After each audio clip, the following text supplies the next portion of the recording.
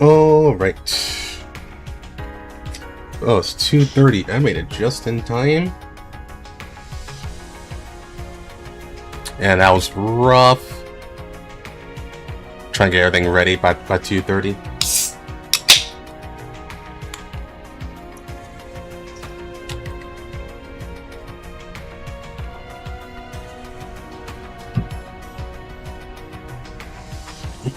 Hey, Nixon. Surprised to see you here. Not that I'm dislike that you're here. I'm actually glad that you're here. But I thought you kind of stopped giving a shit, I guess you can say.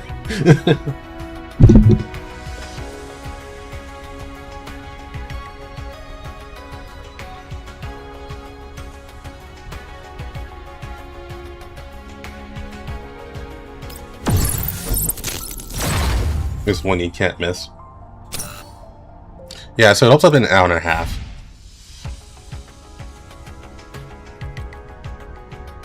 So there's not... So we'll be waiting until reset for it. What I mostly wanted to do before then was to just check up on the extra stuff.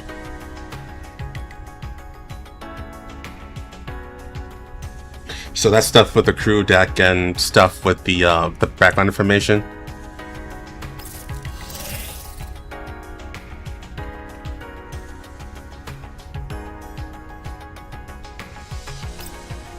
Needs a bit more time. Yeah.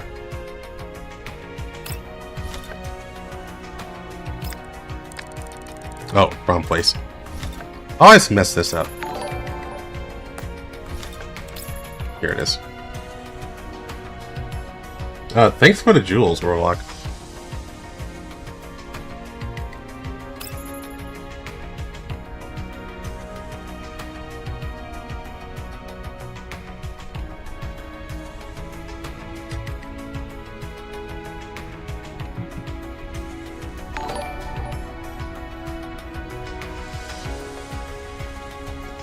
So, Batsu, to Frontier Conquest, I agree the story is good, but I'm actually too weak to play it. My account is not strong enough to handle Frontier Conquest, so I've just been ignoring it.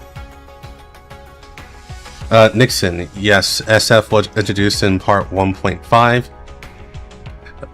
In the flesh, I guess you can say. And they're doing they're as you remember. Pretty much. Not much changes. Even have the same outfits.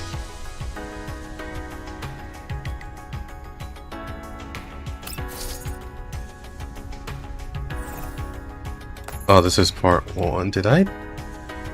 Oh, were there not any? Yeah, there wasn't. Okay, never mind.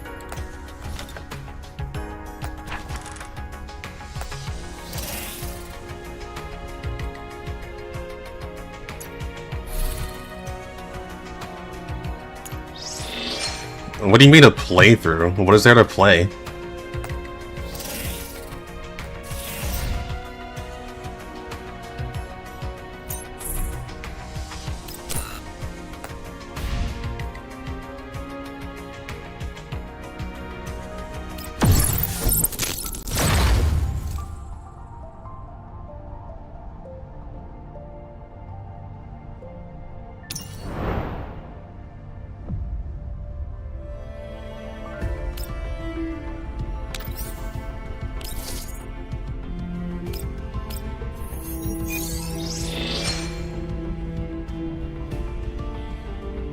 Opening Twitter's been waiting here to not eat a random spoiler. Yeah.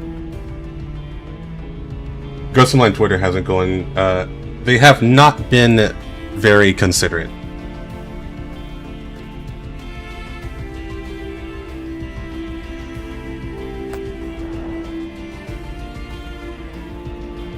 Can't say read through it because it's voiced. I mean, you can still read the text while they're talking. So it's not really a... That doesn't really match up.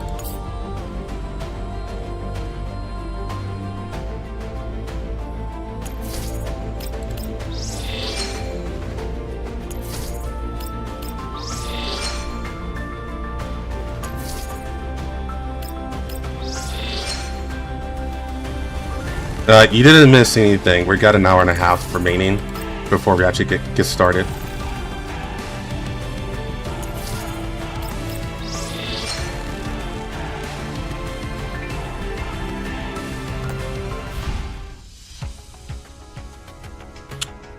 However, I can go ahead and show off what's going on in the crew deck, and we'll also do those events that's in the crew deck as well. And then we'll get started on the event once it pops up in an hour and a half.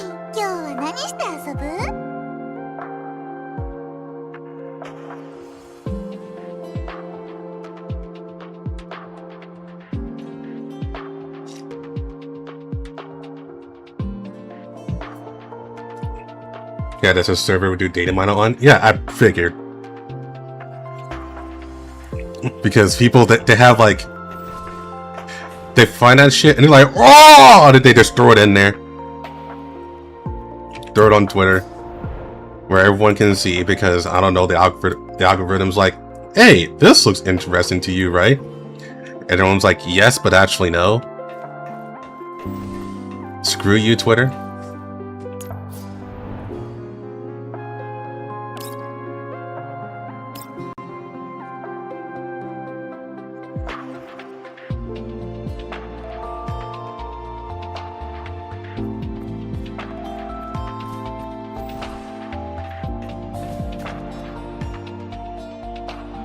Right, so I believe what they said here is that this is the commander's room.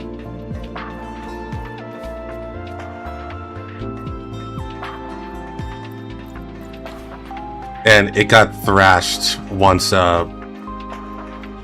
got thrashed when it got shot. I will be a good boy.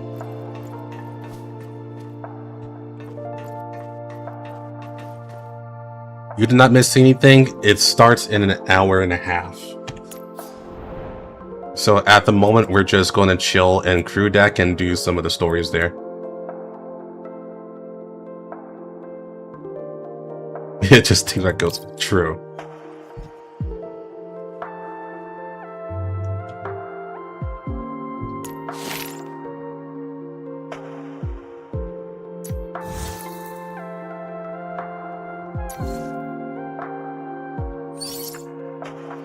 Mattress on the floor.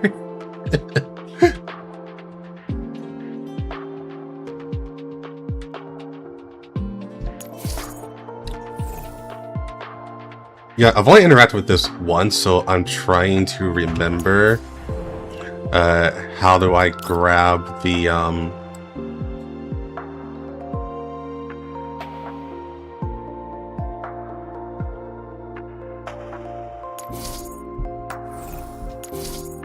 yes, there we go.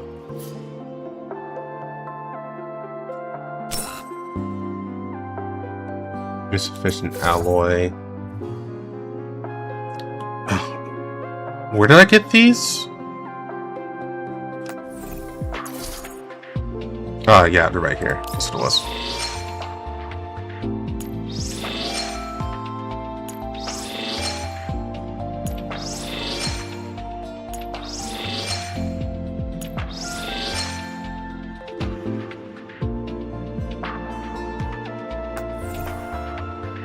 But that's not enough.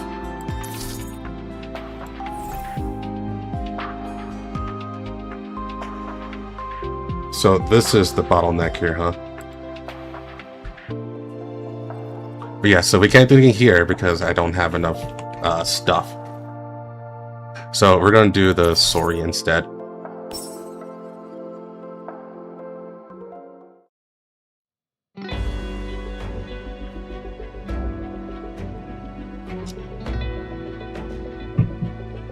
Cuba, I know your tits are large, but you don't have to be in front of the camera.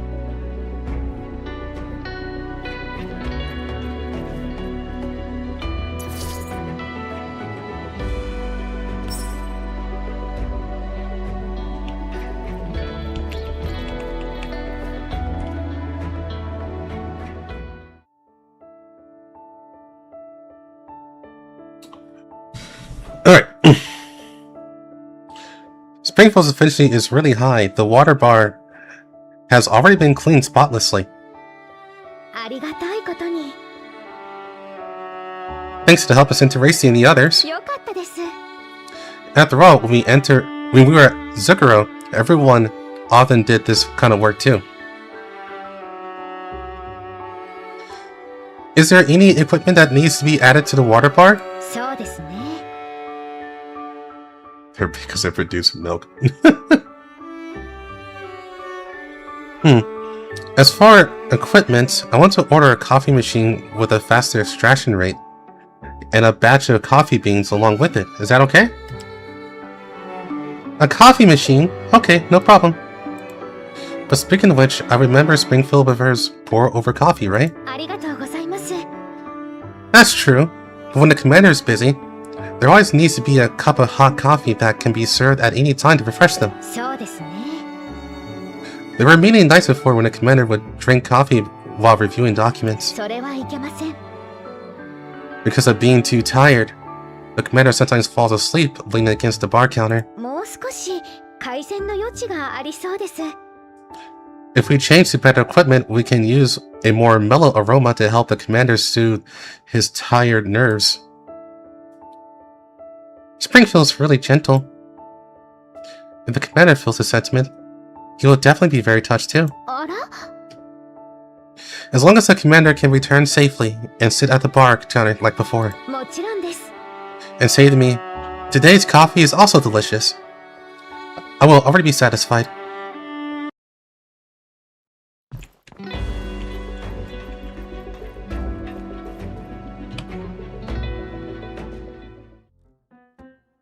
Speaking of water filters, I have no water running in my apartment right now. Like, the entire complex has no water running for some reason.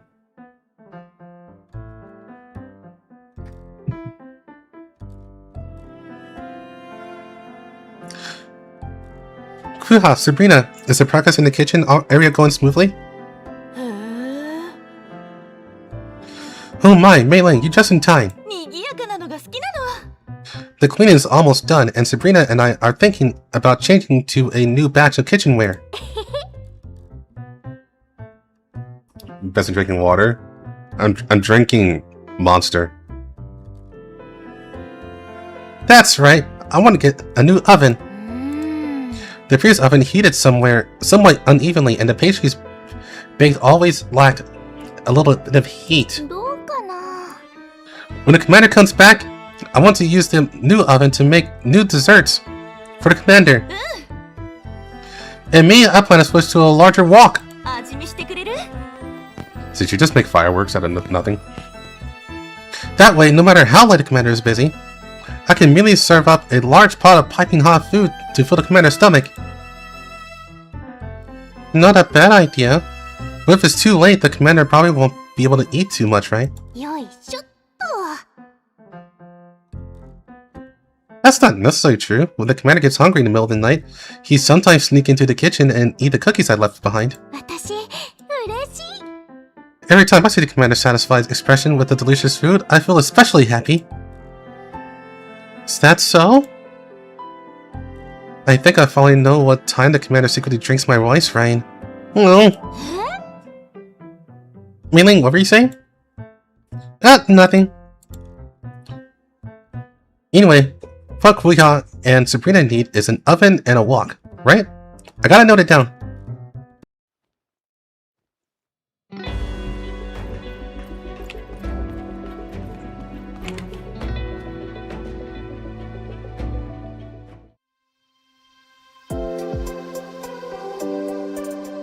Suppose it's been 5 minutes.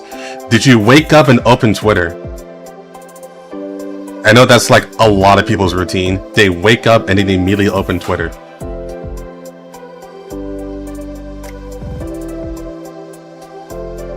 And Liu has already moved all the old furnitures away.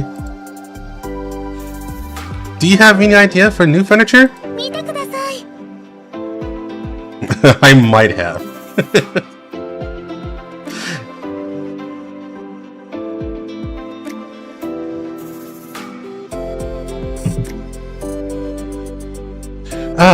Miss Mei Ling, I'm looking at the product images for these sofas, and would like to hear your opinion. I picked out a few models that highlight ergonomic design, but I'm not sure which one would be the most suitable to decide on. Wow, these sofas! Just look at the catalog, they seem incredibly expensive. But the reception area gives a lot of use, so it really does need a high quality sofa. You're absolutely right.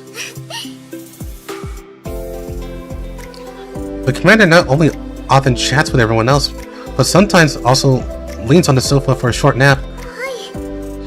Although the previous sofa was also good, lying on the back for a long time. Lying on the back for a long time is actually not very good for the commander's cervical spine and back. So I thought, since we're changing it, we might as well change the most comfortable set. It's best if it's the kind where you can relax as soon as you sit on it, letting the commander sleep peacefully. If there really is such a sofa, won't the commander really just laze around here every day and not leave? If the commander is willing to rest a little more because of this, that's also a good thing. Then let's order the softest model.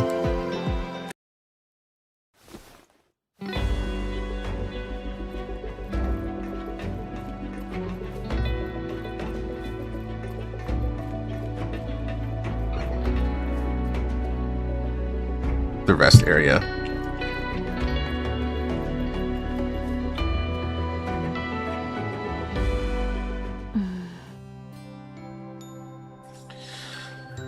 A little to the left, now a little to the right. Is Cheyenne adjusting the position of the plants? Mei Ling is here. I plan to order a few more potted plants to create an atmosphere in the lounge area.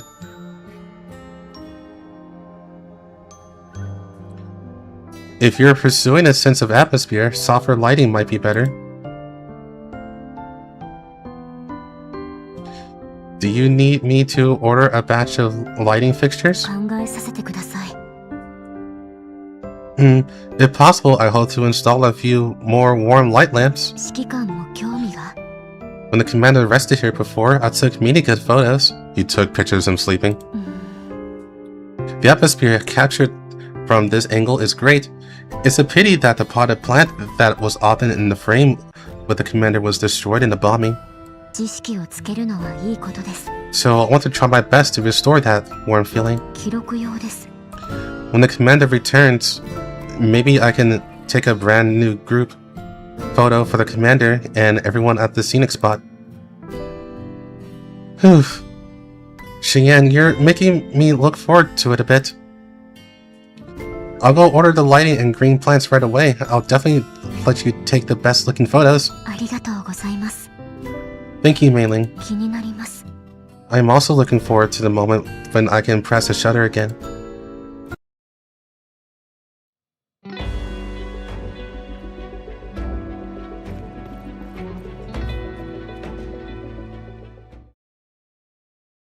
Captain, I'm back. I confirmed everyone's ideas and needs, and the purchase plans have all been successfully ordered in the system. Good work, Mei Ling. What kind of suggestions did everyone make? Almost all of them are thinking the commander. Whether it's kitchenware, coffee machines, or sofas, or green plants, everyone is considering what it will be like after the commander returns. This is also a matter of course. After all, everyone is missing the commander in their own way. Because Leah selected expedited service, it seems the goods have already been delivered to the Elmo's cargo hold. Eh? So fast? Is this the speed of money? Then, Mei Ling, let's head out to the cargo right now and check the materials together.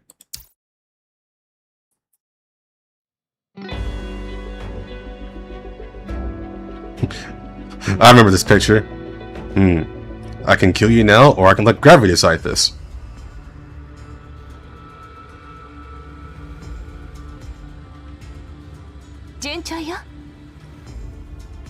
Die tired.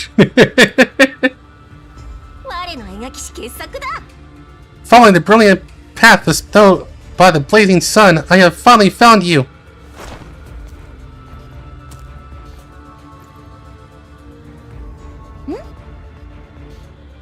Are they the ones who took the almost supplies? What nerve! Hurry up! We gotta get back the supplies, stolen supplies as soon as possible. Meiling's still waiting for us.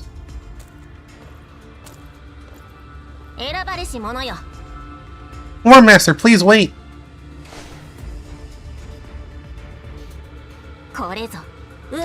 If you desire speed, let us once again display that legendary ultimate skill!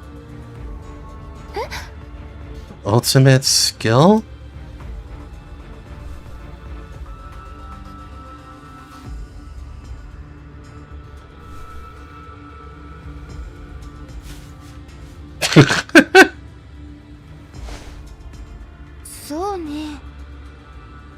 No, I don't agree. War Master! Meiling is still waiting for our triumphant return.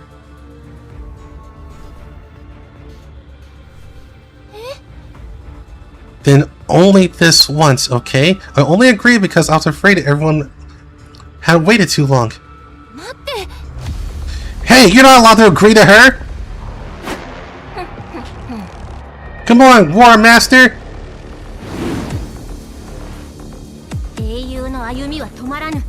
The misty haze stays not the hero's stride. We, who bear the names of heroes, have prepared ourselves to sacrifice before the journey start.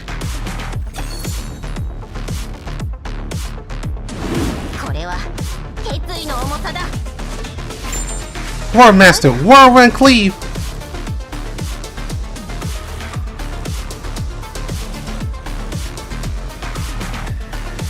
This is adorable.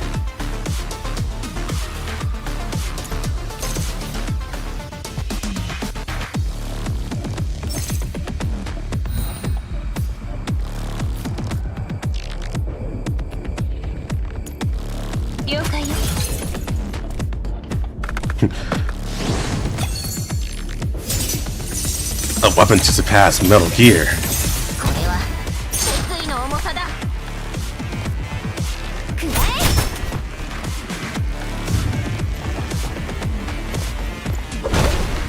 Yeah, I was kind of expecting that, considering they went through all the trouble to make the animation, but I guess not.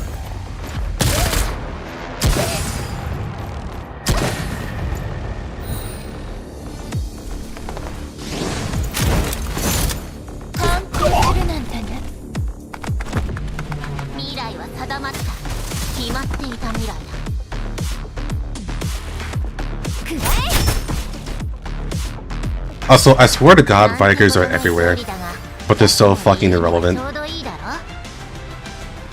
They are literally there to exist and die.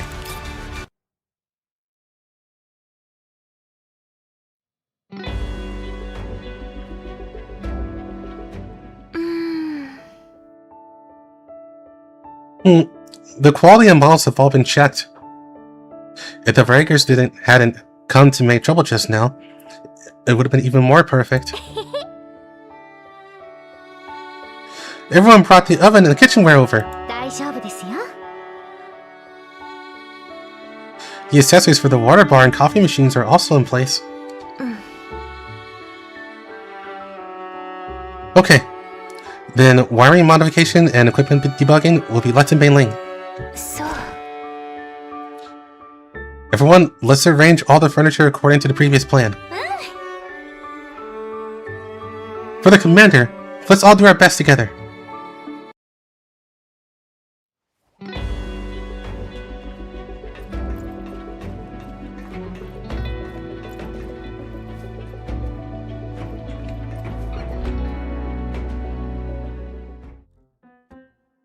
We got about an hour left before the event starts up.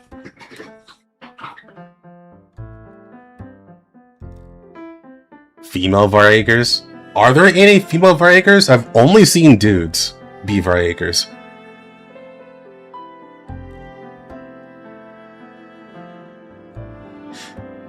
Boring test completed. Equipment running normally. Now the construction of the lounge is successfully completed. Thanks to Mei Ling, I think the commander will be very surprised when he comes back.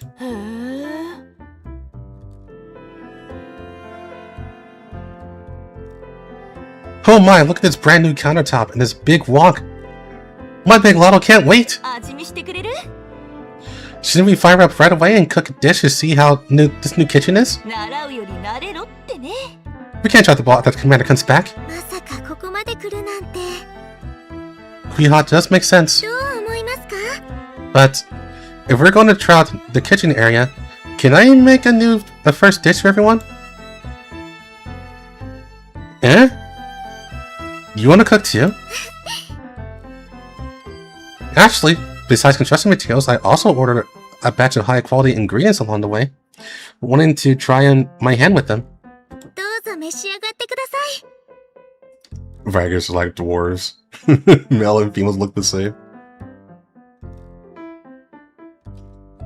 Actually, yes, there are female Vaggers in the and the thing I can't do because I'm too garbage at this game. At some point, I'm going to have to actually build up my Chinese account.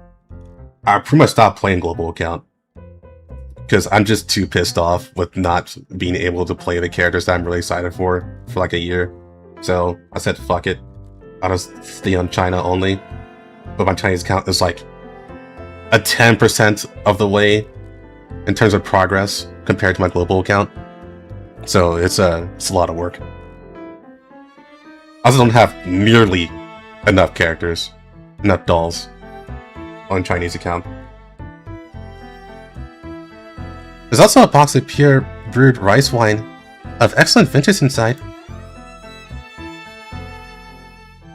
Just don't be poor. Rice wine?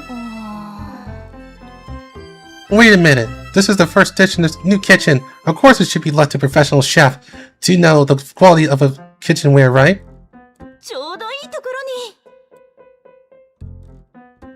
Guys, I got a question. Would Kuiha last in Hell's Kitchen? Would she be okay with being criticized by Gordon Ramsay? Mainly, you be the judge. Who is the more suitable to cook? This, all the least details are unknown, but that's top quality rice wine.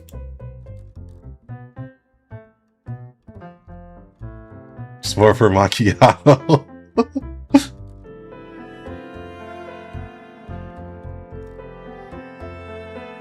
If I can only choose one.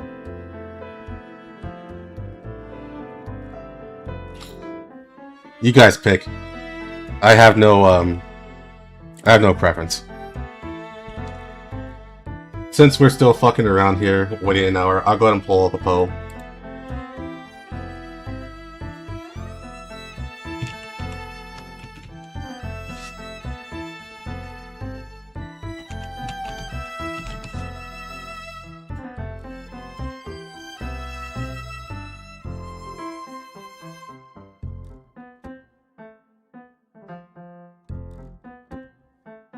The question is more for macchiato. Okay, so if Gordon Ramsay had to watch macchiato cook, he would actually kick her out.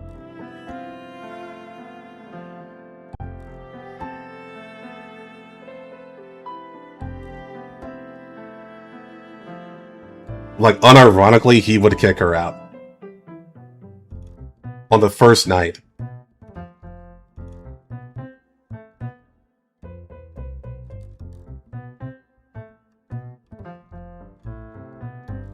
Why is the risotto purple?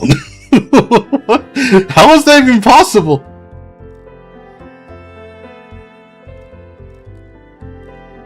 Thanks, Dylan, for the gift. I'd appreciate it. Hey, Nixon! Congratulations for the membership.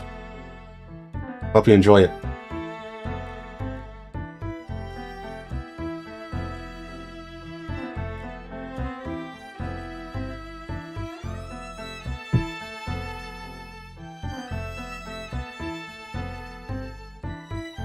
It's actually really close.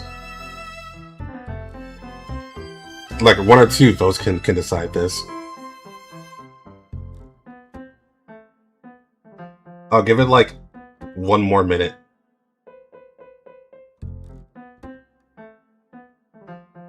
It's at 50-50 right now.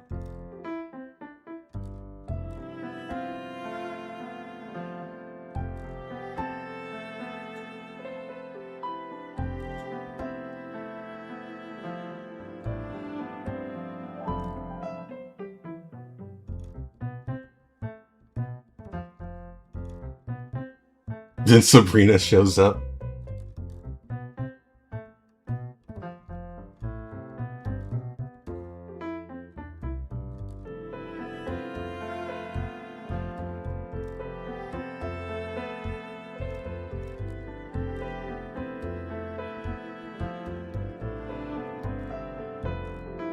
Dylan joins with an alt.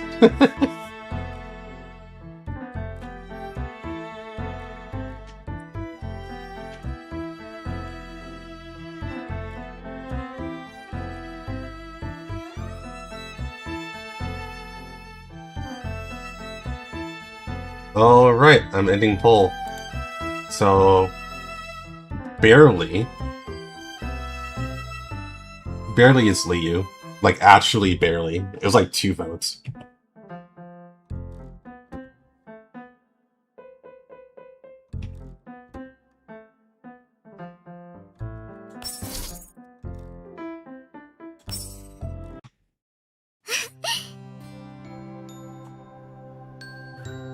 Thank you very much for your trust, Miss Mei-Ling.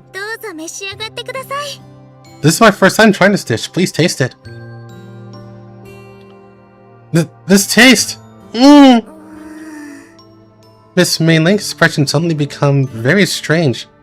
Did I get something wrong? I saw the recipe and said, add a little rice wine to enhance some flavor, so I put a little bit in. As expected, did half a box is still too much? No, not too much at all. This rice wine aroma that makes you feel like floating is truly a top-tier delicacy. Please make sure to remember this recipe and ignore what the cookbook says.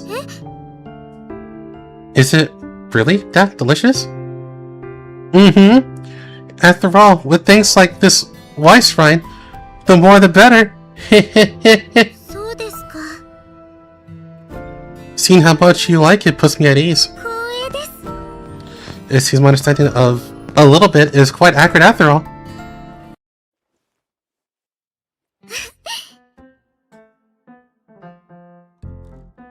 It seems Miss Mei-Ling is very satisfied with the test results for new kitchenware. It's unexpectedly delicious! If only Commander could be here to taste these delicacies with us. Miss Mei-Ling. That's easy. Let's organize a welcome party for the Commander so the Commander will have a good food and drinks as soon as he gets back. Wouldn't that work? A welcome party? That's a great idea. Can we ask Miss Mei-Ling to add this to the plan as well? Well, although I'm also really looking forward to throwing a welcome party for the Commander. But I think it's better to leave this step until after the construction is completed. At least we need to clean up after the public areas first. That's true. Seeing that dilapidated Olmo, I'm afraid the Commander wouldn't be in a mood to enjoy the party, right? I understand. The most important thing is to complete the construction of the Olmo. Well, I think that's supposed to say reconstruction. Or repair, one of those two. Then I will work twice as hard on the upcoming task.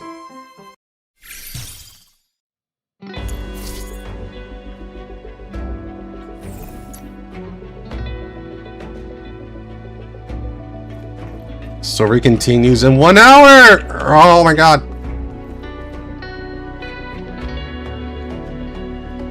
How else am I supposed to waste time?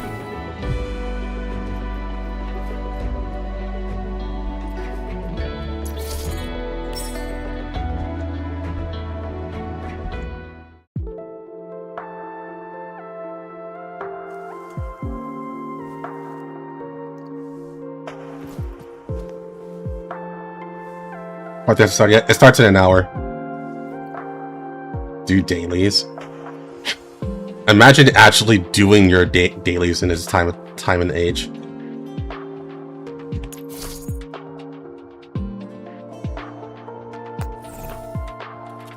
What did I want to do?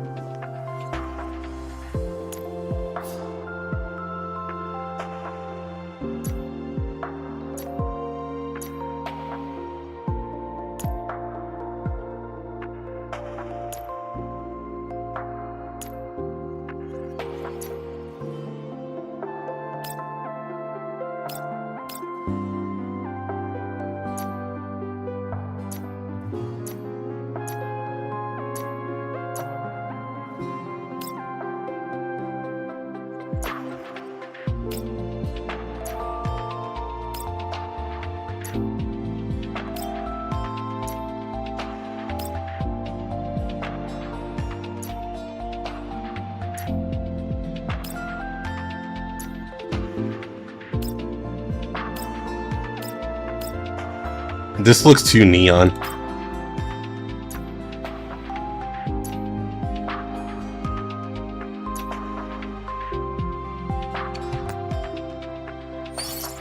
On my account.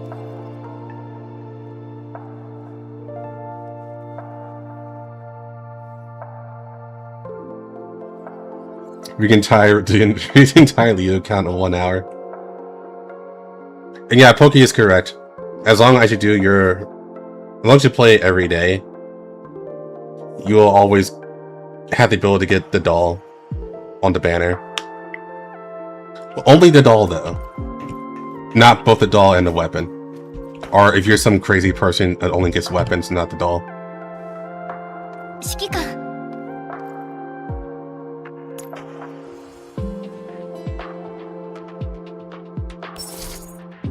Do my K dailies? No.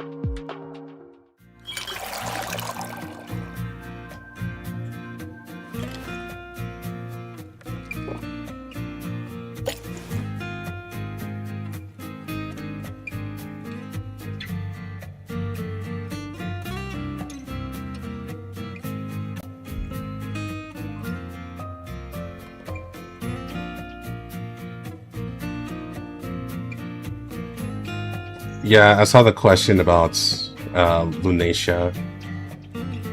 Is she technically in for A1? There's no technicality behind it. They are the same person.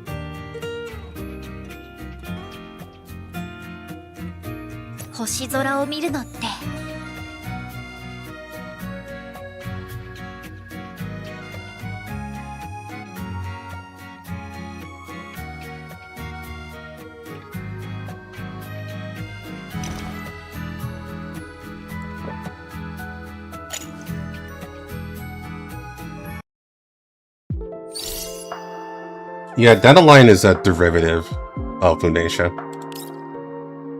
Or a derivative of M4, who is Lunacia, yeah.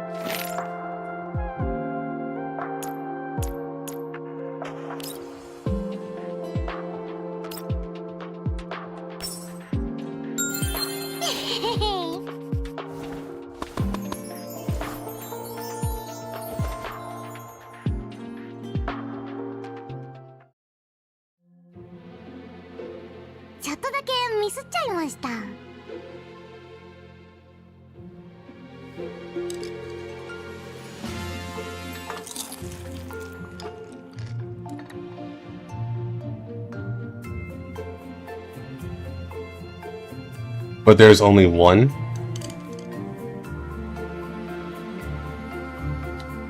Yes and no.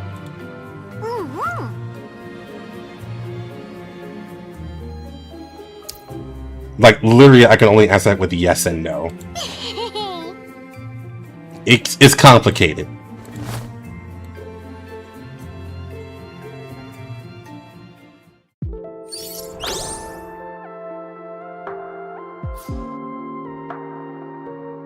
And yes, AR does mean anti-ring.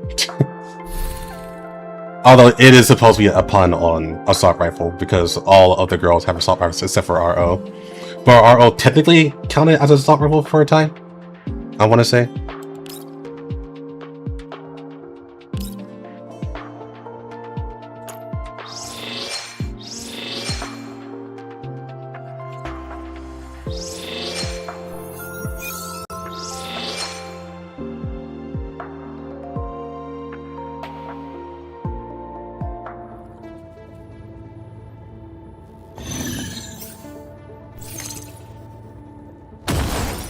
今が初級。す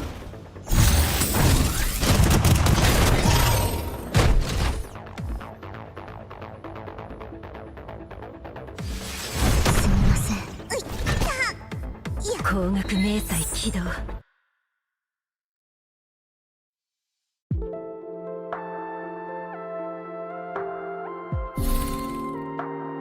If the nature gets horny, does Dandelion too? They have the same taste.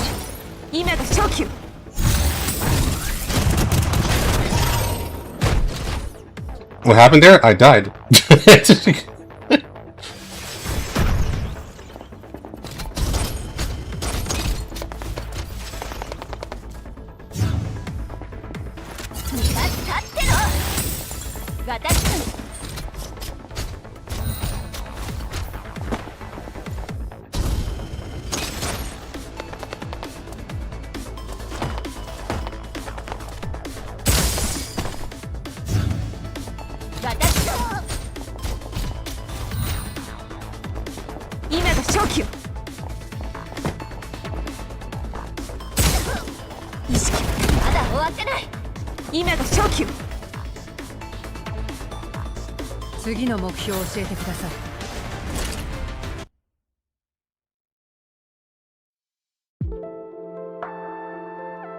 It's in higher V? What are you talking about? Remember, I don't play the CN like how I did global. My global was like stat, omega stat, while my CN account is like not.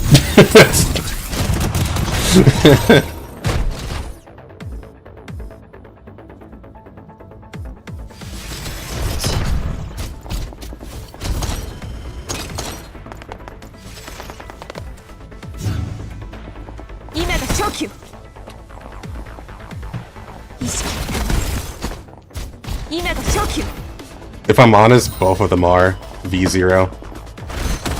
I don't really go for dupes on either one.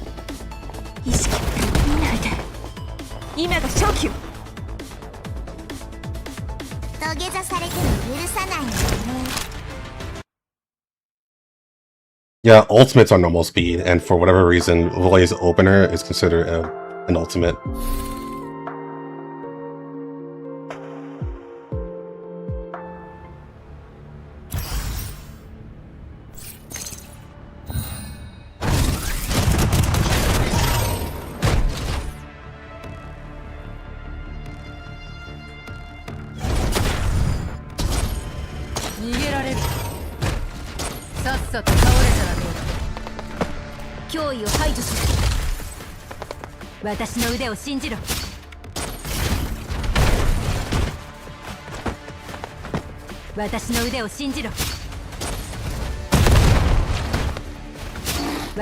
I also just don't really care that much to go for V6 for anything.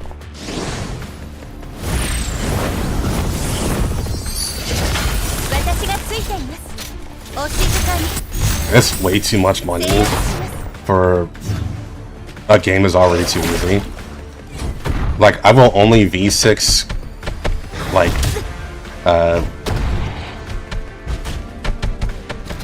probably Asteria is one I'll go for V6 for, and eventually when she becomes playable, M4. I think those are the only two.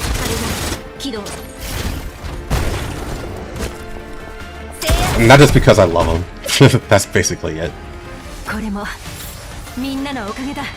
But even then, that costs way too much money.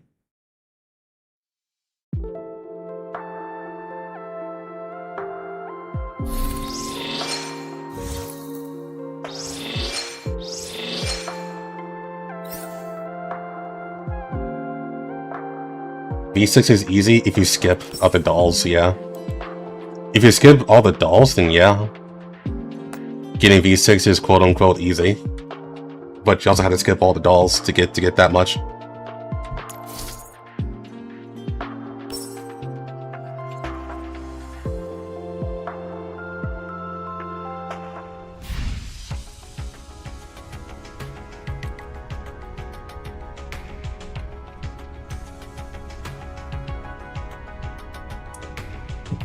Alright, we got 45 minutes.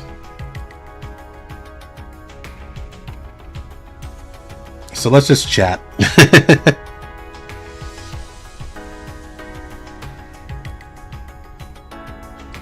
Was she killed by Iliads?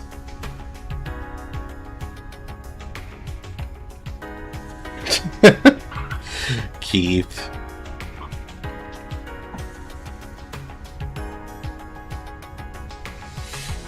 Keith.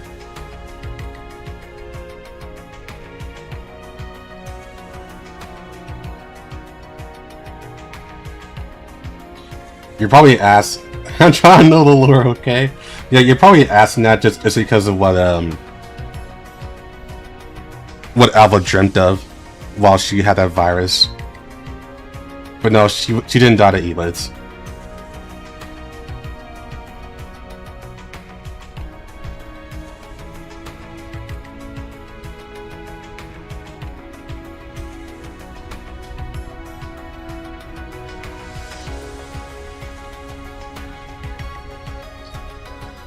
Yeah, RPK is pretty much, yeah, RPK is the one responsible.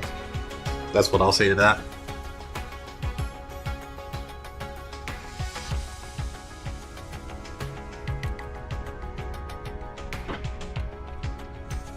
Yeah, when it comes to Girls Frontline, whatever question you ask will usually not have a simple answer.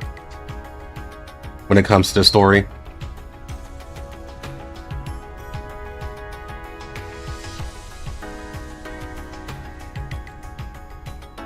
It's only good for Rule 34. Feels bad.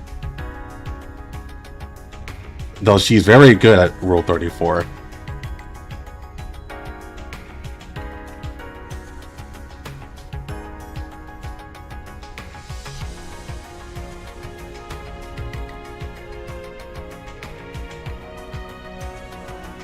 I got 1,994 pulls with Battle Pass and sub, plus cash back.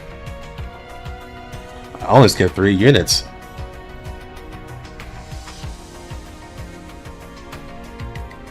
So you spent money and skipped 3 units.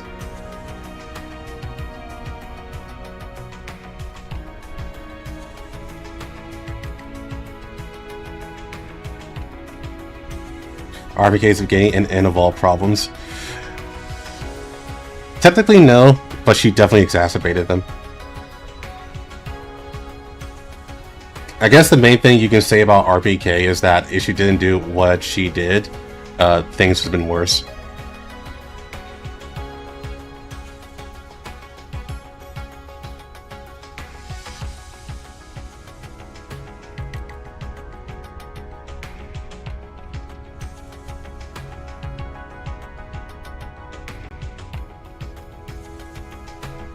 Yeah, Pokey, especially that. So can you blame RPK? I mean, yeah. yeah, we can still blame her.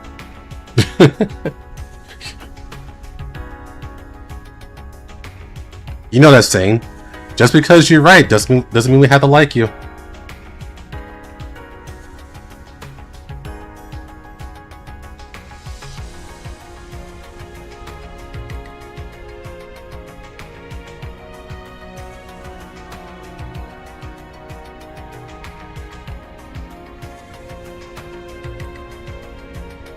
Oh, you don't like M200? That's unfortunate. Like, I can understand the other two, but M200? Oh.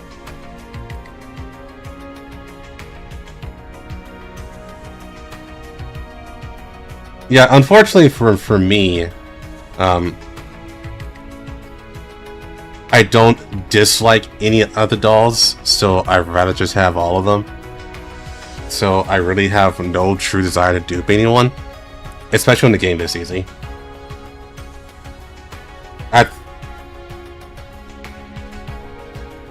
Along with Kai. I think Kai is really the only one who would be recommended to V6. Void isn't really V6. I think the best stopping point for her is actually V3.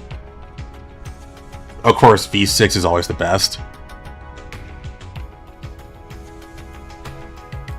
But I'm pretty sure with LocalCache, it's like, it's not worth stopping at any point except V6 for LocalCache.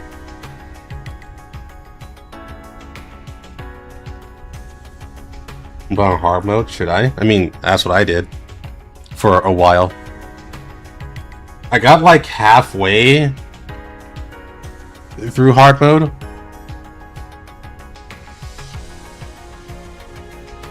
But then I had to drop it to an easier difficulty, just so I can read the rest of the story.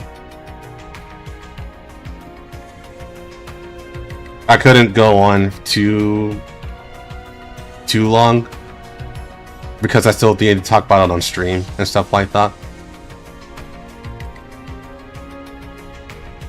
Can we continue? No, we can't. I mean, we literally can't. We have to wait 30 minutes.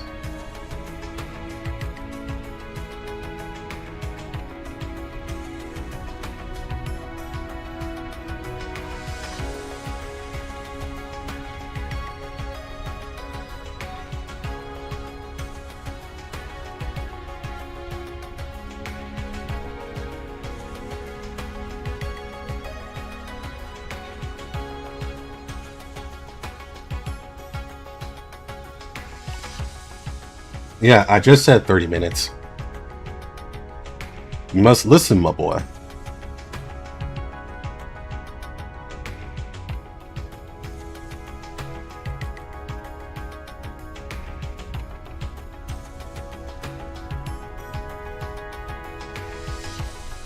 With Springfield, you only need V1 for her to be considered a really strong support.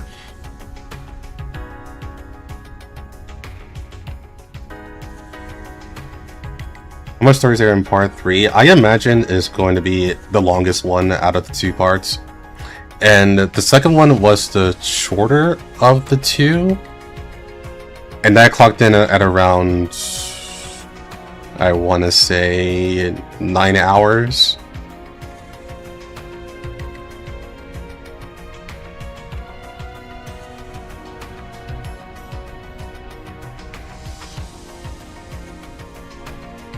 Yeah, so I would at least bank on it being a 9-hour read. At least.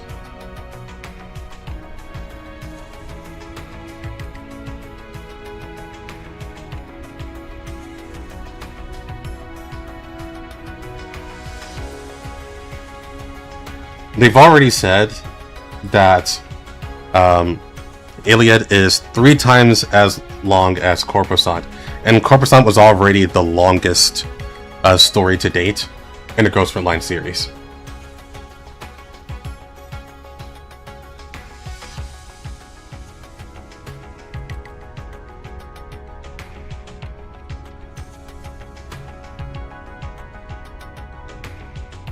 So in terms of feeling, I feel like part 1 and part 2 were actually not that long. So I had to imagine part 3 is really, really stacked.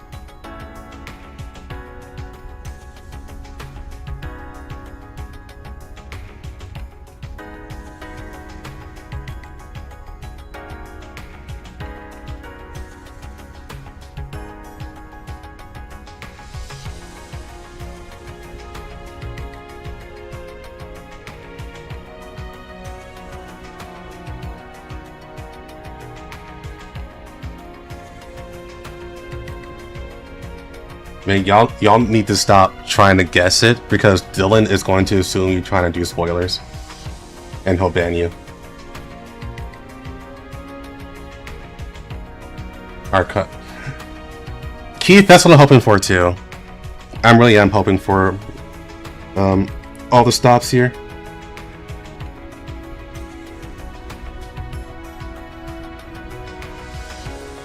There weren't really any cutscenes in part 1 and 2. It was like an intro in part 1, and then in part 2 there was that ending. So part 3, I'm really hoping there's plenty of a spectacle. Plenty of spectacle. I want that.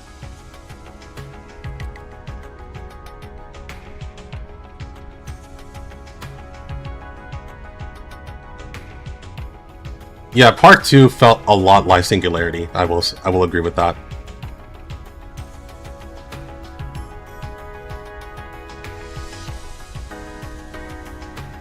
Singularity and Polarized Light. I'm off the rest of the day. Alright. Hope you stick around, Nixon. We're almost there.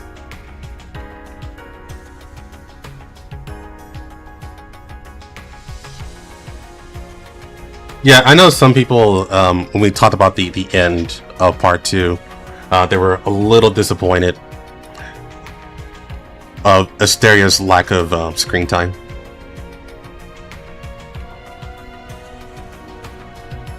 What's the banker for part 3? Still Asteria.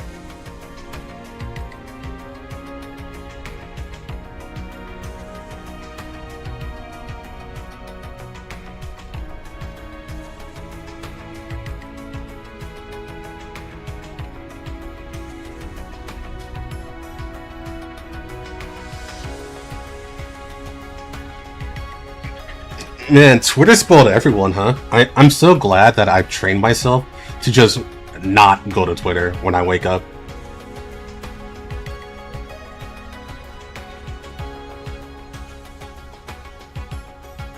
Nah, AR-15's cute. I like her a lot.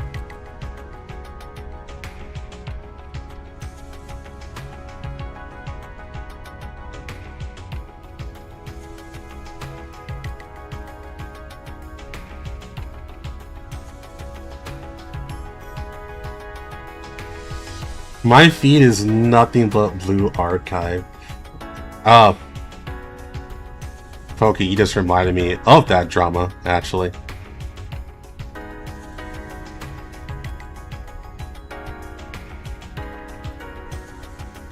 Swim to Satsuki, that makes sense.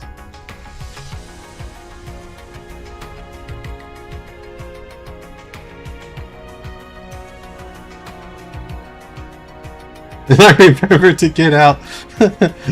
Thank you, big anime tits.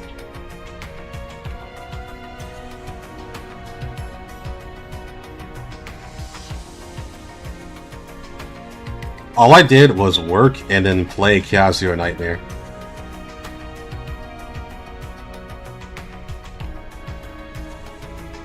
You know what's funny? Like, literally every gacha game that I play updated today.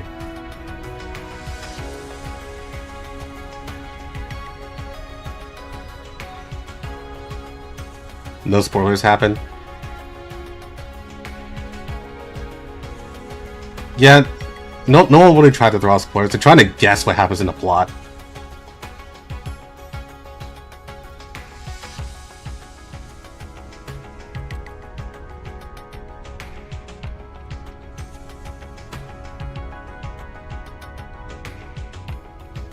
No, Ghost Frontline 1 is free game.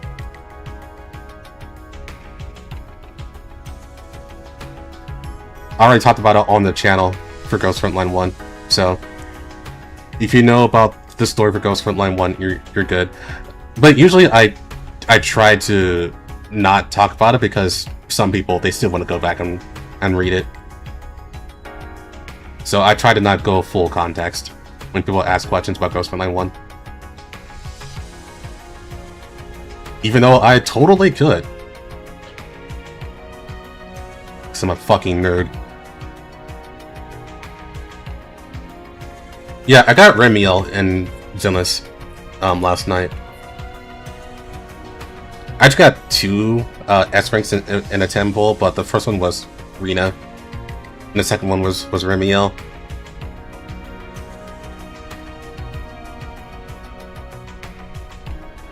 I will say though, if I did not get Remiel with on my 50-50, because I didn't have enough to do 180 pulls, because you know, whole universe gacha system's fucking garbage. If I didn't get Remiel, I would have went to bed very angry.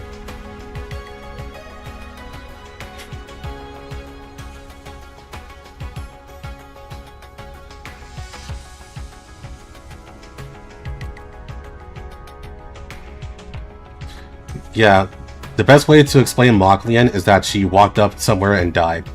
That's it. That's all you need to know.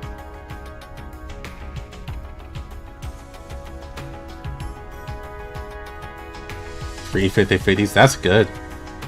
Usually I have that love for girls Frontline, but not anywhere else for some reason.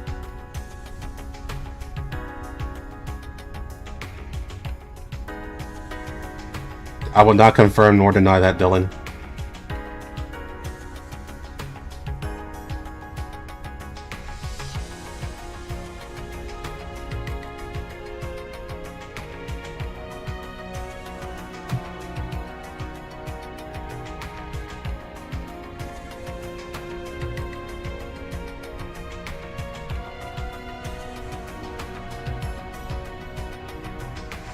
Yeah, Moklian is still a sore spot for the commander, even after all these years.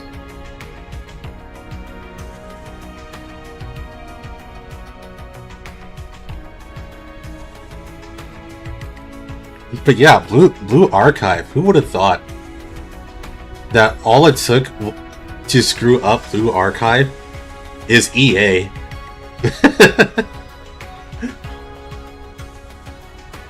The former EA CEO somehow became chairman of Nexon and said,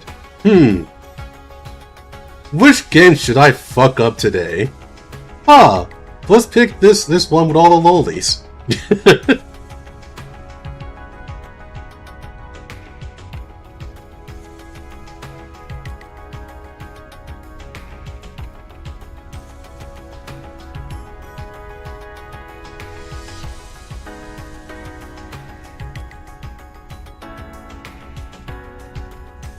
And made it somewhat tolerable. I did hear there was an update, but it's like a rebate system or something like that they kind of put in place. But the fact that it changed it at all is actually pretty dumb.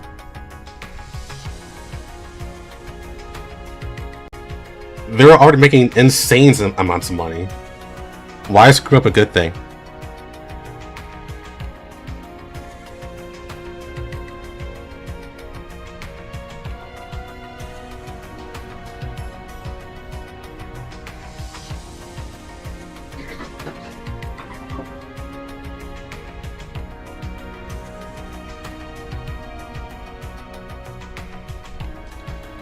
Yeah, when it comes to gacha games, the big thing is that the game is developed around the gacha model. It kind of has to be. So just randomly changing the way how the gacha model works, it screws everything up with the flow of the game.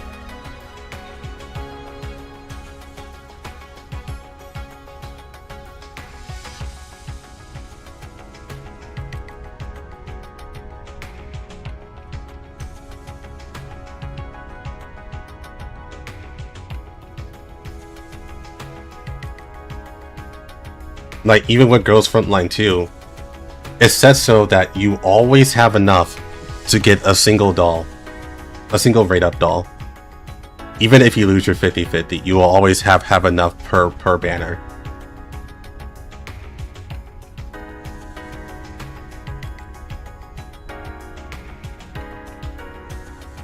Oh, and about Remiel, I wanted her W engine, but I can't get it. I don't have enough. I have enough pulls in Xenozone 0. I had to pull for Norma for my Pyroius. If I didn't have to pull Norma, I would have had enough to get the Remiel's W engine.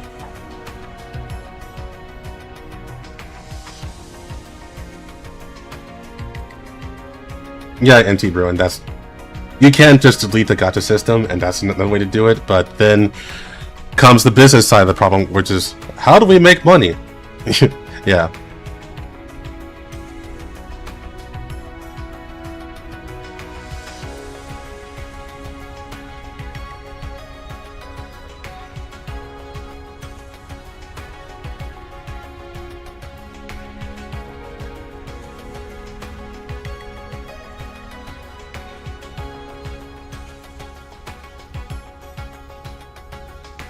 Dumb question, is it wrong that I played Ghostline 2 only because I remind me of XCOM? No, it's not wrong.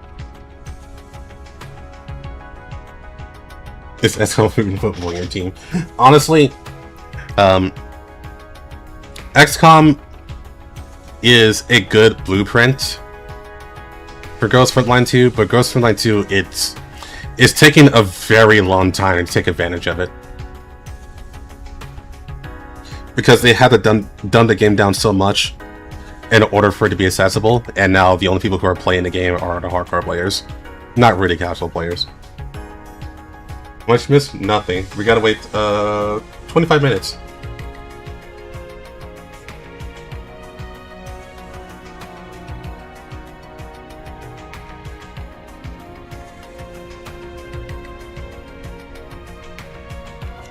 So I will say, in regards to the gameplay of Ghost Frontline 2, I have been pretty vocal on how much I just don't like the gameplay for Ghost Frontline 2. I think it's one of those ones where it squanders on the blueprint, but it has been getting better, at least on the Chinese side.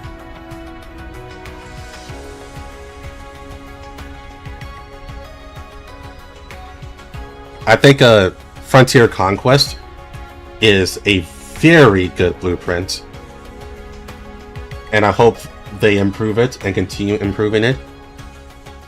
And once my account actually gets to a good standing where it can actually participate in Frontier Conquest, I want to explore it more. But just on the bit that I played now, it's good.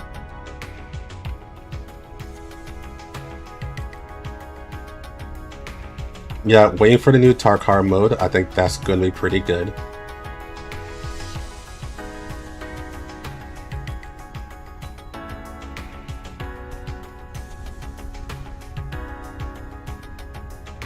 What's that game mode? You talking about Frontier Conquest?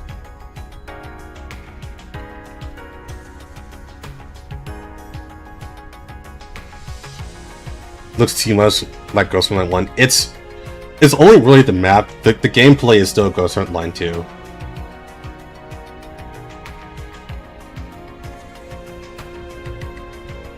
This is a pathetic square.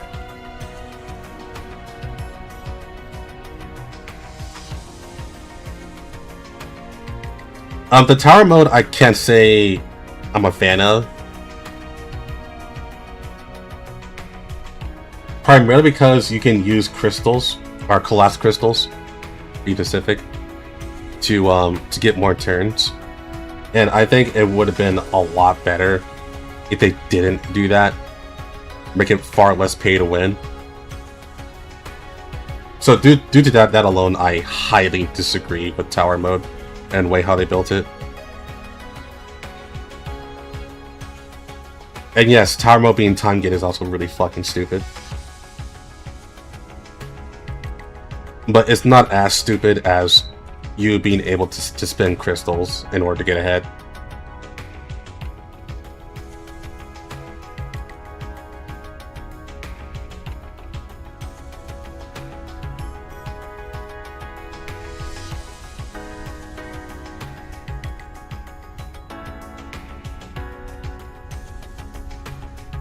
Wait, Kenny had an orange hoodie?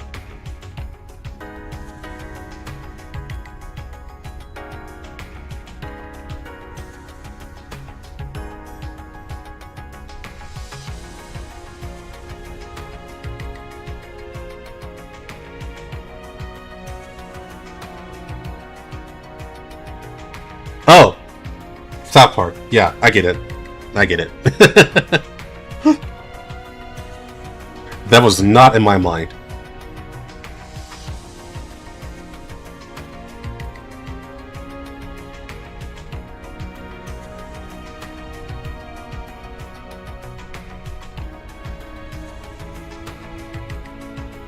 Oh no, that the whole section between Linton and Kenny, that was I like that. That was a very strong portion of the story.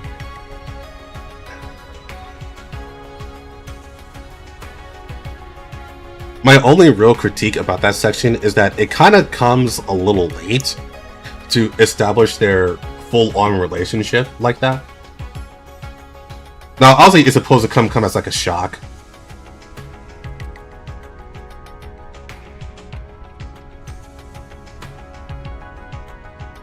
That it happened that way. And so they want to tell you like, oh, here's how close they actually were this entire time. And yeah, they were omega close. Like super duper ultra close. With how much time we spent with Lentine, I would have at least thought that, you know, they would have added more hints on like on how much Kenny liked Lentine. Because before that point, you only really have like an inkling of an idea that they were close, and not just you know, just long time soldiers in arms.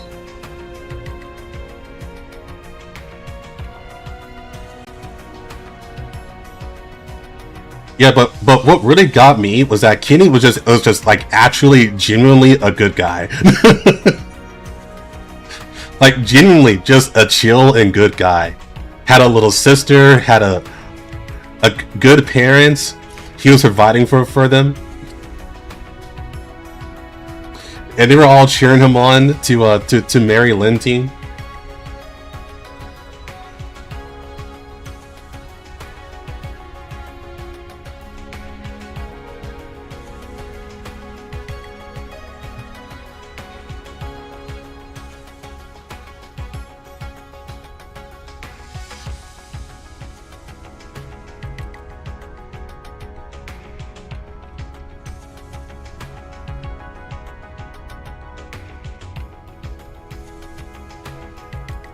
Shane Bassey's died on 50 times. Actually, I'm pretty sure the way how he quote unquote died is like through an explosion, right? Like she had a grenade, and he took the grenade in the mech, pretty much. If I believe that's what happened.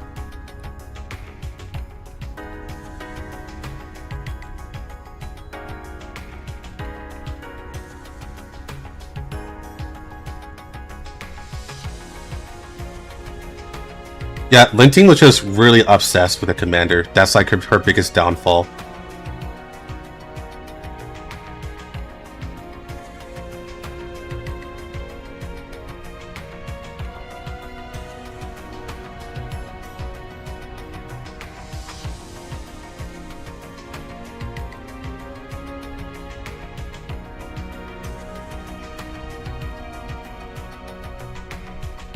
She's a Jihad apprentice.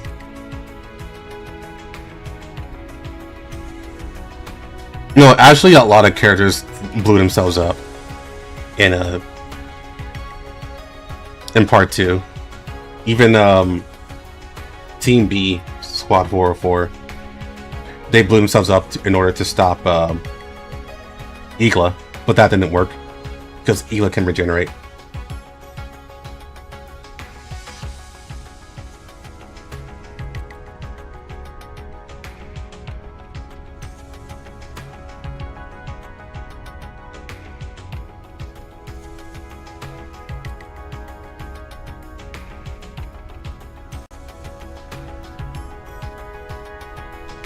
Yeah, Team B was just too weak against Igla, unfortunately.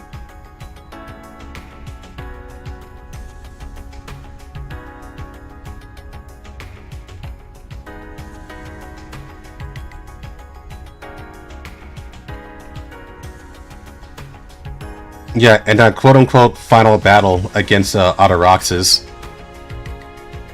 Technically no one blew themselves up, but there were a couple of dolls who had to sack themselves in order to hold down Ataraxis, which was Lewis and Sabrina.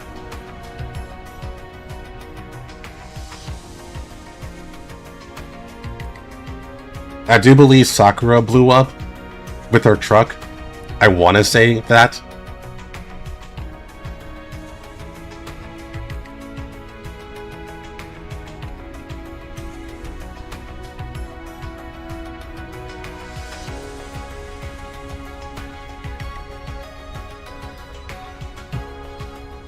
To try to eat the dragon.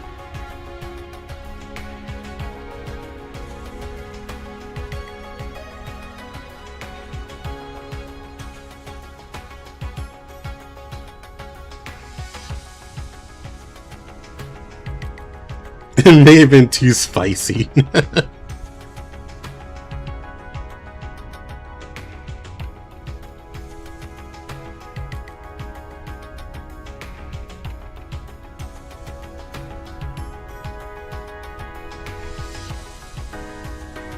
Yeah, but for Sabrina and Lewis, I believe they both got their cores ripped out by Autoroxes when they got close. But they had to hold her down long enough for their plan to work. And those were the two most qualified.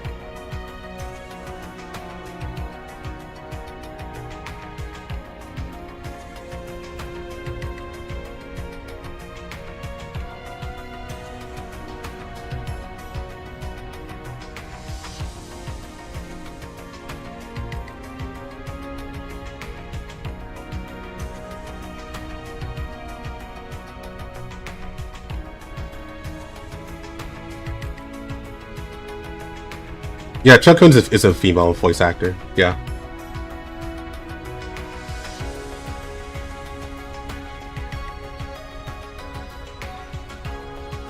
The hot single lady. Y'all silly.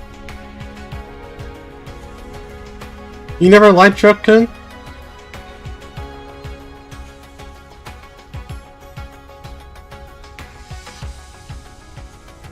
Oh, for Global? I actually am not paying attention to Global, but Sexton should be next.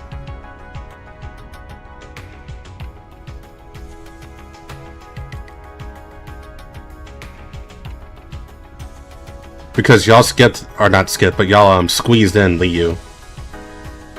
And after Liu on the CN side, it was Sexton's next.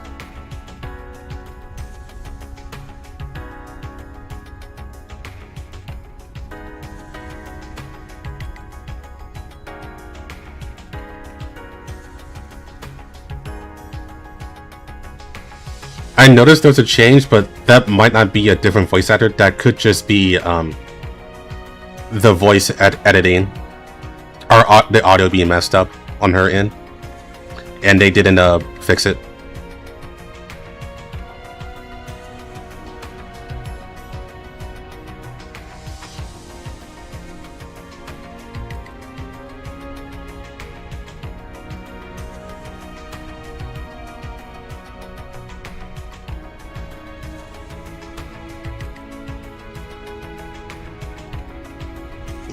It's possible they can do that, because there's still stuff regarding, or the minor events are still there.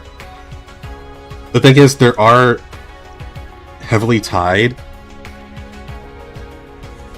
to after OTS 14. So I don't know if they're willing to take the plunge there. They probably are, to be honest.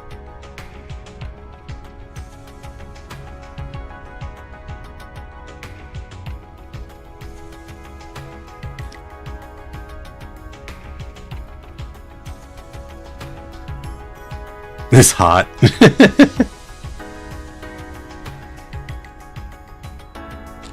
Nah, Asteria's cute as fuck. Yeah, go take a shower, Dylan. You got 10 minutes.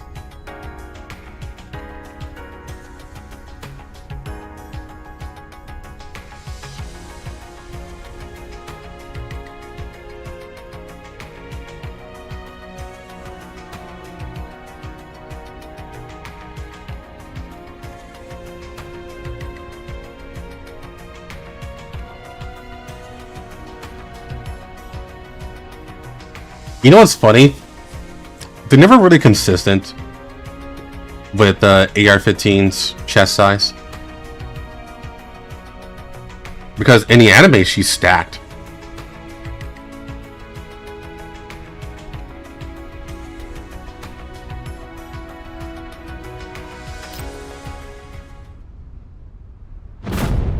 Oh, fuck this story here.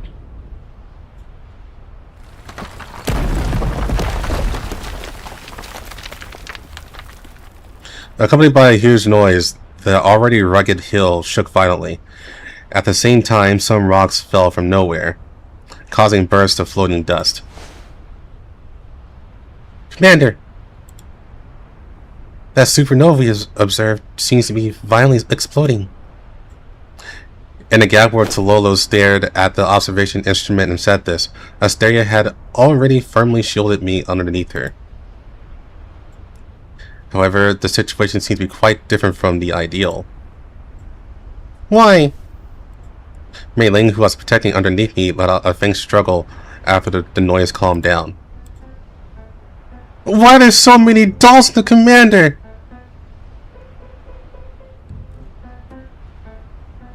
All the dolls who participated in the stargazing event together unexpectedly protected me in unison the moment the accident happened. I cleared my throat. Tololo, Asteria, and the other dolls had already gotten up. Only Groza and OTS-14 was still clinging to me tightly. Commander, what is this? I followed Mei Ling's gaze, and on the ground not far away there were actually scattered crystalline stones like little stars. Meteorites? A miracle. It should be reduced by the supernova's explosion rate. Intuitively, the unusual halos of these meteorites gave me a premonition. Let's collect these first. I think I know what's going on. Let's go investigate. I was about to step forward, but Mei Ling and OTS-14 stopped me. Commander, wait! It's dangerous! Let's take one doll with you, right? OTS-14 stood in front of me, naturally, yet with a hint of firmness, grabbing my arm. No, let me assist the commander. Isn't this a critical moment? Why may the commander choose a time like this? I knew it.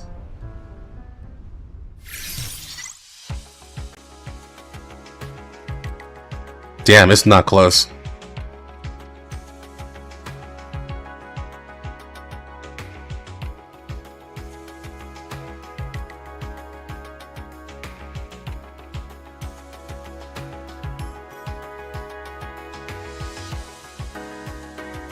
It's not close at all. Asteria is like super ahead. It's like nowhere near close.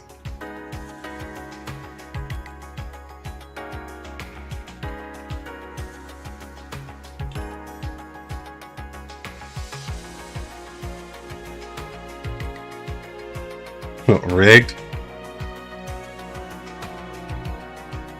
Hey, I would have picked Asteria too, so I wouldn't call it rigged.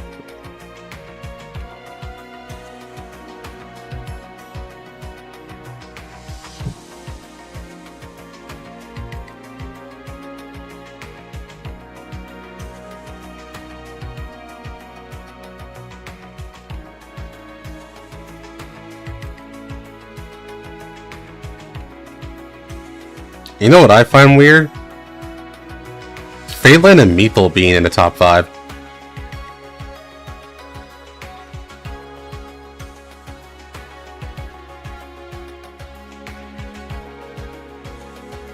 Yeah, I'm about to check that too. Who's in the middle and in the bottom?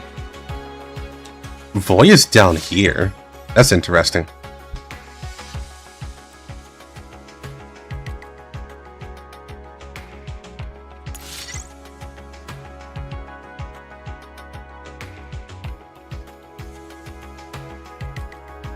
Where's Lena?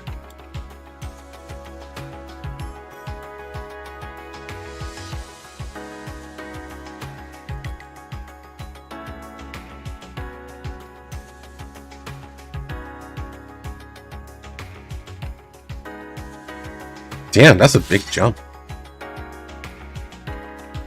How is Lotta up here?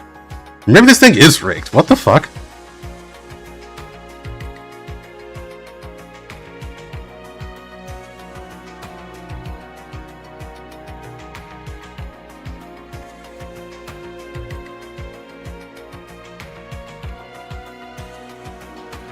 Alright, this makes sense. Unfortunately.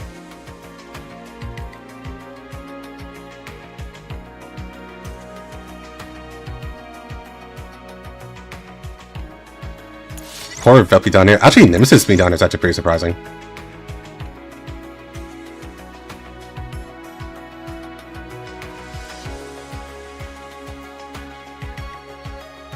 The glitter ranking. I don't think I can sort that way.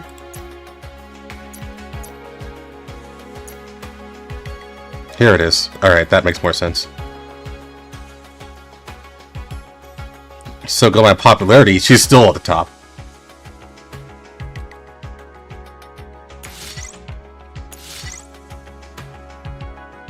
Freeland's still in top 5, so the question still remains.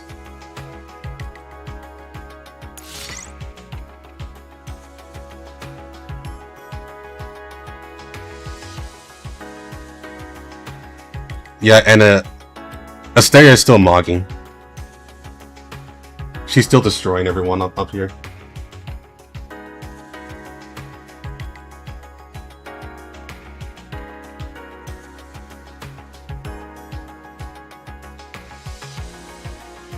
Lava being this high is fine.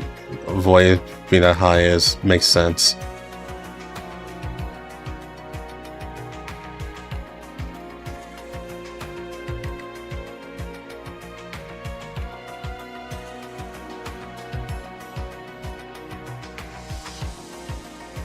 Okay, yeah, this is being here towards the middle. It makes more sense now. Yeah, so it's better now, for sure. Lena's is in a good spot. Lava's is in the top 10. Yeah, this makes more sense overall. Never sorted by popularity.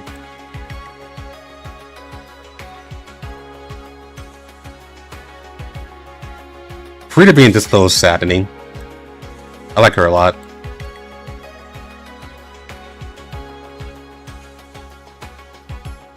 I like how the majority of the dog community is towards the bottom.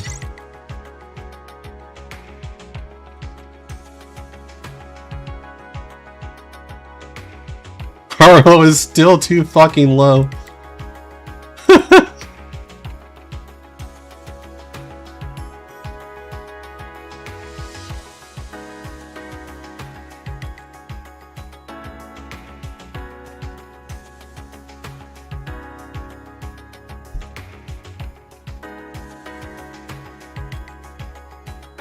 I say Ulrich gets a lot of screen time nowadays. She's just not... I think she's more popular in the West than in China.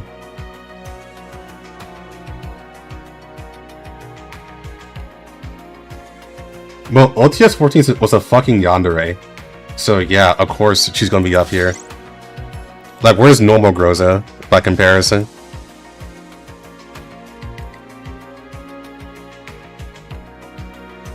Where is she?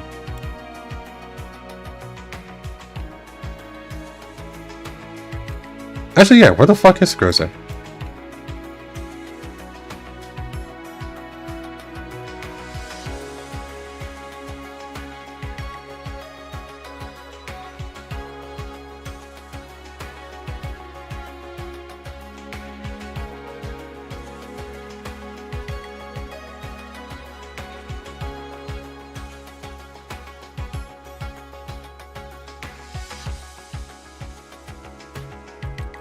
Did Groza win the last time?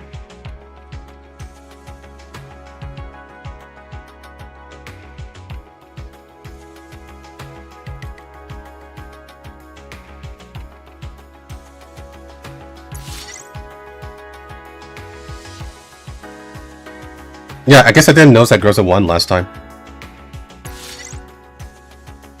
Because she's not on here.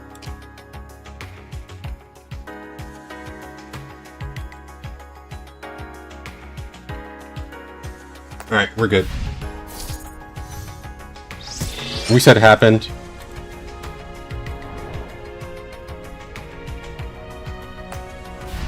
Yeah, Kukan was the first to win.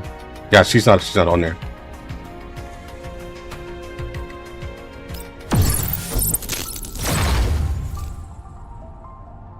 Alright guys, let me use the bathroom. Be just a minute.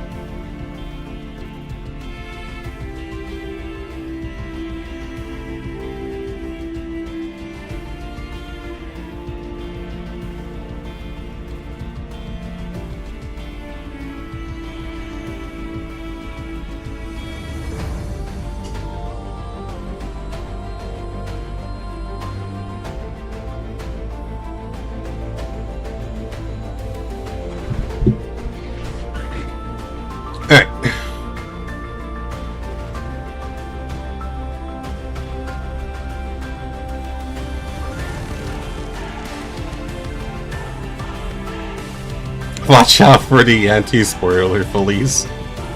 Oh yeah, he will ban the fuck out of you. I give him full permission to do that.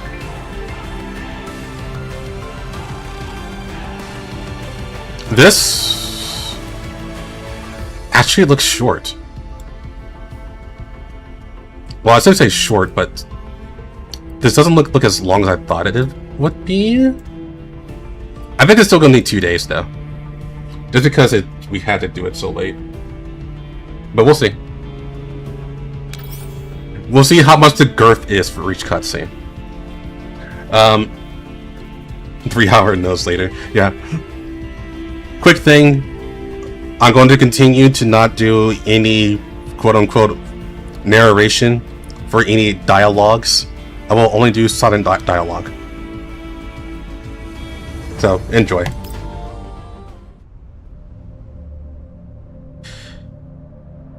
Falling.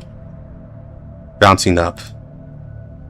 Left and right, up and down, front and back. All sense of space seemed to become meaningless in an instant. I wasn't even sure if I was falling or floating upwards. Starting from around my temples, my entire head was in a needle-like stinging pain, and felt a feeling of nausea kept welling up.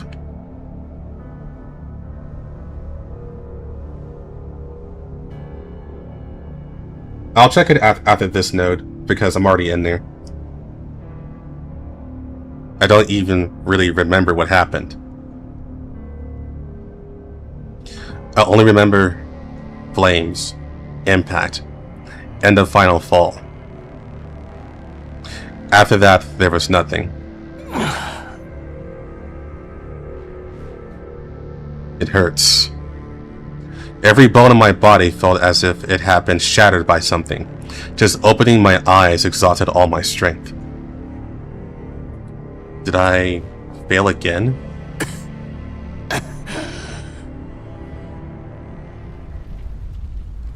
My vision was gradually illuminated by the burning firelight.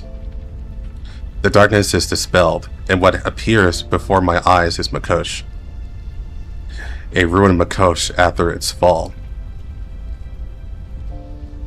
The air is filled with the smell of gunpowder and burning. The burnings in the distance are still on fire, and the thick smoke dyes the entire sky a murky gray.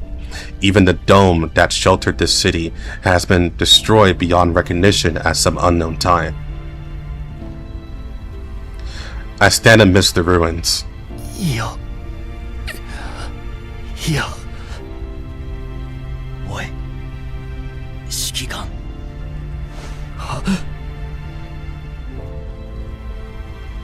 Ignoring the tearing pain in my muscles and bones, I abruptly turned around, only to see Vasilis lying on the ground, covered in blood.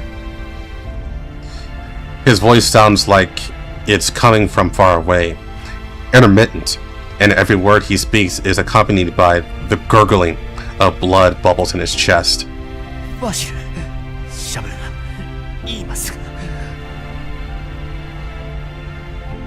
I crouched down, trying to stop the bleeding from his body, but no matter how hard I try, the warm blood continues to spill through my fingers. Vashil, そんな顔するなよ。指揮官、君は何も間違っていない。喋るな。もう喋るな。知っているか？君がモコシュに来るまでは私はとっくに諦めていた。あのまま牢屋の中で人知れず朽ち果てるのだと。君は変えられないものはないと私に教えてくれた。抗うことに意味があると教えてくれた。だから自分を責めるな。君はもう十分。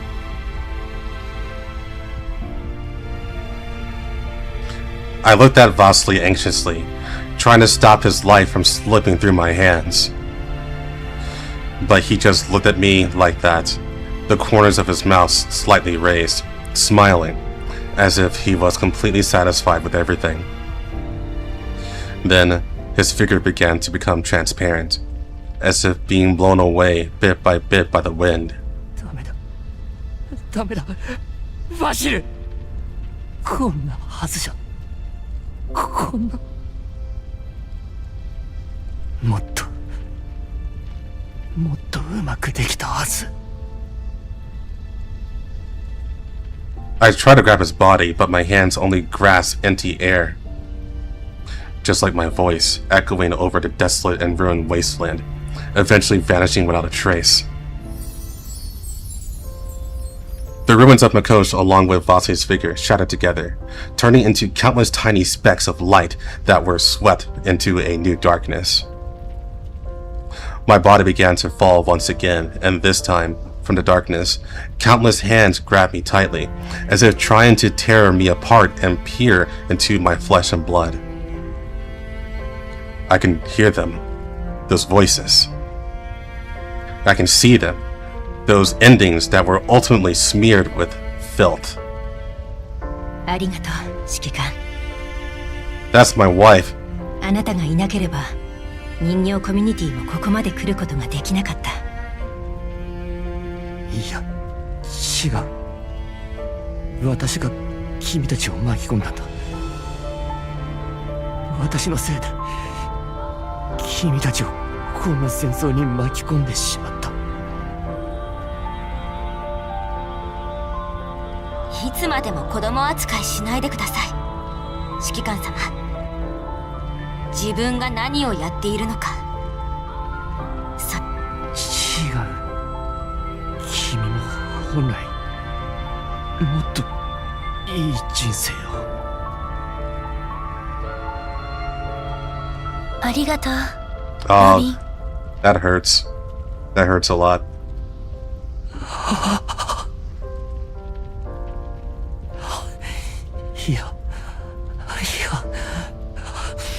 いや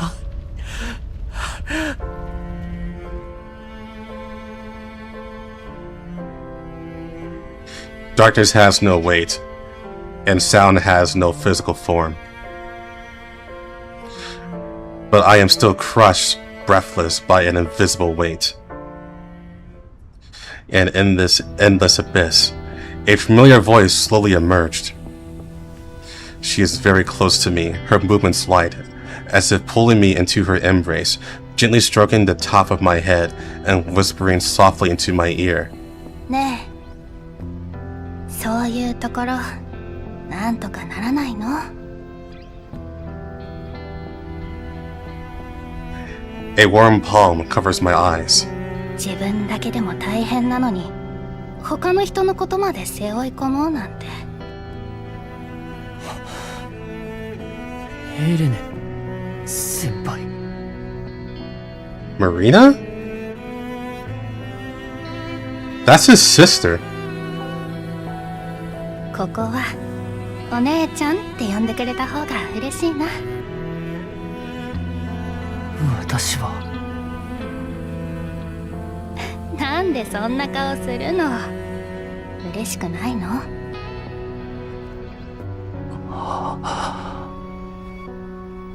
大丈夫。あなたはもう十分よくやった。 No. 違うそうじゃない。 The hands covering my eyes let go. I saw her. Her face was exactly the same as in my memory, without any changes forever frozen on that day. あなたはできる限りのことをした。誰もあなたを責められないわ。だからもう泣かないで。 Her voice was so soft, so close. Her fingers brushed across my forehead, her eyes filled with pity for me. I felt as if something had shattered in my heart. 私は何もできなかった。 I wanted to say something more, but no sound came out. Everything before my eyes was collapsing. Marina's face also turned into a suffocating nothingness. I fell to my knees in the darkness, my heavy body feeling like it was going to crush me. I didn't protect Makosh well. I didn't save Vasily. I didn't protect Orphalun well. I didn't stop Chilovic. The doll community misplaced their trust in me, and Kalina also walked a difficult path because of me. I didn't save Ench. I didn't save Moklian, and those who trusted me. The beliefs and missions that Marina entrusted to me, I wasn't able to carry them out. What exactly have I done? Why is no one blaming me? Why is no one accusing me? Why do they all say I've done well enough? If it really was enough, then why? 傷つく人ばかり増えていく。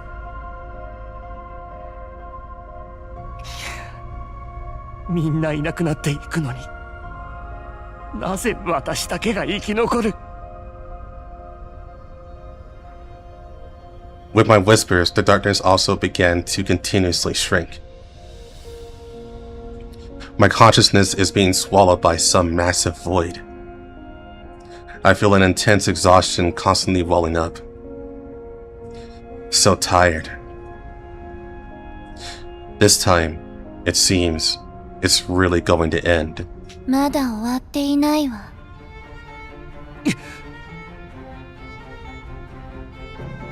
Just then, a clear voice pierced through the darkness. Like a sharp blade, it cleaved through the nothingness that was devouring me. まだ終わっていないわ。指揮官。 I suddenly jolted awake from the darkness.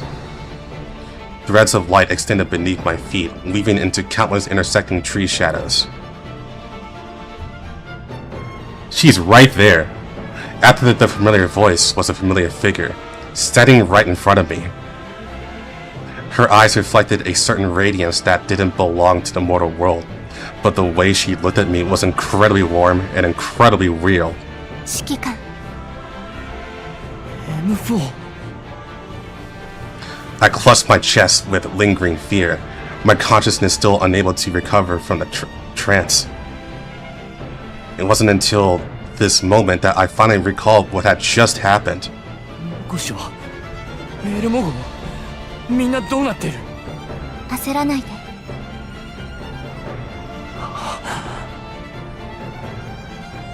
It wasn't until this moment that I noticed a hint of sternness in M4's demeanor.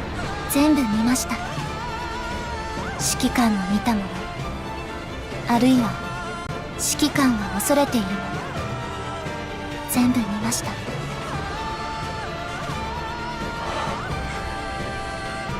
本当に何もできなかったと思っているのですか？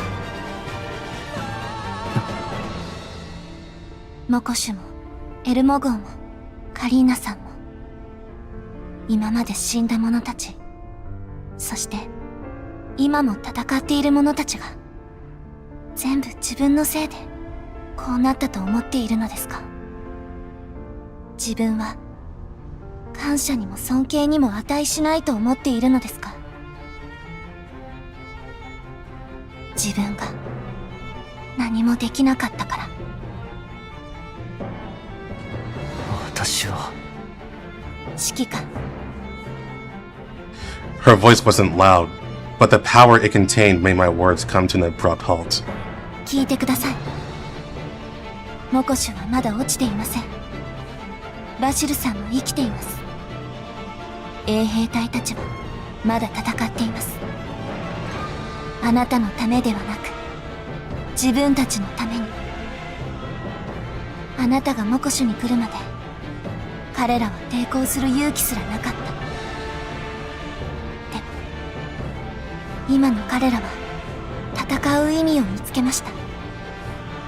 たとえそのために命を落とすことになっても。あなたが彼らに奴隷としてではなく戦士としての最後を与えました。それからもう一つ、オルフェルーネさんの存在は確かに消えました。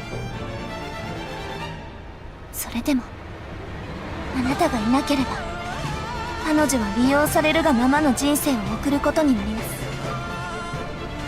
自分のものではない力と使命と一緒に悲しき終わりを迎えていたことでしょう。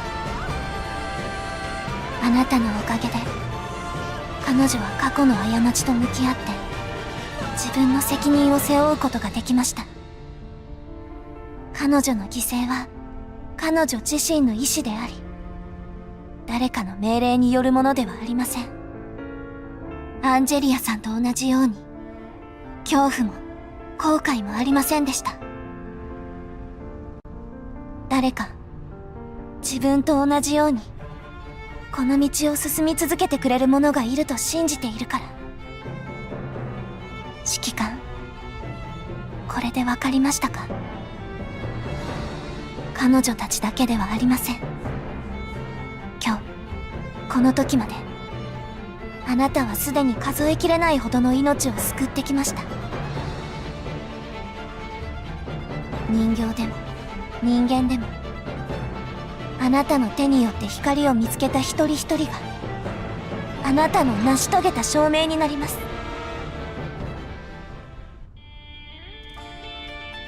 Ah, there you are.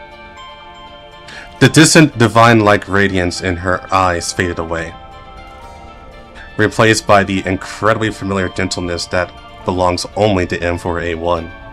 わからないんだ。それができたのは私か、それとも君なのか。10年前からずっと疑問に思っていた。 That's a good question. 私のやっていることは君に用意された道なのか、それとも自分で選んだものなのか。もし君が本当に万能なら、なぜもっと多くの人を救わない？私は。 M4 shook her head, revealing a somewhat bitter smile. それを具体的に説明することはできません。ただ表面的な事実を答えとして教えることしかできません。私はあくまでも世界を観測しているだけです。自分の好きなように世界を作り変えることはできません。 That's confirmation.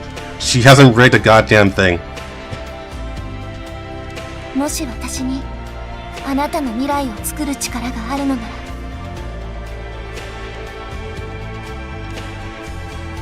あなたをこんな残酷な目に遭わせることもなかったでしょう。あなたの選択も努力も救ったものも全部間違いなくあなたの力によるものです。それに前と比べて状況も大きく変化しています。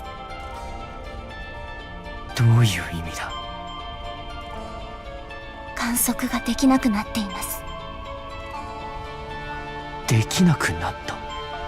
かつて私はこの力であなたと世界が存続できる未来を探していると言いました。でもいつからか私は未知なる何かによって邪魔され、道がはっきりと見えなくなってしまったのです。それでも私は道を探してみましたが、どの道もその先は闇に包まれていました。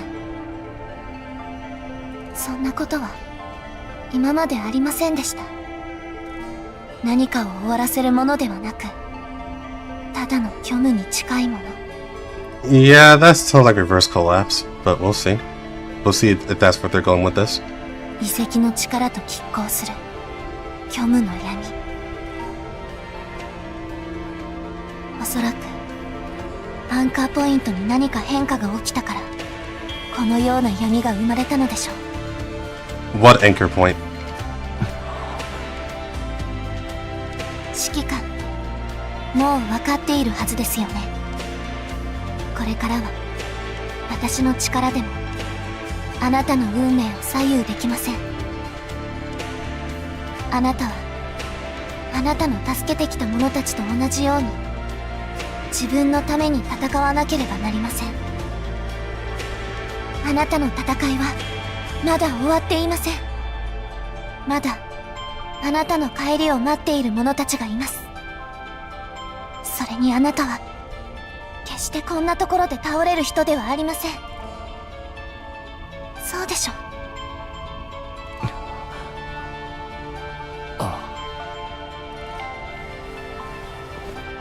I stood up, wanting to grasp the hand she extended to me. M4 私は But her figure began to dissipate the moment I touched her. Threads of light surged beneath her feet, lifting her away little by little. 私はみんなと一緒にそばであなたを守っています。 M4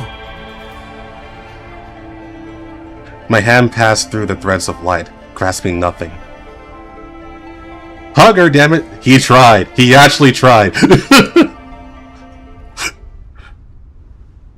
But my fingers did indeed touch something warm and familiar. あら、ようやく起きたわね。それにしても、私のことを M4 と間違えるなんて、ひどいわね。Damn it, not you, Dandelion. I looked down and found myself gripping Dandelion's sleeve. ダンデライオンその素体は一体帰ってきてくれたのか。ま、説明すると長くなるけど、今はそんな時間ないわね。それよりも、まずはこちらの話をしないと。Dandelion stepped aside, revealing a long, unseen face behind her. 指揮官、申し訳ありません。遅くなりました。まだ動けますか？ AR15 いやまさかこれは夢か。怪我をしていますが指揮官の意識ははっきりしています。 You're more awake now than ever. I wonder what place he's talking about.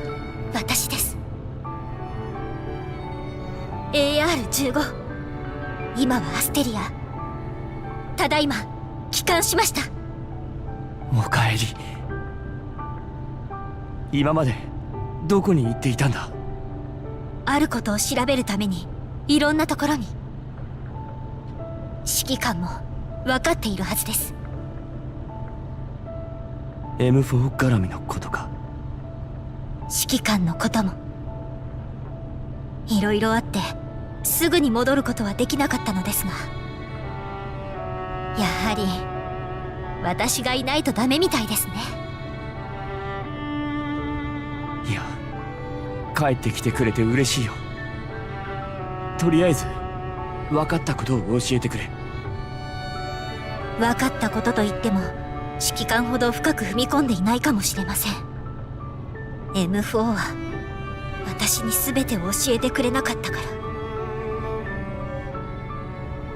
そうするだけの理由があったのだろう。結果的にそれが正しかったのかもしれませんね。あまり優しいやり方じゃなかったのですが、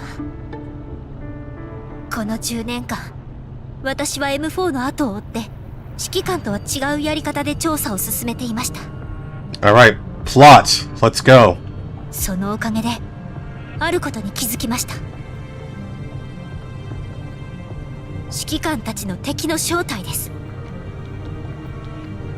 正体ってパラデウスじゃないのか。それは甘く見積もりすぎです。パラデウスはあくまでも奴らの操り人形に過ぎません。その後ろにいる未知の存在こそが全ての元凶です。Asteria's words reminded me of the dream from just now. At the end of the darkness and nothingness is the oldest nemesis of civilization, known as the relics. パラデウスの後ろにいる存在。まさか。Thinking of their previous encounter in the red zone, I suddenly realized something. 指揮官、今はまだ無理をしないでください。ただ、これから起こるかもしれないことに備えてください。ああ、それは分かっているよ。あのドラゴンが出てきた以上、もう簡単に収まる事態じゃないだろうからな。正しい判断です。この戦争の目的はただの反乱鎮圧ではありません。この戦争を利用して自分の目的を実現しようとしている者がいます。もちろん先ほどお話しした元凶のことも含めて、ドラゴンもブージャム人形も全て奴の支配下にあります。だからこれから起こることは今までの常識を覆すようなことになります。What happens next will likely surpass your understanding of the world. Okay, that is pretty big. そして今まで以上に過酷な戦いになります。心の準備だけはしておいてください。準備ならすでにできている。知っていることを全部教えてくれ。はい。実は事件の調査中、非常に手強いブージャム生命体とネイトの研究者に遭遇しました。ブージャム生命体について詳しいデータはないのですが、名前がアテラクシスであることだけ分かりました。そしてネイトの研究者はおそらくビビュー事件を起こしたチルロビグで間違いありません。チルロビグとアテラクシス、あの二人が一緒にいるなんて。And what surprised me even more was that Chileveg was actually still alive. After the Lviv incident, I've only seen this name in the news, and in official reports, the descriptions of her all say she went missing in a laboratory explosion, where whereabouts unknown.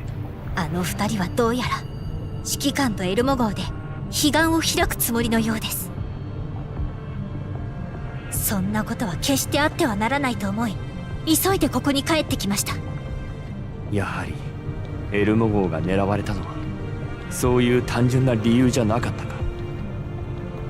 ずっと何か違和感があったが、これで全部説明がつく。アテラクシスもチルロビグも、そしてエルモ号を襲った部隊も、全部遺跡実験の再起動が目的だ。これでバラクーダが細工されていたことにも説明がつく。はい、エルモ号はすでに各方面から狙われています。慎重に対処しなくては。無茶だけはダメです。それでも無茶したいのなら、私と AR 小隊がその役目を引き受けます。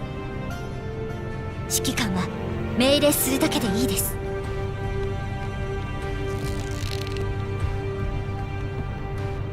Asteria held my hand tightly. We haven't seen each other in 10 years, and I really want to chat more with her about our respective experiences over these years.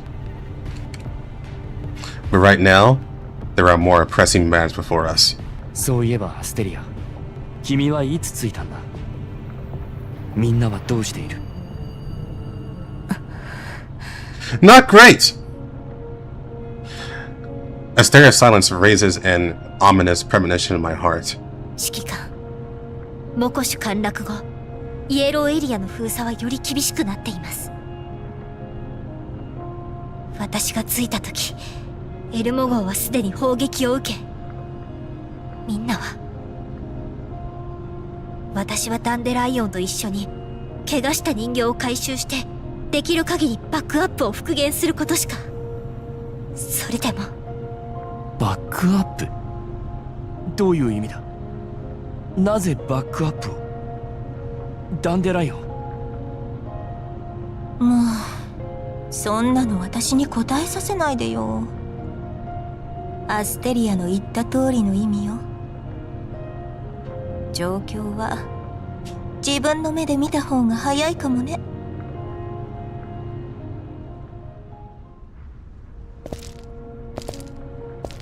Supported by hysteria, I arrived at the command room of the Elmo. Although Dandelion's previous warning had mentally prepared me, seeing the Elmo in such a mess, with its entire stern almost burned through, still broke through my psychological defenses. This is absolutely not damage that ordinary weapons could inflict on the Elmo. The wreckage of many doll frames is scattered across the floor, some of which I can't even identify who they belong to. 指揮官、よかった。目を覚ましたんですね。Mei-Ling struggles to get up, staggering as she tries to throw herself at me. メイリンちゃん、まだ動いちゃダメですよ。今止血したばかりですから。Beside Mei-Ling, Cole Fiends, whose frame was severely burned across nearly half his surface, held her down. コルフェン。指揮官、ごめんなさい。メイリンちゃんにこんな大怪我をさせてしまって。そんなこと言わないで。コルフェンは私を守るために。コルフェンは人形ですよ。これくらい全然。バックアップさえあれば素体が粉々になろうと元に戻れるんですから。そういうことじゃなくて、みんなだけじゃなくエルモ号までこんなことになってしまって。I really wanted to gently hug Mei-Ling and comfort her. But in reality, I just held her shoulders and looked into her eyes. A look of determination appeared in Mei-Ling's red, teary eyes. She pursed her lips, holding back her tears. エルモ号の状況は？損傷はどうなっている？先ほどチェックしましたが、左舷メインエンジンとメインシャフトの損傷が最もひどくて、動力システム全体の出力が 23% に低下しています。予備エンジンを起動してもまともに動くかどうか。 The Elmo's dead weight right now. That's what she's saying. 後方の6番、7番、8番配電室は直撃を受けたため、電力の供給もギリギリです。こちらも一旦予備電源で必要な設備を最低限回していますが、いつまで持つのか。防御システムと通信システムもダメになって。また金がかかりそうだな。大丈夫、なんとかなるよ。Listen to Mei-Ling's increasingly quiet voice. I could only try to joke around to cheer her up. みんなの様子は？メンタルは無事ですが、武器と素体の保管庫は大ダメージを受けています。ネメシスさんの素体はオーバーロードでまだ目を覚ましていません。今のところ再起動できたのはキャロリックさんを含めた数名程度です。404小隊は指揮官をエルモ号に送り届ける途中で全壊。ボイマスティナさんもアテラクシスに。グローザ隊長たちも怪我がひどいのに修復も受けずにそのまま作戦に出てしまいました。 So the ones who are currently active is Groza's squad and Zuccaro's squad, so Springfield's group. It's not like they're the only ones who are active. 私メカニックなのに何もできなくて。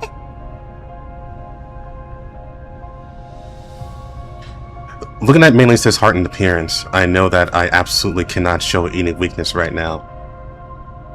Even if the Elmo is destroyed, even if we face the siege of countless enemies, at a time like this, the only thing we can do is stay calm. I absolutely cannot break down either. 大丈夫。メイリンのせいじゃないよ。メイリンがいてくれたおかげで全滅せずに済んだ。受けたダメージは大きいが、まだ戦える。だから、メイリンは十分よくやった。状況が厳しいのは変わらないが、できる限りのことをやっていこう。今回の敵は油断してくれない。たとえ私たちがすでに抵抗する力を失っているように見えても、予定の時間内に目的を達成できなかったら、また同じ攻撃を仕掛けてくるかもしれない。だから急いで対処しなければならない。Mentioning the enemy suddenly reminded me of something. そうだ、メイリン、一つ確認したいことがある。はい、何でもどうぞ。エルモ号が攻撃された時はコーラプスストームの中にいたよな。はい、私もたとえ軍の偵察設備でもコーラプスストーム内にいるエルモ号の位置を的確に捉えることはできないと思っています。何らかの形でこちらの座標が外に漏れている可能性はないか？ないと思います。コーラプスストームの外から内部を偵察するのも、内部から外に信号を出すのも非常に難しいことなので、こんな風に直接砲撃を受けるなんて。砲撃を受ける前に何か起きてないか？アテラクシスって名前の第三世代人形に遭遇しました。隊長と皆さんが頑張ってなんとか撃退しましたけど、もう人形とは思えないぐらい強くて。アテラクシス？まさか。Thinking of the series of events that happened before, I suddenly had some kind of ominous premonition. Asteria just said that Adorasis and Chilavig getting involved together is very likely for the purpose of reopening Nirvana. And the Pike node was only recently transferred to the Elmo. I believe in Defy's abilities. They must have done it completely unnoticed. But Adorasis still managed to lock onto the tiny Elmo in the endless yellow zone. やはりあれがエルモ号の位置を。The Pike node. メイリン、レーダーと通信はまだ使えるか？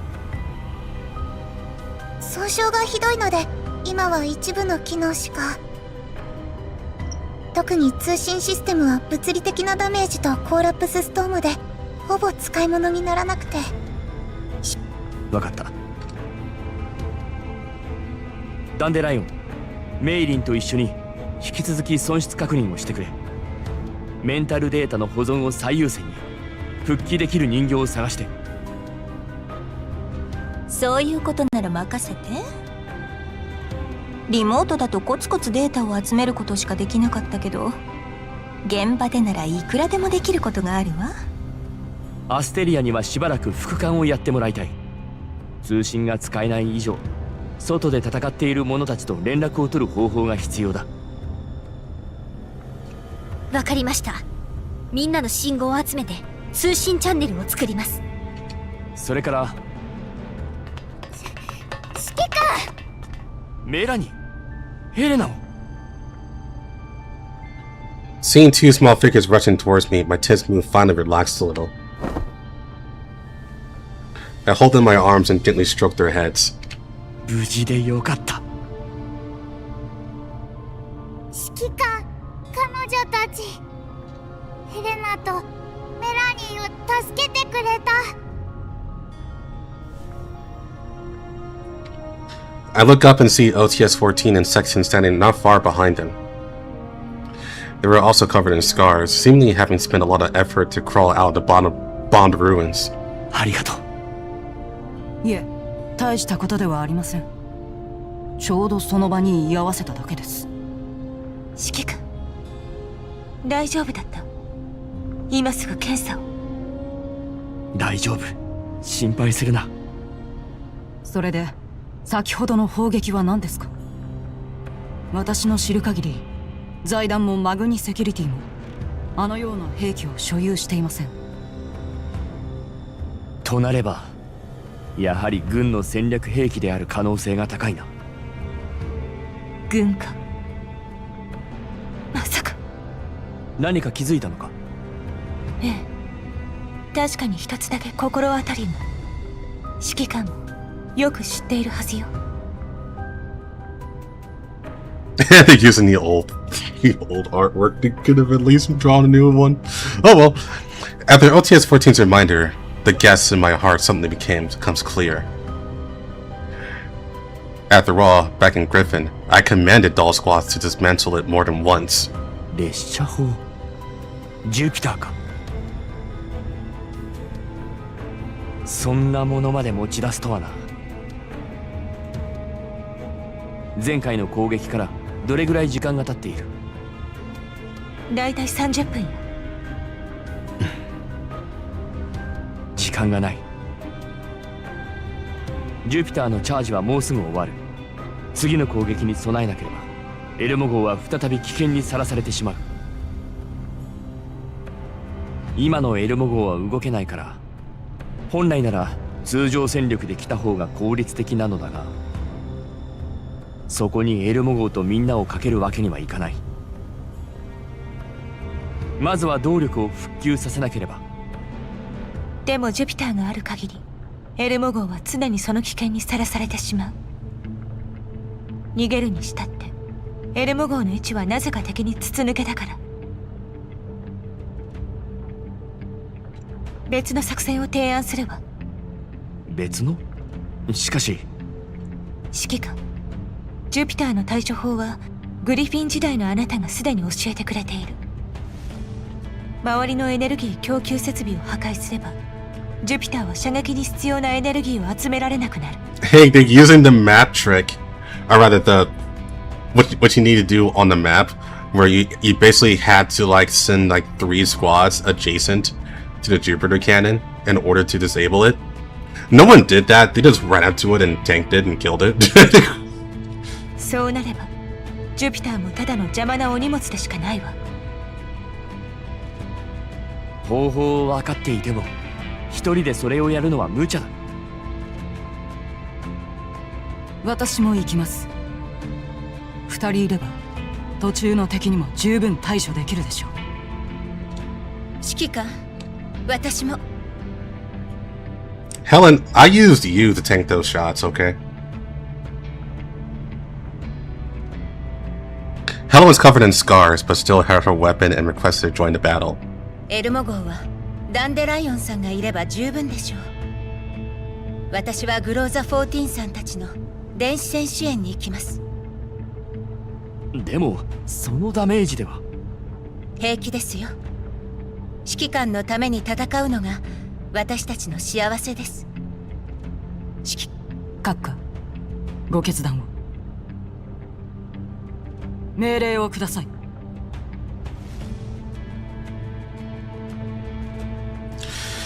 A multitude of tangled thoughts churned in my mind. From the sudden joint military operation by the conglomerate and the military, to the deployment of the Jupiter cannon to bombard the Elmo, and Atarox's actions. Although the other side used every trick in the book, it didn't seem like they were working together. Just as Asteria said, the enemies are not only the ones I can see. After losing so many things, all I can do right now is try my best to preserve what we still have. The Elmo stores all the doll's neurocloud backups, which I absolutely must protect. And Helena, Melanie, and the Pike must never fall into the wrong hands. So we cannot abandon the Elmo right now. Just as OTS 14 said, the Jupiter cannon is the weapon that poses a direct threat to the Elmo right now, and time is of the essence. その作戦で行く。ダンデライオン、ジュピターの位置は？着弾の方向と角度から逆算できたわ。砲撃を受けた瞬間、ちょうどその位置に高エネルギー反応があったことも確認できた。ただ数十時間前のスキャンの結果ではそこには何もなかったの。なのでおそらくジュピターは移動できるようになっているわね。それでも叩かなければ。残りの時間は？ジュピターの移動とチャージにそれぞれ時間がかかると思うけど、もし移動していないのならもうすぐチャージは終わると予想できるわ。わかった。 Since this was a hastily decided raid plan, and the target was an important enemy facility base, I assembled the most complete and highly mobile team that could be deployed under the current circumstances. I look at the several dolls assembled before me. My gaze finally lighted on OTS-14. She is covered in wounds from the previous battle with Ataraxis, and the Bujum cells in her body seem to have been heavily depleted as well. その怪我では本来エルモ号に残るべきだ。しかしジュピターの砲撃を許せばエルモ号は終わる。だからこの作戦は失敗できない。もちろん理解しているわ。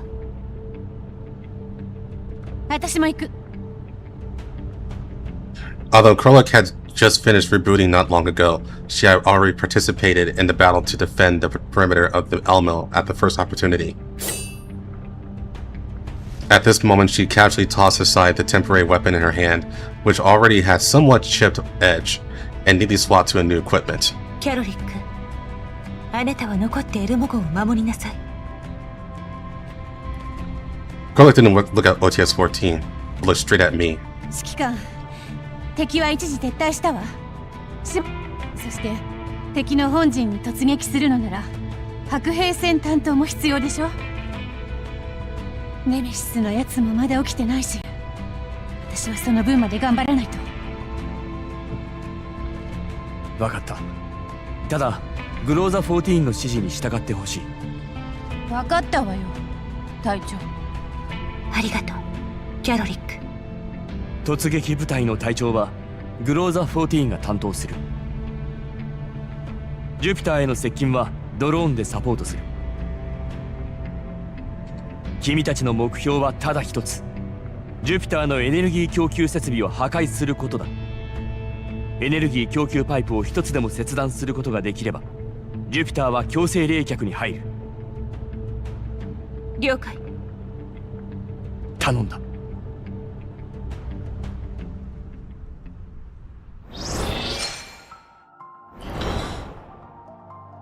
Alright, so, they did tell me to update the translation. So just give me 1 minute. I'm gonna see if there was an update actually.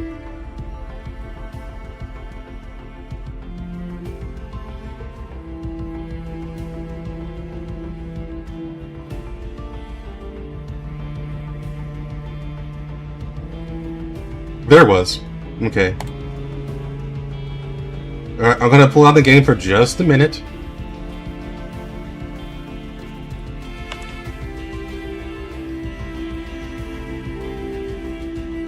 This is so that we can have the most accurate translation as possible.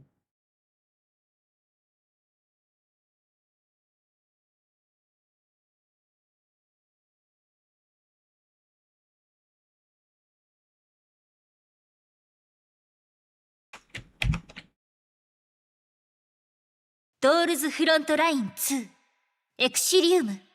The most elegant translation. True, Pokey.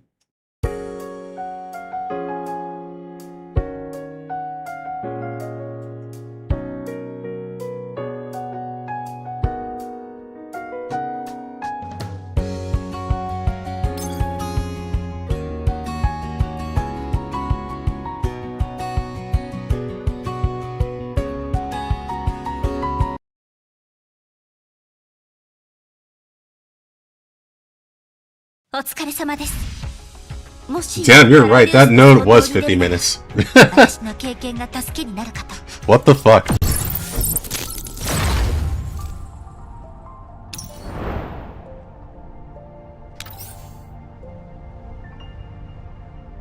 This long road is paved with the bones and monuments of countless pioneers, but those who come after still rush forward without hesitation.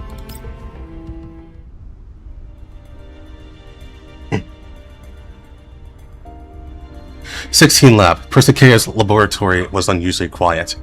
The researchers who usually bustled around had all been temporarily ordered by Persica to stop working and return home.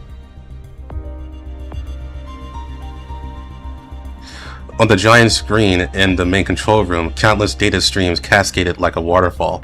Lainey stood in front of the console, her fingers flying across a virtual keyboard, archiving the final supply list. "The additional goods have all been loaded. When you and the others, Leva, arrive at the next contact point, you can receive them directly. The contact person for this batch of goods is an underground broker named Polonitsa. Leva, you guys should know her too, right? She seems to have some connection with the commander as well." "Yeah, we dealt with her before. At the very least, she's a merchant who values her reputation." "Thanks for your hard work, lady. This kind of resource allocation work is nothing for a dull processing power. Compared to this, are you really not going to let me go to Makosh with you? My new frame has been completely adjusted, and all parameters meet the standards.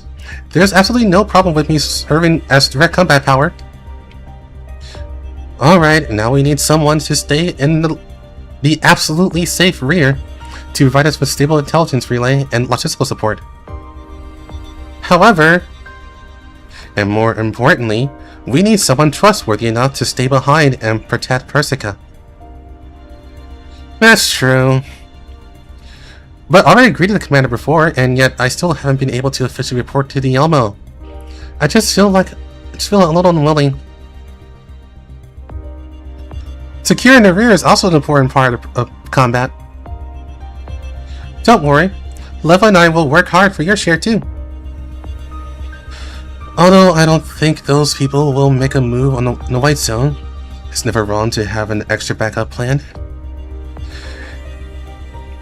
And Nell needs manpower over there too, so you just stay by our side on standby for now. Once the dust settles in the yellow zone, we might still need your help transporting supplies." Persica moved her gaze away from the screen full of data and lazily picked up a cup of coffee. She rubbed her signature messy hair, seeming a bit tired. "As for Squad 404 and the AR teams, you need to protect Kalina, and try not to break your frames as much as possible. Oh, right. I almost forgot about the commander. Protect him while you're at it." "Just while I'm at it." "Yeah, I'll take out all the bad guys." "You didn't listen to a single word about not breaking your frame, did you?" "Persica, thank you for your generous help. With this batch of frames and equipment, we can definitely solve the commander's urgent needs." "And Miss Nell, thank you for providing these high-value supplies free of charge, even though your own project is in urgent need of them. Compared to everything the commander has done for us, these supplies are nothing." "Thank you." "Sorry, Miss Nell, regarding the matter you commissioned. I can only give you a formal plan after all this turmoil is over." "It's okay. I'll wait for you. Also, the commander too. So all of you must return safely. I will also speed up the progress in the rear and get Alva back to the front line as soon as possible." "Yeah, then we're heading out." Kalina's communication was cut off, and this encrypted frequency band was abolished. This is a kind of protection for the 16 Lab, and also to ensure that all actions are as covert as possible. "Lainey, contact the administrator with the ID Caramel Hazelnut Coffee on your anonymous board. Have her erase any traces related to Kalina and provide them with as much cover as possible." Caramel Hazelnut Coffee. Is this one also a Griffin doll? As long as you know she's an ally, that's enough. She'll handle it. Persica, is it really okay for us to do this? There's no okay or not okay. 16 Lab is a completely independently operated organization. Moreover, what we're sending out this time are just some backlogged and hoarded up scrap materials and doll frames eliminated during experiments. Even if the RNC sends someone to investigate later, they won't be able to find any faults. Or is it, Liveness, that you want to send them more private assistance? I just don't want the precious technologies he possesses to disappear in the frames of war. Not to mention, we've all been cooperating for so long. Judging from the intelligence Miss Nell brought, the number of enemies surrounding Mikosh is simply too high, and they all have regular army level firepower. Persica, aren't you worried at all? What to have to worry about? As she said, we've been working together for so long. I know exactly how tough that person's life is. Persica picks up the mug on the table and takes a small sip of the coffee inside. The next second, her brows instantly twist into a tight knot. What's wrong with the coffee today? You didn't put any sugar in it at all, did you? Huh? That's impossible. I strictly followed your request and put exactly 3 more sugar cubes than usual. Persicaria? I remember reminding you that there are strict regulations on your daily sugar intake, right? It seems you're still very worried about the commander. Every time someone I didn't want to die, they end up leaving. This world needs people like him to survive. And only if he survives, Nell, will this stack of proposals of yours show their true value. You're right. Nell looked down at her arms, tightly hugging a thick proposal. The thick stack of papers was printed with a preliminary concept of a non-profit humanitarian relief organization. GRF? Is this GRF? This was a gift she had poured all her heart and soul into, preparing to give to the commander.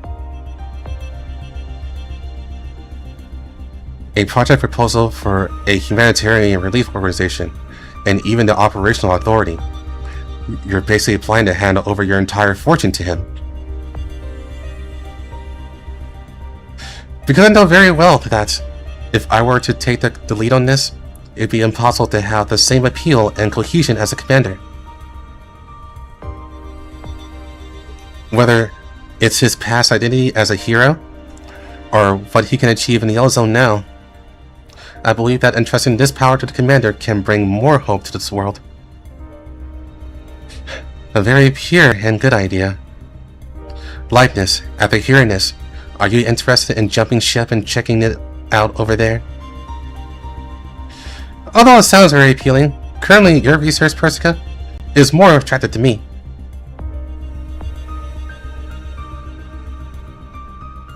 Besides, only with me here can I guarantee the time and space for you to focus on your research and ensure your physical health, Persica. Especially when it comes to sugar intake. What a pity. I thought we could take it easy for a while.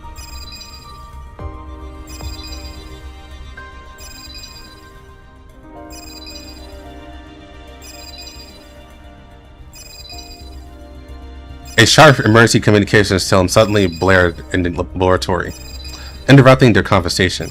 An unknown frequency band with multiple layers of encryption popped up on the screen. Top level encryption communication? Who could it be at a time like this? Hey! It's Pimp Daddy. Persica. This is truly rare gas to see. Kalina has already set out, bringing all supplies we provided. I know. Let her go. She has grown to the point where she can hold her own.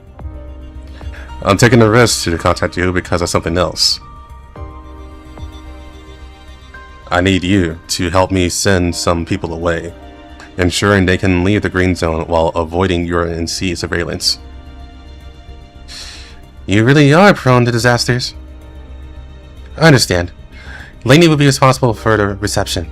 However, the window period during which we can forcibly forge signals to cover, 3 hours, that's the limit. You heard her. We'll wait for your signal. Thank you, Persica. Without any extra pleasantries, after a brief conversation, the communication is forcibly cut off by the other side with extreme caution. Is Mr. Kruger alright? I always feel like things on his end are also... With his current disposition, it's impossible for him to actively step forward in public. Looking at his situation, he's probably been invited to drink tea and put under house arrest somewhere by the UNC politicians again. Laney, I'll leave the follow-up here to you. You have Level's memories. You should know how to handle this. There should be other people related to the commander contacting us later. It seems leaving you behind was the right choice. Understood. Leave it to me. I'll help deal with it too. An urgent communication tone rang out, and this time it wasn't the 16-lat dedicated line. It rang from Persica's pocket. It's really lively today. Oh? Persica, is it safe now? Very safe. Long time no see, ST-AR-15. If you had contacted us a bit earlier, you could have spoken with Sapo and Rebella. Did they go look for the commander? They set off with Kalina. Do you need me to give them your current temporary contact info? No. Now's not the time to catch up. Persica, I conducted an in-depth investigation of Paradis's abandoned laboratory. In the lab, I encountered that special doll you mentioned before, and that person named Chilovic. Roxas and Chilovic? What would they be acting together? Tell me, what kind of support do you need me to provide this time?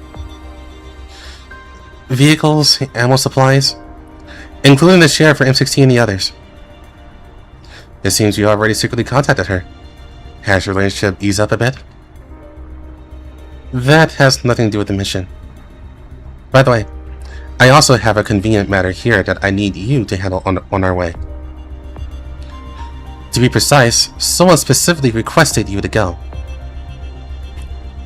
Calling me out by name at a critical juncture like this, it must be some troublesome person related to the commander. She just finished a long vacation and now needs someone trustworthy to receive her. I will send you the specific location coordinates and information using the other encryption methods.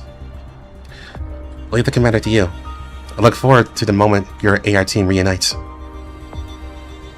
An AR team, missing even a single person cannot be called a reunion. But I firmly believe that one day we will stand before the commander without a single one missing.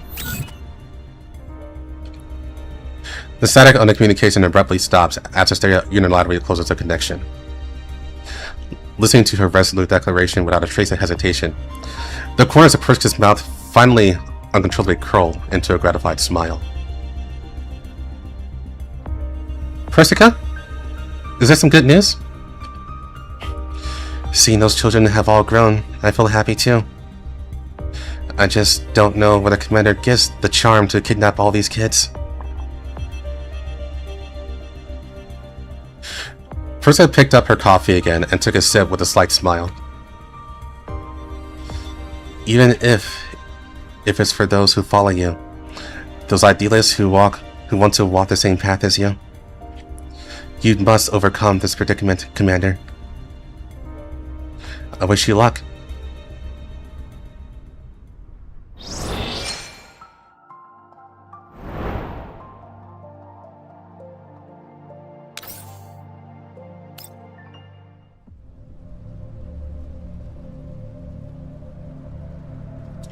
Two hours ago. Yeah, that little tag. I assume that's supposed to be the player's name. But yeah.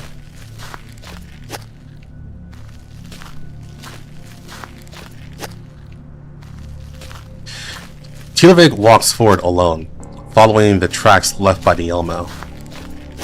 Barefoot.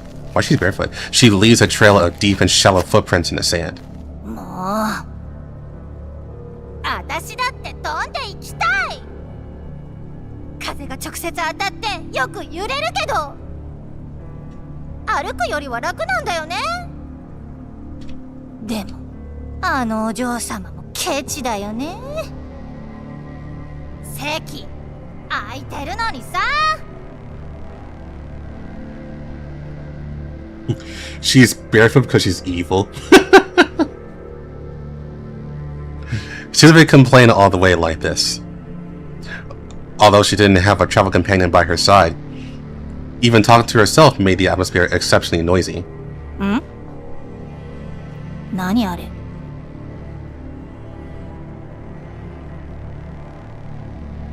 Chilevik narrowed her eyes, trying to focus her gaze on a massive, unidentified object in the distance. Immediately after, she realized it was actually struggling and roaring. It was actually that private jet. ありゃ、これは意外だね。てっきりもう。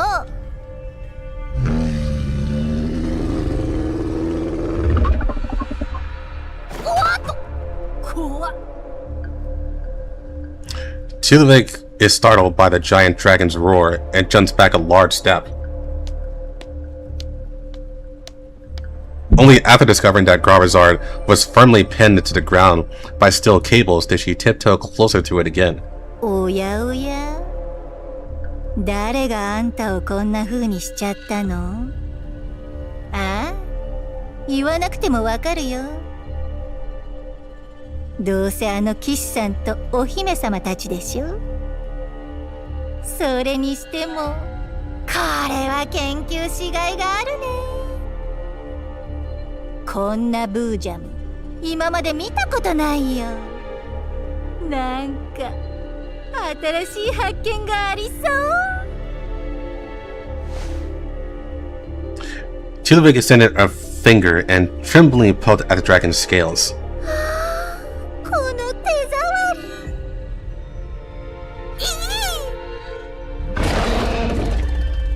うわっ。 Chilevik instantly retreated over 10 meters. それにしても、あんたのパイロットはどこに行った？あの騎士さんの追跡？でも、生贄がないと、お宝を見つけても真理への門は開かないんだよね。Oh, so basically assumably Adarastus needs Gravezard as a sacrifice to reach Nirvana. それに、門を開けても、中に入れるかどうかもわからないし。ジョーは生贄じゃなくて、私の妹。Chilevik's shoulders suddenly flinched, making her already not so tall figure appear before even more petite. これはアテラクシスちゃん。 She slowly turned around, trying her best not to meet Adarastus' cold eyes. The girl walked up to Chilevik, reached out and seized her by the chin. 何か隠しているの？そんなまさか。私はただ？いや、実を言うとね、彼岸に入っても彼女は通してくれないかもしれないっていう。だから前回あなたは拒まれた。Yeah, if you guys remember, back in part 2, Chilevik did lie, saying that she had a good talk with M4, which obviously that didn't happen. そこで欲しい知識を得たわけじゃないってこと？そりゃ、ほら、私って天才じゃん。女神に嫉妬されてもおかしくないじゃん。アテラクシスちゃんは可愛いからきっと通してもらえるよ。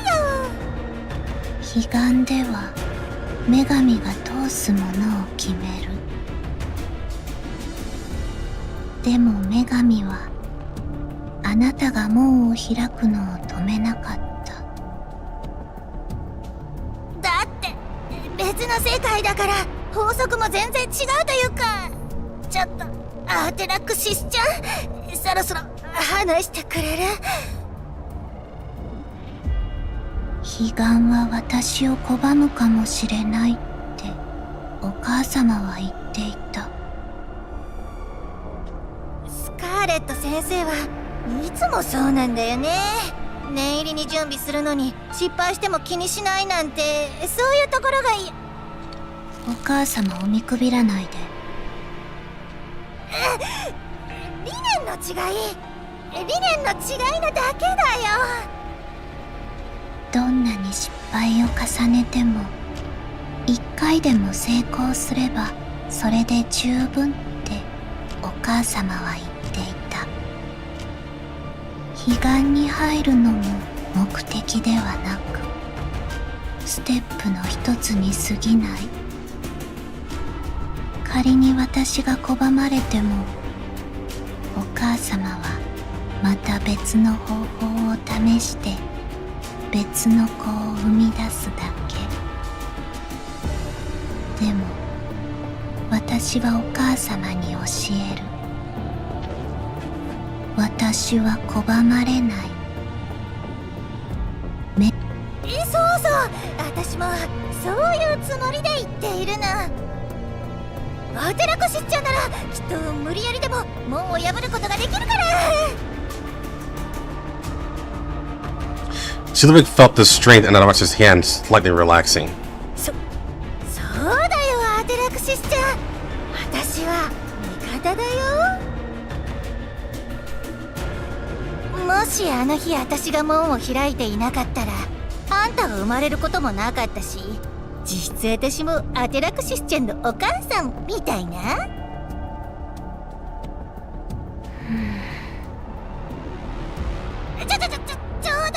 冗談だってば。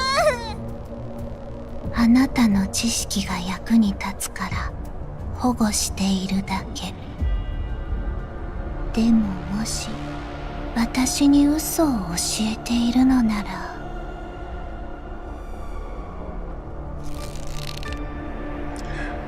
Adarasa suddenly tightened her grip, almost crushing her jaw.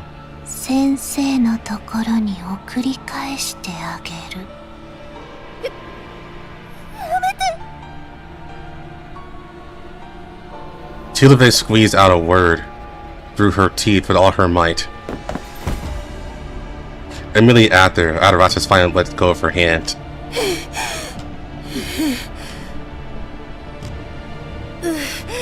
嘘を教えるなんてそんな。今の私は命が大事だから。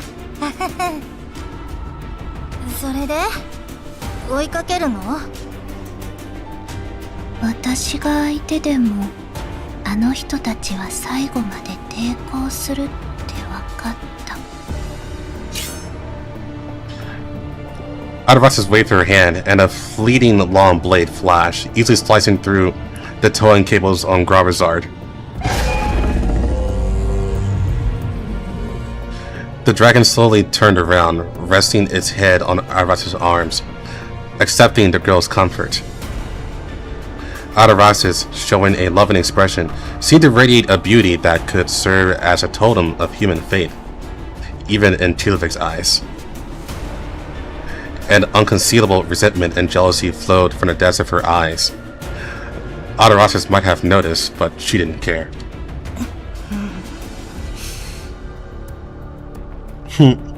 I wish I was hot as her. 大丈夫だよ。もうすぐバルキリーの狩り場だから。私が座標を送ればきっと捕まえられるって。そう。大事なものを壊さないでほしいね。じゃないと怒るから。アテラクシスちゃん？何？私もう十分自分の価値を証明できたと思うんだけど、そろそろ答えてくれてもいい？お母様の言うことに逆らってでも女神に会いたいなんて一体何をするつもりなの？私は女神に聞きたいことがあるだけ。いやいや、そんなまさか。アテラクシスちゃん、またまたご冗談を。あなたお母様の弟子でしょ？いや正直理想主義とかはどうでもいい方なんだけど、スカーレット先生の新文明については結構興味あるんだよね。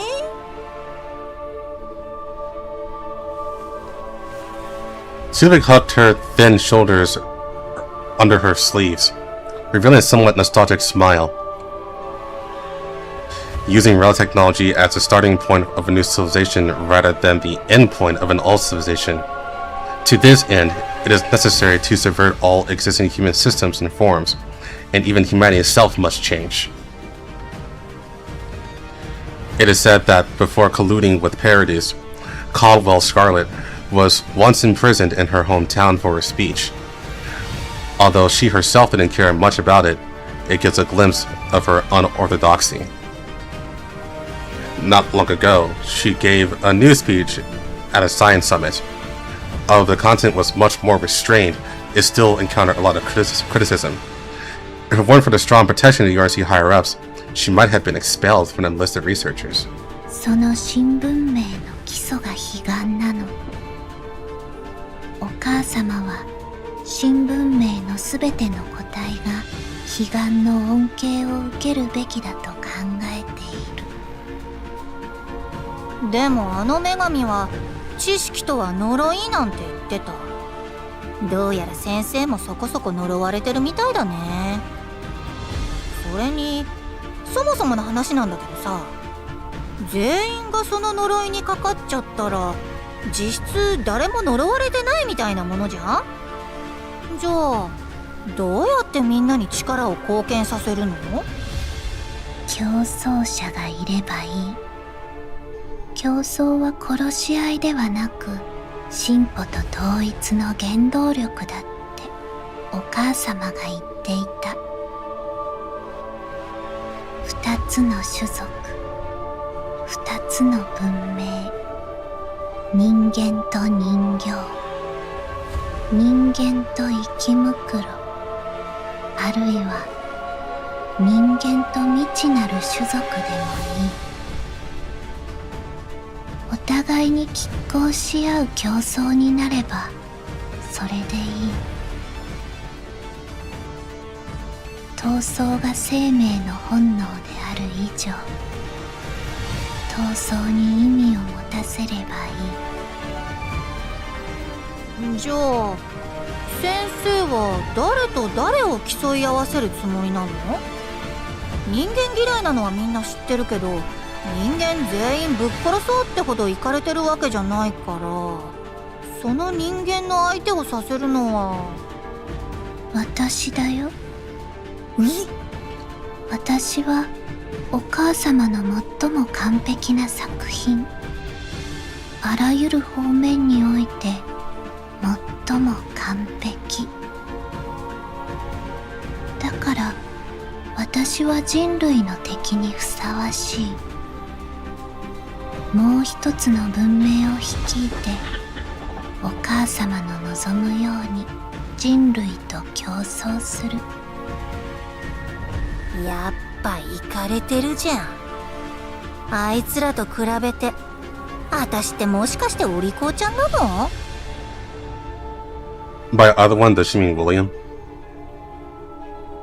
ねえねえ、アテラクシスちゃん、先生の言いつけに逆らったってことは他になんかしたいことがあるってことでしょ？うん。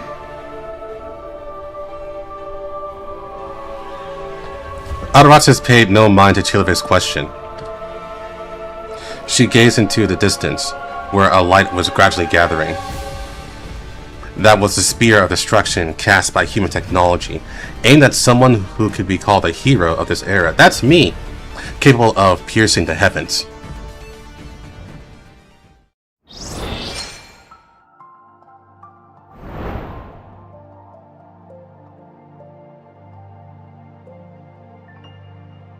Okay. So... hold on. Okay. We got a battle here.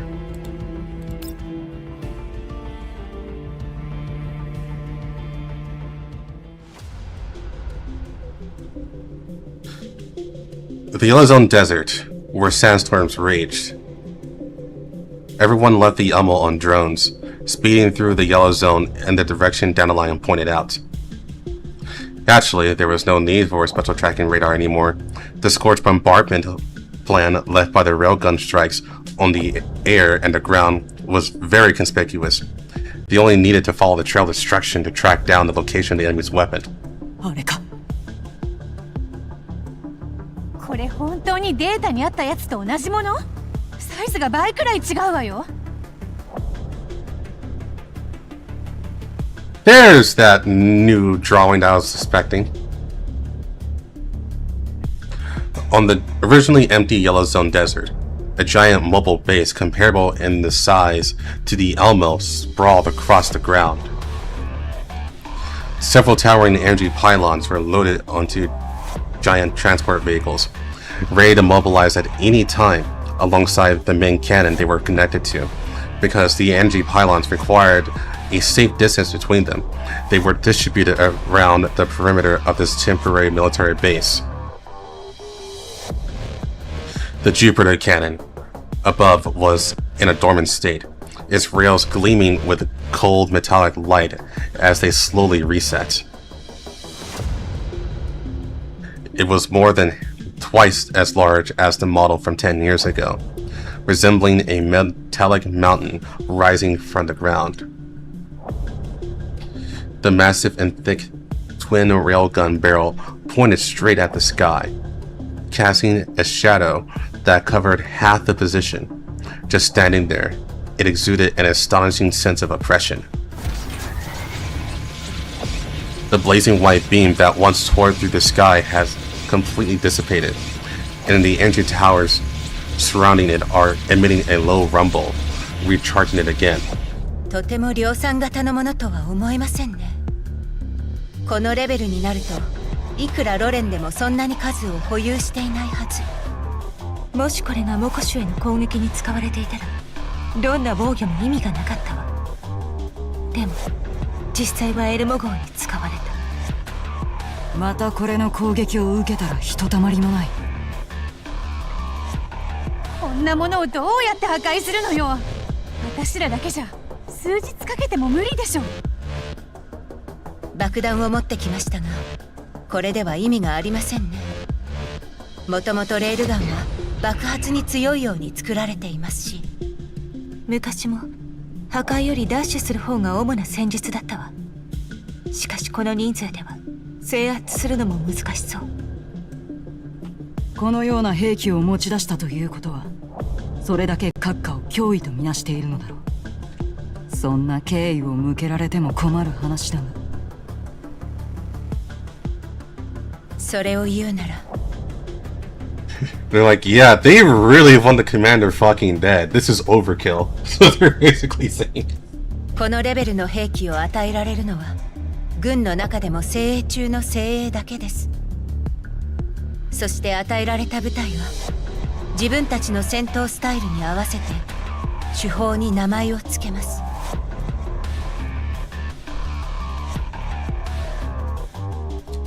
During the conversation, Helen easily hacked the hidden sentry post and approached the vicinity of the base.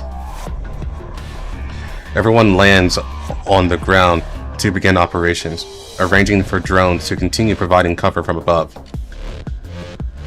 LTS-14 looks at the energy towers in the distance, which are currently emitting a faint glow. The Leaf Cutter's emblem was carved all over the base vehicle, and the name of this base vehicle exclusive to the Leafcutters, seem to be painted on the tower and energy tower. 手法の名前は大赤飯。列車はセレスという名前みたいだな。They call the cannon Great Red Spot? Okay. That's an interesting name. ジュピターでいいでしょ。で、このハキリ隊ってのはどういうやつらなの？軍の精鋭部隊のようですね。しかも結成して間もない。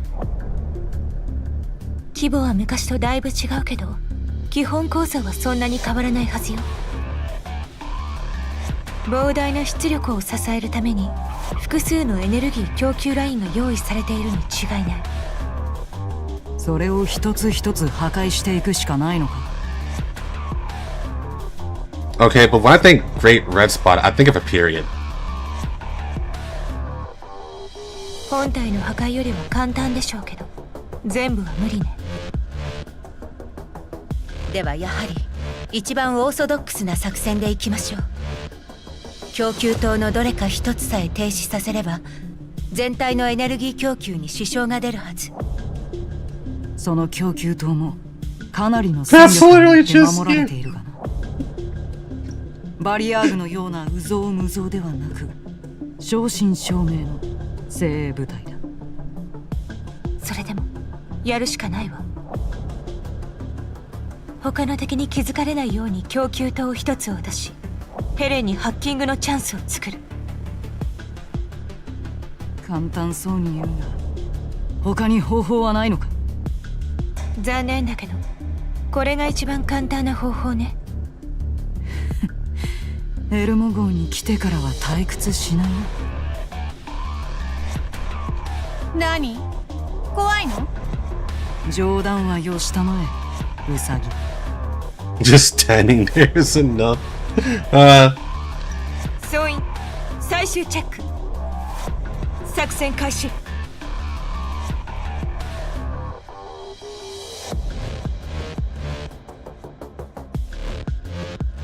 In a desert with no cover, only the endless sand dunes could hide the tracks of the 5 people. With Sextus and Helen charging as the vanguard, LTS-14 providing flanking suppressive fire, and Krolik and Nemesis is awake? I thought they said that she was, like, not still overheating, hasn't woken up. Okay, and Krolik and Nemesis handling the cleanup. Relying on this special forces formation, the squad finally managed to sneak into the bottom level control room of one of the NG pylons without a hitch. Sextus knocks down the last guard. 終わったか。 Helen's fingers tap rapidly on the terminal. これでこの供給塔は停止します。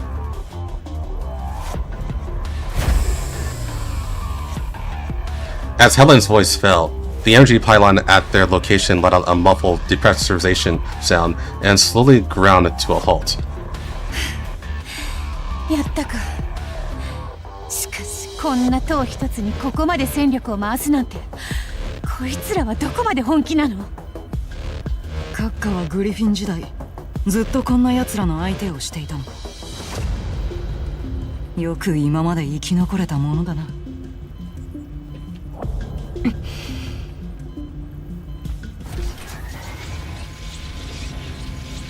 LTS-14 didn't reply. She looked up at the central main battery. At this time, the turret has completed its reset. According to past data, after losing an energy tower, the railgun should theoretically no longer be able to meet the minimum firepower. But the deafening roar of machinery still echoes over the entire military base. Krolik's expression changes. どういうこと？なんでまだ動いているの？ヘレン、どうなっているの？ Helen stares fixedly at the console screen, her originally relaxed brows instantly tightening. この塔が制御していたラインは確かに停止させました。Nemesis is there? Okay. The entire military base suddenly erupted with a blurring alarm. It wasn't a security alarm for the enemy invasion, but a much more piercing siren. エネルギー集中警報。手法がまだチャージしている。冗談じゃない。データでは供給ライン一つ停止させれば手法は撃てないはずだ。まずい。ハキリ隊はジュピターのエネルギー供給システムを改良していました。他の供給塔の出力は上昇中。欠けた分のエネルギー供給を他のラインで補っています。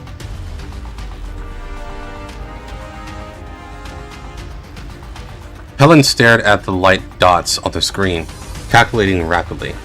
このままでは最低でもあと2つ供給塔を潰さない限りチャージは止まりません。2つ？敵はすでに警戒レベルを上げている。それに時間もないわよ。OTS-14's heart sank. The Elmo's communication equipment was almost destroyed in the artillery fire just now, but she immediately tried to contact the dolls staying behind on the Elmo. However, the strong electromagnetic interference here made it almost impossible for her to successfully contact any doll. メリー、直ちに指揮官たちを連れてエルモ号から離れなさい。任務失敗。直ちに指揮官と一緒に撤退を。The communication channel suddenly cut off, completely descending into despair-inducing white noise.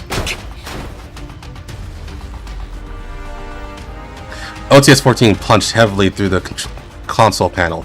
The console, which had been blurring alarms, completely ended its mission, sparking and turning to scrap. 落ち着いて。これでエルモ号もきっと状況が変わったと気づくはずです。予備エンジンを起動すればまだ緊急回避ができるかも。いや、今のエルモ号では2発目を避けることができない。ここで止めるしかないわ。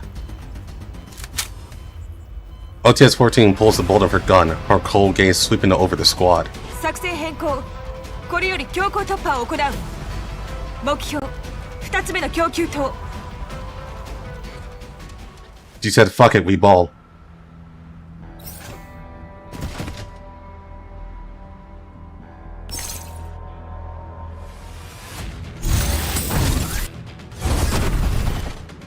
Thanks, boy.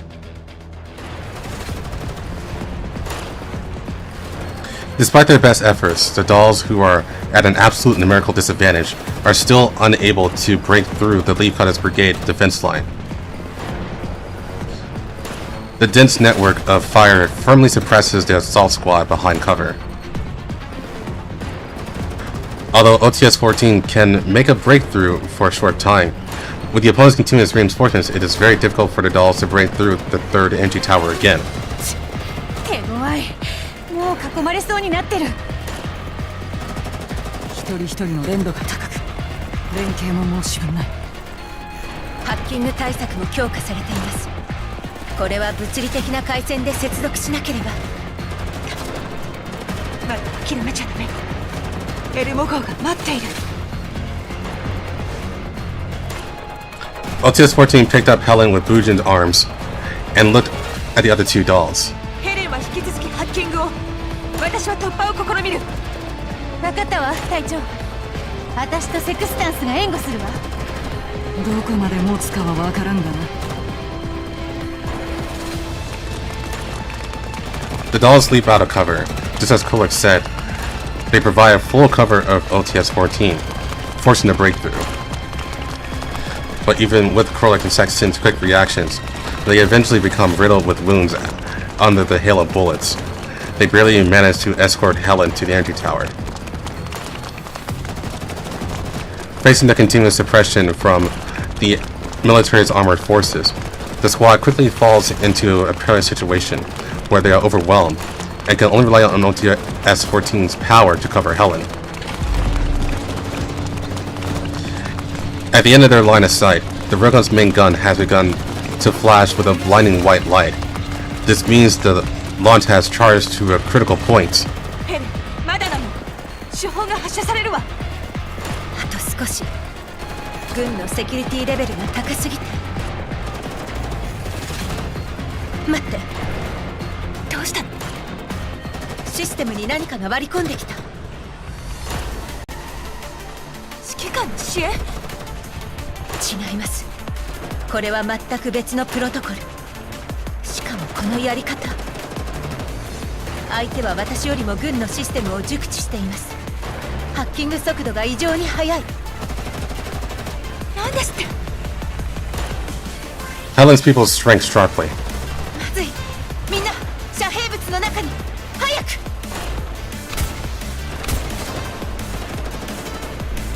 Before Helen's voice fell, a piercing shriek of something tearing through the air suddenly came from the sky. Several heavy rockets, carrying special armor-piercing high explosive warheads, whistled out from behind the sand dunes on the base's flank in a tricky parabola, hitting the base of the enemy energy tower with extreme precision.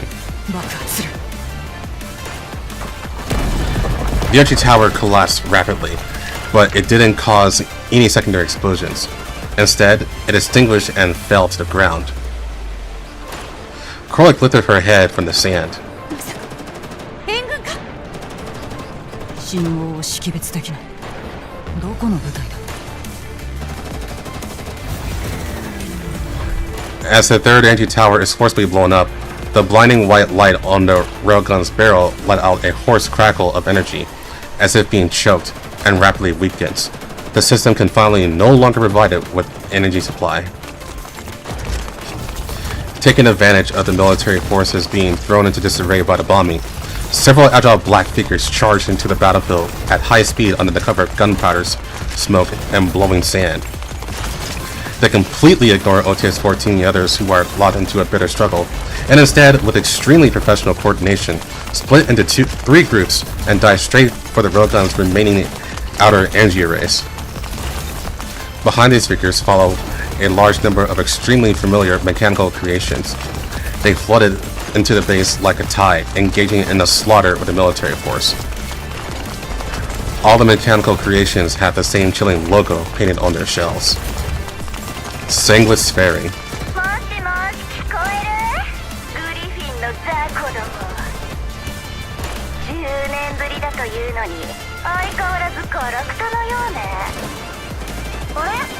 さっきなかなかやるじゃんみたいなこと言ってなかった。全然痛いね。ご無沙汰しております、グローザ14様。それと今ご主人様に付き従っている人形の方々も。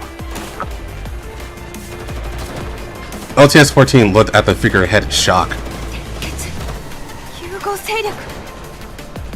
ここから先は私たちにお任せを。このレールガンの相手は私たちの方が得意なので。ちゃんと分かった？分からないんだったら翻訳してあげる。邪魔よ、どきなさい。 How is Dreamer this hot? ここは私たちがやるわ。はあ？ふざけないで。いきなり出てきて何なのよ。何か問題でも？私たちがジュピターを開発してた頃、あなたたちはまだタイナーゲートと石ころを投げ合ってたのよ。というかそもそもあなたどちら様？もしかしてあの頃はまだ生まれてなかった？なんなのよあんたたち。性格の悪さはネメシス並みね。Why do they talk like Nemesis? あなたたちどうしてここに？ずっとレッドエリアにいるって指揮官から聞いていたけど、どういうこと？そりゃあの面倒なやつに言われたからよ。私たちだけをここに来させて、自分は他にやるべきことがあるとか言っちゃってさ。あ、ひょっとして自分だけこっそり指揮官のところに行ってるとか？私たちはエルモ号の信号を追ってここまで来ました。途中敵の別動隊に遭遇して少々時間がかかりましたが、そっちの運がいいのかこっちの運が悪いのか、とりあえず喜んでいいわよ。だってメキラと救世主がやってきたのだから。エージェントとドリーマーと私しかいないけど。ネチアと救世主って誰？おバカちゃんは喋らないでくれる？鉄血がバカの集まりだと勘違いされてしまうわ。どうやらこれは。何？なんでこっち見るの？ライバルのコンビが登場したようだね。主に漫才の。は？ Sexton is right. Helen narrowed her eyes. It seems this elite Synchrosphere unit conveniently took care of those military armored vehicles trying to flank the ammo on their way here. 今の私たちは等しくご主人様のもとに集った仲間です。そしてご主人様が危機に瀕している以上、助けに参るのは当然のことです。まずはここの敵を排除し、速やかにご主人様のもとに駆けつけましょう。これが今の私たちの務め。10年間私たちが研いできた爪と牙を皆様にご覧入れましょう。鉄血構造こそご主人様の剣と盾にふさわしいと証明してみせましょう。どうやらここは指揮官の代わりに感謝するべきみたいね。ああ、今は作戦の方が先だけど。そ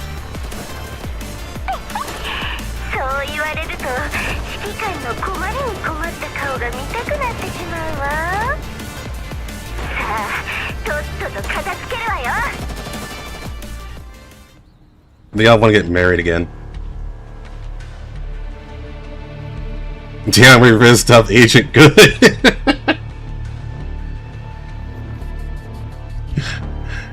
Outside the porthole is a deafening sound of artillery fire, but inside the porthole, besides Angeli, it is terrifyingly quiet. She expressively turns off all the alarms, leaving only one communication channel open for contact. Now, a call comes through on this single communication channel. 将軍、エネルギー供給車が破壊されたようです。第二手法が停止しました。各防衛小隊は指示通りに接敵後は牽制のみを行い反撃はしていません。ただ正体不明の増援が現れ、陣地防衛の部隊は突破されつつあります。次の発射を中止しますか？中止でいい。目的はすでに達成した。セレス号の初陣にしては上々の結果だ。撤退を始めろ。あの人形どもは発射を阻止するのが目的だ。追っては来ない。了解しました。こちら前線からの交戦記録になります。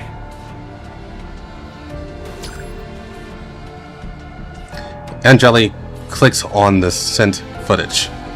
The screen plays the battle situation of the Animals Assault Squad charging the lines. One of the tactical dolls wearing a black hood is extremely active. Her combat combines berserk strength with an elegant rhythm, sometimes lifting a chariot to smash through the defense line, sometimes flanking at high speed, until the Leafcutter Armory deploys heavy mecha units to temporarily suppress her. However, what was truly noteworthy was this group of dolls who came as reinforcements. That tactical coordination and operational efficiency made Angeli watch intently. 見事な展開と連携だな。下の者どもの教本にしたいぐらいだ。将軍、それはどういう意味で？気にするな。報告を続けろ。はい。まずはこちらの4名の戦術人形。その中で特にこのリーダー格の黒い人形は我々の予想以上の戦闘能力を有していました。ただ彼女たちの連携を断ち切れば制圧するのはそう難しくありません。そして増援として現れた人形たちですが、こちらは自動兵器含めて非常に完璧な連携行動を見せていました。まるで一つの意志に統一されているような動きです。お前がハキリ隊に入ったのは確か3年前のことだったな。はい、その通りです。 Angeli lets out a imperceptible chuckle. なら仕方ないか。お前はこいつらの本当の恐ろしさを知らない。こいつらは死を恐れない。そして何よりも命令を忠実に貫く。今は指揮官がいないから臨機応変に動けないだけだ。なるほど、わかりました。どうやら私はまだまだ経験が足りないようです。大丈夫だ。経験はこれから積めばいい。これから？この先もっといろんなものが見られるぞ。持ち場に戻れ。この映像を各小隊長に送れ。3時間以内に型をつけろ。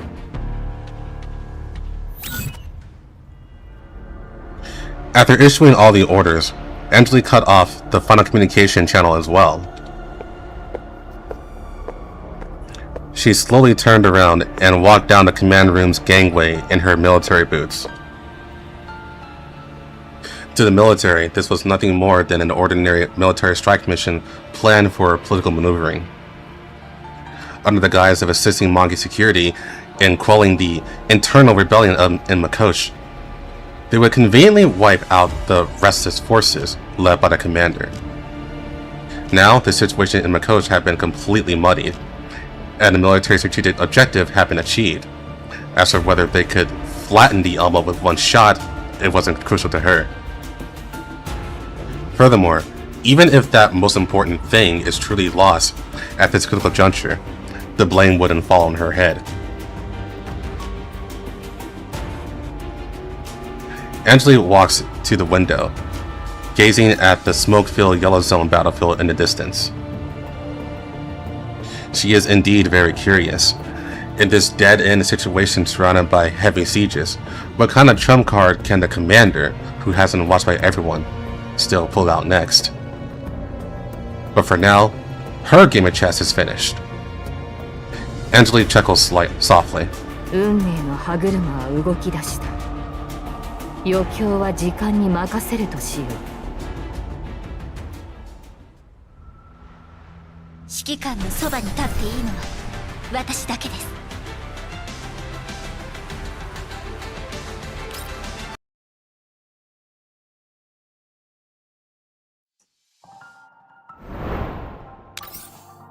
Bathroom, I'll be right back. I know, I'm being a lot, I'm sorry.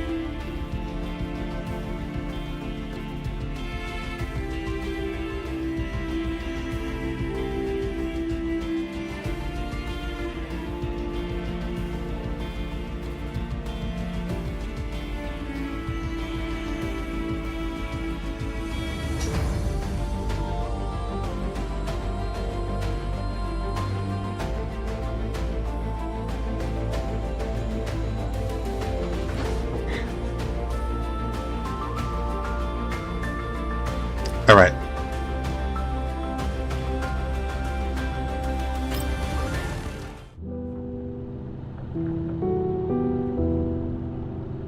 The desperate defense by a few squads that still had combat capability bought those of us remaining on the Elmo a brief moment of respite.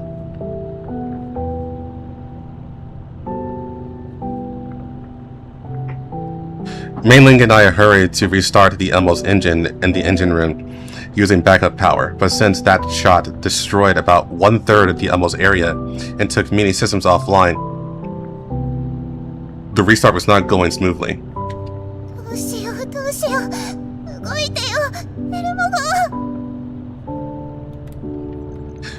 Mainling desperately tried to troubleshoot the faults, but this was no longer something she could handle alone. No matter how automated it is or how many maintenance robots it carries, a mobile base the size of the Elmo should inherently be equipped with more experienced maintenance crew than Mei-Ling, especially at times like these. メイリン、落ち着いてやろう。焦ってもしょうがない。もしどうしても無理なら他の方法を考えよう。嫌です。それってエルモ号を諦めることじゃないですか。嫌です。私は諦めたくないんです。私も同じ気持ちだよ。だから落ち着いて。エルモ号を諦めたりしない。ごめんなさい。エンジン全然動かなくて、残存エネルギーは十分でエンジンも壊れたわけじゃないのに、どうして。大丈夫だよ、メイリン。こんなに壊れたのだからどこか違うところが故障しているのかもしれないし、設備が問題なくてもシステムの方で問題が起きているのかもしれない。もう10年の付き合いになるがまだまだ知らないことも多い。だからこそエルモ号のことを信じてあげよう。もしかしてホワイトさんのところに行かなかったのを後悔しているのか？そんなわけありません。ねですよ。私がいてもこんな調子ですから、いなかったらもう廃車になっていますよ。Why is she thinking about the Elmo just flying in the sky? I know what she means. It's just a really funny imagery. それもそうだな。指揮官。Mei-Ling tightly gripped the hem of my clothes, resting her forehead against my back. エルモ号は何としても直しますから。指揮官はどこにも行かないでください。私のために言ってくれたのは分かっていますが、私はどんな時でも指揮官と一緒に戦いたいです。だからもうどこかに行かせようとしないでください。ずっとここにいさせてください。ああ、ありがとう。エルモ号を直したら好きなだけ休暇取っていいぞ。言いましたね。休暇だけじゃ足りませんからね。その時は指揮官も私に付き合ってください。仕事なんて知りません。他の人と一緒もなしです。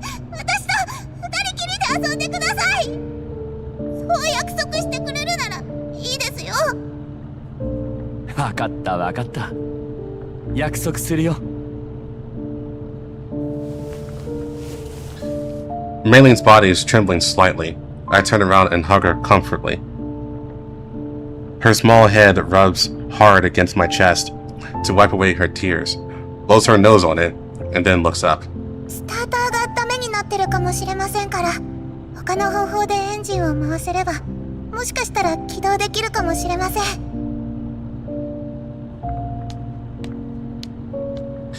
Mei-Ling skips over to the nearby system, then stops, turns her head, and faces me with a tear-stained, flushed face. ここは私に任せてください。指揮官は皆さんのところに行ってください。私だって負けませんから。任せたよ、メイリン。I felt Mei-Ling's determination, nodded, and let her handle the engine. まったく、来て早々こんなに仕事を押し付けられるなんて人使いが荒いわね。あなたもそう思わない？ While complaining, Dandelion quickly organizes the neural cloud statuses of the dolls in the Elmo. Although she is the only one remaining active and all external communication are cut off, she seems to be enjoying herself as if chatting enthusiastically with someone. A faint blue light and shadow flashes before her eyes. 心配性ね。とはいえ、こうも大変なことが一斉に起きるなんて、これも指揮官への試練なのかしら。幸いみんなのメンタルは問題ないわ。あとはSuddenly, a violent tremor spread from the chest of Dandelion's frame. She stumbled and fell to her knees. なんでこんな時に。せめて最後の終わらせてよ。これで。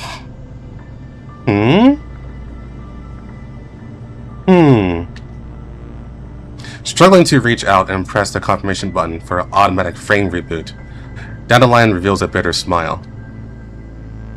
She leaned against the console and, in an instant, closed her eyes. こんなに働いたんだから、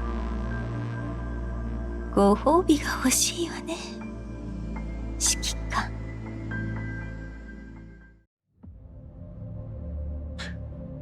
The Elmo couldn't start, and the comms channel failed to establish, and really needed to build a new communication system.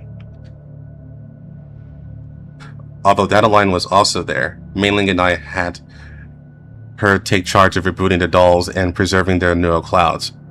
On one hand, this was to increase our immediate combat power, and on the other hand, it was to guard against more severe damage, endangering these neural cloud backups. Therefore, I asked Asteria to help establish a new comms channel. I returned to the command room. Asteria was debugging, but judging from her expression, it wasn't going well. ごめんなさい、指揮官。私だけじゃ多分。通信システムの復旧は絶望的です。しかも現在エルモ号はコーラプスストームの影響下にあるため、仮に信号をつなげたとしても最低限の通話しかできないと思います。ペルシカさんは AR 招待に劣悪な環境下でも通信できる特別なチャンネルを作っていますが、それにも距離制限があります。もう一人中継ポイントとしての役割ができるメンバーがいればよかったのですが、残念ながら他の AR 招待メンバーは。私に手伝えることはないか。通信に関しては軍学校で少し習ったことがある。いいえ、 Just これ stole はそういう Skype. 問題では。 Shut up, Billy. たとえ通信のプロでもコーラプスストームによる影響をどうにかできるわけではありません。ダンデライオンならあるいは可能かもしれませんが、彼女にはみんなのメンタルを守る役目があります。指揮官、今唯一の希望はメイリーがエルモ号のエンジンを修復してどこかジャミングの弱い場所に移動することです。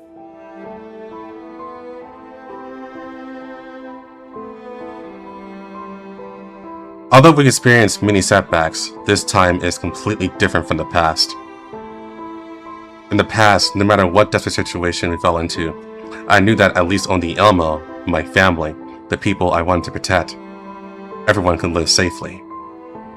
But now, the Elmo, my last fortress, hasn't blown up, leaving me with no way to retreat. Esther and I looked at each other, revealing a smile that must have looked very bitter. I don't know why, even though we haven't seen each other for 10 years and we should feel somewhat like strangers to each other. I still take off those masks of feigned strength in front of her, revealing my truest self. Asteria seems to notice my exhaustion and comes over to sit beside me. なんだか以前も似たようなことがありましたね。言われてみれば確かに。Asteria's words remind me that 10 years ago, we also encountered a similar predicament. At that time, it was also on the Elmo. We were helpless in the face of a desperate situation, and could only rely on each other. あの時はみんな生き残りました。しかもたくさんの人を助けました。だから今回もきっと生き残って無事みんなと一緒に離脱できる。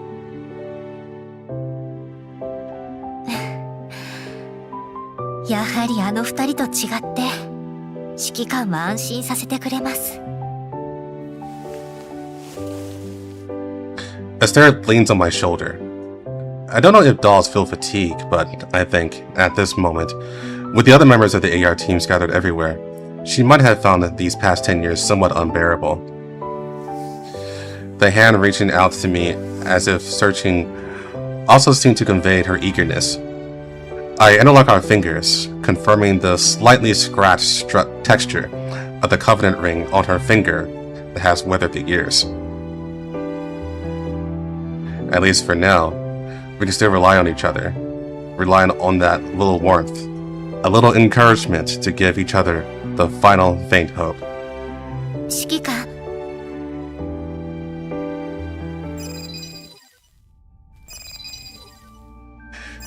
And then I started said, "Fuck!"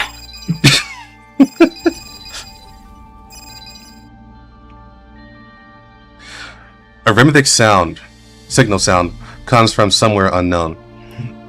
I turn to look at Asteria and find that she also shows a surprised expression. これは指揮官、AR 招待のチャンネルからの通信です。 AR 招待。 Hearing this long-lost name, my first reaction was surprise, and then a feeling of joy gradually spreads in my mind. どうして急に AR 招待の通信チャンネルが？まさか敵の偽装通信？いいえ、そもそもこのチャンネルはもう10年も使っていません。しかもこれはグリフィンにいた頃、ペルシカさんが作ったチャンネルです。敵がわざわざ解析して何かを送り込んでくるとは思えません。それと、このチャンネルは一定の範囲内にいなければ繋がらないものなので。だったらまさか。Before I can voice my guess, Asteria had already connected to communication. AR15 久しぶり。会いたかった？私はとっても会いたかったよ。あと、うるさいのがいなくてせいせいしてたなんて言っちゃダメだからね。だったら他に言うことはない。That's funny. ああ、ひどい。ロベラもなんか言ってよ。AR15 そのなんていうか無事帰ってこれてよかった。なんで泣きそうなのよ。もう返事に困るじゃない。ごめん。なんで私がここにいるのを知ってたの？実はもともとカリーナさんと一緒にモコシュに行こうとしたんだけど、途中で M16 に会って、モコシュの状況は芳しくないから先に物資を持って発電所に向かった方がいいと言われて、それから指揮官を助けに行ってる奴がいるってのも言ってた。 I just want to say, we're almost there, boys. It's almost all together. We just need 2 more. やっぱりあいつか。ひどい。M16 にしか連絡しないなんて。私とロベラもずっと心配してたんだよ。それは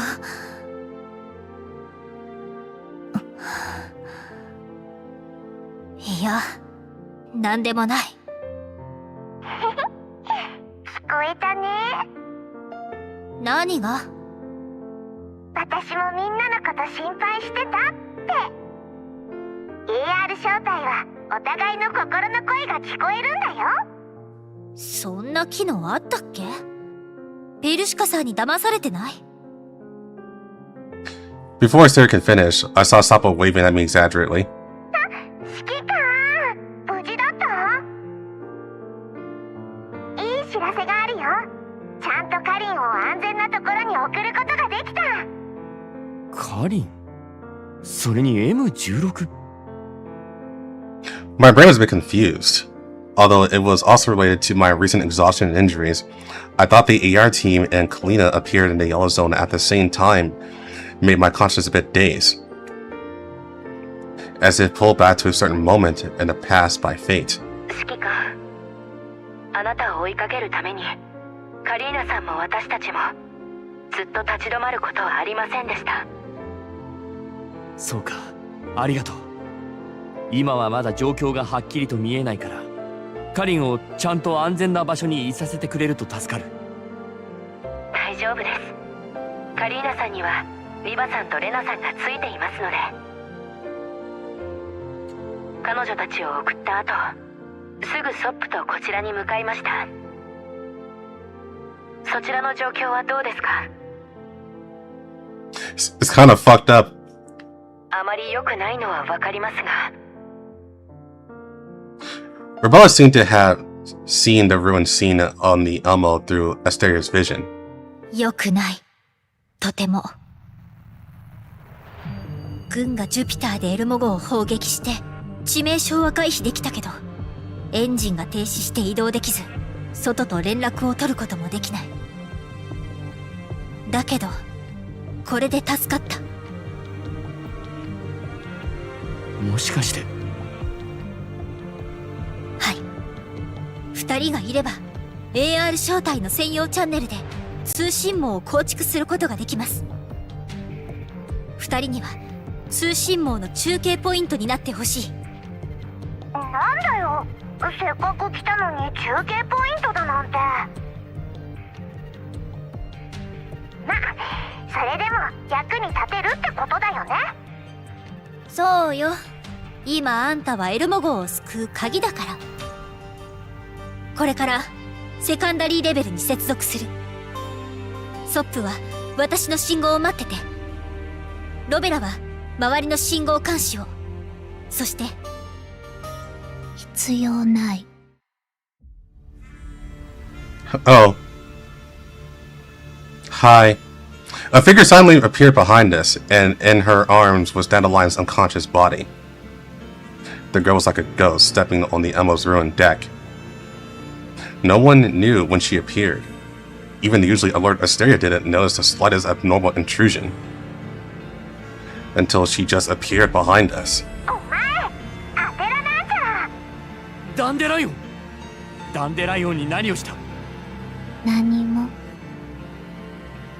見つけた時はすでに倒れていたわ。この子から特別な気配を感じるから保護しておいた。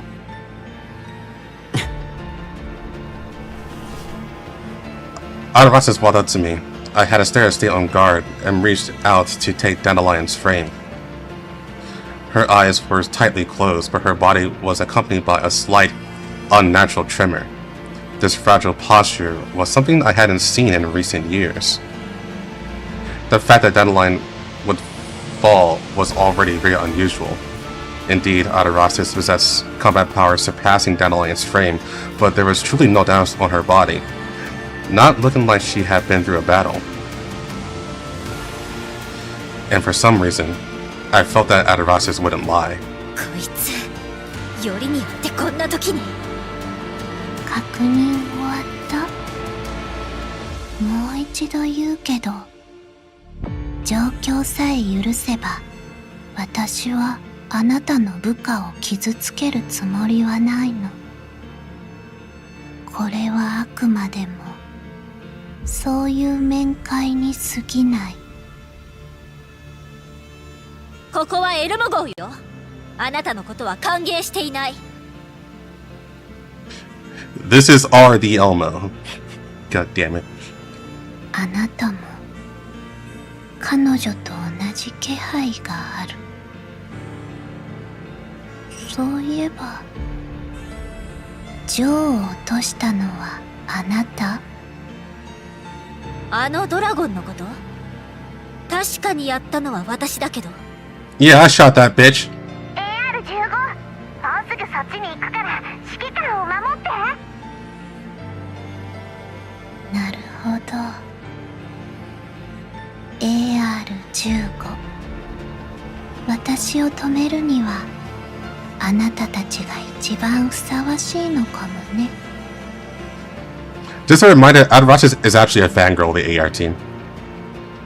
Thanks to Caldwell.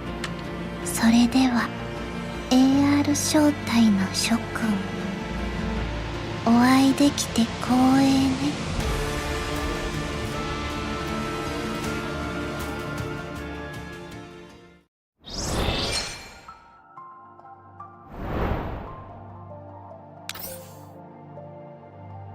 Question mark. The light inside the door swallowed everyone, heading together in a farther place.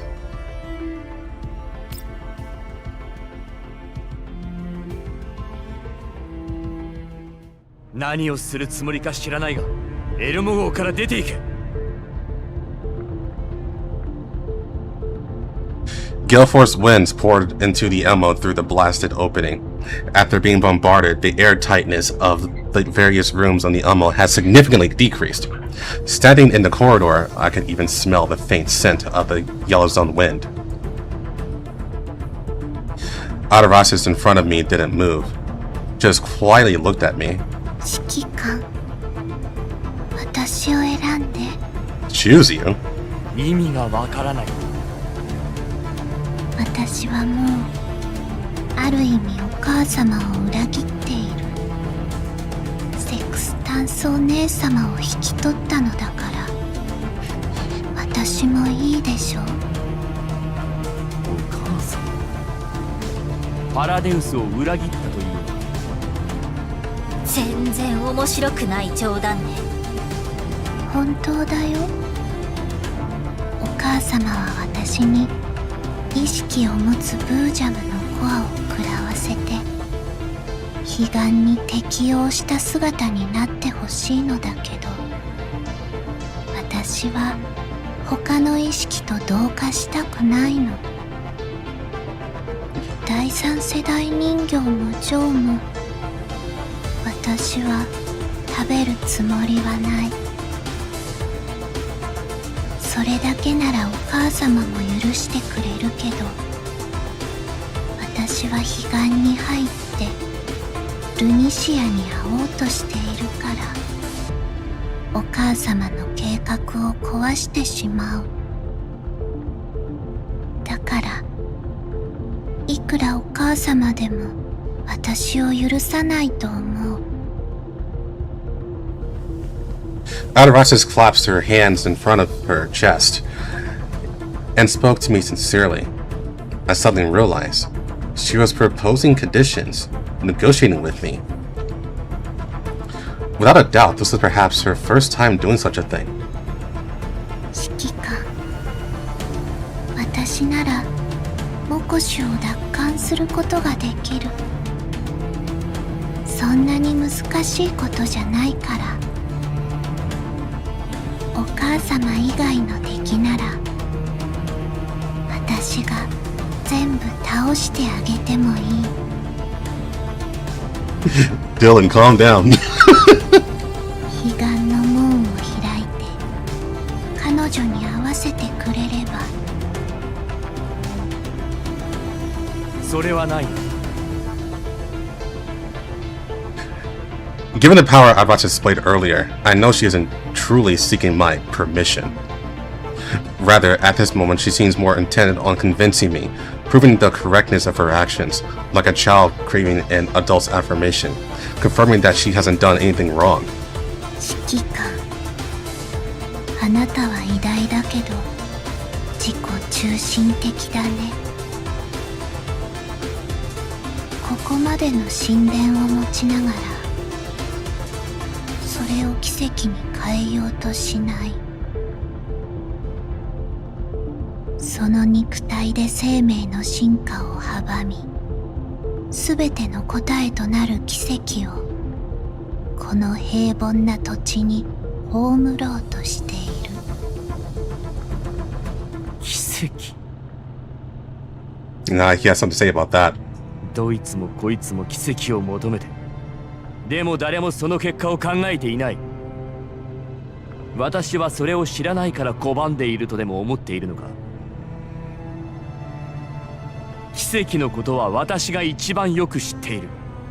神様が全ての問題をいともたやすく解決してくれるなどありえない。人間では到底受け止められないような結果を放り投げてくるだけだ。リリュウの件もそうだ。もし彼女の犠牲がなければ数十万の命が失われる惨劇になるところだった。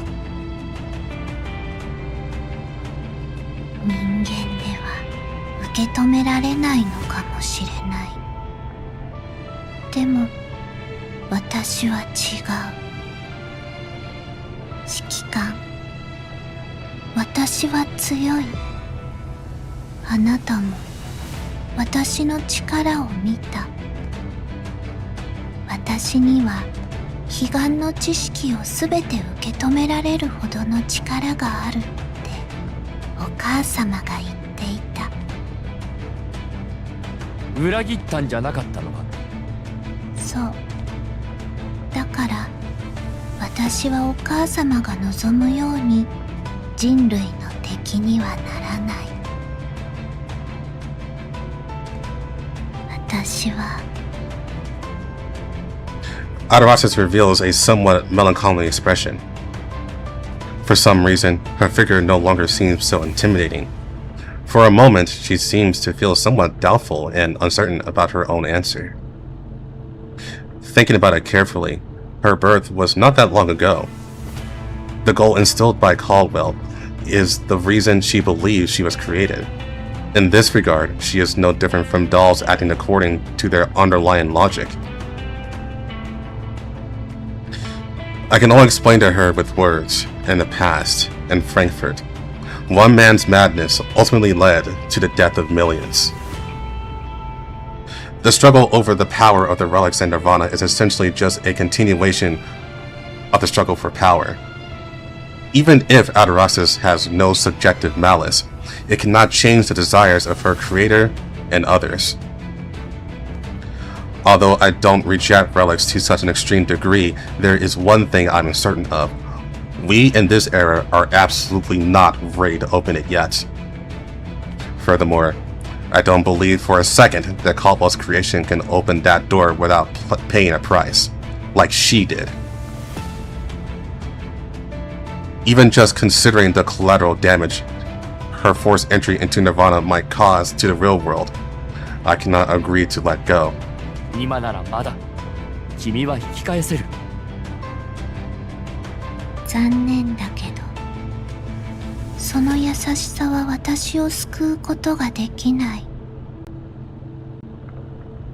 私が欲しがっているものは、この世界が与えてくれるようなものじゃないから。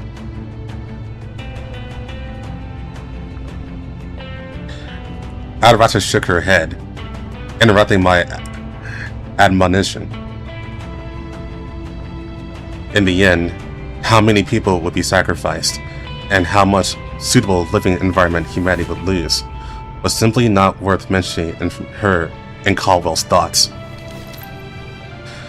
I sighed and raised the gun in my hand, pointed at Adaraxis, who was stepping onto the almost gangway as if no one else was there. However, before I could pull the trigger, a gunshot rang out beside me. 冗談じゃない。 As they raised their gun, the two bullets from just now were swatted away by Adaraxis, falling to the ground with two clinking sounds. For Asteria, who wanted to see M4 more than anyone else, yet followed her wishes by stopping anyone from going to Nirvana and opening that door, Adaraxis' words were undoubtedly a great irony and provocation. Her anger made even Adaraxis stop in her tracks, unable to ignore it. みんなあいつに会いたいのに、私たちだけがこのまま一生会えない運命だなんて、理不尽にも程がある。 AR 正体の一人が神の一部になったって聞いた。どうやらまだつながりが残っているみたいだね。神だかなんだか知らないけど、あいつの邪魔をするな。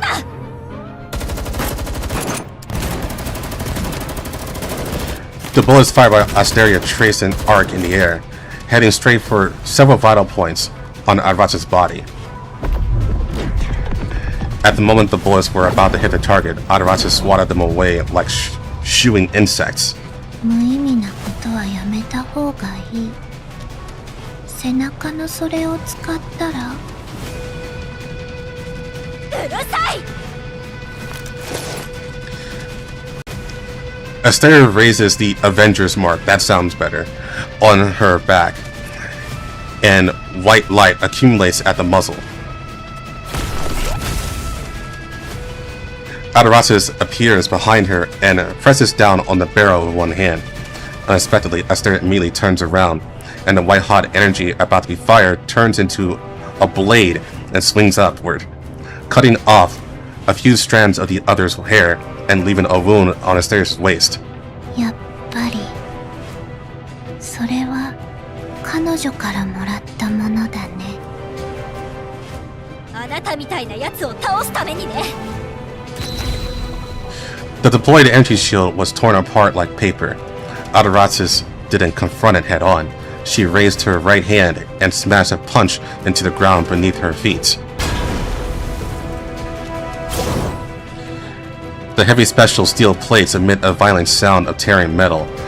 In the next instant, beneath Asteria's feet, some pale tissue is rapidly hardening, suddenly rising from the ground like thorns growing into the wilderness. The moment Adarasa touches the ground, Asteria had already made a leaping motion, but it's still too late. A white ground spike, like a spear, grazes her right side, directly tearing her bionic skin and exposing the muscle tissue inside. With a bang, she falls heavily onto the deck, more than 10 meters away, and drops down. Asteria! I prepare to run over and help her up, but Adarasa arrives in front of her first at a speed difficult for the naked eye to distinguish. A large amount of pale tissue gathers, elongates, and expands between Adarasa's wrists. In the blink of an eye, a giant sight had already formed in her hands. 力を与えられているけど、その素体じゃ反応に追いつけない。もし第三世代人形やオイマスティナみたいな素体を持っていたとしたら、まだ戦いになってたかもしれないね。Adarasa raised her sight high in the execution stance, but then she looked at the other side, staring straight at the two other dolls charging towards her. 来たね。この嫌なやつ。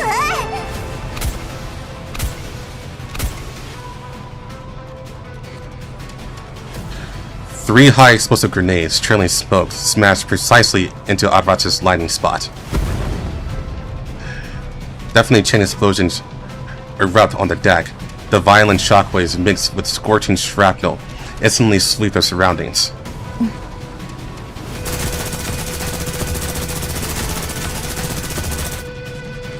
The moment Sapo lands, even before she has time to cushion the impact, the assault rifle in her hands had already begun its frantic roar.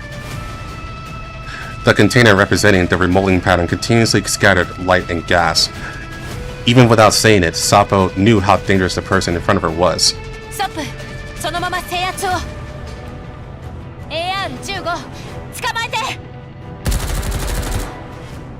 The distinctive rat-a-tat of submachine guns rang out, weaving into a dense and highly targeted net of fire. This wasn't blind firing, but aimed at the cellular tissue spreading around Adarasa's feet. A few ground spikes that had just emerged were accurately shattered by Rebella. She slid over to Asteria and dragged her towards the cover in the back. RO 昔話をする時間はないみたいね。まったくいきなりこんな戦いになるなんて。これつけて。リモールディングパターン。ペルシカさん、本当に完成させたの？使い方は？戦いながら覚えればいい。それが AR 正体でしょ。The sound of bullets being chambered rings out one after another. Ataraxis calmly watches the three dogs regrouping and covering each other's flanks in front of her, then leaps backward lightly, landing on the wider deck of the Elmo. The three follow closely behind, weaving a net of firepower with bullets around them. However, right at this moment, several blood-red vines appeared one after another beneath their feet. こいつやっぱり Astera didn't have time to explain. She could only try her best to dodge these wandering blood-colored thorns on the ground. Rebella barely dodged, but Sapa wasn't so lucky. A vine-like object wrapped around her ankle, trying to drag her entirely towards Ataraxis.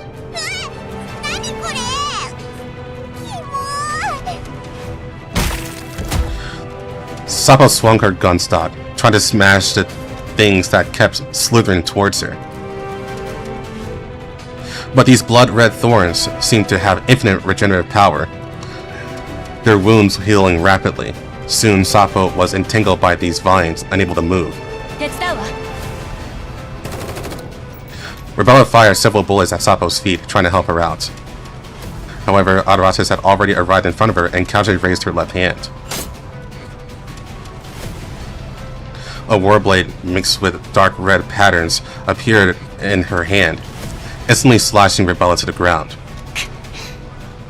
次はあなた。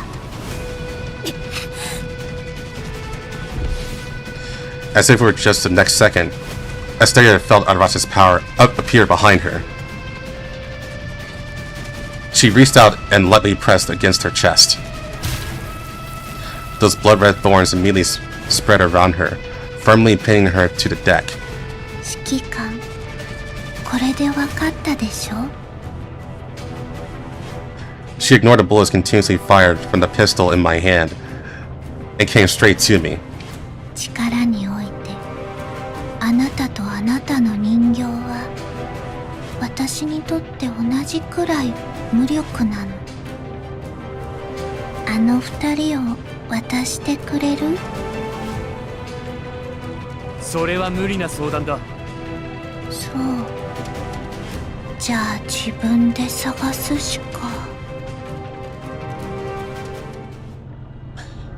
The originally chaotic gale seemed to come alive, transforming into an impressive storm. Immediately after, a massive shadow that blotted out the sky swallowed the entire command room of the Elmo. The dragon, whose size was now suffocatingly massive, folded its wings in midair, tore through the dome, and landed in front of me. Hi, Chilovic, and what surprised me the most was that after the dragon landed, a person jumped down from its back. No, to be precise, it should be a Nido. おやおや皆さんお揃いのようでもうすぐパーティーの始まりかなチルロビル、やはり生きていたのか。あまた会ったね騎士さん。いやはやお断りもなくいきなりで失礼するよ。本当は手土産も持ってきたかったけどなかなか用意する時間がなくてね。ああでも今回は前回のようにはいかないからちゃんと楽しみにしてていいよ。あれそういえばお姫様たちはどこに行ったの？お姫様じゃない、みんな戦士だ。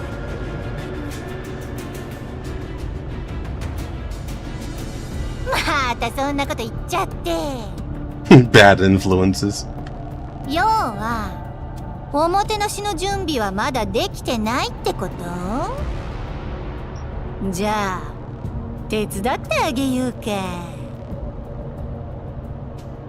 せっかく来たんだからみんな一緒に遊ぼうよ。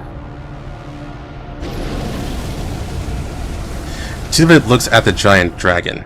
After receiving a nod of approval from Ataraxis, It breathes high-temperature fire onto the floor beneath its feet.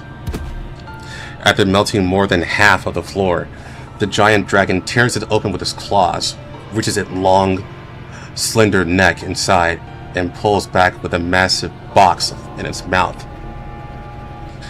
That is exactly the key equipment Alva and the others seize from the conglomerate to open the door to Nirvana. Tilovic walked around on the Elmo, investigating everywhere. She dragged over 2 large vats from who knows where, humming a tune she learned from who knows where while dragging them. Kawaii ohana chan, pyorin ferero, kimi to issho nara shiawase, akogareru kokoro, kono utagoe ni nose, bichi na te, seihai to barakuda no hana,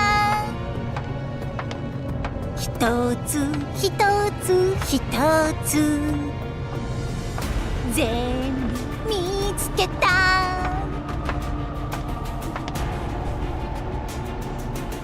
Asteria looked at me and nodded. Clearly, she had already established communication through Abella and Sapo just now. Perhaps the dolls through the Elmo had already begun to retreat back. My brain raced, trying to come up with a way to stop her or distract her.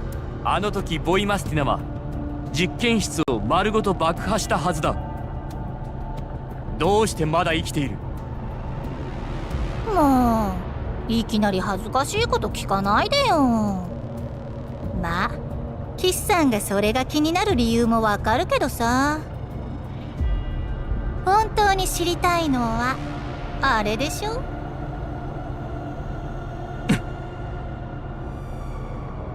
I knew what she was referring to.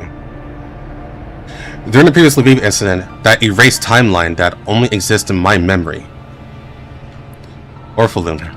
やはり彼女のことを覚えているのか。そりゃもちろん。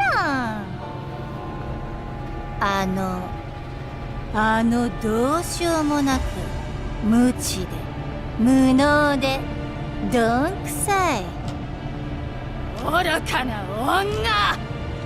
あいつのせいで私はこんなところまでやってきて、また同じ実験を繰り返す羽目になったんだ。どんだけめんどくさいか分かってる？こんなに時間があったらもうとっくに研究を次の段階に進めてたのに。データもサンプルも全部あの時パーになって、私の10年間の心血が全部あの女に壊されたのよ。こんな愚かな女今まで見たことない。こんなことされて忘れるわけないじゃない。 The expression of disgust on Chilovic's face deepened, but she still commanded the dragon to put down the box and began connecting the Elmo's cables. The equipment is slowly lighting up. 君が生きているということは、まさか彼女。さあね。私が生き残れたのは 99% の幸運とちょっとだけのきっかけなんだから。あいつにこんな運があるかどうか。さてさて、アテラクシスちゃん、こっちで認証して。アテラクシスちゃんの生体情報ならこのバラクーダノードを起動できるはずだよ。Ataraxis walked over and hadn't done anything yet, but with a beep, the system started up just as Chilovic had said. やはりこれのせいでアテラクシスはずっとエルモ号の位置を。It seems our acquisition of the Pike node wasn't a failure on the conglomerate's part, but more like a deliberate arrangement. Having the Pike node, Helena and the others, even the third generation doll sections and Groza stored together on the Elmo, plus Ataraxis who can track the Pike node. This is undoubtedly a brilliant plan. But now is not the time to think about this. If we don't stop them quickly, it will cause irreversible consequences. 早くして。まあまあ、そんなに焦らないでよ。まだあのお姫様2人がいないし。てかアテラクシスちゃん、いっそ指揮官を人質にして呼び出してみたりする？必要ない。すぐ近くにいるから。As soon as Ataraxis finished speaking, two of the Helena spears suddenly appeared, and scorching energy beams pierced through her original position. 指揮官をいじめるな。 The three intense beams of light chased Ataraxis, temporarily forcing her away from us. At the same time, the dragon suddenly let out a painful roar and slumped down. It struggles to crawl towards another petite figure, who was using all the power in her body to suppress its movements. メラニー、ヘレナ、なんでまだいるんだ？指揮官、伏せて！あんたたち、何を！ A bullet mercilessly pierced through Chizovic's forehead. After I dropped to the ground following Melody's instructions, I saw Kolfin raise her pistol, puffs of white smoke rising from the muzzle. 今ですよ、ペプリンちゃん。指揮官、気をつけて。 Standing in front of Helena and Melanie respectively, two dolls about as petite as them brought out the heavy firepower reserves in the Elmo, aimed at Ataraxis and the dragon, and fired with all their might. The two of them were the final guards I assigned to Molly and Helena. Originally, I ordered them to disregard everything and take the two girls to flee the Elmo when the situation was at its worst. But as things stand, I can't say the judgment was wrong. After all, facing the Ataraxis, who could sense Helena's location, and a dragon capable of flight, rather than a hopeless escape, it was better to try to defeat them. お見事。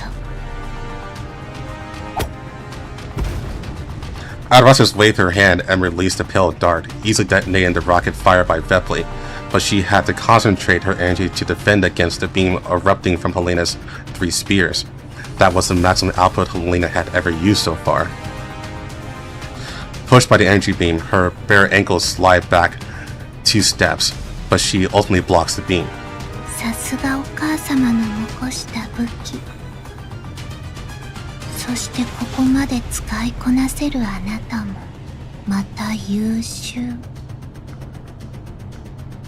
でもあなたは一人しかいない。 As she said, Helena's spears and Melanie's abilities are not yet enough to suppress the powerful enemy before them. Ataraxis easily dodges the blockade of the light beams and lifts Helena's body up. ヘレナは渡さないよ。ペプリちゃん、近づいた。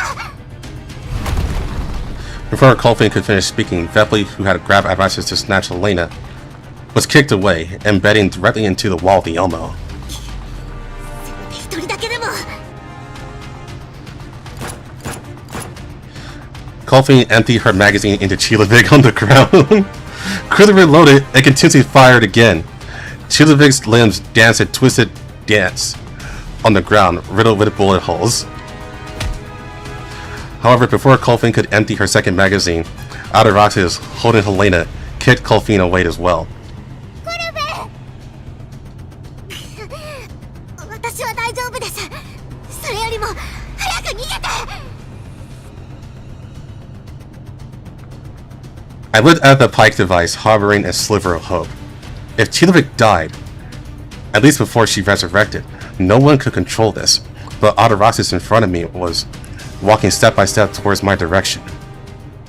However, she didn't stop in front of me, but walked over to Chilovig's corpse. Then she reached out her foot and nudged Chilovig's head with her toe. 時間の無駄。こっちにも我慢の限界があるの。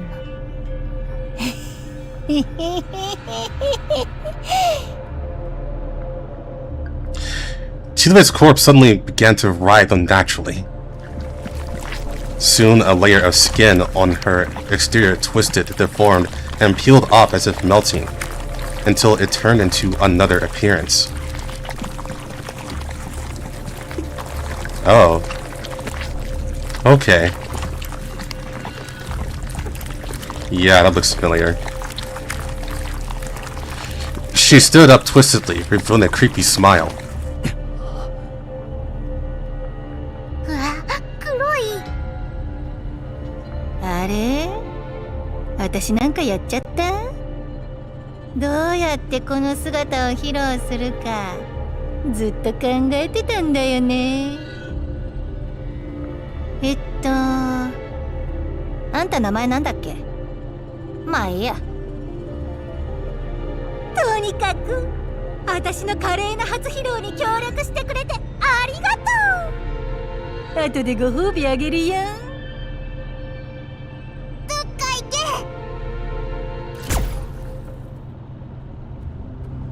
Although Kappa Ataraxis, the spears of light behind Elena instantly gathered blinding energy beams and fired at Chilovic.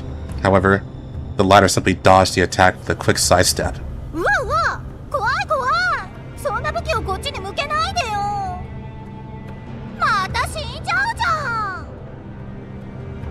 そうだ。先生がくれた。これでお前を倒す。いやー、アテラクシスちゃん、助けて。ある意味ではあなたたちも私の姉妹。ただこいつはまだ役に立つから。 Ataraxis gently swayed Helena and arrived by Melanie's side. ヘレナを離して。 Melanie reached out her hand to stop Ataraxis, but was also lifted up by her with one hand. 風車も止める力が効かない。効いているよ。結構痛いけどそれだけじゃ足りないの。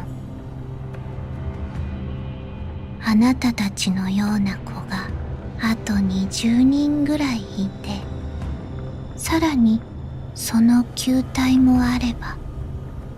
ウォール、早くそいつ倒して。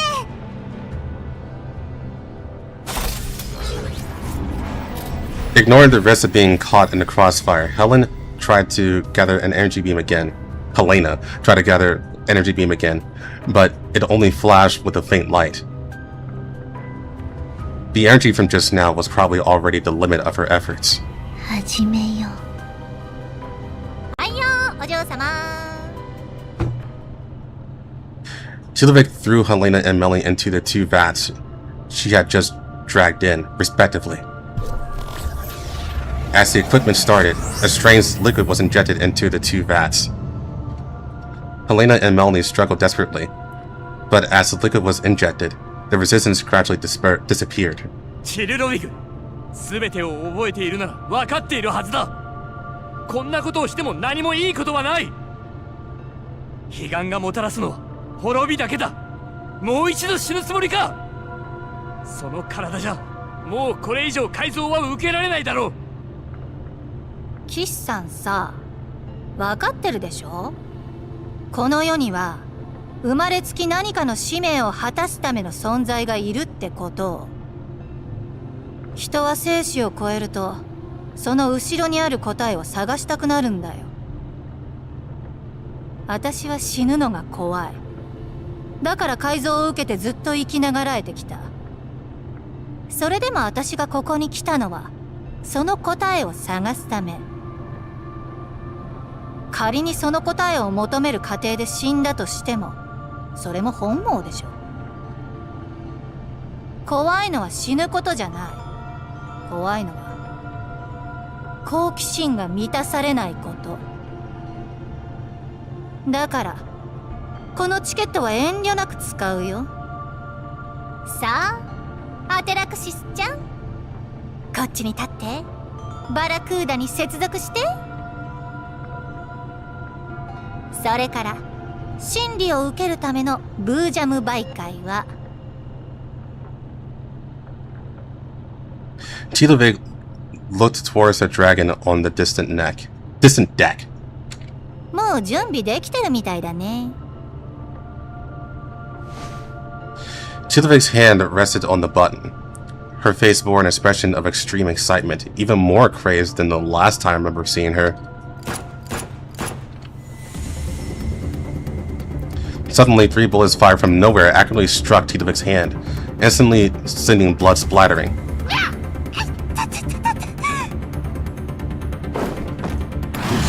As Chidovic screamed, a figure from the distance leaped into the deck, wielding a chainsaw greatsword with spinning blades, and swiftly cut through the vines, binding Sapo, Rebella, and Asteria.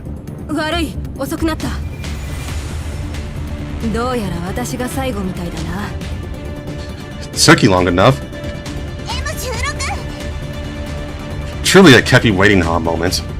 よかった。やっと来た。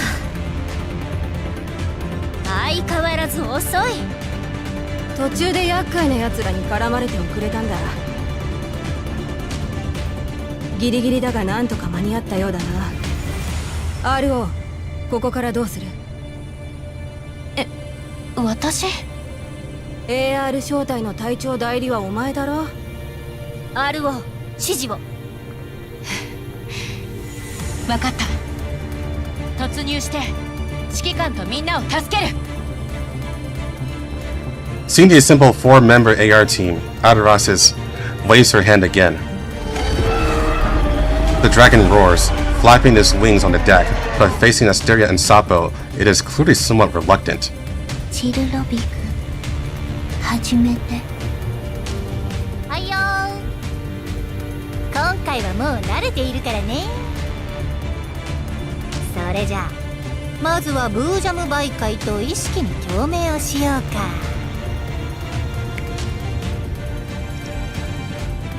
Chidovic snaps her fingers. As some kind of liquid is pushed through the transport tubes, the light of the pike begins to flicker. The flesh of the giant dragon on the deck also begins to mutate, expanding at a visible rate. まずい。このままではエルモ号がドラゴンに押しつぶされてしまう。メラニーとヘレナたちもそんなに長く持たないわ。じゃあもう一回あいつを倒そう。やり方もちゃんと分かってるし。 M16 いやベルーガ頼む。あの子たちの救出を最優先にしてほしい。そうすれば儀式を壊すことができる。本来なら飲みながらゆっくりと再会を楽しみたいところだが仕方がないな。任せてくれ。遅れてきた分ちゃんと働きなさいよ。そもそも復帰戦は華やかに決めるのが相場のはずだが、なんでボロボロにやられてるんだ？うるさい。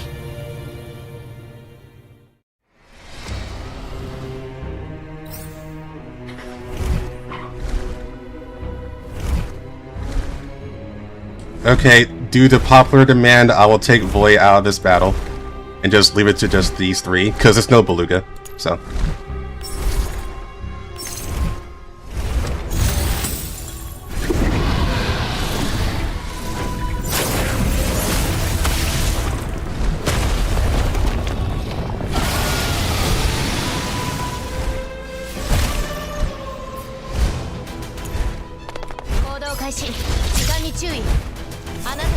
Roughly as Beluga.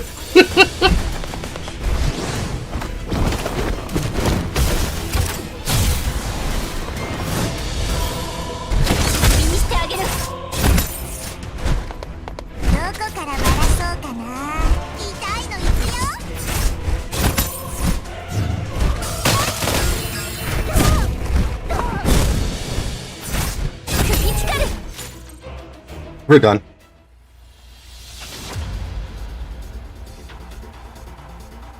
It seemed that with every person who returned, the AR team's tactical efficiency and coordination improved.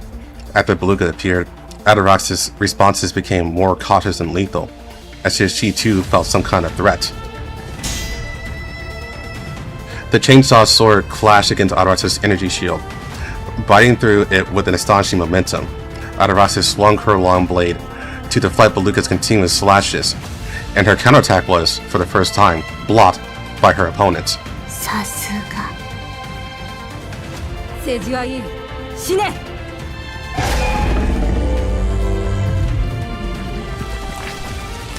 The dragon, whose body was constantly twisting and mutating, and eventually even began tearing at the Elmo, could no longer effectively organize an offensive due to its physical changes, and was merely enduring more firepower from the AR team.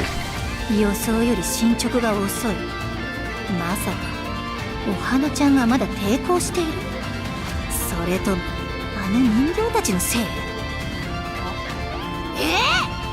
エルモ号が動き出した。メイリンがやってくれたのか。 The sudden departure of the vehicle causes everyone except Adrastus and Beluga to stumble.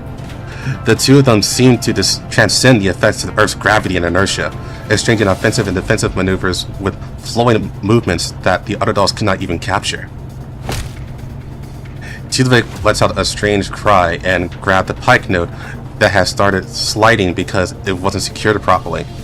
I seized the opportunity and slammed into her. おいおいキッサ、さすがにこれはお仕置きだよ。腐ったマグロが指揮官に近づくな。はあ、じゃあまずはあんたから始末だ。Coffee's pistol didn't do much damage to Chilevik, only barely slowing her down. I quickly drew my combat knife and tried to pry open the tightly sealed canister. 無駄だよ。だってわざわざ保険用の装置を残す意味がないからね。 A sharp appendage swings down at me. Coffee blocks between me and Chilevik, who had already become a monster, and her petite frame is once again thrown away by her. The needle lunges at me. I vault over the pike and swing my saber, severing an appendage, and at this moment, I noticed that the blade is once again flashing with a hint of blue light, just like in the old castle and in the red zone before.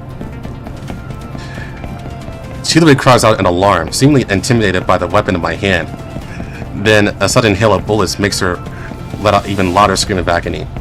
The needle, awakened, awkwardly abandons me and scurries to the side. 指揮官、防衛部隊が戻ったわ。I peeked out and took a look. Groza, the Synchro Squad, and the other Elmo dolls had successfully retreated thanks to Asteria's comms. They were also full of surprise at AR-15's assembly, but understood the situation in an instant. AR 招待、助けに来たわよ。スプリングフィールド、援護して。私はヘレナを。わかりました。ゼッケロ招待、アテラクシスを制圧しますよ。ペリティア、君はユヒ、フローレンス、ペリー、シューカと一緒にドラゴンとチルドビグの相手をしてくれ。了解しました。 Since Brita came in, her eyes had been fixed on Dandelion's line on the side. She nodded to me, then led the dolls of the mixed echelon to engage in destroying the dragon's body. ヘレナは私が何とかするわ。指揮官はメラニーをお願い。 Groza ran to my side. We didn't have time to open the tubes, so she could only concentrate the firepower at hand to attempt physical destruction. However, even if it wasn't the pike itself, these facilities were still damn sturdy. Groza had to use a grenade to blow open Helena's tube, and I exhausted my ammo, only managing to pry open a crack in Melanie's tube. Seeing Helena being carried out of the tank, I desperately widened a crack on the other tank, and right at this moment, Adarata's cold tone sounded behind us. 指揮官、今回は運命を止められない。運命を止めるつもりはない。運命を変える。 Groza and I exchange a glance and strike simultaneously, kicking and shattering the container holding Melanie. Adarata closes her eyes as if in prayer, breaking her hands together in front of her chest. A powerful energy pulse sweeps across the Elmo, knocking everyone except herself to the ground. Aside from the wound left by Asteria, she remains completely unscathed in the chaotic battle. On our side, however, even Beluga has suffered 2 massive wounds that would have caused a normal doll to shut down long ago. こんな化け物が世の中にいたとは。Beluga is the first to stand up from the ground, but Adarasis doesn't look back, instead of focusing on the pike node whose reading is about to complete. The number stopped advancing. あの子だけじゃ足りないのよ。アテラクシスちゃん、遊んでないで、そいつら全員やっちゃって。いいえ、もう十分それを感じる。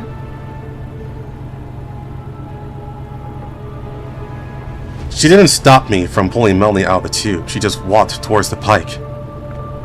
Something is indeed happening. Grossa suddenly let out a soft gasp beside me. I shifted my gaze away from Adaraxis only to see Dandelion, whose ship had been lying on the ground, had somehow stood up and blocked Adaraxis' path.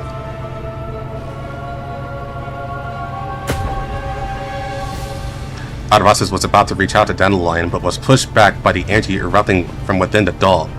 Chilovic was even sent flying straight through the hole in the Elmo. I held Melanie and retreated together with Grossa.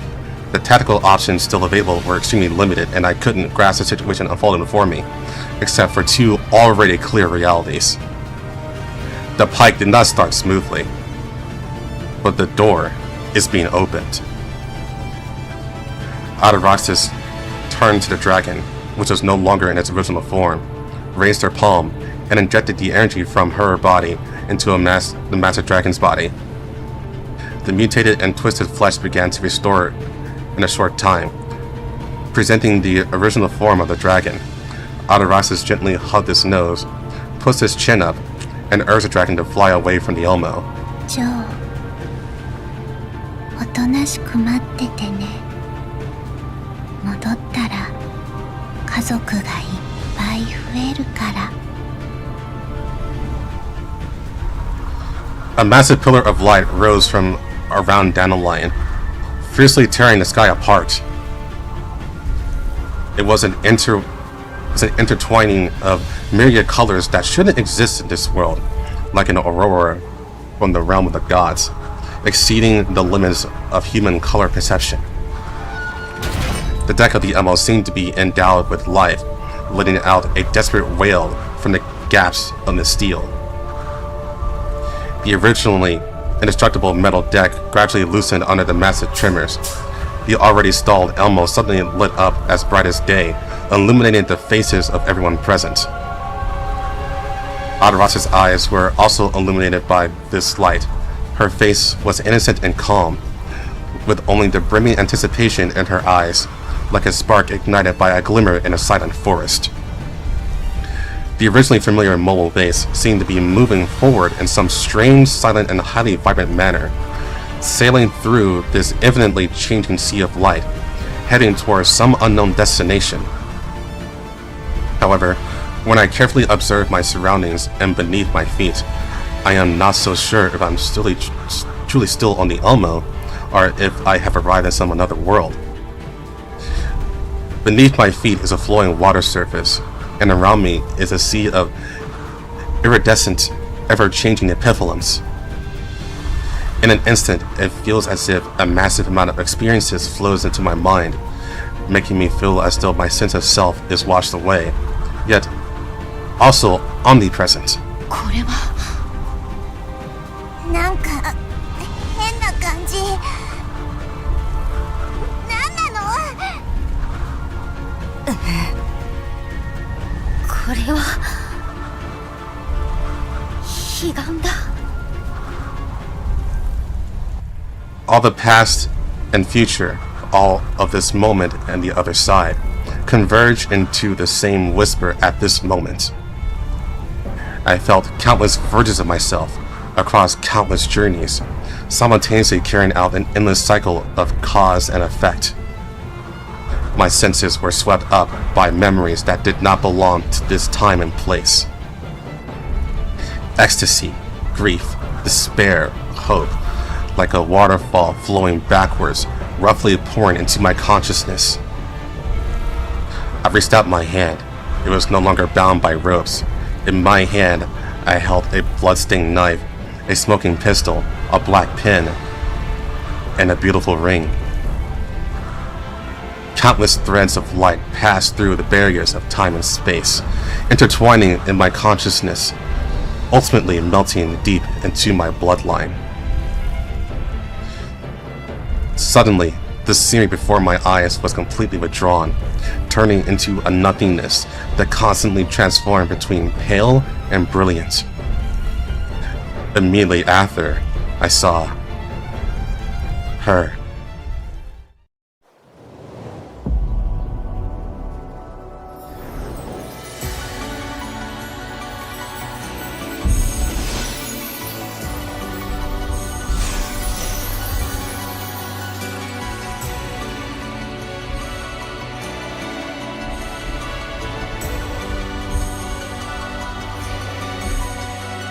Hmm.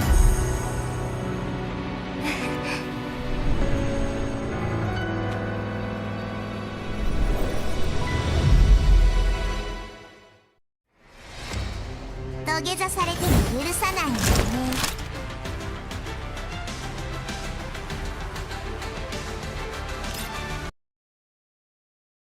Don't go.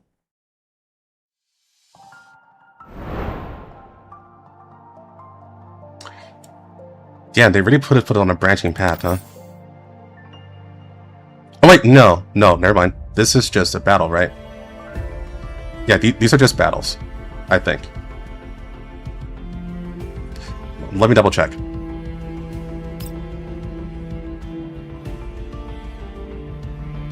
Cliffhanger time? No, we got a few hours. Yeah, this is just battles.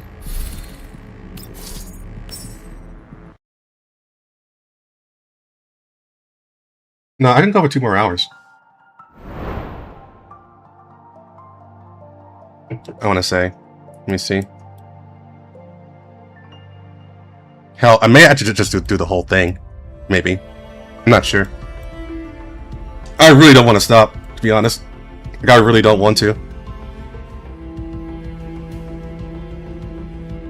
No, I got work tomorrow.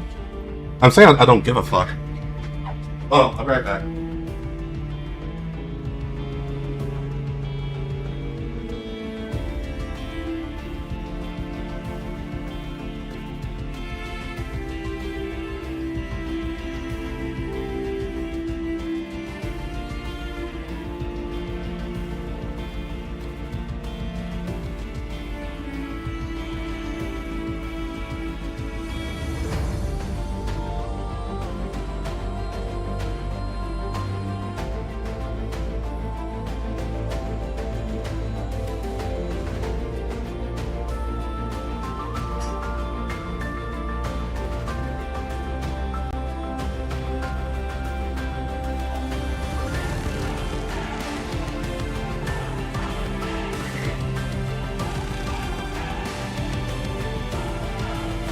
No, my wife is here.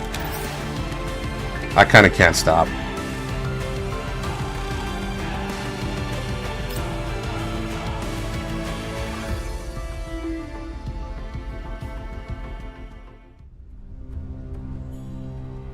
Dylan Dupere donated 15. Order some food or snack at least. I appreciate that. Yeah, I'll probably order something. Besides Monster.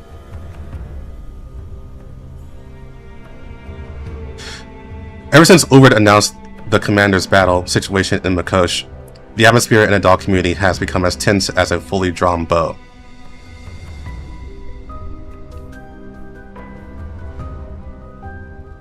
But this did not stop the dolls from moving forward. As the commander's most solid allies and backers, all members of the dog community had entered a state of combat readiness under Iliad's coordination long ago. The thermal power plant where the dog community is located is too conspicuous and has shown signs of almost being exposed in the past. Although the supporting facilities were very complete, it is not suitable for a bridgehead for defense. Therefore, to make up for the dog community's lack of defensive depth, Iliad followed the commander's pre-war deployment and established multiple defense lines in the tomato trade hub, the town of Pradaja, located 30 kilometers outside the dog community's thermal power plant to ensure the community's safety. In the commander's plan, as long as this place doesn't fall, it can firmly attract the enemy's attention and ensure the survival of the thermal power plant. ウルリド、モコシからの連絡は？ないな。ロベラからの知らせ以外、指揮官に関することは何も。結局あの警報以外何もないの？ああ。モコショに向かう途中で軍の先遣部隊に遭遇したようだ。それは何とか撃退したみたいだが、同時にもう一つマグニセキュリティの部隊がこちらに向かってきているという情報が入った。それからリバ、レナ、カリーナさんもこちらに向かってきている。人形コミュニティにも攻撃が来る。排除しなければならない後方支援とみなされたのだろう。事実そうでもある。Yeah, take care, Bruin. I'm committed. We're finishing this whole thing.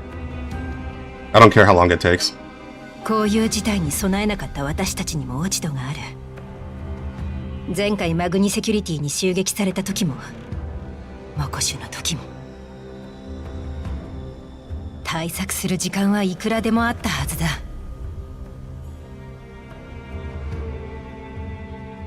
As the leader of the dog community, Ulrich deeply felt her own powerlessness, and that this operation would be launched without the commander's assistance. Ulrich grips the armrest of her chair tightly, the noise in her neural cloud roaring like thunder, but immediately feels a softness covering the back of her hand. She looks up slightly and sees a squishy toy resting on the back of her hand. Ulrich instinctively lets go of the armrest and grabs the squishy toy backhanded.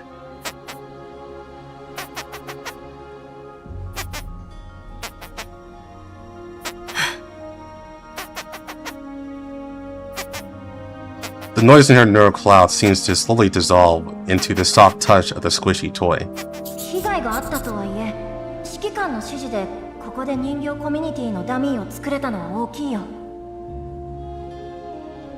ここ数ヶ月で人形コミュニティの本拠地はこのパラダカだと外の人たちに思わせることができた。防衛戦も準備できているし、みんな頑張って今回の危機を乗り越えようとしている。君はよくやったんだよ、ウルリド。そうか。ここは本拠地ではないとはいえ、ここが破られたらマグニセキュリティはいずれ発電所にたどり着く。私だけで人形コミュニティを守ることができるのか。The next second, Ulrich only feels someone grabbing her shoulders and then forcibly lifting her up. 君ならできる。指揮官は信じている。僕たちだって。僕たち一緒なら。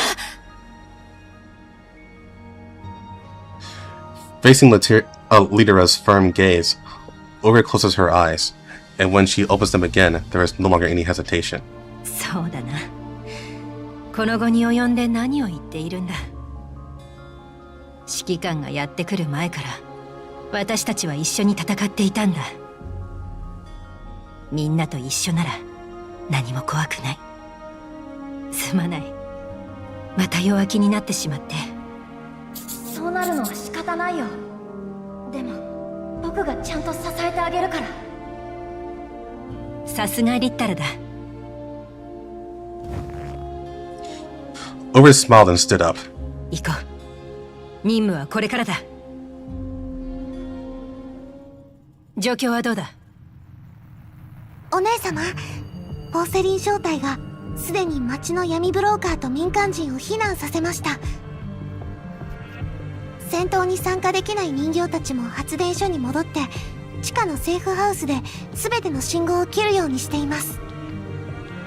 ヒューズ小隊、パラダカ D エリアから F エリアまでの防衛線配置を完了しました。予測では対戦車地雷は 3% のダメージを与え、進行を遅らせることができると。たったの 3%？はい。 The doll in front of her reveals a hint of unease in her tone. Lidera steps forward and looks at the densely packed electronic screens. 3% はすでに理想的な結果だよ。リモナード正体は偵察に出ています。すでに敵の装甲部隊を発見したそうです。タルフン隊長から敵の装甲車に先制攻撃を仕掛けるかどうか質問がありました。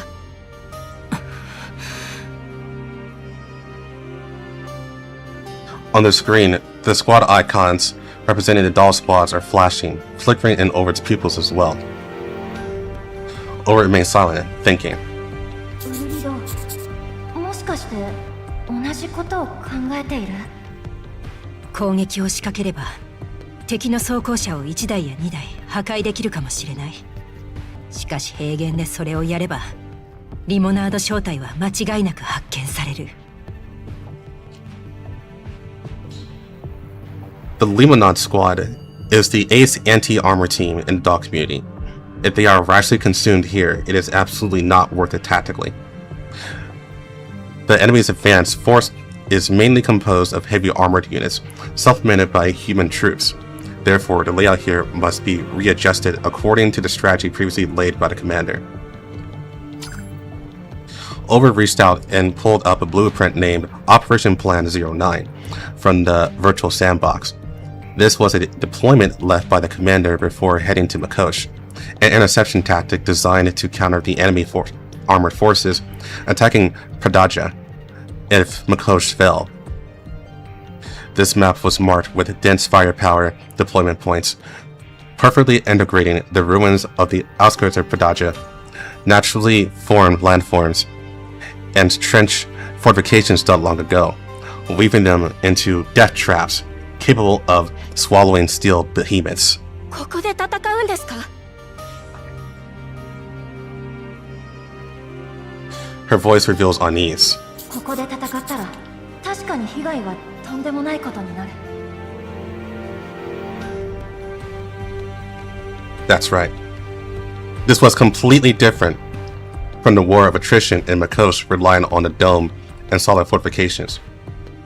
This was a cruel war of attrition tactic, setting up layers of ambushes at all costs, even trading doll frames for enemy armor. And at this moment, deployed at these meat-grinded firepower points were the longtime companions of the doll community. Although they didn't have fire control cores or high-performance military weapons, as long as they launched surprise attacks at extremely close range with simple anti-armor rocket launchers, they could definitely tear through the enemy's armored defense. Over looks around the command room. This room wasn't originally a command room, just the basement of an ordinary civilian house in Pradaja. The central console, projection screens, battlefield sandbox, war terminals, so much equipment. After gradually accumulating some savings, they searched everywhere, slowly gathered it all, and moved it here bit by bit from the thermal power plants. In just a few months, with the commander's help, the construction speed of Pradaja far exceeded imagination. For the doll community, this town is a trade hub, an external diplomatic node, and the last barrier for the thermal power plants. Once this place falls, the thermal power plant will definitely be exposed, and the fate of the dolls and civilians relying on it will be unimaginable. パラダカは大事だが、それよりもっと大事な場所がある。パラダカの先にあるのは、私たちがやっとの思いで手に入れたオアシスだ。The attention of the dolls in the command room is drawn to Ulrich. そこを見つけるまで、私たちは生きながらえることすら困難な状態だった。しかし、そこで居場所を見つけて、新しい仲間たちを迎え入れた。そして、最も大事な盟友、指揮官と出会えた。正直、人間の政治はよくわからない。人間同士の戦いにも関わりたくない。だが、あの火力発電所は私たちの家だ。そして私たちと指揮官の希望でもある。この世界で人形である私たちに運命を変えるチャンスはほとんどない。だからもしかけられるのなら私は全てを指揮官にかけたい。みんなそれでも私についてきてくれるか。Overspoke every word with resounding force. The command room, which originally had a somewhat depressed atmosphere, seems to boil up in this instant as if injected with carbonated drinks. はい、指揮官と一緒ならきっとどんな困難も乗り越えられます。ウルリドの言う通りです。指揮官は必ず戻ってきます。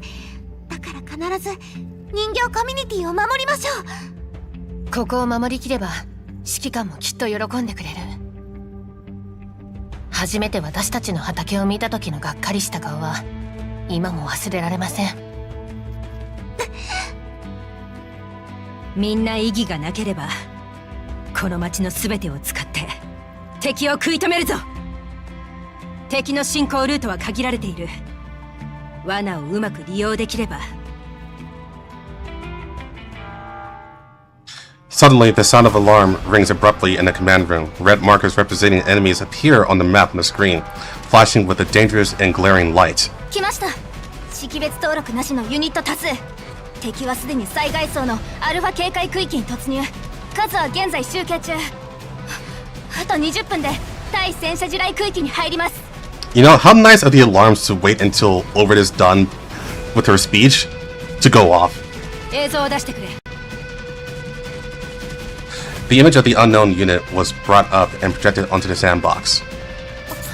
ロベラから送られてきた映像と同じ。ウルリド、時は来たよ。ついに来たか。総員に通達。作戦開始。指揮官と人形コミュニティの未来のために。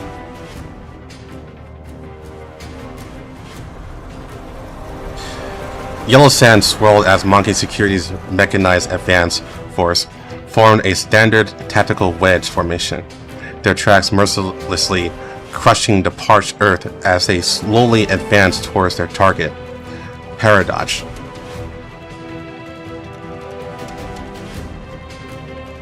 The entire comms channel was dead silent. Aside from the low roar of the engines and the heavy breathing inside the armored vehicles, there was no other noise. This was not just strict marching discipline, but an indescribable pre-battle oppression. In that nightmarish encounter in Makosh, those T-dolls shuttling between buildings like ghosts, fighting relentlessly to the death, had long since caught a deep brand named Meat Grinder onto the nerves of these mercenaries. Now, the destination was a town built with dolls as its absolute core.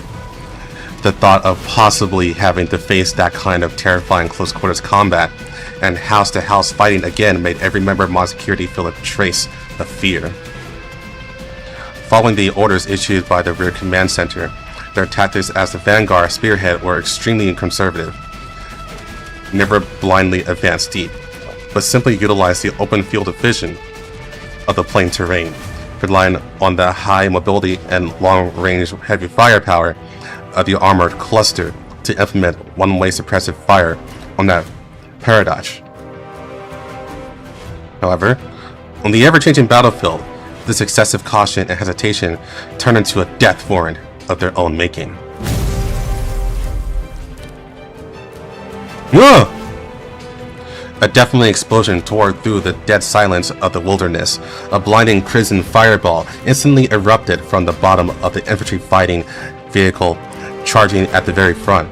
Immediately after, the ammunition inside the vehicle suffered a tragic sympathetic detonation.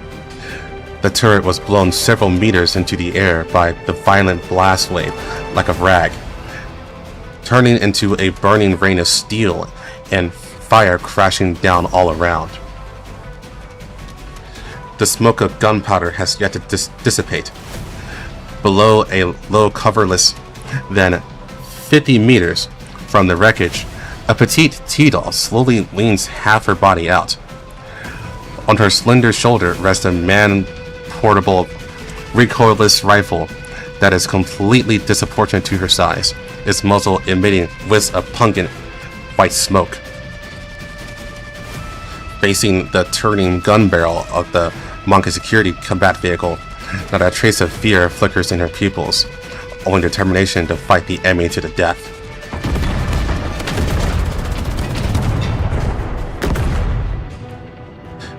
The muzzle flash of the vehicle-mounted autocannon instantly destroys this doll's frame. But this insignificant victory does not elicit any cheers from the members of Monkey security, because they have already realized that the true nightmare has arrived.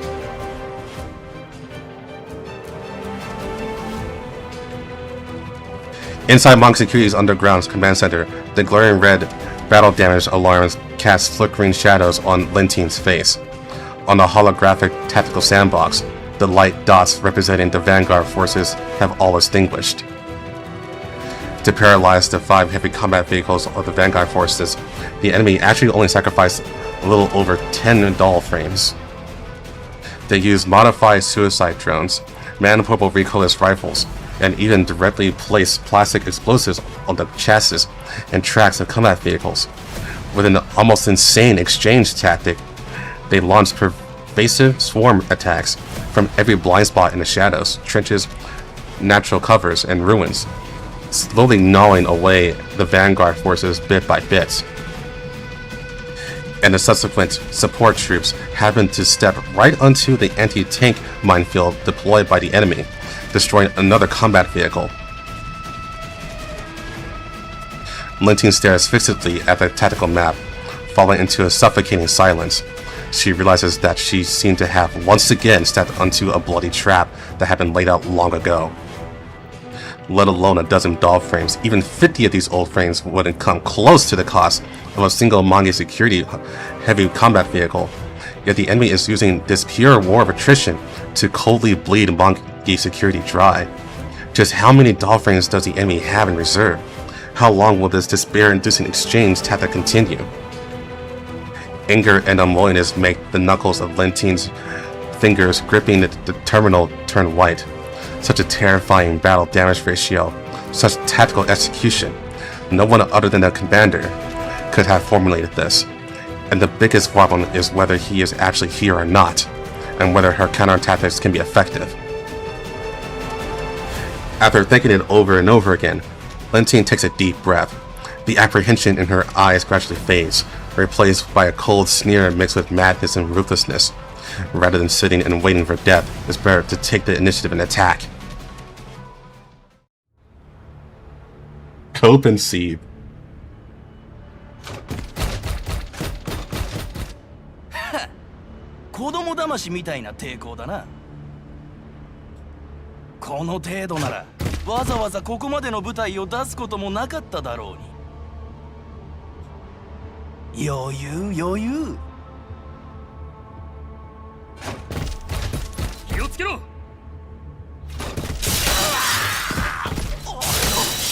俺の足だ。このクソロボット。助けてくれ。みんな、あの農作業ロボに近づくな。報告します。こちら突入小隊、すでに敵に発見されています。敵はトマト畑に武装した農作業ロボと罠を配置しています。慎重に進め。障害排除は公平にやらせろ。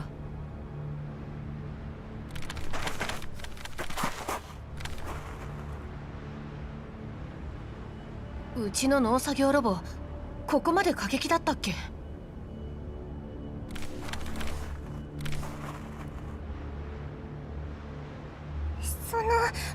この前まではまだ普通だったんだけど。スイーパーがやってくれたんだよ。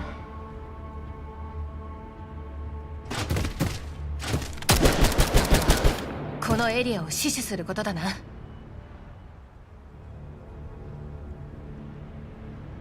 First time Lana has appeared. Alright. Where was it? Yep, right here.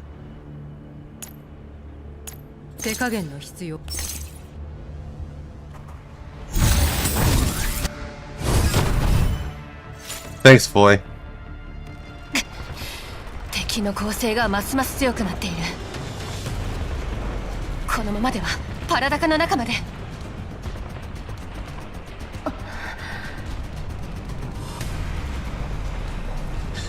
This was a fatal mistake. The moment she realized that Monk Security's heavy infantry had quietly infiltrated the flank under the cover of artillery fire, Lidra had already rushed to reinforce with bulk build at top speed. But the enemy's infiltration speed far exceeded everyone's preparations. This plantation located on the left flank of Paradox had now been completely overrun by Monk Security. Although the area of the plantation here is far smaller than the scale of the thermal power plant, it is still the result of everyone's hard work over the past 2 months. Looking at the tomato juice splattering everywhere, and the planting base destroyed by the flames of war and human trampling, after a long silence, Lidra finally issues an order.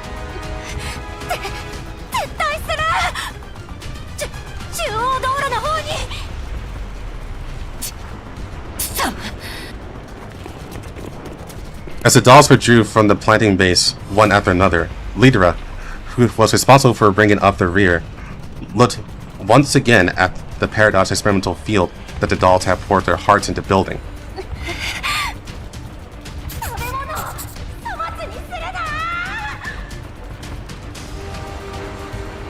After leaving her message, Lidra had also returned to the defense line on the main road. However, as the enemy's armored forces advanced in coordination with self-propelled artillery, and the infantry turned into countless spearhead squads, infiltrating inward bit by bit, the doll community's defenses gradually became unable to hold up, and they were forced to shrink their defense line. Nearly half of the originally carefully arranged fire points didn't even have time to come into play, and those anti-vehicle obstacles deployed on the inevitable pass were also removed one by one by the enemy's experienced infantry tank coordination tactics. これ以上はいけない。中央道路にいる全員、直ちに撤退を。敵の大型榴弾砲が動いた。町の遮蔽物では受けられない。着弾予想地点は防衛線の中央エリア。範囲内にいる者は直ちに撤退だ。繰り返す。防衛線の中央エリアを放棄して直ちに両翼に撤退。皆の者、早く撤退せよ。ここは我が。この組対はもう。私のことはいい。これが戦争なの？どうしてこんなことを。指揮官、みんなを助けて。しっかりしなさい。指揮官はこんなことで諦めたりしないわよ。あいつは鉄血すら倒したんだから、この程度の連中どうってことないわ。Sweeper leaps between cover, buildings, and the invading forces like a nimble dragonfly, stirring up a spray of blood every time she jumps into the crowd. The soldiers pinned down at extremely close range are unable to react immediately, and their offensive is hindered, which gives the other dolls a brief moment to catch their breath and retreat. However, due to insufficient support fire, her movements quickly slow down from stray bullets hitting her frame. Even though she can immediately deflect most of the bullets, the quality of the soldiers before her far exceeds any opponents she has encountered so far. With extreme experience, they use a small number of people to desperately entangle her, and after retreating and opening fire, they inflict heavy damage on Sweeper. あなたは戻って。そんなところで邪魔しないで。あいつらは私がやる。Sweeper grabbed Balthilde and threw her frame to the rear. They immediately dropped to one knee, struggling to block the hail of bullets. 潜水殿よ、加勢するぞ。 The bullets fired by Dusha Nanya pierced the necks of two Monk Security personnel operating heavy weapons. However, the enemy has already completed their encirclement and deployed and the deployment of heavy weapons. The thunderous boom resounds through the sky, accompanied by the sound of artillery shells firing from afar.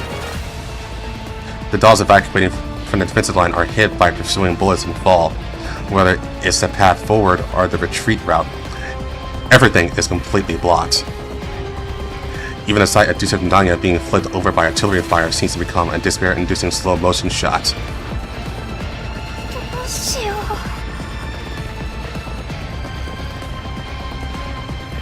There is no sudden inspiration, nor any solid certainty. Under this absolute crushing disparity in strength, even a savior seems unwilling to descend. Lyra felt a fear of failure that she hadn't experienced in a long time.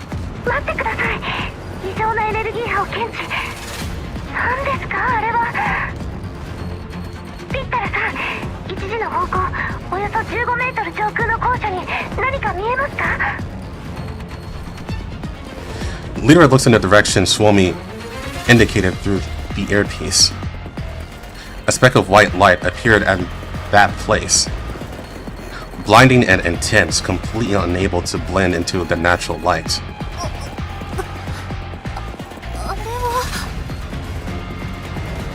Before Lyra could form any thoughts, the white light instantly expanded, swallowing and silencing everything that approached it, including the large caliber artillery shell that was about to land.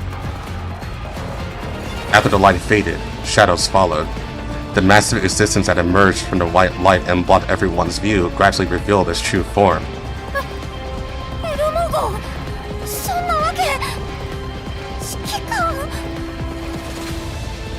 The sudden appearance of the Elmo out of thin air shocked the dolls and also brought a strong impact to the enemy forces. Seeming surprised by the appearance of this behemoth, the enemy's artillery fire also paused. And in just this brief opening, girls and the other dolls and the Elmos leaped down one after another, raising their weapons and launching a counterattack against the surrounding monkey security forces.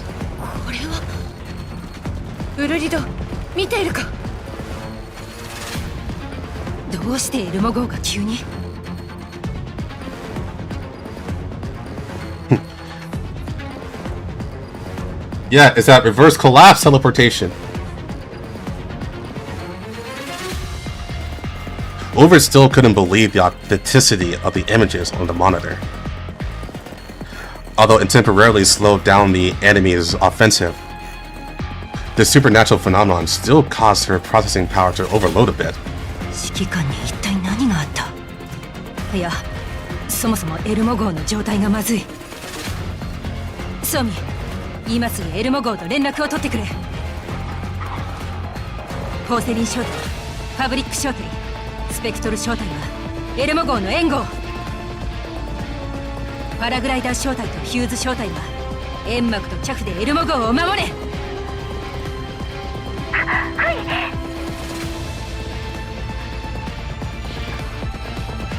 The communication interface expands on the screen. After a long dial tone, the communication is successfully established. Wow, Mei Ling.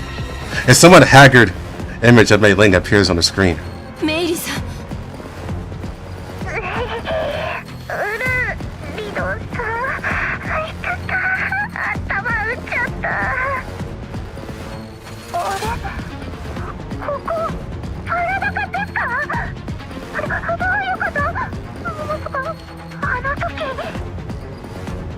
今エルモ号はパラダカの中央道路の上にいる。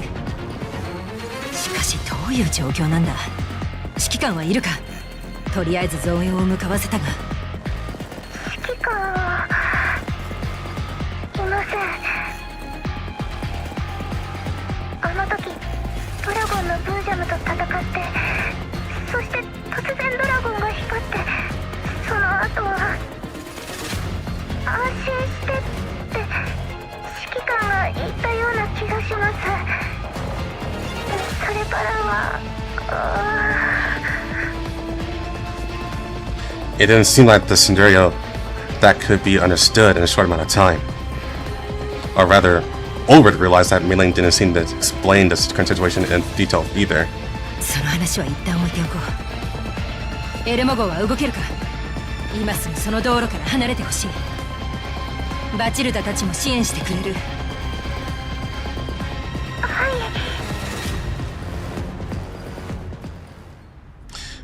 Orvid sat back in the command seat, her hand resting on her chest. The moment she saw the Elmo, aside from the shock brought by the supernatural phenomenon, Orvid also felt an indescribable sense of relief. In the recent offensive and defensive battle, she had mobilized all her processing power, yet she still couldn't properly command all of the combat units of the dog community. The most direct consequence of this was that she failed to predict that the enemy, after suffering losses to their armored units, would immediately switch to infiltration tactics like a venomous snake. Her own gaze was firmly drawn by the enemy's frontal armored forces, failing to take care of the town's vulnerable flanks. If Lidera and the others hadn't used agricultural machinery to set up defenses in advance, the entirety of Pradaja might have already been completely infiltrated by the enemy's special forces. And now she didn't know what to do. Just how much infantry did the enemy still have uncommitted? Just how many heavy armored forces were on standby? Could this attrition tactics she had executed earlier still continue? How she wished that the commander could stand by her side right now and tell her what she should do. But the commander didn't come, and the commander isn't here. The battle situation in Paradodge is still extremely unfavorable for us. Or for them, I should say. Moreover, the Elmo's condition is terrible. And from the surveillance screens, it can be seen that the dolls who had came down from the Elmo are also severely damaged. The excessive information and shock made it hard for her to recover, and she didn't even hear the sound of the command room door opening.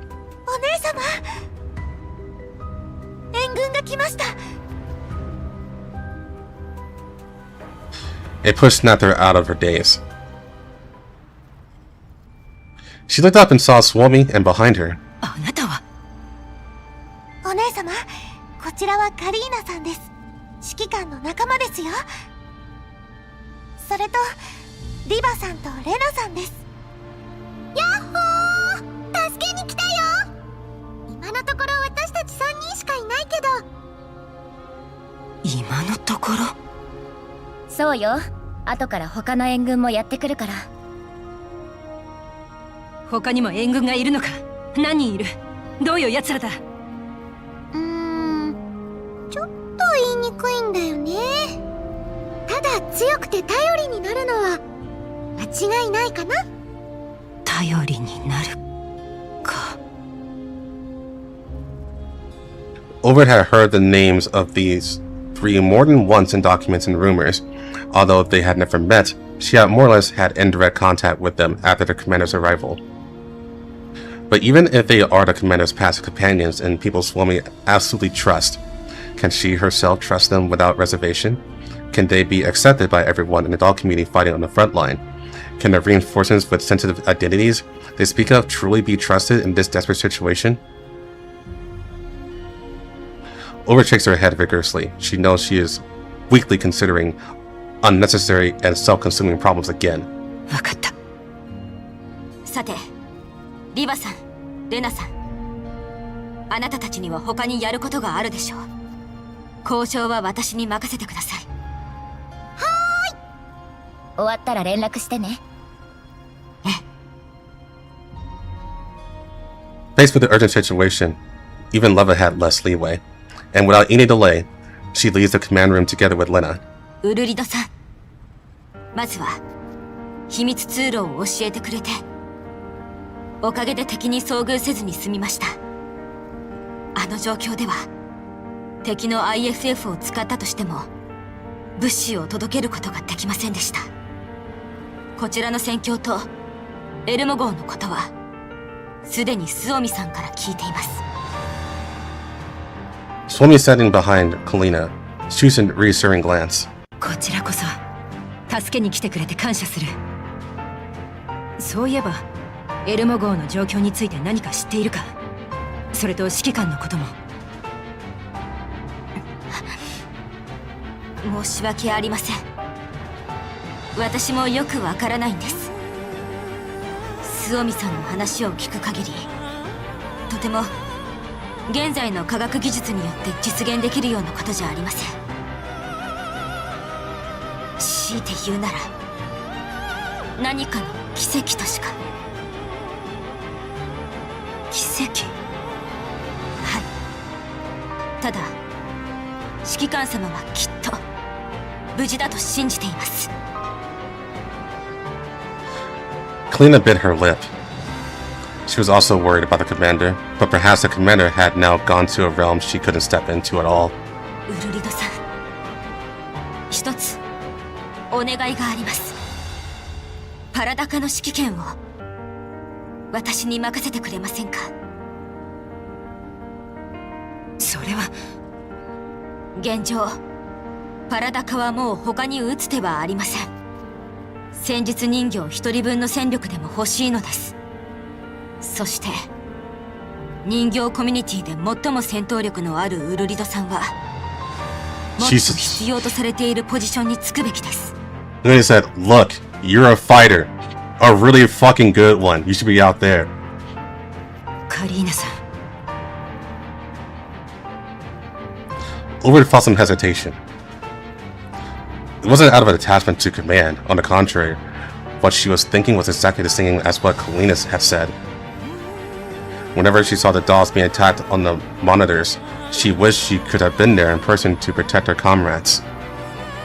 But 負担にならないか。a sudden transfer of command requires the successor to immediately grasp its predecessor's tactical intentions and understand the overall situation. For dolls with high processing power, this might just be a simple matter of reading tactical data, but for a human, it requires a terrifying talent for information extraction and stress tolerance. それにあなたは。Ulrich didn't finish her sentence, but Kalina knew what she was referring to. ご安心ください。10年前、私は指揮官様と一緒にいろんな戦いを経験して、それなりに学んできたつもりです。それに、非軍事勢力管理局の参事としても、戦闘指揮ができないようじゃ笑い物ですよ。As Kalina spoke, she skillfully reached out and opened the holographic tactical planning map. Looking at the familiar defense line markers and the familiar tactical style, winning with fewer numbers, fighting the stronger with the weak, a tactical mindset with targeted the enemy's pain points with every move. Yes, this was the handiwork of the person she was most familiar with. Looking at the traces the commander left on the sandbox, Kalina couldn't help but reveal a warm smile. Right now, she might not be able to formulate such exquisite tactics out of thin air, but simply using the tactical framework the commander had already laid out to continue skirmishing and wearing down the enemy was not impossible for her. As for the other problem with her body, no matter what, she would absolutely not back down again. 放射線濃度もこれ以上上がるようなことがなければ私は大丈夫です。リヴァさんとレナさん、そしてエルモ号みんなの力を合わせれば十分希望はあります。Kalina looks at the monitor in the command room, locking onto the enemy's artillery positions. チャンスは必ずあります。Kalina reaches her hand out to Ulrich. 力を合わせてこの状況を打開しましょう。一緒に勝ちましょう。Ulrich looks at Kalina's hand and grasps it without hesitation.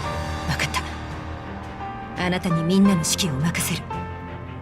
スオミはカリーナさんを補助してくれ。はい、任せてください。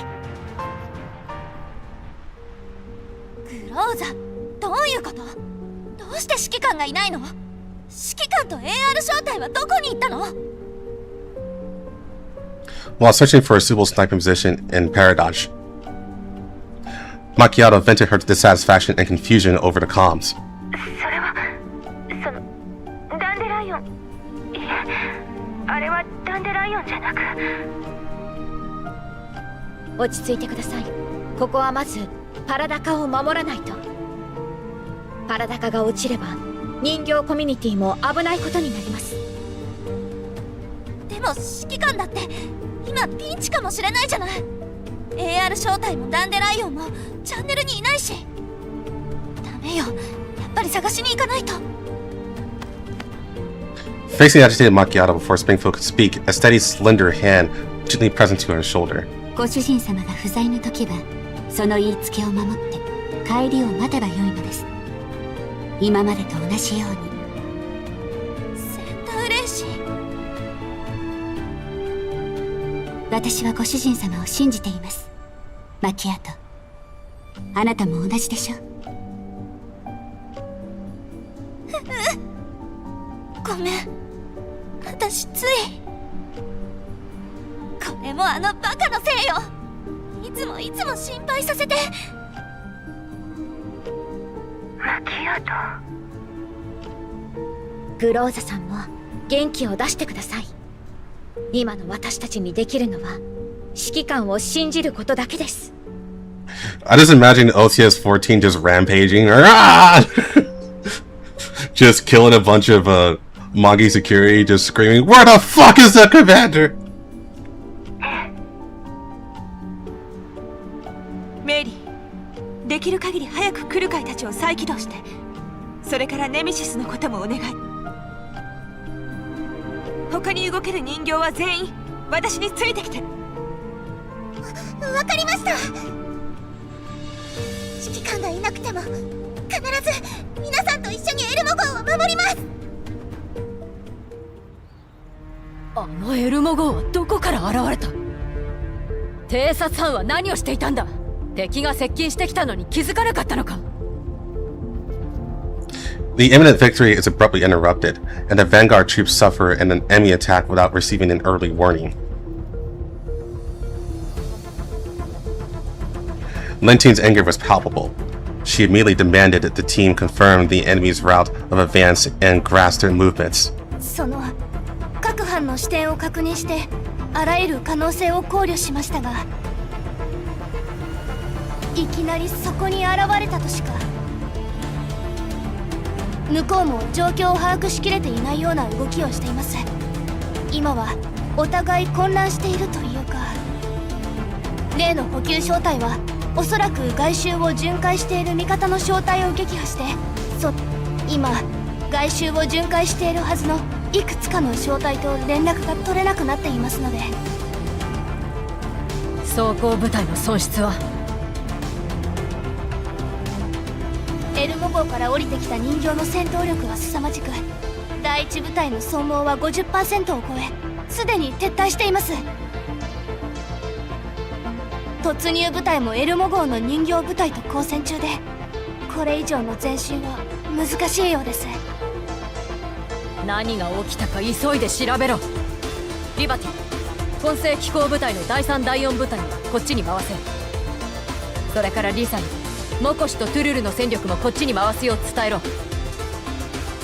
混成機構第2と第3部隊はエルモ号を制圧しろ。虫けら一匹たりとも生かしておくな。混成機構第4部隊は道を切り開け。最大火力で敵を殲滅しろ。この町は必ず落とす。でもお姉ちゃん。命令だ。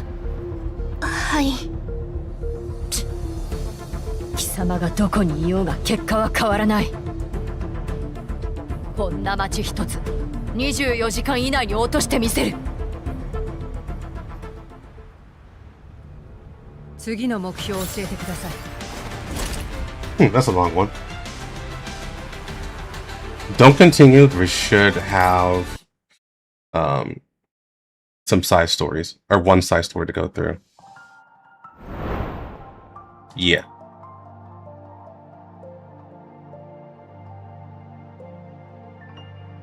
This is the last side story to handle, it looks like.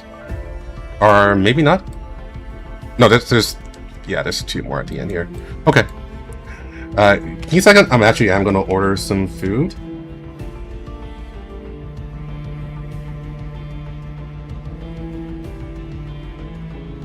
Thanks again, Dylan, for donating.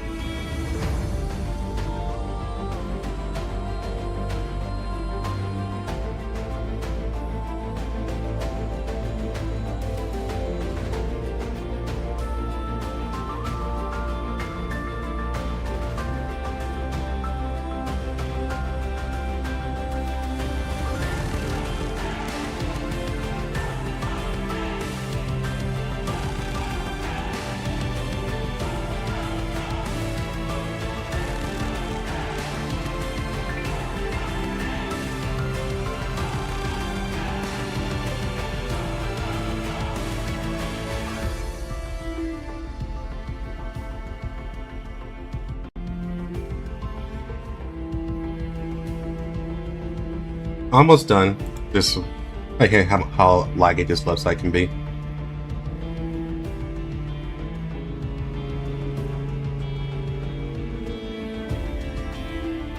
Okay.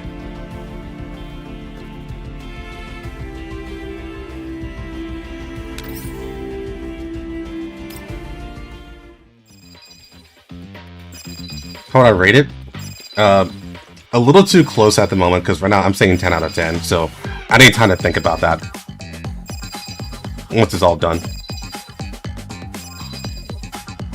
The never-ending notification sound rang out once again, startling Sabrina, who was already somewhat overwhelmed, and nearly causing her to drop the pizza in her hands. Although she successfully rebooted in order to participate in a support as soon as possible, she didn't deeply inspect her frame and rushed non-stop to her companion's sides. This caused her to occasionally experience situations where her strength fell short of her desires like this. Be careful! Perry reached out a hand to steady the pizza, helping Sabrina regain her balance. Then she turned around and used her other hand to enter the comms.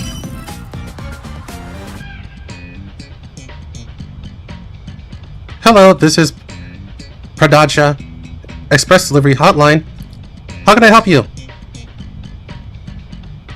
The other party's words made Perry's expression a bit more solemn. Yes, I understand. Perry, these 2 portions are done too. And we didn't put any green onions in them. As for the ones after that... Whoa, what's up that expression? What's wrong? Kuha, who was stir-frying over high heat nearby, sees Perry's expression and swallows half of her words back. But Perry just gently raises a finger to her lips, signaling Kuha to be quiet, and then continues talking to the person on the other end of the communication. Is that so? I think I understand. Perry nodded thoughtfully as she listened. Did something happen? At this time, Sabrina, who had put the pizza on the transport vehicle, also returns. She naturally gathers next to Perry along with Kuha. And at this moment, Perry also puts down the communication device in her hand. It's starting. What?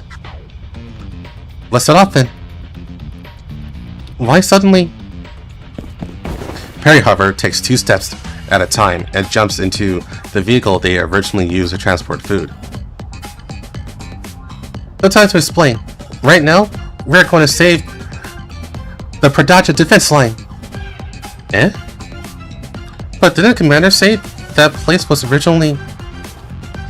Although they hadn't reacted yet, Sabrina and Kuha cooperatively jumped into the car, even holding the boxed meals they had already prepared. So, what you meant by saving the Pradaja defense line is... When they finally arrive at the location Perry mentioned, Sabrina and Kuha are already taken aback. Takeout is here! But unlike the stunned Sabrina, Kuha doesn't linger. She quickly takes out the packed pizzas and large portions of stir-fry and begins distributing them to the people present. Wait, why did you say this so quickly? Although she hurriedly keeps up with Kuha's food delivery pace, the complaints from Sabrina's mouth never cease. Perry, aren't you going to explain? That's right. As you can see, Pradaja has now become a crucial part of the defense line, just as it was originally arranged to be. So we must now do our part to reorganize the defense line. So, what does this have to do with takeout? Here, this is an extra numbing, extra spicy pineapple pizza. Enjoy your meal. Spicy pineapple pizza. Kuha's vibrant voice instantly washes away Sabrina's cautious inquiry.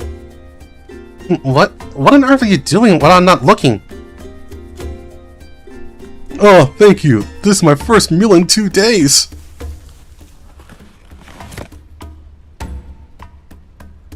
But the elf guard who took the pizza pulled a cheerful smile, even though this smile looked rather bizarre on a face covered in bandages. Here, there's also a double crust pizza with no onions. No, this thing is called a pie. Thanks, but I still prefer Mr. Vasili's taste. This kind of pizza is still tastier. Never mind. Perry, what is this going on here? Didn't we already say we evacuated all the humans in the town? Looking at the injured oath guards, Sabrina felt a bit confused. The underground brokers who came for business have indeed been evacuated. I contacted some major underground brokers and bounty hunters we've worked with before to assist them. Maybe even facilitate a few deals. Anyway, they're safe. Then who are these people now? Mako's oath guards. After all, Makos has already fallen. Many oath guards have rushed over, and this will become the new battlefield. No matter what, we must pull ourselves together, build a new defense line, and absolutely not allow Bonky security to advance any further. Sabrina nodded thoughtfully as she distributed the food to everyone. But not everyone is wearing the oath guard uniform. Yeah, there's also some Yellow Zone residents who spontaneously wanted to form resistance squads to fight against Bonky security attacks. How can we possibly let them go? The person on the right of her suddenly speaks, starting Sabrina. Our home has already been destroyed by them! How ridiculous! The lords of the White Zone suddenly got the urge to destroy the Yellow Zone?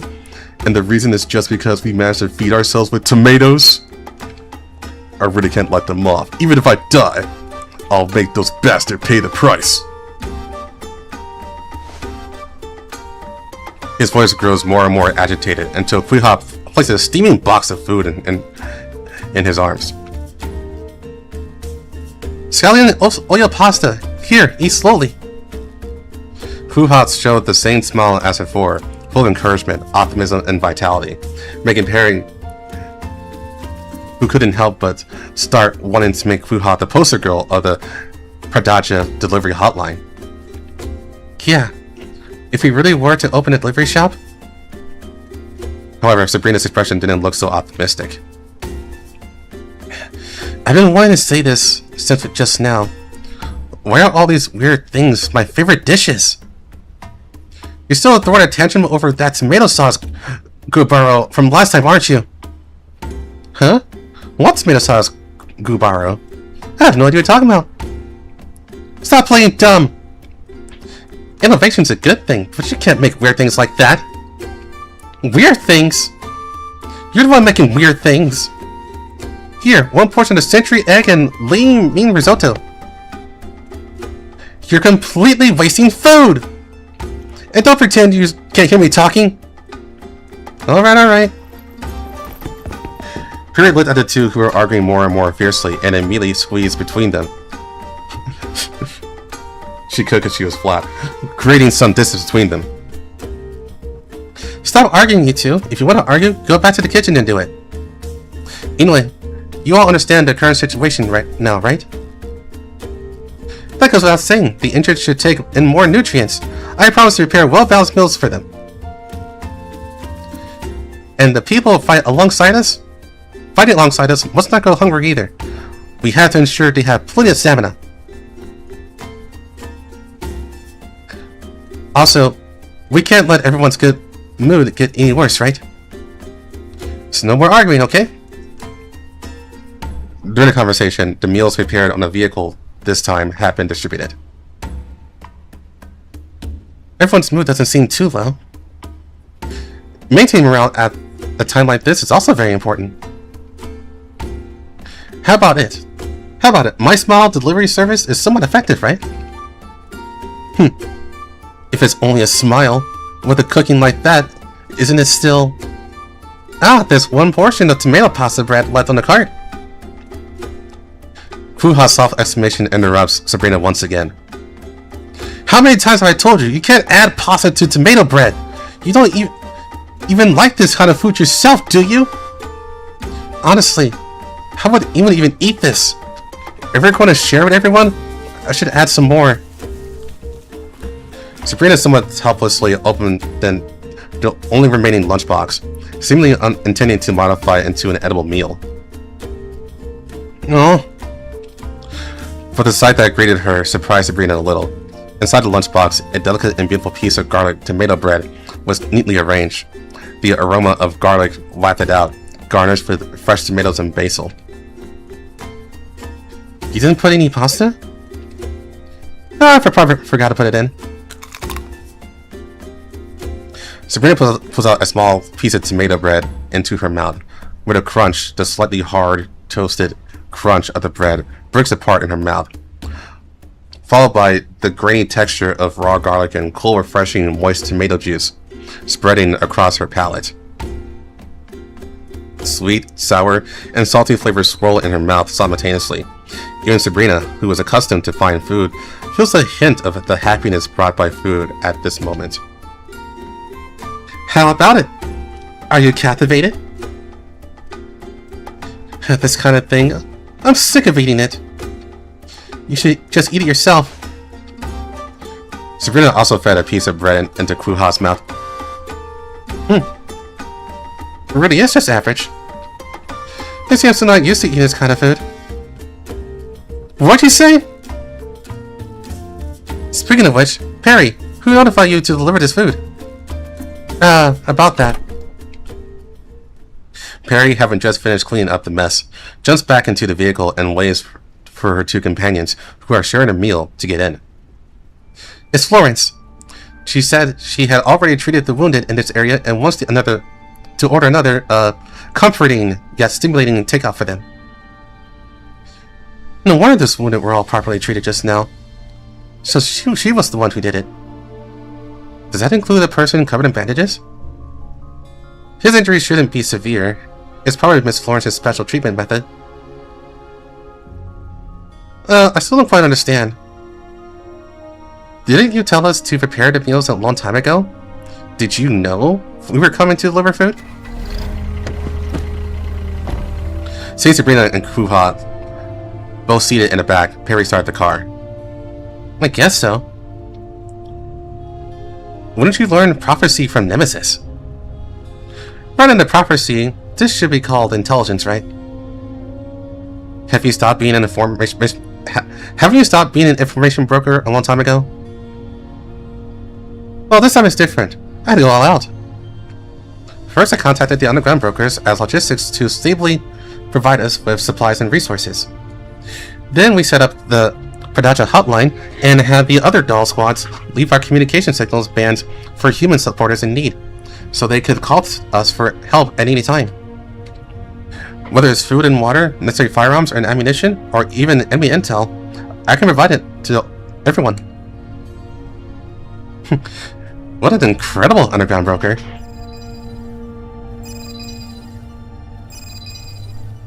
As she spoke, Perry's communication device rang again. What is it this time? I can still make another 500 bento boxes here. If nothing unexpected happens, it should be a new order.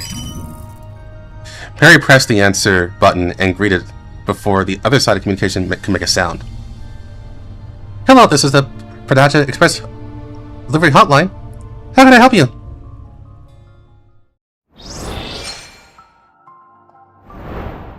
Good to account for the cooks, pretty much.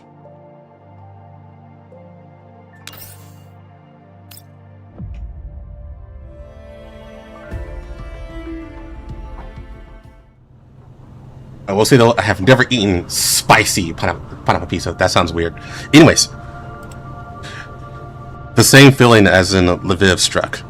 The perception of the surroundings and identification of the self were gradually stripped away. The familiar world turned into strange colors, and information never understood before flooded into the mind. I held Melanie tightly and walked forward step by step until a strong hand supported us. 指揮官、もうエルモ号を諦めるしか。そうだな。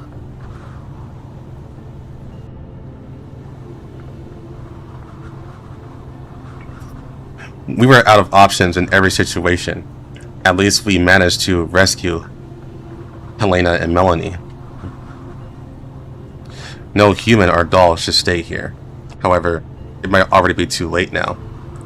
Are we already in the world of Nirvana? Suddenly, a figure walked towards us. Around her, the restless crimson became peaceful and calm as she parted her lips to speak softly. The ethereal voice didn't come through hearing, but rather seemed to pierce through the soul of the entire body, directly from the heart. 指揮官、ダンデライオン、無事だったか。 Some kind of cognitive sharper than reason stopped my voice. The girl before me had black hair falling to her shoulders, her tranquil eyes innocent and clear. Her demeanor revealed a transcendent temperament that neither human nor doll could imitate. It didn't match Dandelion's usual lively and teasing expression, but pointed to another figure in my memory. In her, I sensed an indescribable intimacy, nostalgic like homesickness, yet also like a piercing pain. もしかして M4 来てください。あなたの助けが必要です。とても大事なことか。はい。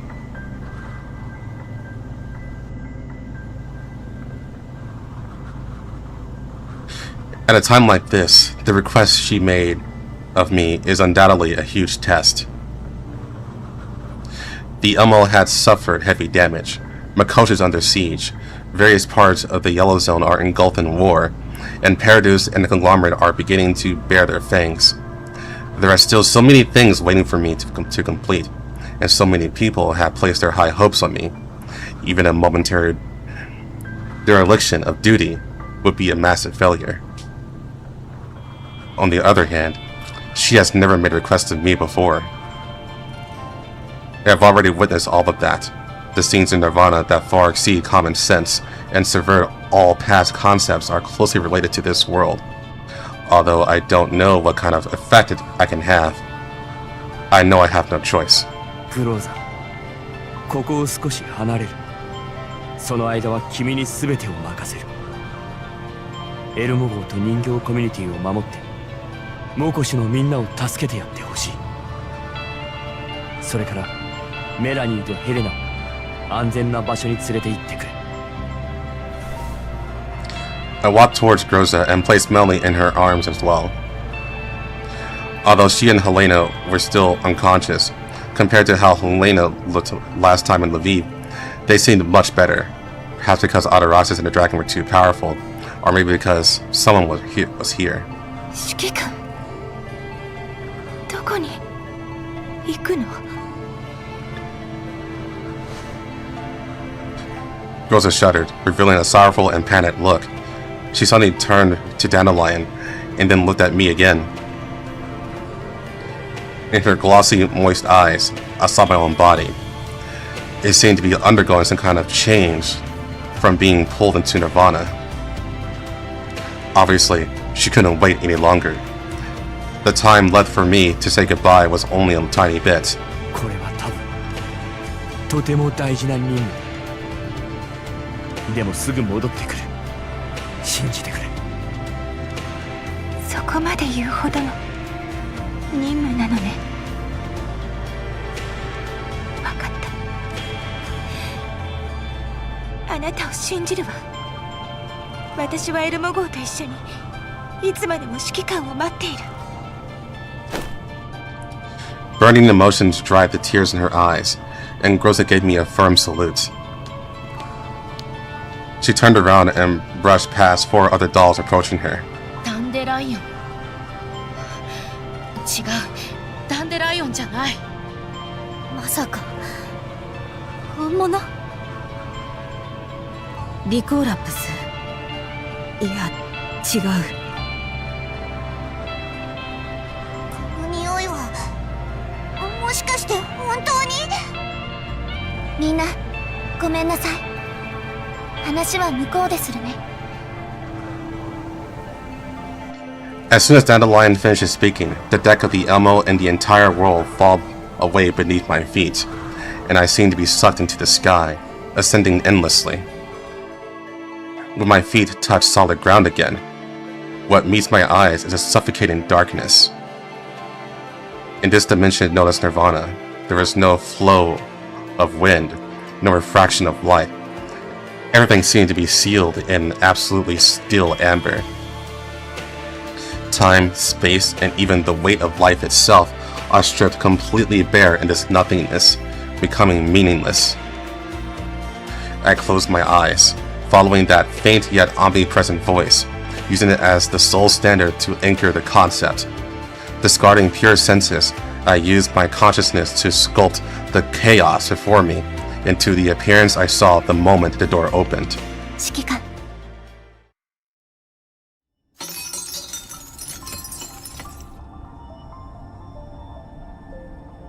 When my gaze focused once again, the scene in my eyes finally transformed from an invisible concept into a structure I could recognize.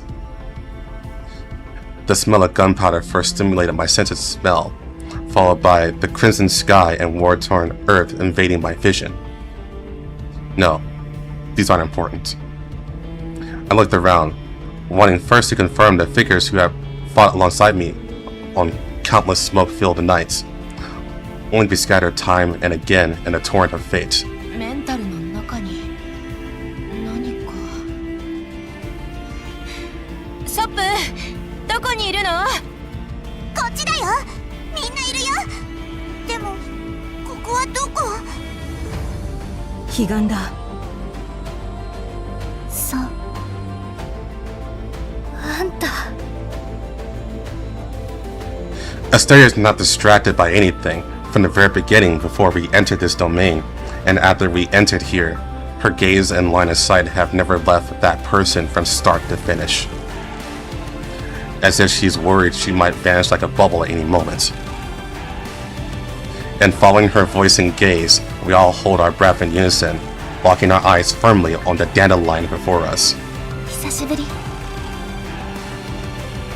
RO、AR15、ソップ2、M16 姉さん、それから指揮官。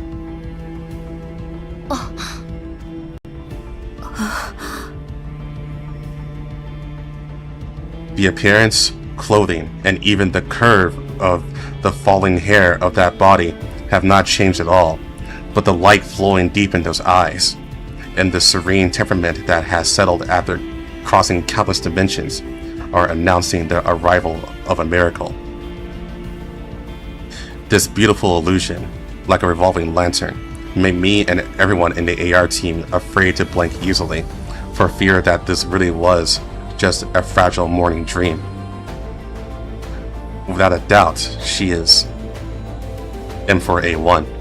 君なのか M4。 また会えて嬉しいです。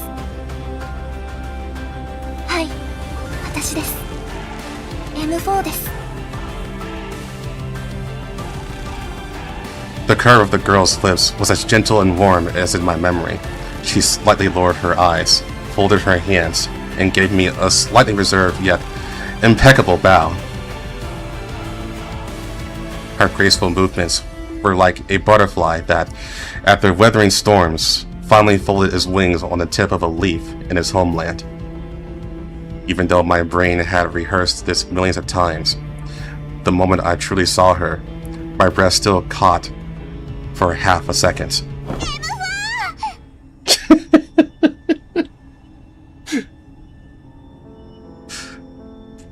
Almost immediately after M41 admits her identity, the red figure rushes into the girl's arms. ソップ2、今はソップだよね。ごめんね、ずっと心配かけて。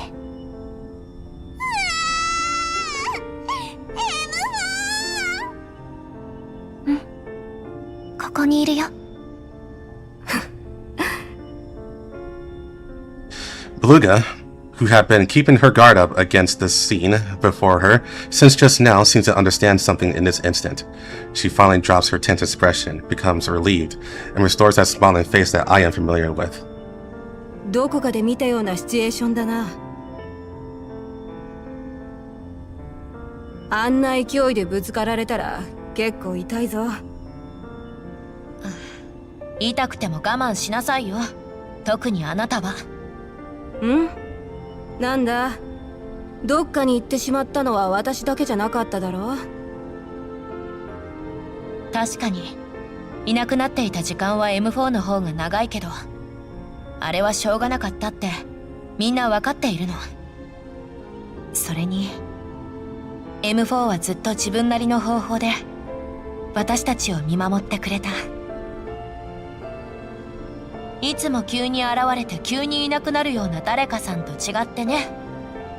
その通り。まったく面倒な奴ら。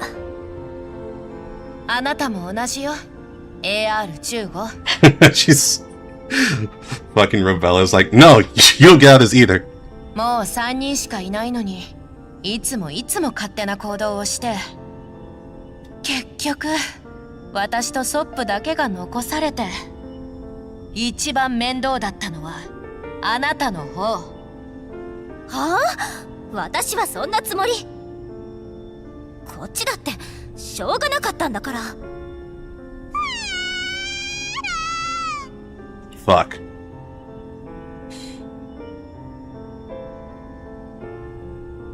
We're finally here, boys.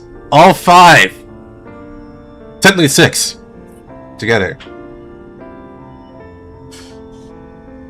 I'm gonna leave this right here for a second. I need to grab my food that got delivered. This is a good spot.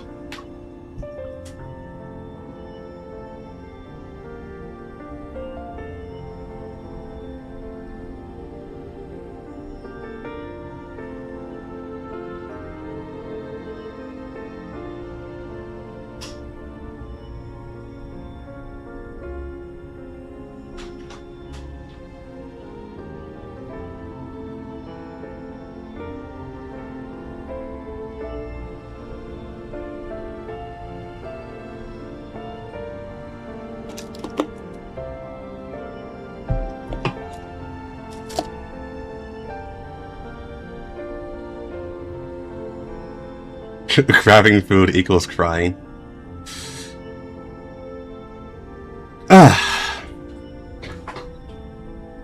Yeah, what? It's been like in real time, it's like, what, 7 years? Technically, it's been since the beginning, since we've never seen all 5 together, even at the very beginning.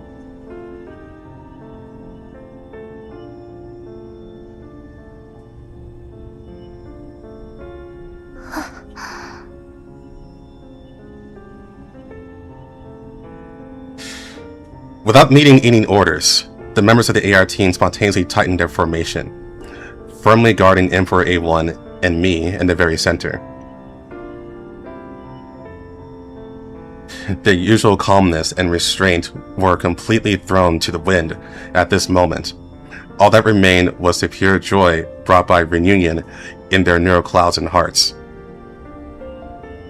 Sapo threw herself into M4A1's arms, tightly gripping her long dress.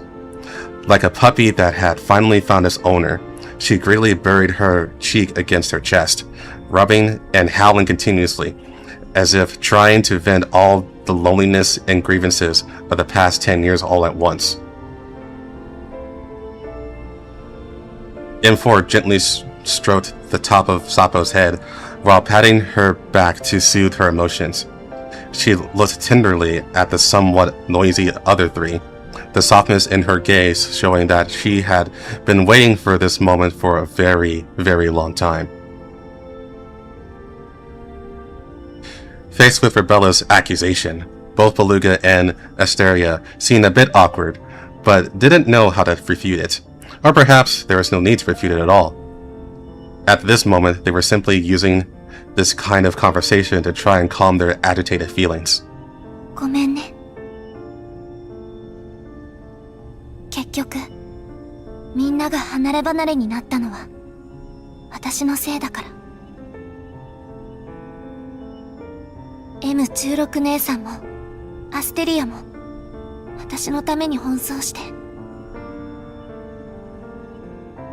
ロベラとソップ、それから指揮官もみんなが寂しがっていたのも知っていた。それなのに私はみんなに答えることができなかったの。全部私の責任。自分を責める必要はないぞ M4。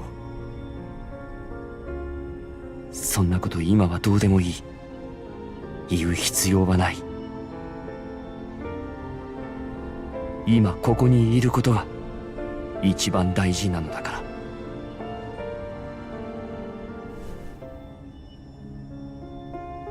M4 braces her head, her gaze meeting mine.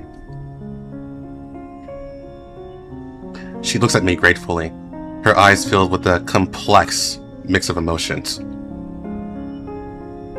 She is no deity. At this moment, the one standing before me is still the same girl from the past. I realized it. 君もきっと嬉しいはずだ。それとも全知全能の存在なのに再会の喜びに何を言うべきかわからないのか。指揮官。Faced with my teasing, M4 showed a hint of dissatisfaction. Just like in the past. はい、その通りのようね。みんなにもごめんなさい。どうやら水臭いのは私の方だったみたい。言いたいことはいっぱいあるけど、今はこれだけでいい。みんなずっと会いたかったよ。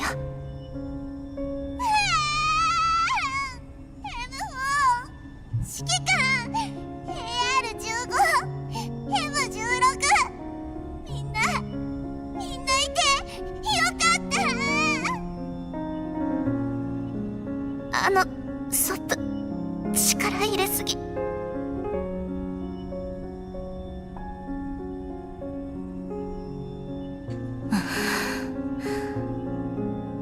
アステリア AR15 顔が怖いよ。その無言で近づいてくるのやめて。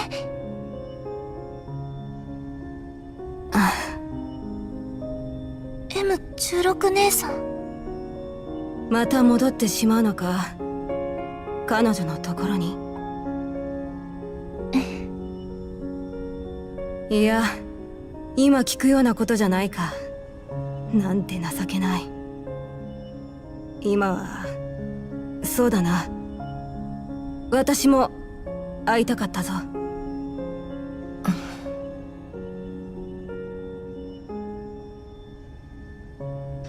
Looking at the scene before her, Rebella's face beams with the most intense smile since I have known her. Silent tears overflowed from her eyes, but she seemed not to notice, just letting them fall in large drops. I suddenly realized that this might be the first and only time I know of that the AR team has truly gathered together like this. ロベラ。はい。私たちも行こう。いいえ。行かないとソップがますます泣いてしまうぞ。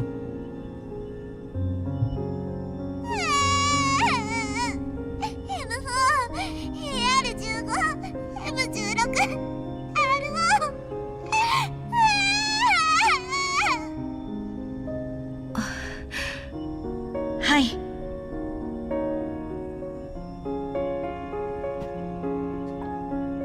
Sapo wrapped her arms around everyone, as if wanting to hold us all in her embrace.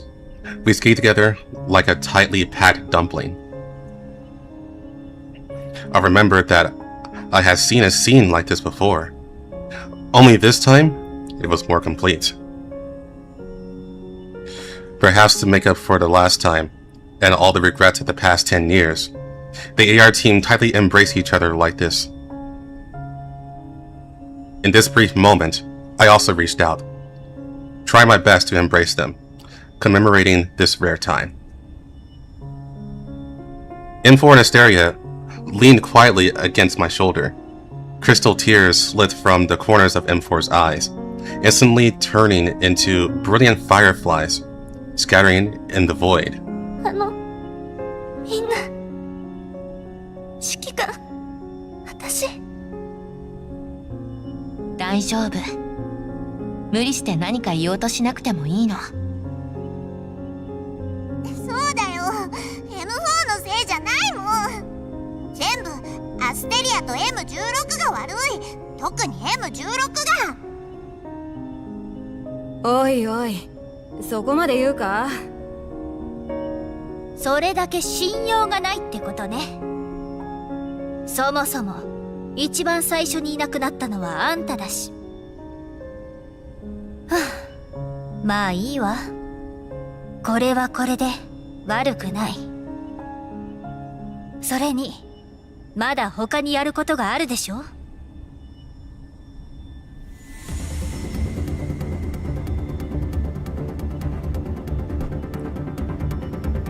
Alright. Good feelings are over. It's back to the plot. Also, it seems everyone jumped in right when the AR team came back. They all been spoiled. They're like, fuck it. Let's jump into the stream and see this cutscene.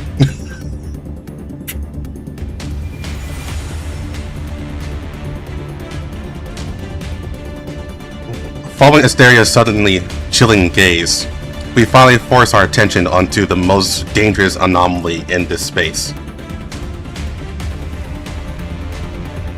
In the Crimson space, a distinct spatial distortion was continuously spreading, and we knew exactly what was there. あのアテラクシスって子はとても危険。彼女が現れただけで彼岸スペースはこのような変化が起きてしまった。彼女の中にはブージャム細胞以外に何かがある。実際戦って分かったが、あいつは今までで一番の強敵だった。お前まで出てきたということは、あいつはただ強いだけじゃないだろう。昔話をさせるためにわざわざお前を引っ張り出してきたとは思えない。あの子が危険なのはその強さだけじゃない。彼岸への適応力も含まれている。彼女をこのまま彼岸の中心に近づけさせるわけにはいかない。じゃないととても恐ろしいことが起きる。要するにここで止めると。じゃあ今すぐ追いかけないとダメじゃない？あいつどんどん離れていくよ。せっかくまた M4 に会えたのに邪魔しやがって。今すぐ追いついてぎっちょんぎっちょんに。なんで止めるのLooking at the traces left by Adaraxis, the already battle-hungry Sapo immediately wants to throw a punch and chase after her. However, before Sapo can stop running, M4 grabs her jacket. ストップ。彼女を追う前にまずはこっちを手伝ってほしい。客を迎える前に掃除したいのはわかるが、それにしてもここは汚れすぎてないか。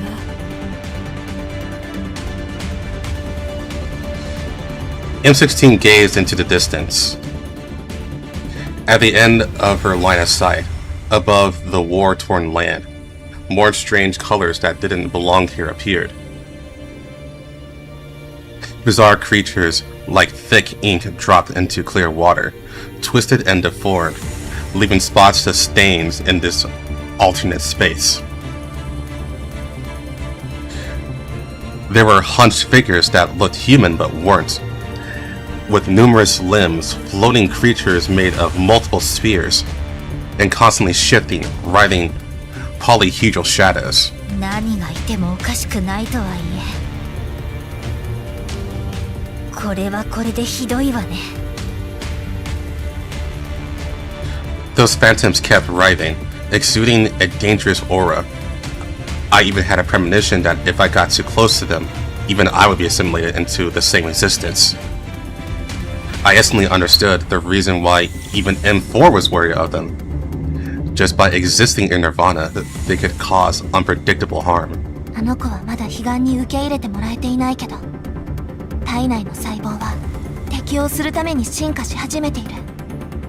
そのせいでこの空間にこんな事象が生まれ始めた。この影たちは彼女の意志の拡散によって生まれたもの。彼女は彼岸に干渉できるの？それってあなたと同じ存在になれるってこと？もちろん彼女のことは止めたい。でもその前にこの影たちを駆除するのを手伝ってほしい。この影たちがいる限り彼岸と現実世界の安定は弱まってしまう。何をすればいい？昔と同じです。指揮官、私たちを指揮していた頃と同じように。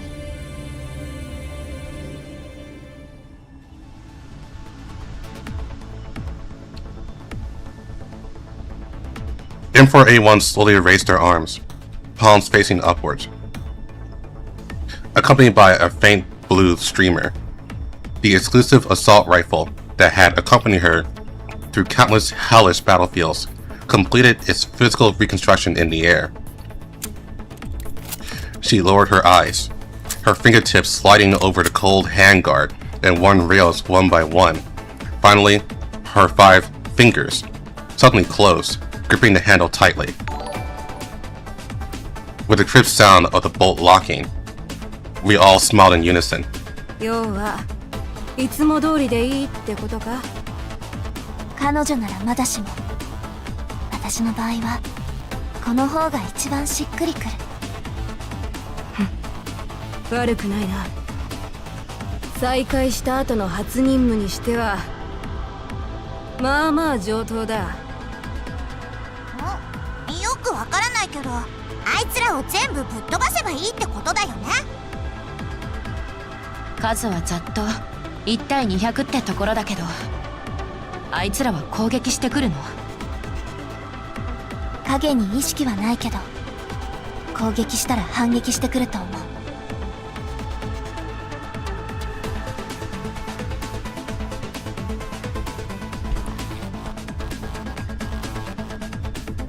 Rebella scanned the battlefield, and after confirming the numerical gap between the enemy and us, her gaze rested on her most trusted companions. 厄介ね。でも不思議と負ける気がしない。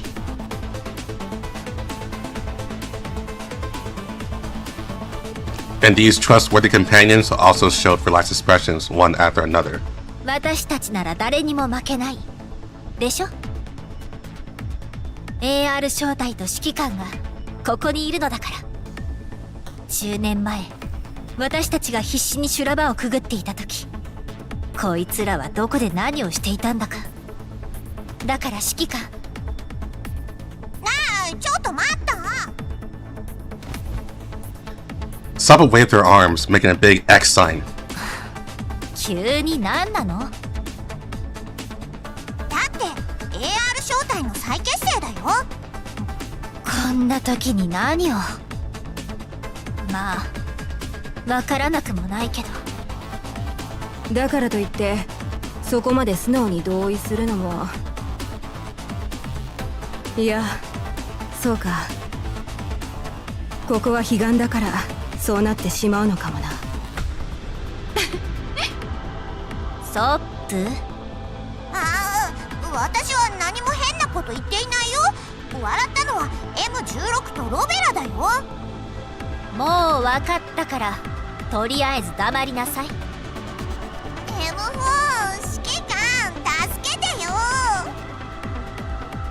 Watching Sabo quickly hide behind M4A1 makes me involuntarily recall the scene of our first meeting. M4 seems to feel the same way I do, the corners of her mouth turning up slightly. そうだね。せっかくだからかっこよくいきましょう。時間はまだあるし、昔のようにやってみよう。じゃあまずは私からだな。 M16 ベルガ、どんな任務でも任せときな。2サップひひやっと指揮官とみんなが全員揃ったよ。コルト AR15 アステリア、ただいま帰還しました。昔と同じように私の活躍を目に焼き付けてください。 RO635 ロベラ、いつでも行けます。ご指示をどうぞ。 M4 そして AR 招待全員ここに揃いました。指揮官、あとはよろしくお願いします。命令をください。 A joining line that was similar yet different from memory. 5 people who were similar yet different from memory. A mission that was similar yet different from memory. The world has changed beyond recognition, but only one sentence anchors us here. Only one identity remains unshakable in this moment, in the past and in the future. At this moment, this is the only thing that I can do.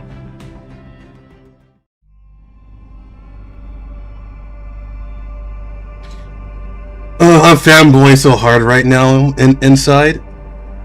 It's fucking insane inside my head right now.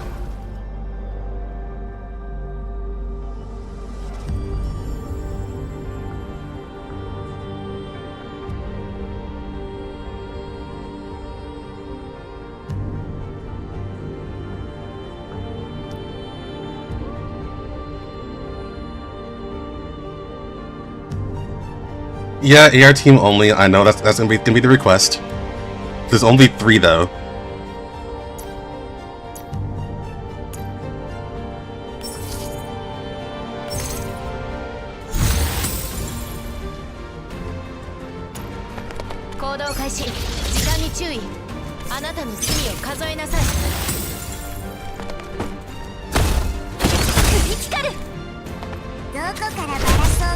Just add in Bentley as a replacement.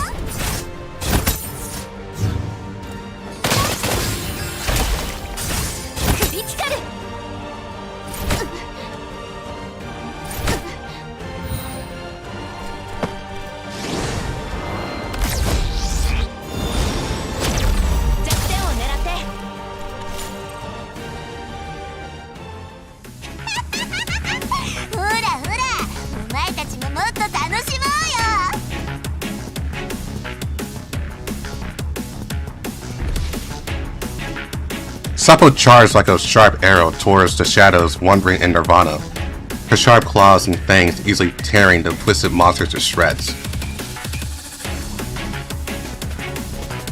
Accompanied by excited laughter, Sapo plunged directly into the dense cluster of phantoms like a grenade fired from a barrel. She completely ignored any standard tactical movements, holding her rifle with one hand while spraying a hail of bullets like a gale sweeping away the fallen leaves. Even running out of bullets couldn't stop her. She directly swung her specially reinforced mechanical claws, forcefully tearing a twisted phantom that tried to pounce on her in half. This was pure violence, a flesh of blood feast belonging to a berserker. The remnants of the phenomenon, which should have been irrational and acting only on instinct, actually show a bizarre moment of stagnation and retreat when faced with Sapo's terrifying offensive, which is more monster-like than the monsters themselves.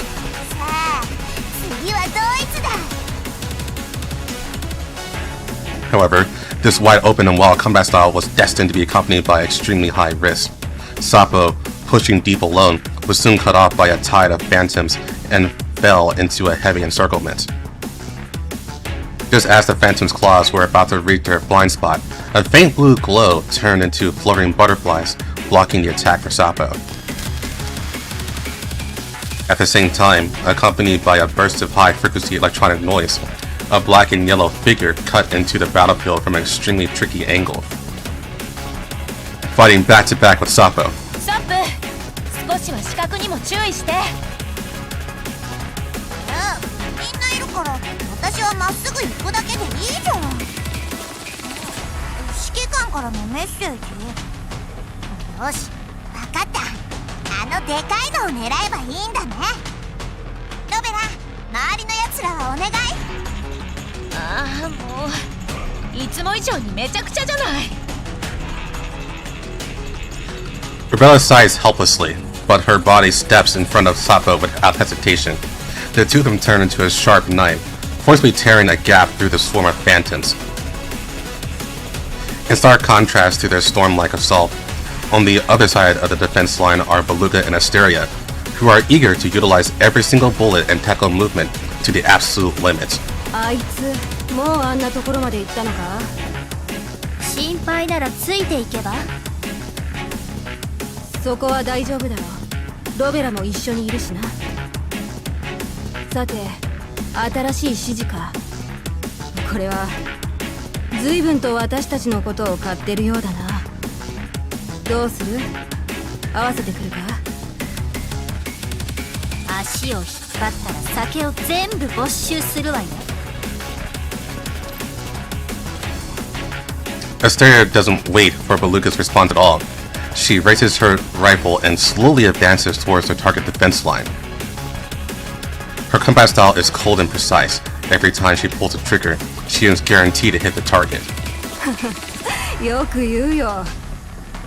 場所も知らんだろうに。ってことは本当にどこかに酒を隠しているのね。釜をかけたのか。とんでもなく成長してるな、お前。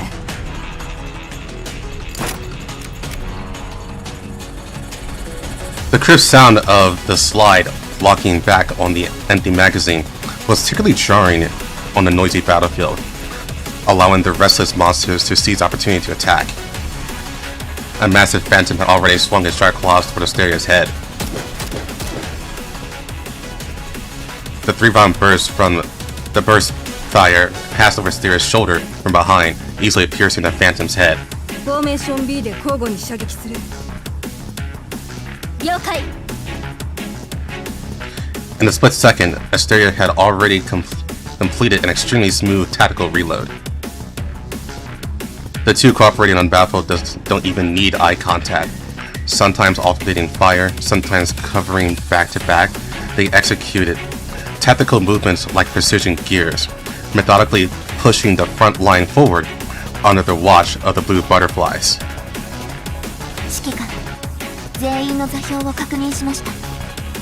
みんなちゃんと指示通りに動いています。ソップが目標に接触するまであと3、2、1。接触を確認しました。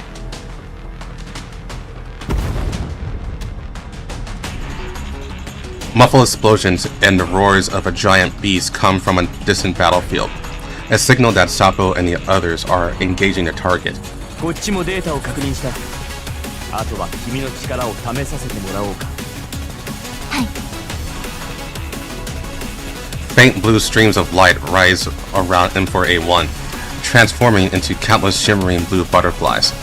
In this scarlet, deathly still space of Nirvana, they trace out intricate and beautiful trajectories. アンカーポイントリンク、ソップ、アステリア、ベルーガ、ロベラ、相対位置と辞書。 Higher space. Just like when I first stepped into Nirvana, the space was forcibly folded and distorted. わお、本当にシュッてきた。M4 すごい。これがリ・コーラックスってやつ？私もやってみたい。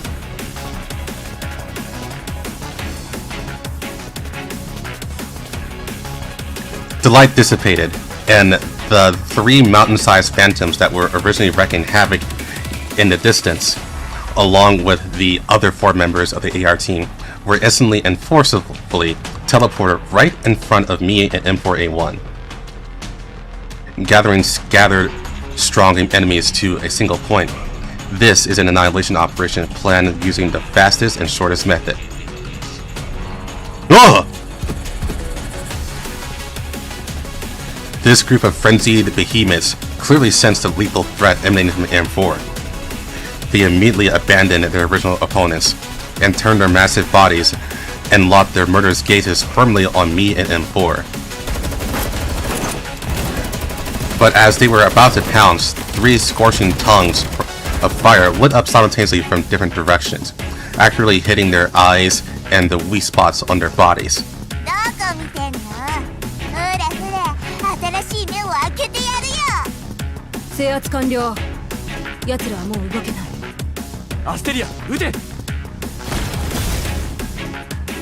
A white light of destruction instantly tore through the gloom of the battlefield. The Avengers mark in Asteria's hands let out a deafening roar.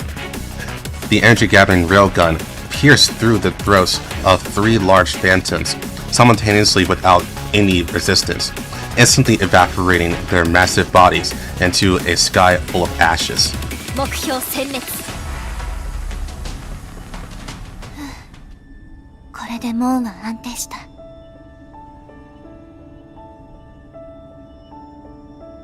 Almost at the same exact moment, the giant phantoms were defeated, and for completed the repair of the Nirvana loophole. The area team also quickly dispersed, sweeping away the remaining scattered phantoms on the battlefield like autumn winds sweeping away fallen leaves. Although the world of Nirvana is still permeated with the smell of gunpowder smoke, the creatures born from the remnants of phenomena no longer flood into this space. 楽しいな。こんなに楽しく戦えたの久しぶり。そんなに？そりゃそうだよ。だって久しぶりに AR 小隊が揃って戦えたんだから。指揮官と M4 が指示をくれて、RO が支援をくれて、何か問題があっても M16 が解決してくれるし、 AR15 の援護もある。M16、AR15、M4、RO、指揮官。ストップ。抱きつくのはいいが、力加減に気をつけてくれ。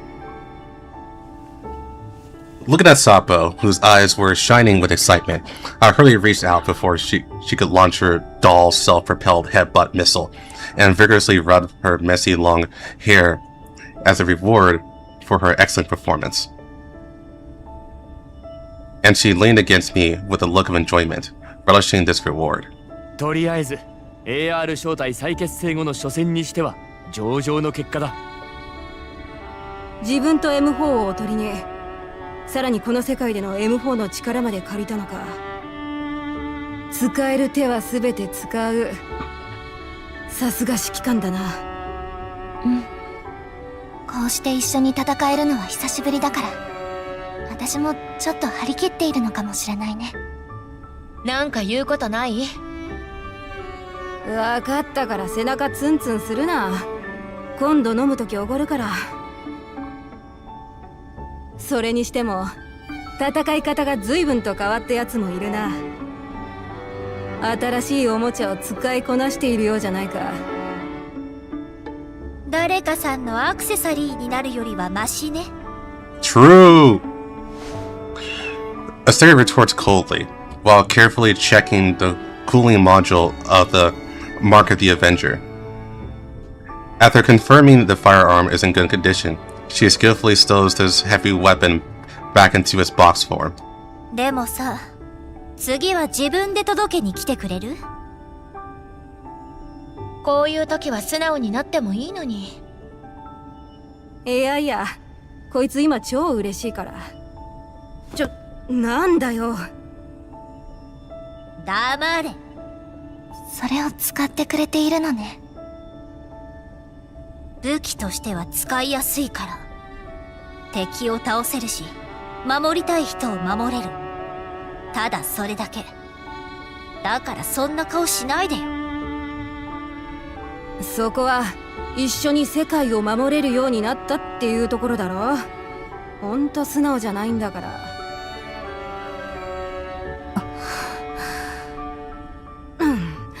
なんでもない。 AR15 本当にありがとう。だからそういうのはいらないって。私たちが欲しいのはありがとうって言葉じゃない。分かっているけど。分かってないって言ってるの。Asteria walked up to M4, her gaze as sharp and merciless as when I first saw them reunite. But the emotions and wishes in her words were slightly different from the past. M4 いい？あんたが何者でも、どんな使命があっても、いつでもどこにいても、あんたのために生まれた私たちはそれを負担だと思ったことはない。だからあんたも一方的にこの関係を断ち切ろうとするな。そんなの絶対許さない。 AR15 さっき一緒に戦ったように、あんたは AR 正体の M4 で、私たちと指揮官の M4。私たちの欲しい答えはあんたが一番よく知っている。私はでも今すぐに答えなくてもいい。 Asteria turned slightly, making room behind her. There, Sappo was grinning foolishly. Rebella crossed her arms with a firm gaze, and Beluga waved in greeting from afar. And I stood right in the middle of them. 私たちは待っている。いつか本当にあんたがそれを言ってくれることを信じている。みんな、指揮官。アステリアの言う通りだ。私たちは待っている。そして信じている。私もいつまでも君たちと一緒に戦いたい。だから。 Pulling a brand new magazine from her tactical vest, she pushes it into her sidearm with a crisp metallic click. My gaze slipped over every doll present, finally looking towards the end of the abyss where the girl named Ataraxis had disappeared. The uniform sound of bolts being pulled echoed in the empty space. That was the most perfect answer they could give me. 行こう。次の作戦だ。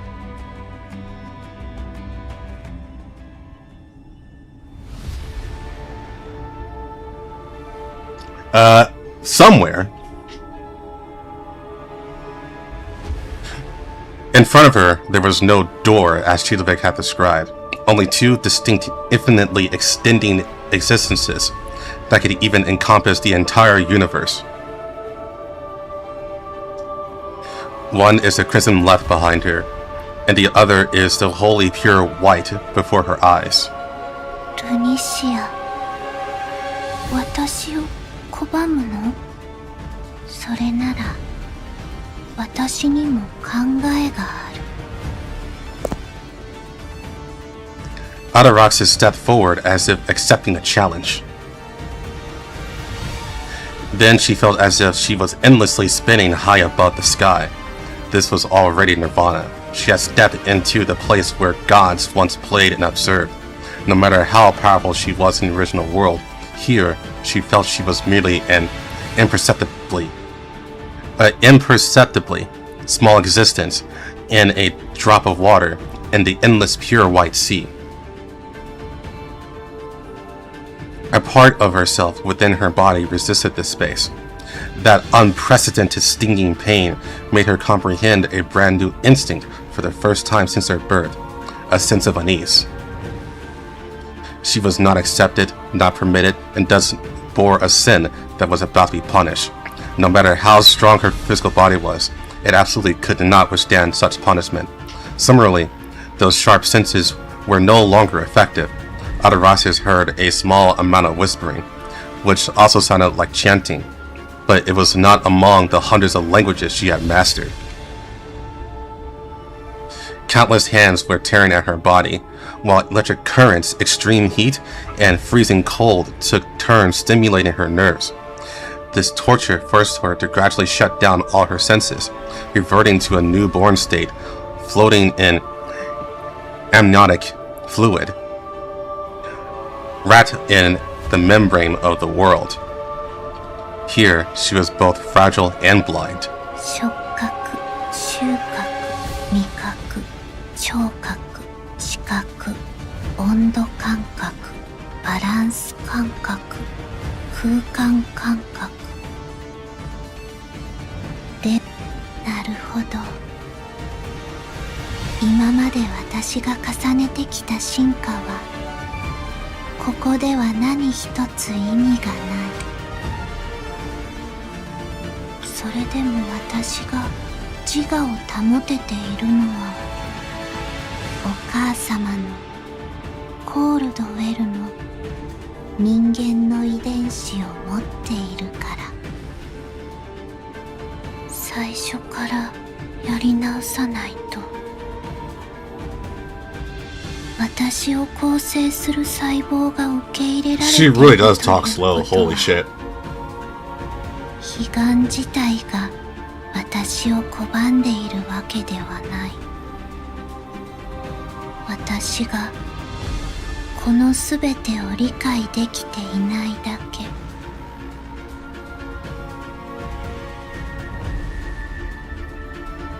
Adorasis recalls that by his side, there was also such a doll, a creation from when Mother first came into contact with Nirvana. Although she could listen to the voice of Nirvana, she could only understand fragments of it with a specialized frame. And Adorasis also needed a form and existence that could fully adapt to Nirvana. 捨てなきゃ。今まで学んだすべてを新たな進化をして悲願に適応する体に。結論は分かりきっていた。ただ自分を捨てたくない。This body's too hot. I don't want to let it go. Adorasis was very insistent on her own existence. For this reason, she rejected the path arranged by Mother, refusing to devour any third-generation dolls or merge with any consciousness, simply because she instinctively repulsed any impure things that would interfere with her thoughts.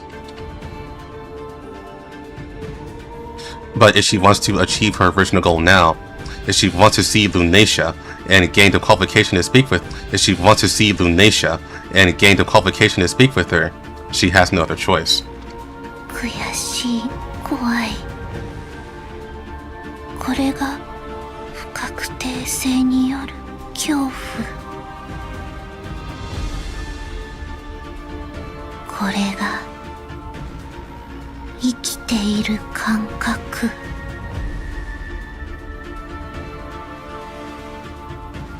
お母様が言っていた生物の宿命。She understood what Mother Caldwell had once said.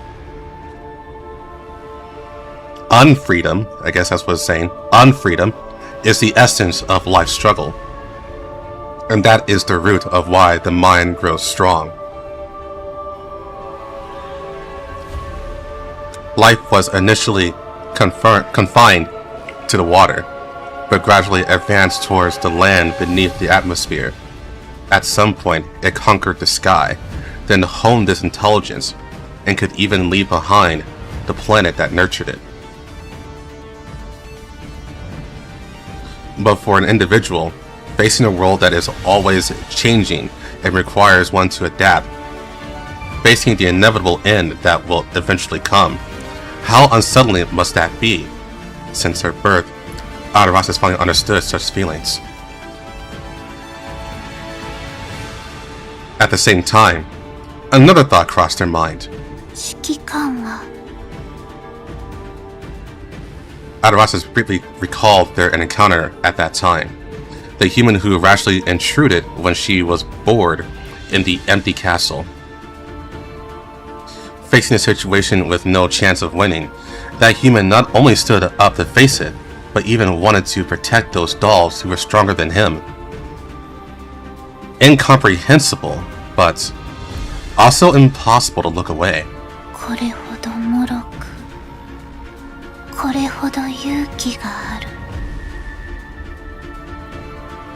Her fingertips gently touched her lips, which had once recorded the taste of this human's blood. That was the first behavior resembling biological eating for Ataraxis, who had absorbed countless boogems to clothe herself.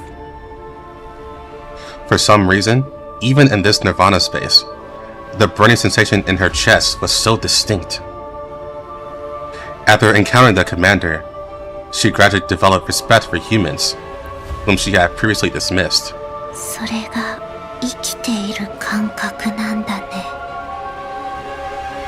限りある命を燃やして死を恐れながらも進み続け、決してたどり着くことのない高みを目指して一人一人と散っていく。小さくて脆くて美しい。私も指揮官のように自分の手から離れていく世界に美しい詩を綴りたい。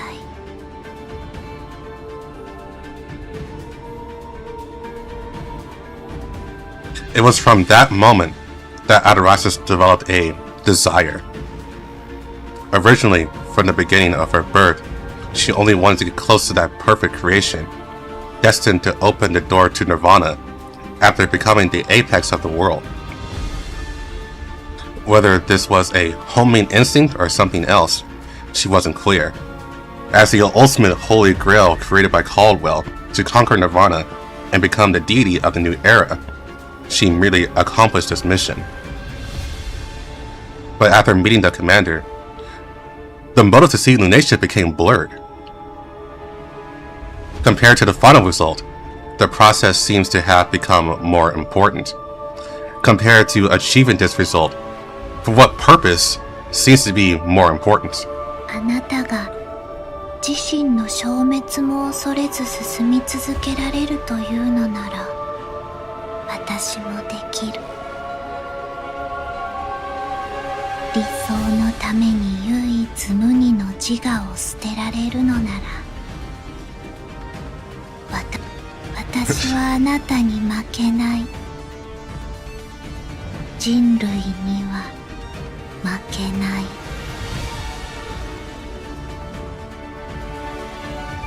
Space distorts under her will. Ataraxis struggles forward, tearing apart the fog barrier binding her, and forcibly steps into the domain that rejects her. もうこれ以上進まないでください。The myriad chanting voices fell silent, and she heard a voice behind her.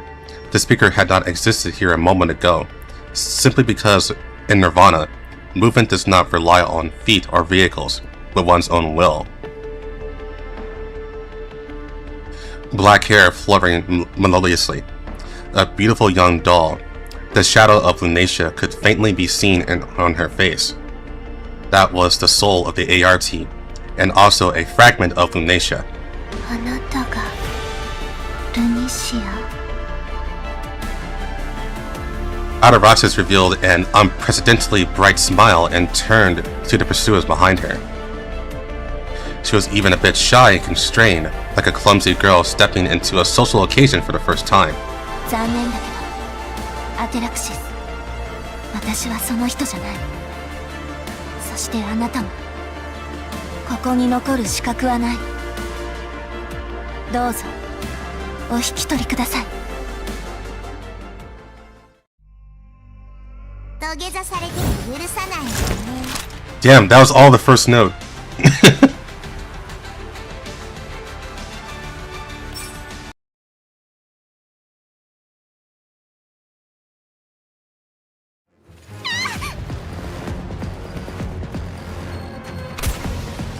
A sharp whistling sound tears through the defense line of the position. A large caliber artillery shell lands precisely near Lotta's cover. The violent blast, mixed with shattered concrete blocks, instantly flips Lotta's petite body hard onto the ground.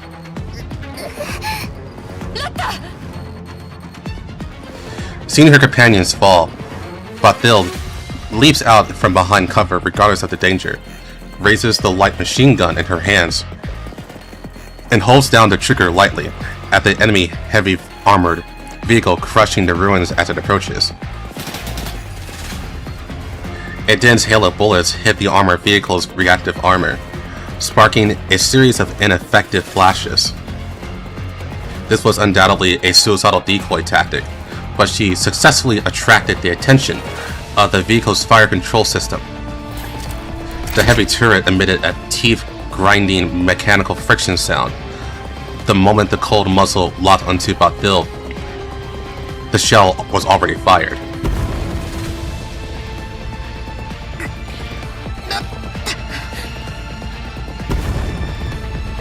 Almost at the exact same second Batil spoke, the second high-explosive shell, with its corrected trajectory, detonated less than 2 meters away from her side. The terrifying shockwave slammed her heavily against the broken walls and ruins.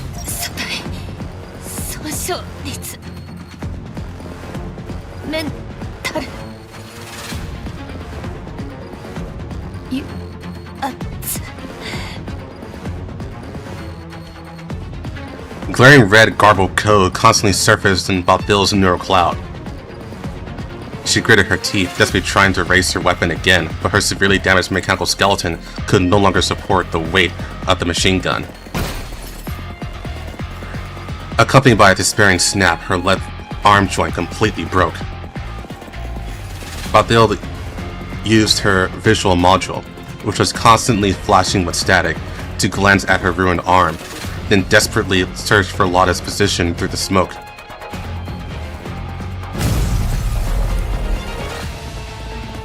Another deafening explosion rang out, but this time, the flash of the explosion did not come from the enemy's muzzle. Batil's eyes widened in surprise. The side of the arrogant armored vehicle head had been melted into a terrifyingly huge hole. Billowing black smoke, accompanied by the flames of a second explosion, shoots into the sky, and a steel behemoth instantly turns into a burning pile of scrap metal. リモナード正体は援護射撃を続けてください。スワミさん、あの二人を回収して。市場と北東の居住区は放棄します。パラグライダー正体とポーセリン正体はドローンと煙幕で撤退を支援。レナさん、事前に仕込んだ爆弾で建物を爆破して敵の足止めをしてください。了解しました。すぐ2人を回収してきます。よし、敵を吹っ飛ばすよ。でもカリー、このまま消耗し続けても仕方がないわ。こちらの重火器もほぼ尽きかけているし。さっき鉄血から連絡があったけど、到着は少し遅れるそうよ。諦めたくないのはわかるけど、必要になったら私はあなたの安全を最優先に守るわ。分かっています。81、82、83。ダメです。まだ全然。敵の送電間隔は長くなっていますけど、こちらの戦力も、もし敵の指揮官がゴリ押ししてきたら。今ね、カリーネ、大変だよ。敵がまた装甲部隊を投入してきた。あと、回り込んでくる人間の傭兵も。うわー！ごめんリバネ、発見されちゃった。 This code so loud. これじゃ建物を爆破しても大して足止めにならないし、他にも増援がいるみたい。 Luna's intel quickly drops the atmosphere and their comms to a freezing point, and Glena's heart sinks into the bottom. She knows the current situation better than anyone. The vast majority of those in Pradaja were inexperienced, modified civilian dolls, and the humans rescued here were mostly severely injured. And the situation of the main combat forces, like Squad 404, was not optimistic.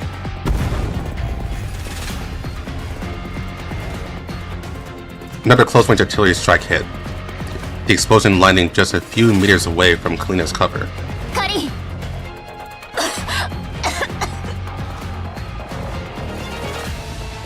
The smoke and dust kicked up by the artillery fire made Kalina cough violently, but the fighting spirit in her eyes still burned fiercely. She didn't flinch at all. but instead stared intently at the enemy and friendly situation map on a tactical terminal while forcefully taking the safety off her self-defense weapon. She took a deep breath of the smoke-filled air, as if returning to the moment she stepped into the battlefield 10 years ago. Back then, when she felt panicked, he was still looking for a way out.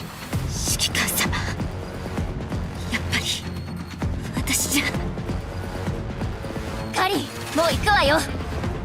レナ、今すぐ戻って。なんとかする。 Kalina rarely shakes her head, rejecting Leva's proposal. ダメです。逃げちゃ。ここは絶対。 This is that person's last retreat. Even if right now he is not here, and it's not even known when he will return. But she unconditionally believes in him, believes that he will definitely be safe and sound, and believes that he will definitely create new miracles. 指揮官様の。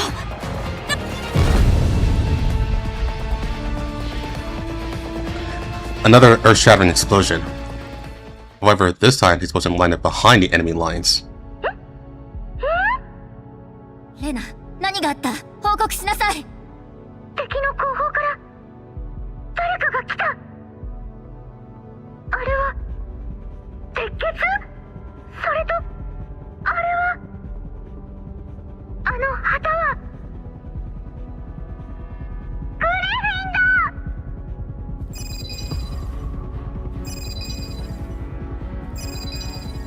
Is it time for Frostfall Squad to come in now? もしもし。 There we go.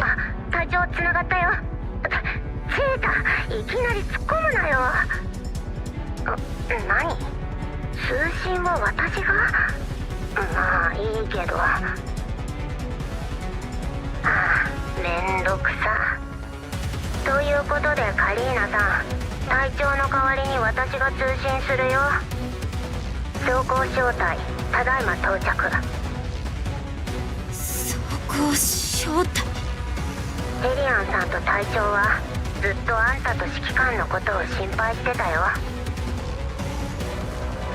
敵の砲兵陣地はこっちで何とかするから、そっちはそのままパラダカの防衛線を固めて。なるほど。レナの言ってたグリフィンの増援はあなたたちのことだったのね。これは指揮官のナイス采配なのかしら。しかしいくらあなたたちでも敵の重火器をどうにかするのは難しい気がするけど。いやいや、別に来たのは私たちだけじゃないし。 Alright, who else showed up? Hey, it's Tokarev! Another urgent comms request came in. The moment Kalina tremblingly pressed the answer button, a gentle and familiar voice echoed in her ear, crossing the long years. お待たせしました、カリーナさん。10年前のことを思い出しますね。トカレフ、ただいま来ました。 Who else? As this sum emboldened suppressed for 10 years was finally found an outlet, the ringtones of the encrypted frequency began to sound frantically and continuously, like a symphony of dawn playing on a desperate scorched earth. On the tactical map, a familiar yet long-absent color begins to sweep across the battlefield. It's Lee! 新パレット招待、ビクトリア招待とともに作戦に参加いたします。必ずや指揮官に勝利の栄光をもたらしましょう。 MG36 リーゼ、火力支援を開始します。 Her name's Lise now? 1, 2, 10, dozens, even hundreds. Those identification signals belonging exclusively to the depths of Kalina's memory light up the entire holographic screen like stars. That is Griffin and Kruger Power Security Contractor. That is Base S09, the love and hope that has been passed down from the very beginning, hidden and secretly accumulated for 10 years. Then the signal changed slightly, and 3 somewhat familiar identification codes connected as well. んで、昔話は終わり？こっちに拾ってもらった分際で主役面なんて気に入らないわね。まさか見せ場を取られて悔しいとか？黙りなさい。あなたもお静かに。正直、連れてきたことを少し後悔しています。カリーナ様、お待たせしました。ちゃんと間に合っていればよいのですが。カリーナさん、私たちもいるわ。どうやら戦況はあまり芳しくないようですね。隊長、まずは装甲部隊の対応に当たりましょうか。ええ、その方がこちらの被害を抑えることができるわ。Looking at those familiar code names on the screen, Kalina's eyes were turned red. But she forced down all her sobs, her gaze instantly becoming as sharp as a blade. 皆さん、よく来てくれました。クローザ14さんとエージェントさんは敵の重砲部隊を抑えてください。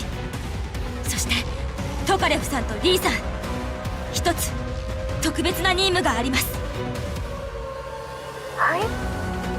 敵の補給線を断ってください。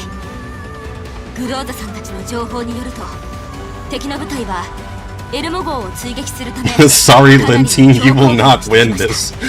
True. その補給部隊の守りは今手薄になっているはずです。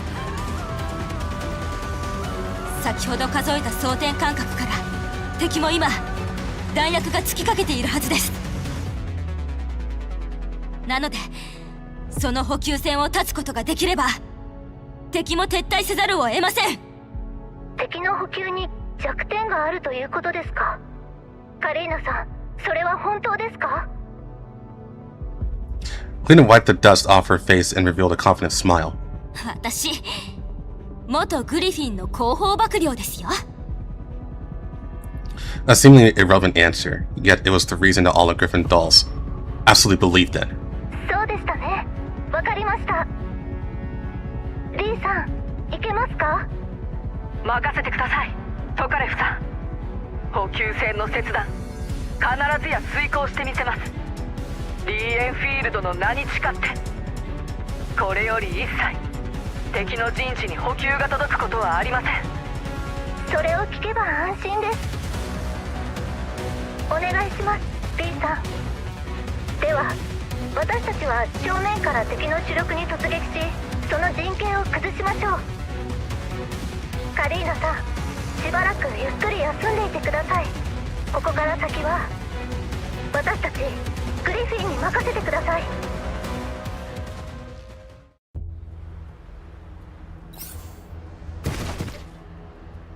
Alright, we're bringing Void back in. 手加減の必要は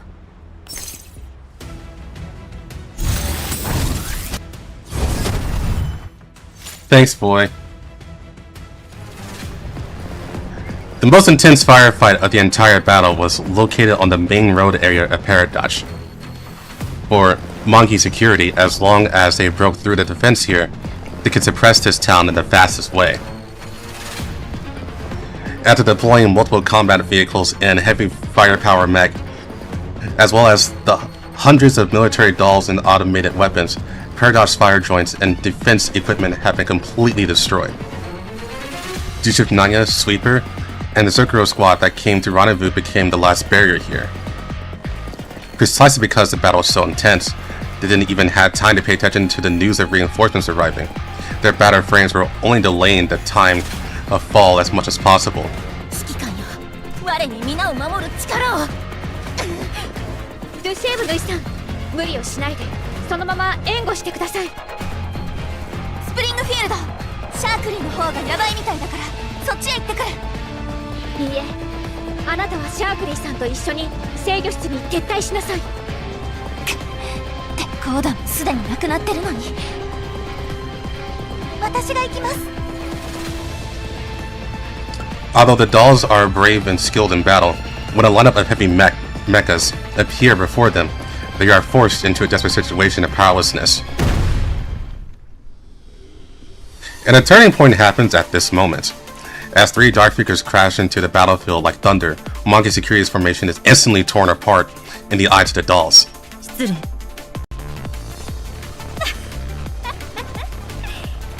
グリフィンの雑魚ども、感動しなさい、ひざまずきなさい、そして私をたたえなさい。鉄血様の極寒だ。スケアクロー、ウロボロスのことをちゃんと見てなさい。こっちに誤射しているわよ。何？言うことを聞かない？それはそっちの問題でしょ。なんとかしなさい。じゃないと後でしばき倒すわよ。The pitch black dolls were noisy, tearing apart all the heavy mechs while chatting and laughing, seemingly not taking Springfield and Ender seriously at all.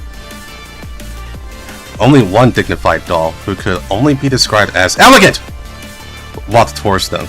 She lifted her skirt and gave a slight bow, showing the utmost courtesy and attentiveness, yet her face showed not the slightest fluctuation. 遅れて申し訳ございません。あなたはエージェント？ご主人様のメイドはすでに間に合っていますが、戦士なら歓迎します。ようこそ。The meme is alive and well. センタウレイシー様、私のいない間にご主人様のお世話の代行をしてくれたことには感謝。ただ私が戻ってきた以上、これからご主人様の身の回りのことは私が管理いたします。よく言うわ。まあ間に合ったのは確かだけど、これ以上心強い味方はいませんね。どうぞよろしくお願いいたします。 The writers couldn't help themselves. That was never in Girls Frontline 1, by the way. They just added it on there because all the memes. この戦い方、この武器と装備、この人形たちってもしかして。なんか Why is there a fake-looking Sanguine's fairy doll? あれ？もしかしてあの時島でボコボコにされて泣きべそってたやつ？私はスイーパーっていうの。あの時私に連絡した鉄血の戦士ってあんたたちなの？何がスイーパーよ。あんたみたいなやつは邪魔。どきなさい。さっさと落ちたパーツ拾って修理してきたら？なのよ。邪魔なんかしないわよ。私の実力が信じられないっていうの？実力あったらわざわざ私たちに頼るようなこともないじゃない。もうあんたの出番はないよ。おとなしくしてなさい。いいよ。ちょっとだけ経歴が長いからって。私は人形コミュニティの潜水でワイルドハントを狩る剣士で、指揮官が最も頼りにしている鉄血人形よ。今はむしろ私の方が先輩なの。なんだ、そんな生意気なこと言うなら今ここであんたをバラバラにしてあげるわよ。クロちゃんって鉄血の中ではまともな方なんだね。 She's the most normal one. SF. はいはい、皆さん、指揮官も人形コミュニティも危険な状態です。今は敵を撃退してカリーナさんたちを助けに行きましょう。もちろん今は共にご主人様のために戦いましょう。ドリーム、鉄血の総員に通達してください。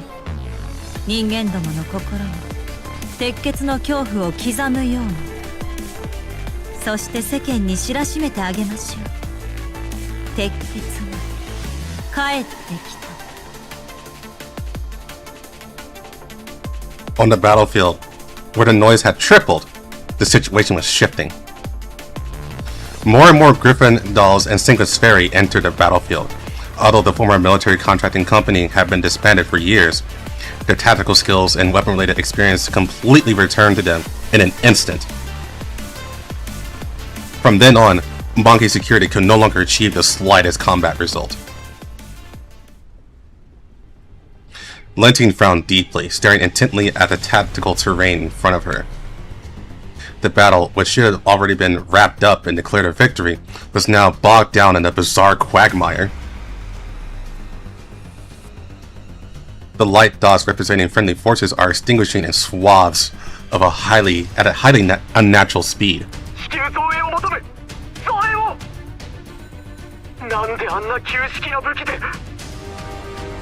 Why can an old-fashioned weapon cause this kind of damage? Yeah, I know, right? We ask that all the time. フォックストロット、応答せよ。状況を報告しろ。補給部隊と合流したんじゃなかったのか。スクシレ、フォックストロットとデレタの信号は全てロストしました。30名だぞ。快適からロストまでたったの1分。何なんだこいつらは。鉄血、いやさっきの銃声は明らかに鉄血のものではない。後続部隊はどこにいる。砲兵陣地、聞こえたら応答しろ。残念ですがその部隊はすでに葬り去られました。副司令、内部通信が。エコ、直ちに砲兵陣地の様子を確認しろ。リバティ、今すぐトゥルルと連絡を。殺戮は好みませんが私と私の仲間は今日ここで敵に手向けの花を捧げることをいといません。副司令、こちらエコ、砲兵陣地に近づけません。4号車がやられた。対戦車ライフルだと。交代だ。ここは通しません。くそ。Linting shut the console in front of her away and hurriedly switched the communication to another backup terminal. However, just as the channel connected, an extremely piercing high-frequency electronic screech came through, shocking Linting and Liberty into involuntarily covering their ears in pain. 通信はどうなっている。システムがハッキングされているようです。いえ、これは何らかのウイルスによってこちらのシステムが前線部隊との回線を切断されています。解決方法はないか。ダメです。こんなウイルス今まで見たことありません。高度エントロフィー。このウイルスこちらのファイアウォールを完全に無視しています。They're using entropy? Okay. あのシステムはすでに完全掌握したはずだ。なぜこんなウイルスに。鉄血の仕業か。それとも奴にはまだ何か切り札が。なぜだ。Yeah, it's Neuroclop related.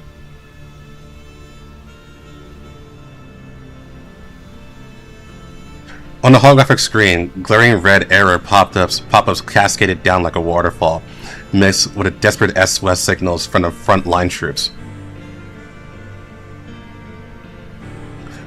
The battle situation, which was originally a sure thing and settled, was completely overturned in just a few minutes by a force coming out of nowhere. 私の戦術ミスか。いや、ありえない。No, Linting, you just got what's I looking for? You got plotted. Yeah. You got main charactered. いくら補給線の脆さが発見されても、さっきの制圧射撃ですでに戦局を決めていたはずだ。しかも万が一に備えて増援部隊を3つも待機させている。敵の増援が強すぎた。しかしいくら優秀な指揮官と鉄血の増援があったとしても、あの戦局を簡単に覆すなど。私が油断した。違う。全ての撤退ルートと増援の可能性を予想したはずだ。Linting stared at the jumping garbled code with red eyes, muttering to herself, trying to find a convincing reason for failure from the fragments of battle situation. Tactical deployment, strategic vision, battle situation deduction. In order to fight him, she believed she had done the utmost she could. The only miscalculation was that the enemy reinforcements that descended like ghosts. 違う。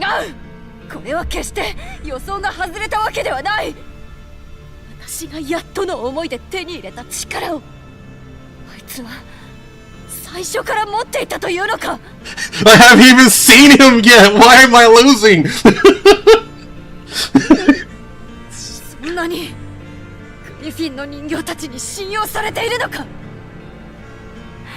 本人がいないにもかかわらず。Yeah, she's crashing out. あいつはそもそもそこにいない。指揮官。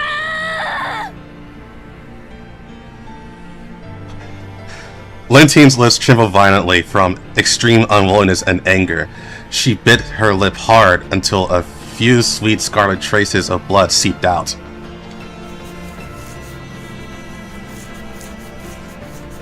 She pulled at her hair almost uncontrollably, messing up her gorgeous red hair until it felt disheveled over her shoulders. And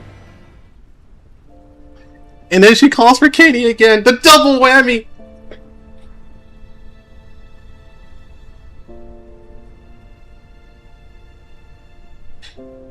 This is an instinct developed from countless shared missions. As long as she calls out that name, as long as she says that name, that familiar figure will timely make a few passionate yet naive remarks, helping her regain some calm. But this time, no one responded. Lentine froze, her turning motion stiffening midair. The adjutant's position beside her was empty, and only the cold, flickering light of the screen stung her eyes. Kenny is no longer here. Not just Kenny, but those old faces who had gone through life and death with her among security, entrusting their backs to each other and hails of bullets, have all been forever left behind in those extreme missions classified as top secret. In that large, cold command room filled with instruments, only her heavy breathing echoes. Having come this far, she can't even find a single person to whom she can drop her disguise and confess even a hint of weakness. Since when their team name was lost, and they were called the Omen Squad by others. They were always facing misfortune and overcoming it time and time again.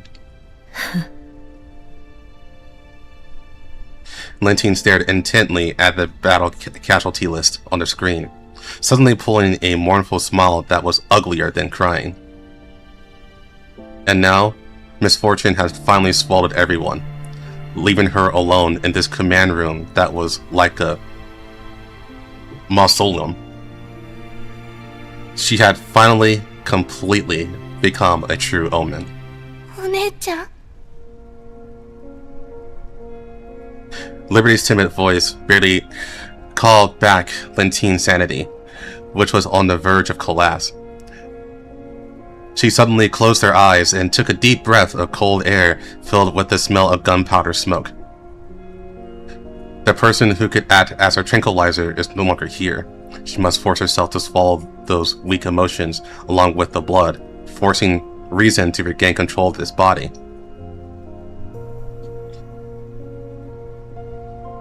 She absolutely cannot fall here. Absolutely not. リバティ、撤退だ。各隊に通達しろ。方法は何でもいい。短波通信でも、オープンチャンネルでも、直接人を向かわせてもいい。重装部隊とカラミティの撤退を最優先に。陣地は全て放棄だ。それでいいの？いいんだ。今は戦力の保全が一番大事だ。分かったら行け。はい、わかりました。Liberty's footsteps hurried away. After she left the command room, Lentine slumped dejectedly into her chair. Trembling, she pulled a squash cigarette from her pocket and clicked her lighter.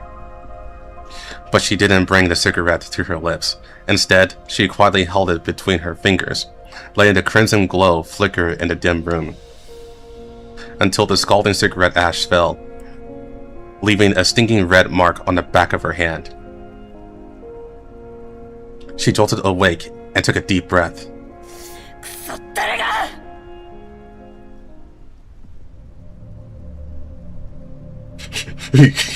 Trump card? What trump cards? Hey Arinet, how's it going? Wait, trump cards? Can we destroy those?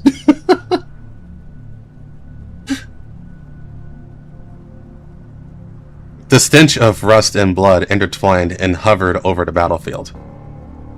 Even though the artillery fire had subsided and the remaining enemies had retreated, the heavy burdens known as war still pressed down hard on everyone's hearts.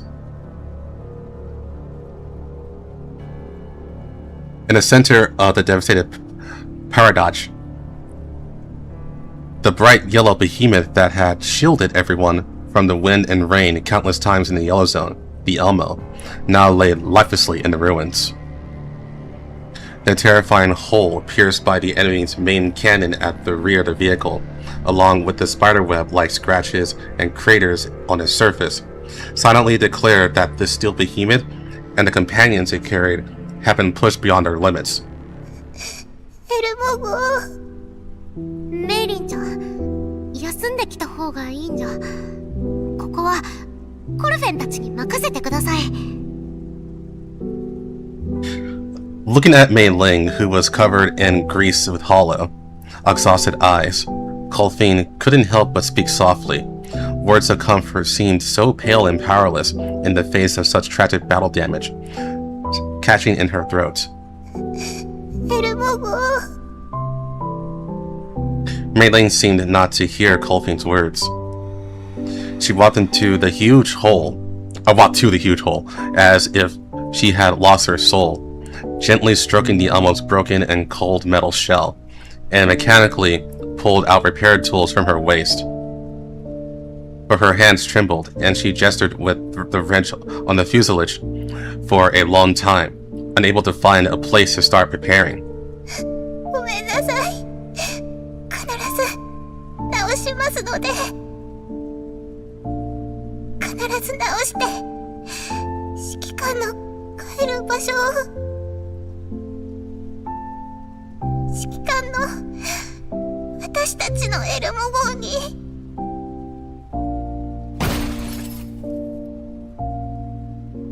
The heavy wrench slid from Mei Ling's strengthless fingertips and smashed into the ground covered in shell casings. メイリンちゃん、さすがにもう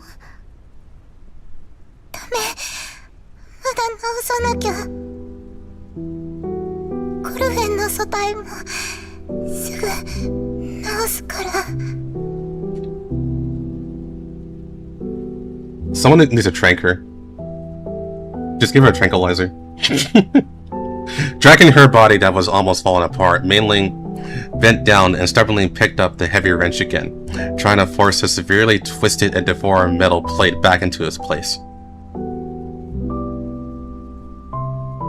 Her unsteady footsteps and trembling wrists made it obvious to anyone that this tightly stretched string could snap at any moment.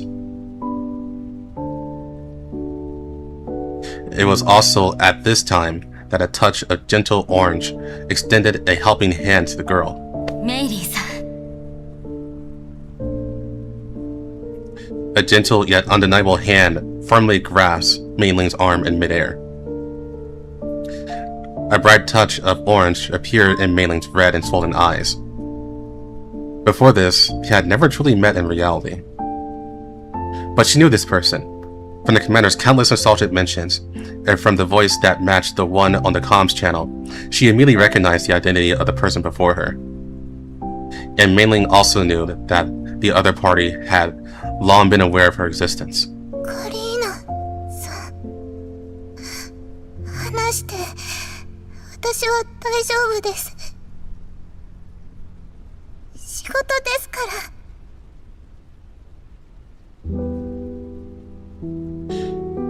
Mainly subconsciously tried to break free from Kalina's arm, but currently on the verge of her psychological limits, any of her movements were too weak. あなたはもう限界ですよ。大丈夫です。仕事ですから。エルモ号もみんなも直して。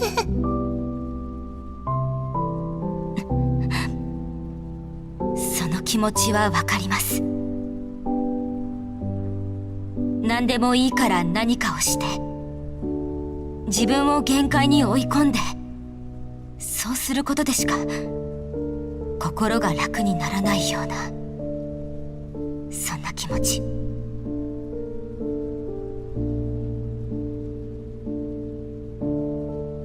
Kalina leans down slightly, quietly gazing into Mei-Ling's eyes with a sincere and forgiving look.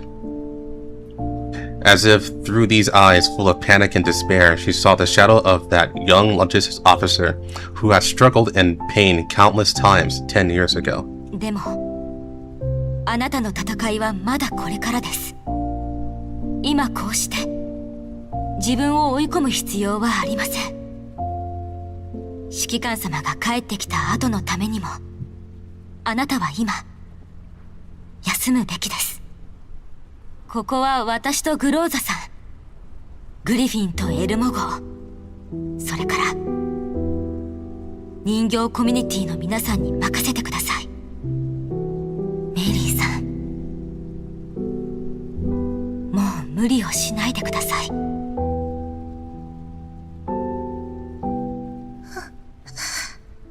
カリーナさん。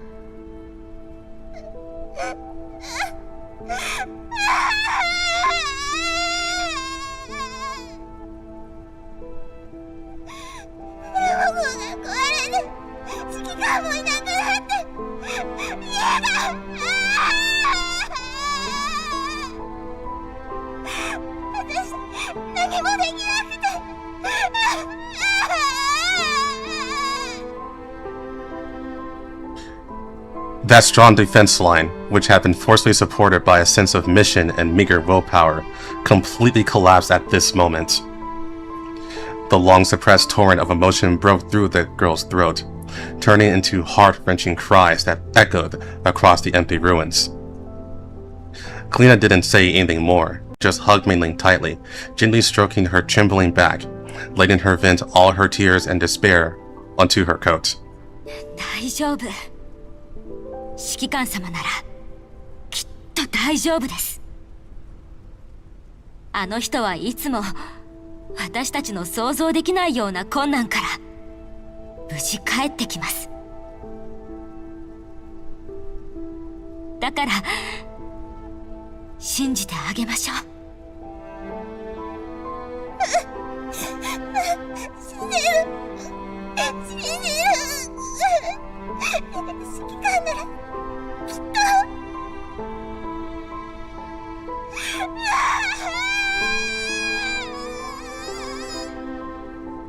カリーナさん、お久しぶりです。Anyway, I'm here. はい。また会えて嬉しいです。トカレフさん。At Kalina's gentle gaze, Kolfing stepped forward, supporting the exhausted Mei-Ling who had cried herself out, and headed back to the safe camp to rest first. ごめん、カリー。私たちがもっと早く来ていれば。指揮官も。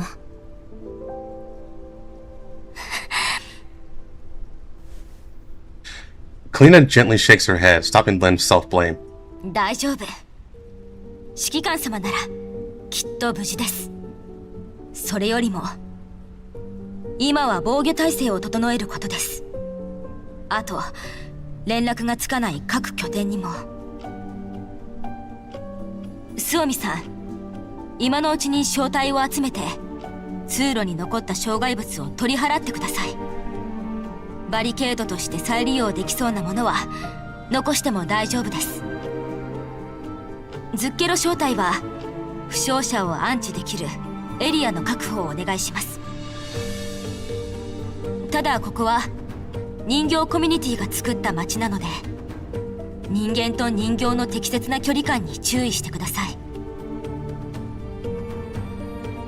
人間との交渉はウルリドさん、後で私と一緒に交渉に行ってもらえますか？もちろんだ。こちらに対する配慮に感謝する。私、いい感じの場所を探してくるわ。レプリーさんとサブリナさんを連れて一緒に行きます。障害物を取り払った後、そちらのバリケードを先に作っておきます。カリーナさんもちゃんと休んでくださいね。顔色ひどいですよ。大丈夫です。後でちゃんと休みますので。各エリアとの連絡と人形の緊急修復、それから撤退した敵の動向を。偵察は装甲小隊に任せてくれ。隊長たちはすでに動いている。鉄血たちはこっちとあまり接触したくないみたいだから、しばらく独自で動くらしいよ。奴らが抜けた穴はこっちでカバーするから心配するな。撤退した敵の動向ですが、ベティとアビゲイルがすでに追跡しています。Hey, Betty and Abigail. Why are they Betis? 何かしら動きがあればすぐに私たちに連絡が入ります。それからオーグ、ロキシスさんたちはすでにモコシュに向かい、そこにいる仲間たちの支援に向かったそうです。リーエンフィールドさんは FN 小隊とシンパレット小隊と一緒にトゥルルに向かいました。他にも駆けつけようとしている仲間がいるんだけどね。例えばモシンナガンとかは途中で敵に遭遇してちょっと遅れてしまった。 Of course Bosun is late because she couldn't in a session on the road. Okay, so she was I guess she had to take care of some business. そんで今はペーペー社とナガン、クシーニアと一緒にポートミカで情報収集に行っている。掲示板でも来たいって言ってるやつがいるんだけど、距離や状況的にまずは動かないようにって言っておいた。They're just not showing up on screen, but they're present. それでもうるさく言ってるやつがいるんだよね。あれ、あっちは何やってんだ？ルイスのやつどこに行った？まさか私が連絡役？めんどくさ。皆さん、昔よりずっとたくましく成長しているのですね。指揮官様が見たらきっと誇りに思うことでしょう。あれ以来私たちもいろいろと考えました。メンタルの中で何度ももしまたいつかあのような危機的な状況に陥ったら、私たちはどう戦うべきだったか。指揮官に私たちの成長を見せられる日をずっと待っていました。はい、おかげさまで防衛と通信はなんとかなりそうです。ただやはり外の情報についてはまだ何も。それならさっきレナが基地局に修理に向かったわ。あとバグズ提供の技術を使えば微弱ではあるけど外に向けて電波を発信することもできるの。それを使って反逆小隊の緊急連絡チャンネルとグリーンエリアとホワイトエリアで待機している人形たちに連絡してみたけど、戦闘の余波のせいかまだ返事がないわ。必要なら装甲小隊の通信設備を貸してあげてもいいよ。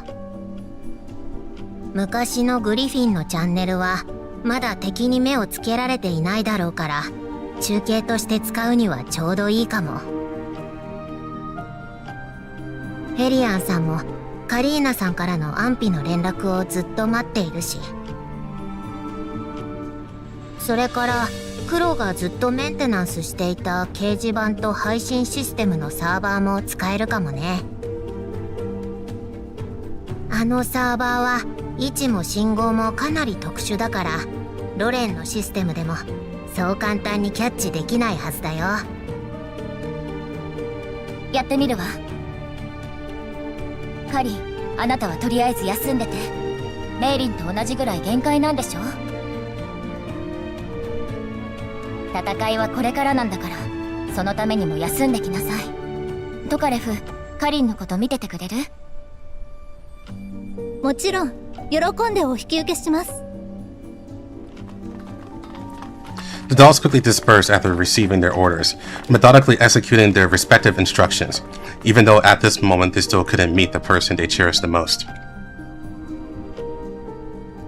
However, the memories and tacit understanding forged in the fires of war and engraved at the bottom of their neural clouds allowed them to spontaneously make the most correct tactical judgments and actions for the person in their hearts, even without a command center. Looking at the busy but unpanicked crowd before her, Kalina's vision blurred for a moment. She gently turns her head, gazing at the distant horizon where the smoke of gunpowder has yet to dissipate. Even though she knows very well in her heart that the person she has been missing is not here right now. 指揮官様、いつもすれ違ってばかりですね。今度こそ全てを捨てても掴もうと思っていたのに、結局手の届かないところに行ってしまった。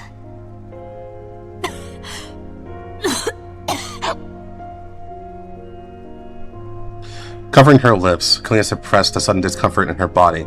She should have taken enough anti-Iliad medication before coming. This was just a reflexive action, because her state of mind seemed to have returned to the past.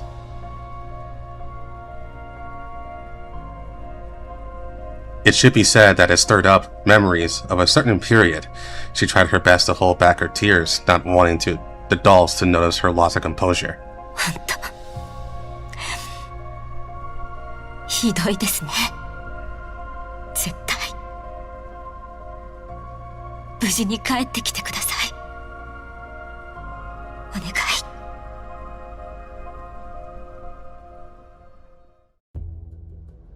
土下座されても許さないんだね。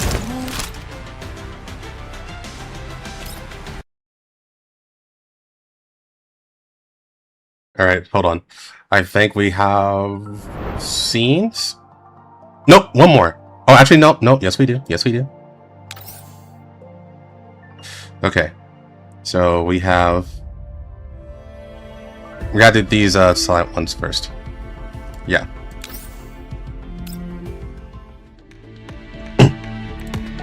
Hey! Nice track. In the meeting room of the Griffin base, the radio station Lynn listened to daily was broadcasting a breaking news update. Breaking news. Half an hour ago, the PMC Armed Firepower had officially passed parliamentary approval to further advance the purification project and maintain the stability of the lives of people of the contamination zones. State governments will further promote cooperation between the military, major corporations, and PMC to jointly crack down on illegal armed rebellion in the contamination zones. Lynn bites down on the lollipop in her mouth, making a crisp crack sound. QJ, you saw the news, right? Not just the news.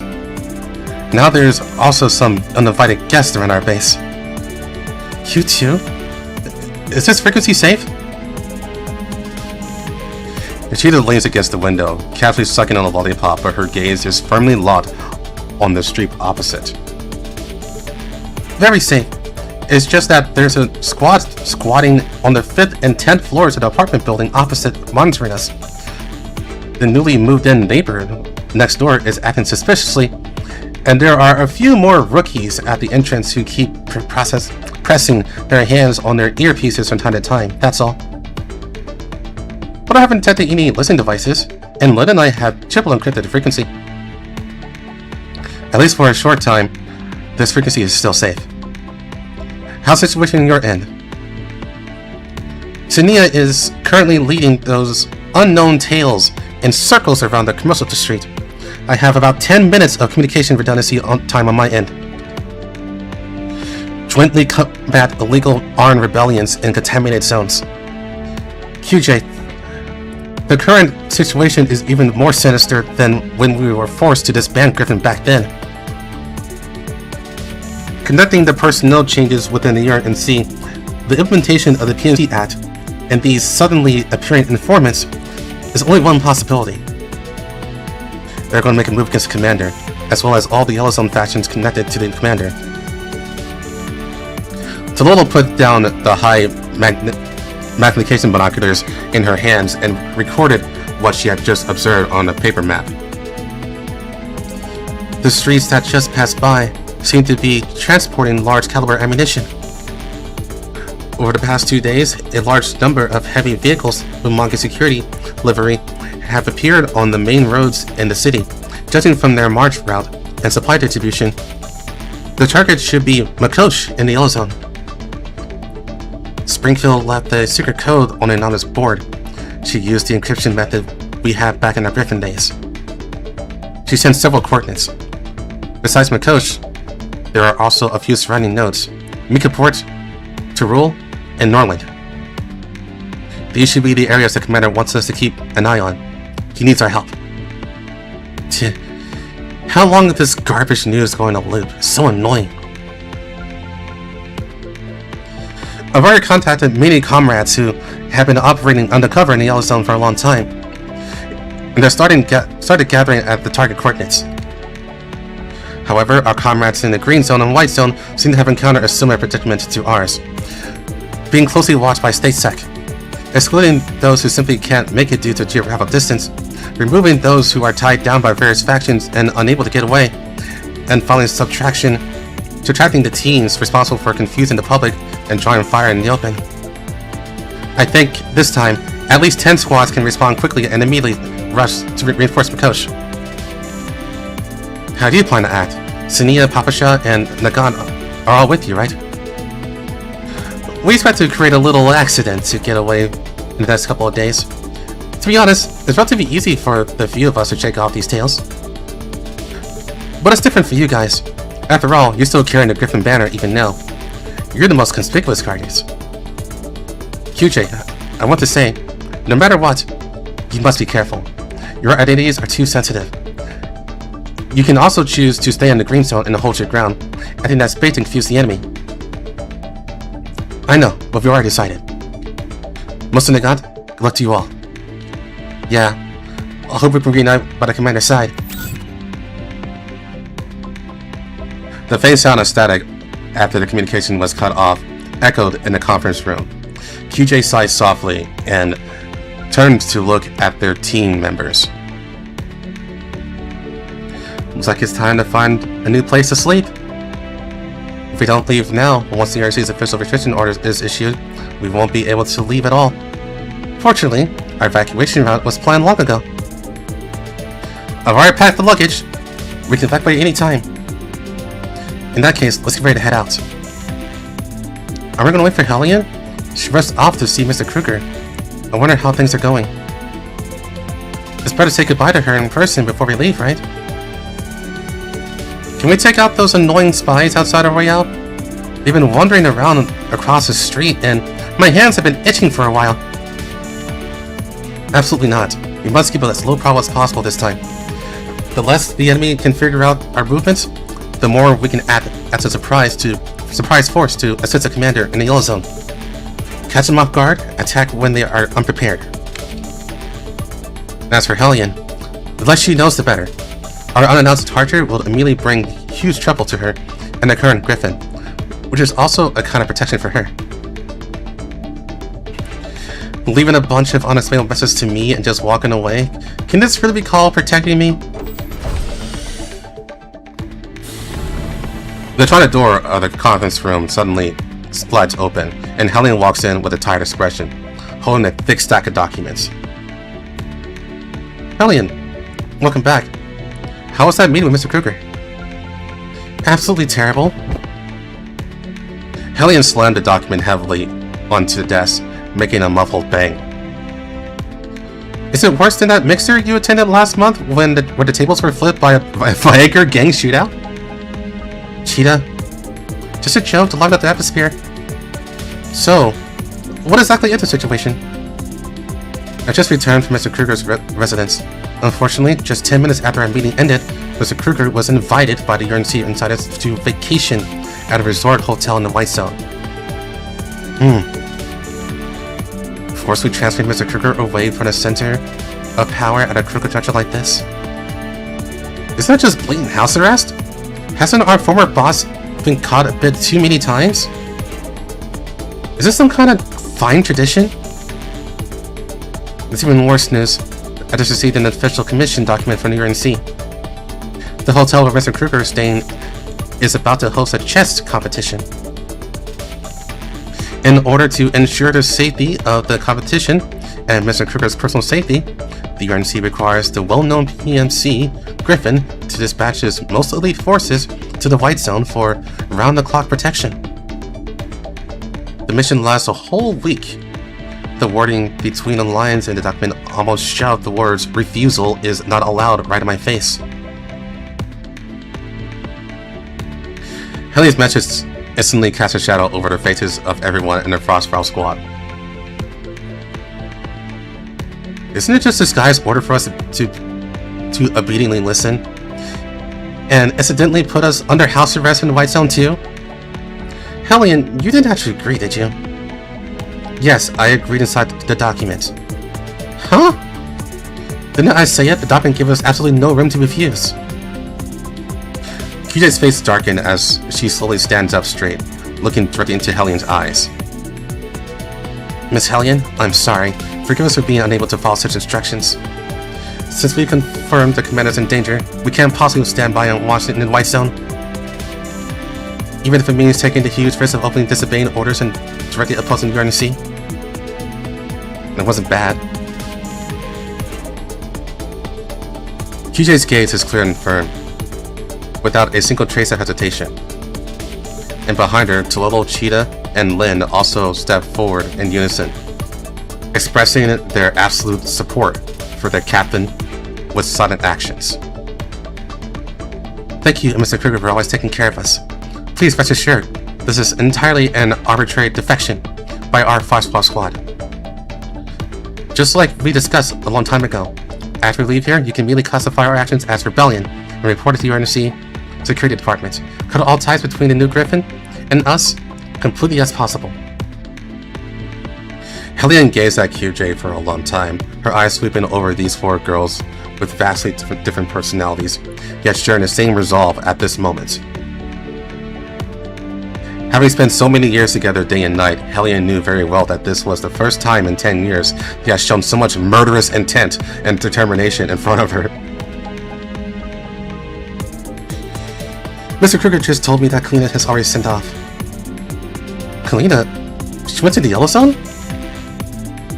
Through the connections and the black market channels she secretly accumulated, she pulled together a supply convoy and taken Squad 404 and the AR team, rushed straight to Makosh. But did you know? She actually sent me a message via encrypted comms only after she set off. Aside from explaining her thoughts, she just lightly left a sorry at the end. None of you ever give me peace of mind. At least discuss it with me. Hellion sighs heavily and gives a helpless, bitter smile. She reaches to the bottom of the pile of documents slammed on the table, brings out a briefing stamp with a top secret red seal, and hands it to QJ. Listen up, all of you. The mission signed by the UNC this time is to ensure the on-site security of the International Chess Championship. But according to reliable sources from our internal Griffin Intelligence network, extremely dangerous unidentified armed militias will attempt to attack the venue.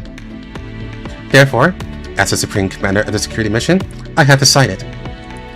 As the main force, the Frostfrow squad is hereby relieved of all armament restrictions.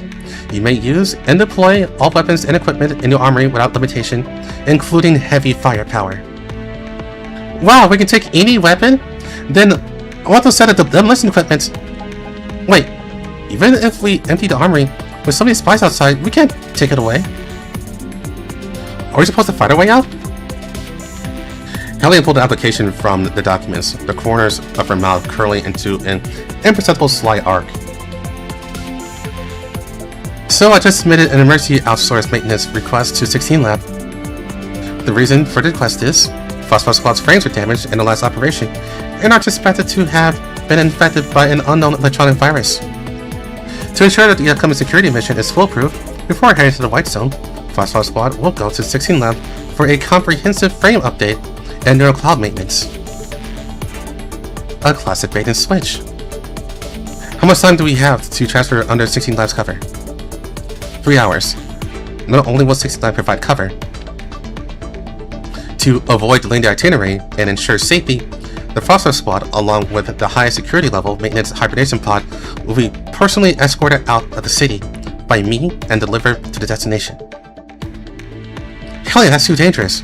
Once you're exposed, don't worry, if my judgment is correct, once you get there, your frames neural clouds will be forcibly sealed. They won't and don't need to wake you up at all, and that is exactly our best cover. Someone has to stay behind to clean up, and as long as it succeeds, this is the most covert way to keep you and Griffin safe. You can't expect me to run away with you, can you? Hellion shrugged with feigned ease, trying to act as if everything was under control, but in front of the Phosphor Squad, who had fought alongside her for a long time, this was clearly unconvincing. Isn't there a less risky method? Neither we nor the commander have any time left. Hellion walked up to Tololo, reached out to straighten the collar of her combat uniform, her eyes revealing a hint of unconcealable reluctance and anticipation. Don't worry, I'm just going on vacation and watching the chess tournament. Whether it's me or Mr. Kruger, they won't and can't lay a hand on us. You can rest assured about that. So, we're leaving the commander and Kalina in your hands. If you see Kalina, remember to say hello to her for me. After explaining everything, Hellion turned and walked to the safe in the meeting room. With complex fingerprint and iris unlocking, she took out a carefully wrapped dust bag from the bottom layer. This is a gift from Mr. Kruger and me to you, and to those dolls on the way. QJ solemnly took the package from Hellion's hands. The moment she lifted the dust cloth, it revealed a familiar flag that, although somewhat faded, was still neatly folded, along with a complete set of old-fashioned yet extremely well-maintained tactical equipment. Griffin's mark. These are the AFF identification systems formerly exclusive to Griffin, containing the full set of encrypted communication frequency protocols for the S09 sector. When Griffin was forced to disband back then, I kept all those devices, originally intending for them to gather dust as souvenirs of an era.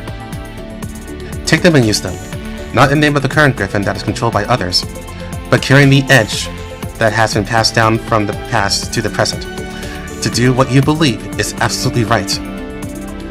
Also, Mr. Kruger has a message he hopes you can pass to the commander when you see him. Kalina took a half step back and gave a standard military salute to the Phosphor Squad. Use your own edge to renew this world, Commander. Move out, Phosphor Squad, as that edge.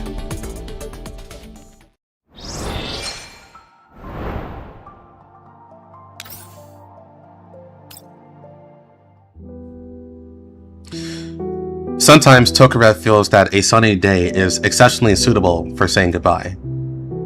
She can't remember who had the sudden inspiration to insist on choosing this place for the farewell.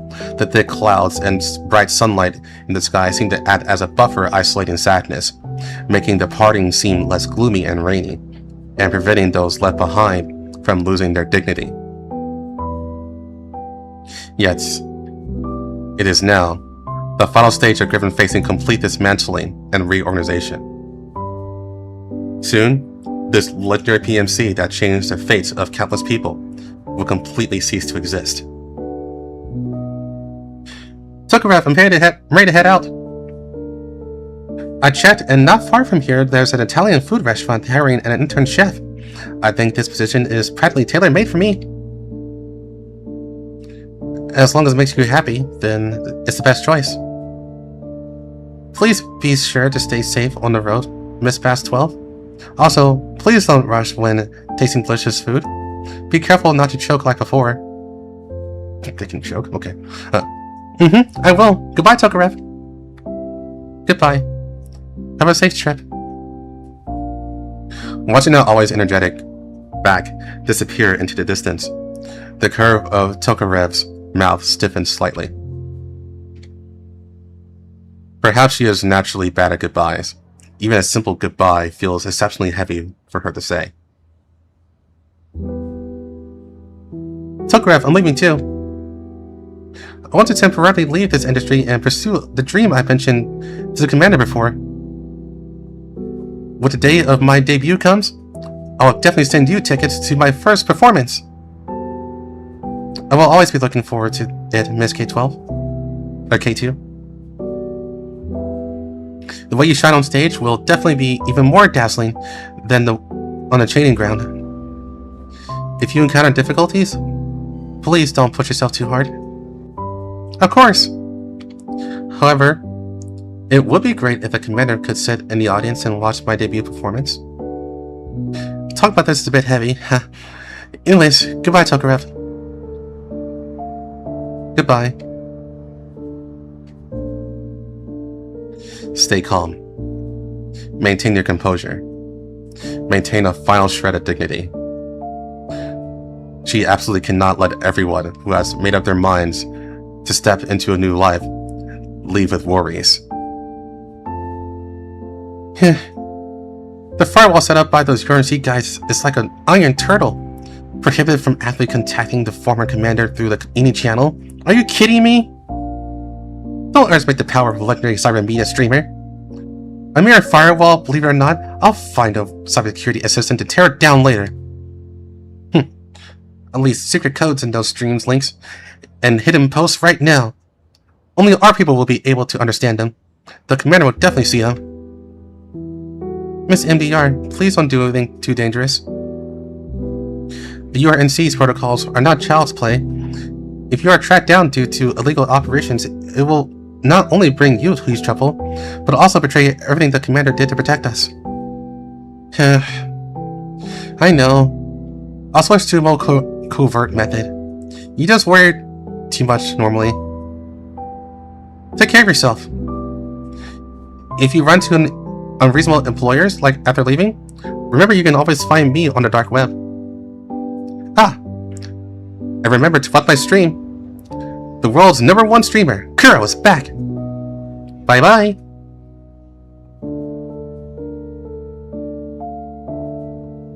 Goodbye. When the last companion who chose to leave today disappeared from sight, Tokarev just felt so tired. So tired. The wind swept up a few fallen leaves from the ground, swirling them around on the empty ground. Tokarev leaned against the cold wall. That constantly taut string called decency had finally reached its limit.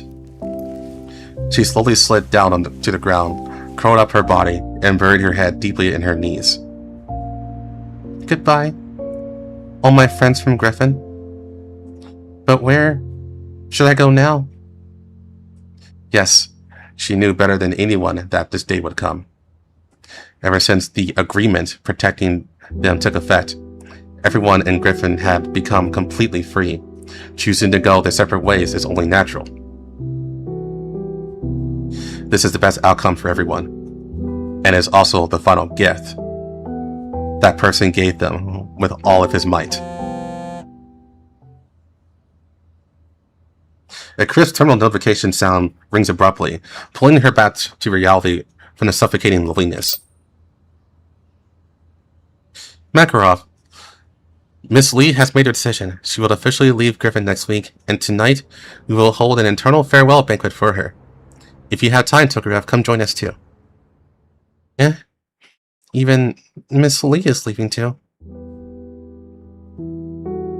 Even though Griffin has entered the final stage of disbandment, this farewell banquet is still prepared exceptionally and lavishly. In Hellian's words, we can't take the stored supplies with us, and it's a waste not to eat them, so we might as well splurge and enjoy them. The hall was brightly lit, the sound of music intertwining with the crisp clinking of glasses. Lee Enfield and a few other dolls, who had decided on their future paths, were smiling as they gave their farewell speeches. This should have been a warm moment of exchanging well wishes and blessings, but Tokarev felt a tightness in her chest. Halfway through the banquet, she slid out alone to the steps outside the hall, holding an untouched glass of juice. I'm sorry, everyone. I really don't want to ruin the mood, but I really don't know what kind of expression to wear to face this final farewell. The night breeze is slightly cool. The noisy laughter from the hall comes through the glass doors, but it feels as if it belongs to another world. A light and elegant sound of footsteps come from behind. Miss Tokarev, are you there? A gentle and steady voice comes from behind. Tokarev, sitting on the steps, turns her head in surprise. Miss Lee? Shouldn't you be the absolute center of the party right now? Why are you here? That's how it's supposed to be. It's just that everyone is so enthusiastic tonight. It's a bit hard to handle, so I made an excuse to come out for some fresh air. Lee Enfield gently gathered her shawl and walked to Tokarev's side. Miss Tokarev, do you mind if I sit next to you? Ah, of course I don't mind. Please have a seat.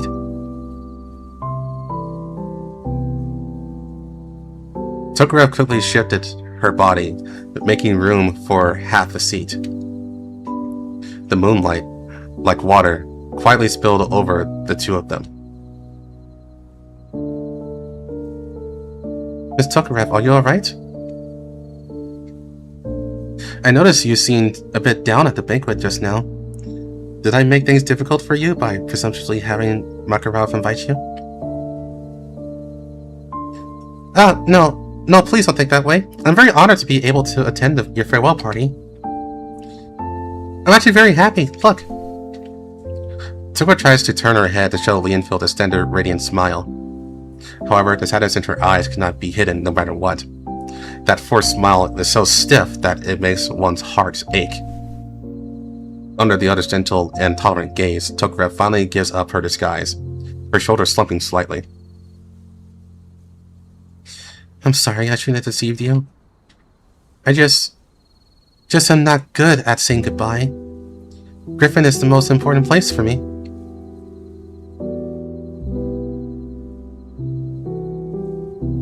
The commander is the most important person to me. And all this will become the past. I don't know what I should do.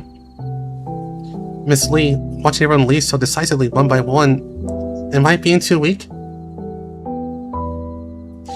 You really don't need to be so hard on yourself. Like for you, I feel a deep sense of reluctance and sorrow over the fading of all of this.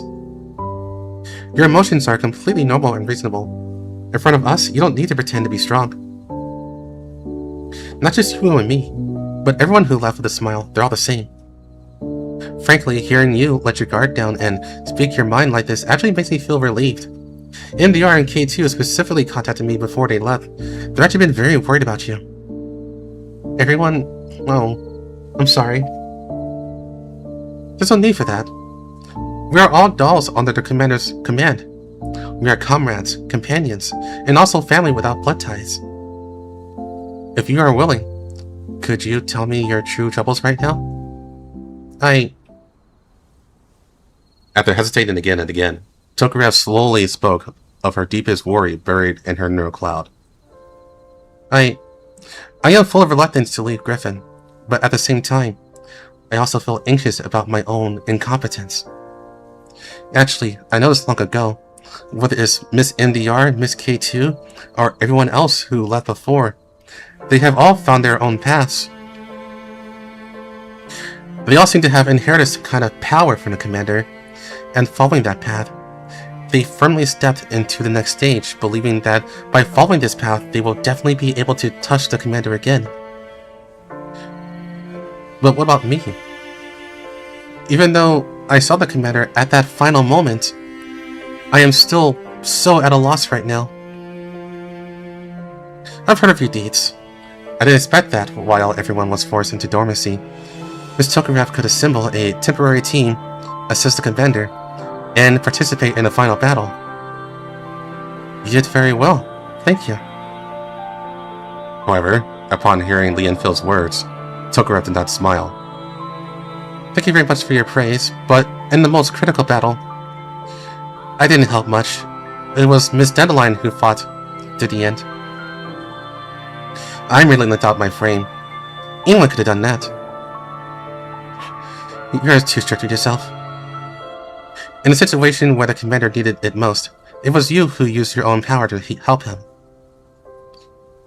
Thank you for comforting me, but I know in my heart, because I feel like I haven't done anything, I have no idea how to enjoy this freedom with peace of mind from now on. Once I leave here, I will have nothing. How am I supposed to use this gift called freedom that the commander risked his life to get for me? I really don't know. How I wish someone could stand in front of me right now, give me a clear order, and tell me what I should do. Tokarev's throat choked violently, her eyes slightly red, and for a moment she couldn't speak. A long silence fell between the two of them. At this time, the moon was bright and the stars were sparse, and a night breeze brushed past. Fallen leaves from afar were carried over, swirling once on the ground before being blown away again by the wind, leaving nothing behind. Sometimes, the meetings and partings between people are just like the waxing and waning of the moon. Desolate, lonely, hesitant, melancholic. It has always been so. Before lending my frame to Miss Dandelion, I never thought that would be the last time I saw the commander. I couldn't even properly say goodbye to him with my own consciousness. Whenever I think of that moment, my neural cloud feels as painful as if it's being torn apart.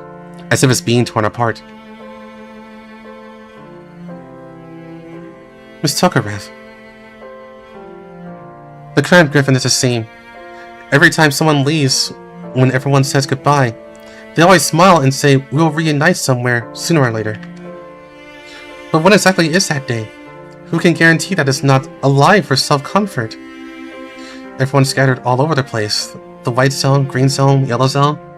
Some even have gone far into the wasteland. How are we going to contact each other in the future? What if someone encounters danger? Shouldn't we agree on a time and place to reunite? Can we really see the commander again? Is there any other way we can re-establish a secret communication network? So that if the commander encounters danger, we can quickly provide support? Sorry, Miss Lee. I lost control of my emotions a bit and kept randomly outputting these meaningless redundant data. Facing Tokarev's somewhat incoherent pouring out of her heart, Leonfield just listened quietly, a glimmer of appreciation flashed in her calm eyes. That's alright, Miss Tokarev. You're being too formal. Hearing this actually makes me feel very gratified. You just said MDR and K2 both gained the motivation to move forward from the commander, so they were able to quickly advance to the next stage. But actually, I think your anxious thoughts just now have already proven that you have also attained that power. Eh? Me? Yes. You've been worried about everyone being scattered and unable to contact each other. Worried about the commander and everyone encountering danger with no support. Worried about never seeing the commander again. Since you have so seriously perceived these problems, have you ever thought, why don't you personally become the one to solve the problem? I should go do something? That's right, Miss Tokarev. Use your own way to reconnect those fallen leaves in the wind. Of course, this is a long and difficult job. You can take your time. Reconnect everyone. In that very moment, Tokarev's sorrow seemed to have been paused by Miss Lee. Do something. She seriously considered the possibility of this advice. Her expression was both serious and focused. It seems you already have a preliminary idea. Maybe it's a pipe dream, but I want to... Even if my strength is meager, I want to try and build a belonging to all of us. Griffin Alumni Association. Near the border of the green zone and the yellow zone, a faint smell of rosin mixed with machine oil floated in the hidden safe house Tokarev had just purchased. In the dim room, only the indicator lights of a few modified precision instruments flickered silently. Tokarev sat at the workbench, carefully looking at the hard-won military-grade communication device in front of her. Her fingers gently stroked the cold metal casing, her neural modules running at high speed, earnestly recalling the complex and even somewhat rule-breaking technical points regarding such equipment that Hellion had instructed her on. After all, if anything went wrong with this, she really wouldn't be able to explain it to Miss Hellion.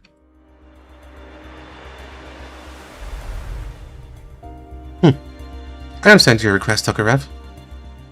You want to buy communication equipment phased out by Griffin, but you don't seem interested in the equipment itself. What she wants to recover is the frequency band data that in the equipment memory that hasn't been completely erased, right?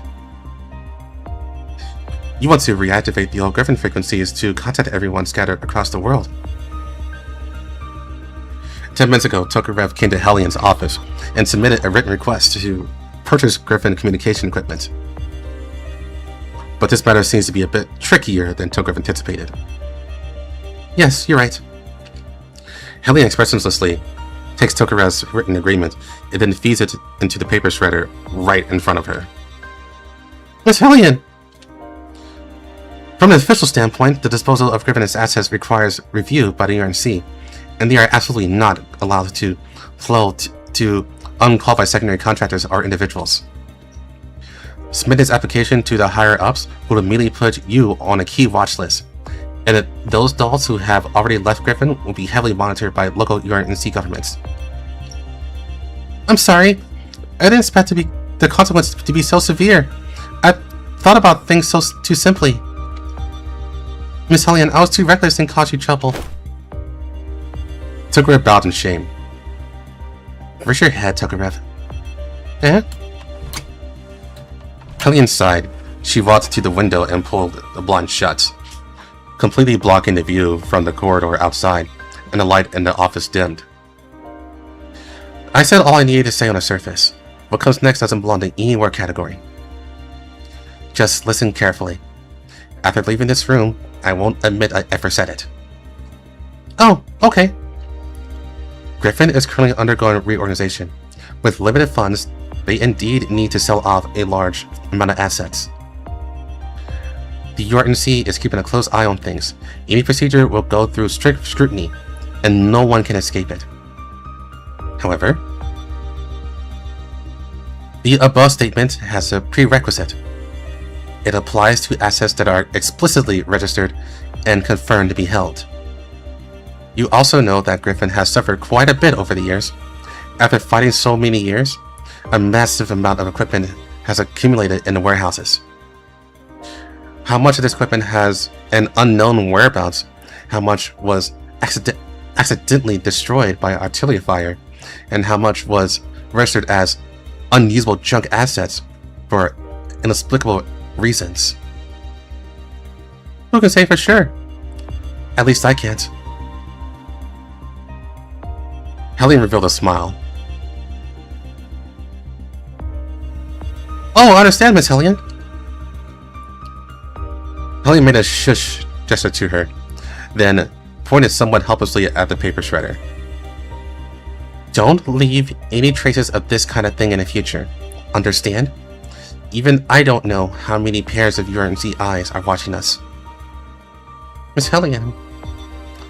Go ahead and do what you need to do, Tokarev.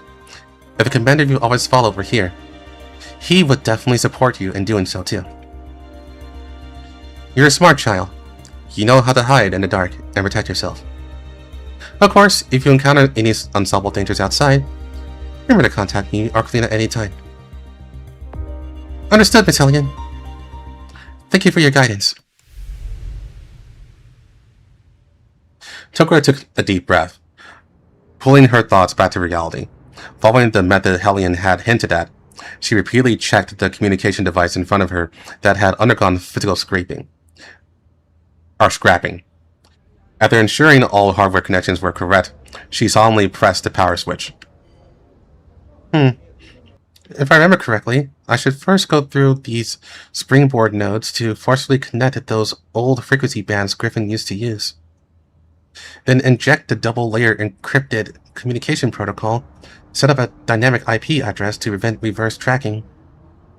Finally transmit the handshake protocol and wait for a response. The indicator lights jumped rapidly above the keyboard. After a while, as a line of green connected text popped up on the screen, and uncontrollable joy erupted in Tokarev's eyes. After several consecutive all-nighters of repeated debugging and cracking, this old equipment could finally operate officially. Although, to ensure absolute secrecy, the signal needed to pass through countless zombie nodes around the world as springboards, resulting in very slow connection speed.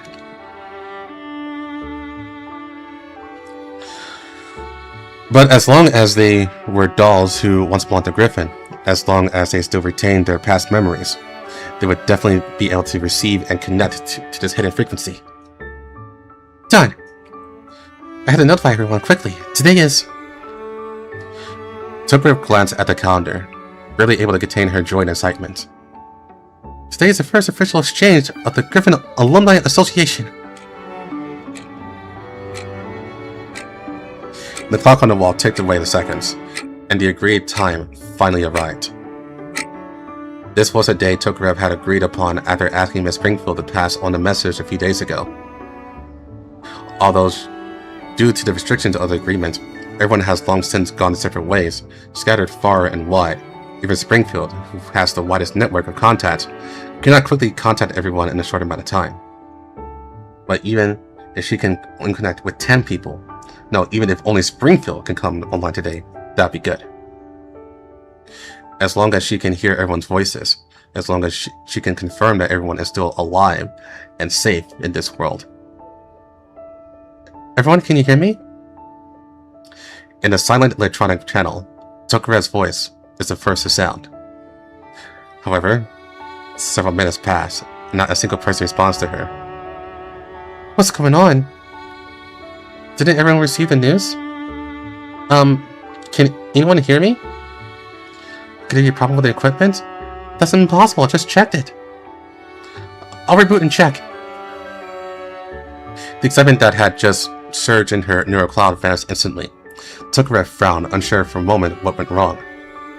She decided to troubleshoot the fault again, so her finger reached for the power button of the communication device. However, just as she was about to press it, a calm, elegant voice slowly rang out on the channel. Miss Tokarev, please stay calm. Huh? Immediately after, a second doll's voice sounds. Oh, I'm in! Lynn, you guys come and take a look too. Yes, I hear it. It's quite stable. I'm impressed you managed to pick this channel out of Griffin's mini silent frequencies. It's been dormant since before some dolls even joined Griffin, and the mobile encryption algorithms you set up are well hidden. But to complete the handshake protocol without triggering the local security bureau's alarms, you have to give everyone a little time to decode and confirm, right? Still, the signal's stable. Good job. Miss AA12, or is it better to call you Miss Lind? Either is fine. Both names are me. Everyone is still as energetic as before. Good evening, Tokarev. I spent a little effort on my end to avoid conventional monitoring methods. 97, have you been completing your tasks properly lately? Tokarev waiting on Discord. True. Well, sis. More and more dolls joined the frequency band, and the originally dead silent channel suddenly boiled over in the next second. Hello? What kind of last century latency is this? Almost thought I was connected to some alien dial-up network just now. But my god, the springboard setup for this node is pretty good. Tokarev, you actually managed to bypass the green zone network firewall. So cool! Quick, give me admin privileges. By the way, can this thing be a live stream? No, wait, with this speed, wouldn't the stream latency go through the roof? But that's actually a good idea. So noisy! My altering modules are going to overload with your yelling. Tokarev, don't misunderstand. I was just maintaining my equipment and happened to open this channel. I'm actually not bored at all. Well, hearing everyone's voice isn't bad.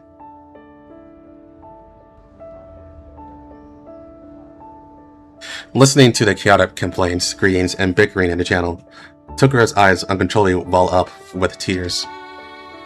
Even if they can't meet offline, that familiar tone and the messy yet warm background noise instantly pull her back to that Griffin lounge forever filled with the aroma of coffee. Good evening, Tokarev. Good evening, everyone. I'm very sorry, due to the rush and for safety reasons, only had time to contact this meeting companions at this time. But I believe that as time goes on and our intelligence network expands, more and more companions will definitely return to the frequency of our big family. Thank you, Tokarev. Thank you for working so hard to bring us back together. Everyone, Miss Springfield, Tokarev covered her mouth tightly, desperately trying not to let out a sobbing sound on the channel.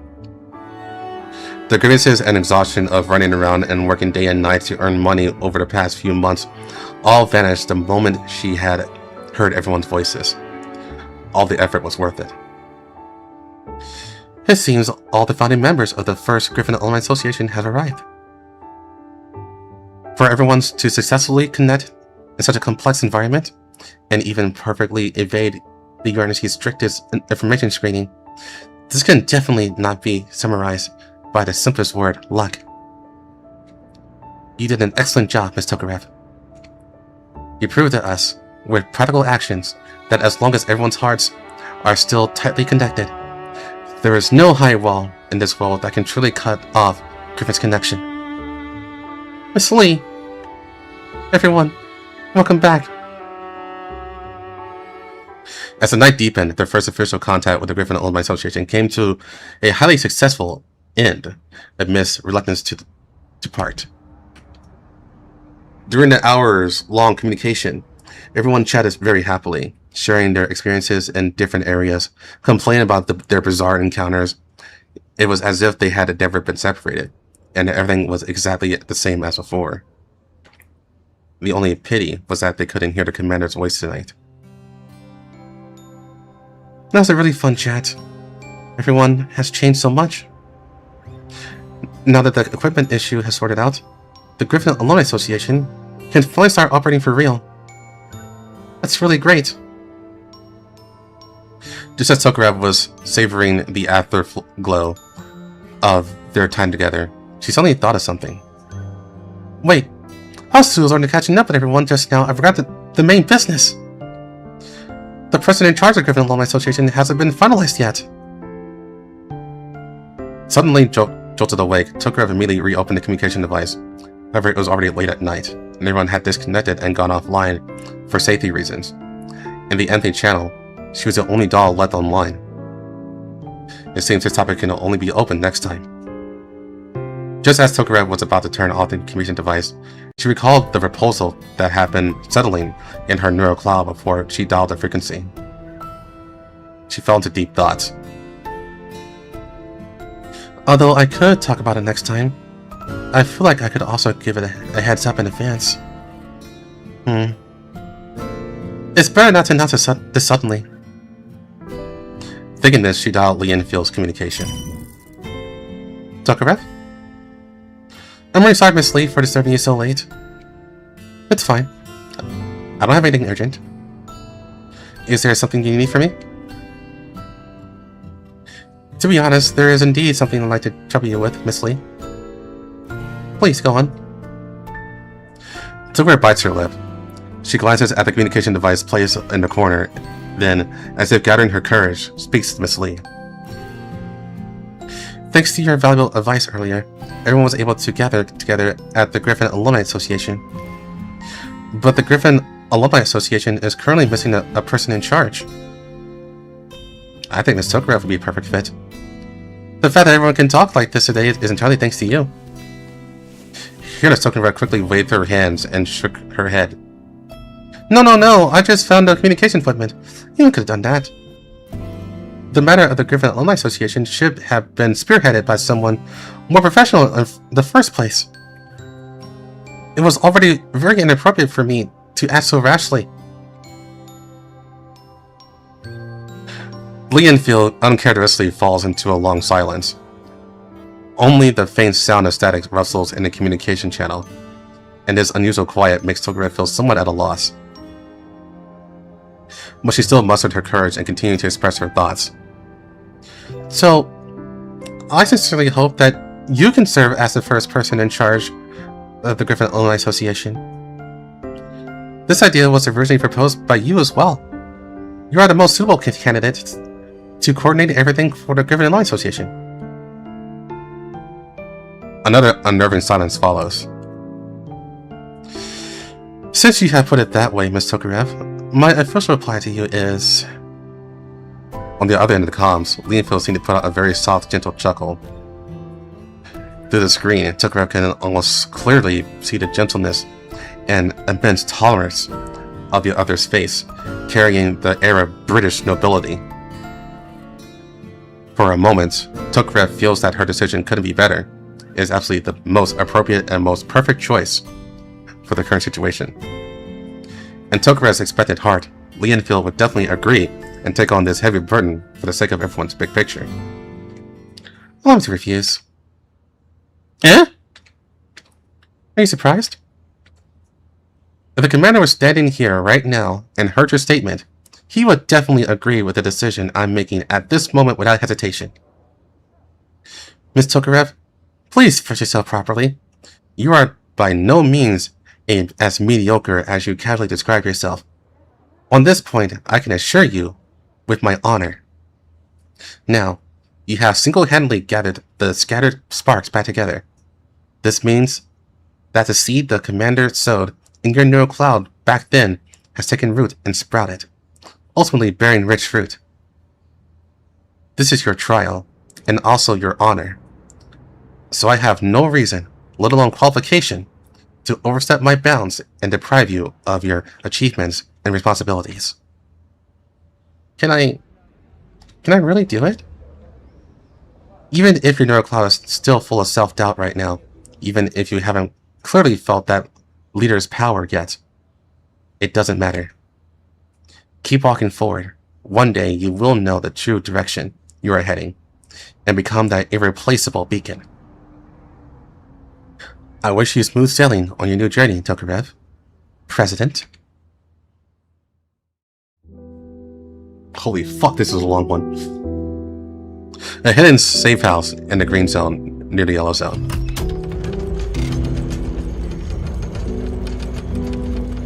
The heavy metal security door is pushed open with a dry mechanical friction sound, dragging her exhausted body.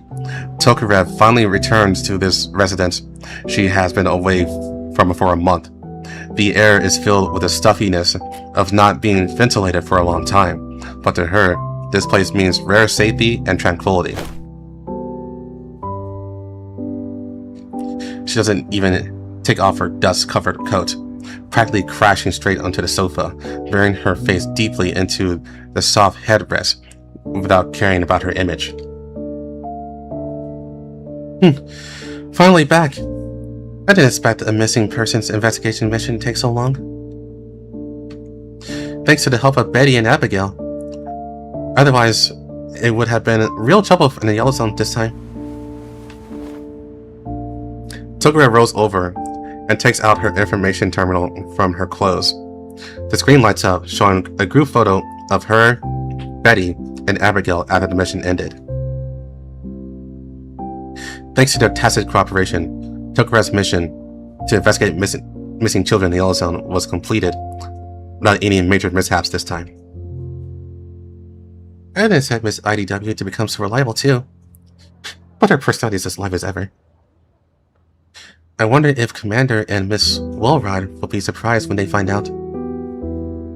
But I really didn't expect there to be such humans in the Yellow Zone, selling their own flesh and blood to human traffickers just for vaccines. Even abducting children from the other settlements to get more supplies, and they actually use abandoned dolls as cover.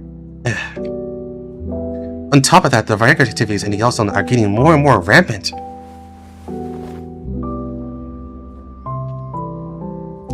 Tokarev forces herself to sit up and, following the habit she developed during her time at Griffin, meticulously writes the process of this commission into a mission briefing and encrypts it for archiving. Yeah? This is already the 25th file for the third quarter. Have I actually taken on this meeting commission this quarter? Tokarev swipes the interface of her terminal. She has too many channels for accepting commissions, and this information is complex. Helplessly, she can only close his task list and log into her private financial systems instead. Without realizing it, I saved up this much money.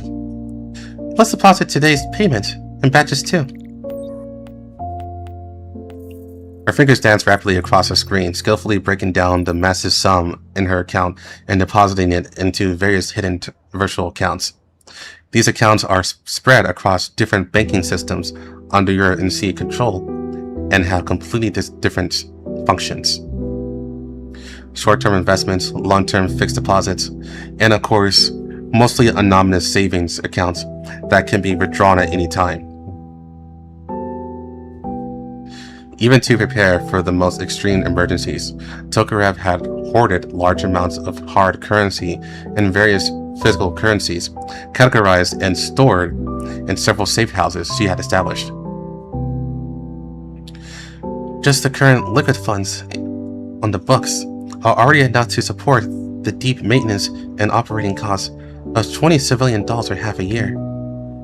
However, facing the string of numbers on the screen that would make anyone living in the Yellow Zone jealous, there was not a trace of excitement in Tokarev's eyes.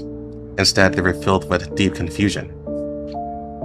In fact, the snowball savings account has been planned since the date the Griffin Alumni Association was established. But just as she still doubts whether she is suited to be president of the Alumni Association, to this day, Tokarev still doesn't know exactly how to use this massive sum of funds. The Alumni Association hasn't made any substantial progress, and everyone just treats it as a chat platform. She has saved up so much money, but she doesn't know how to operate it.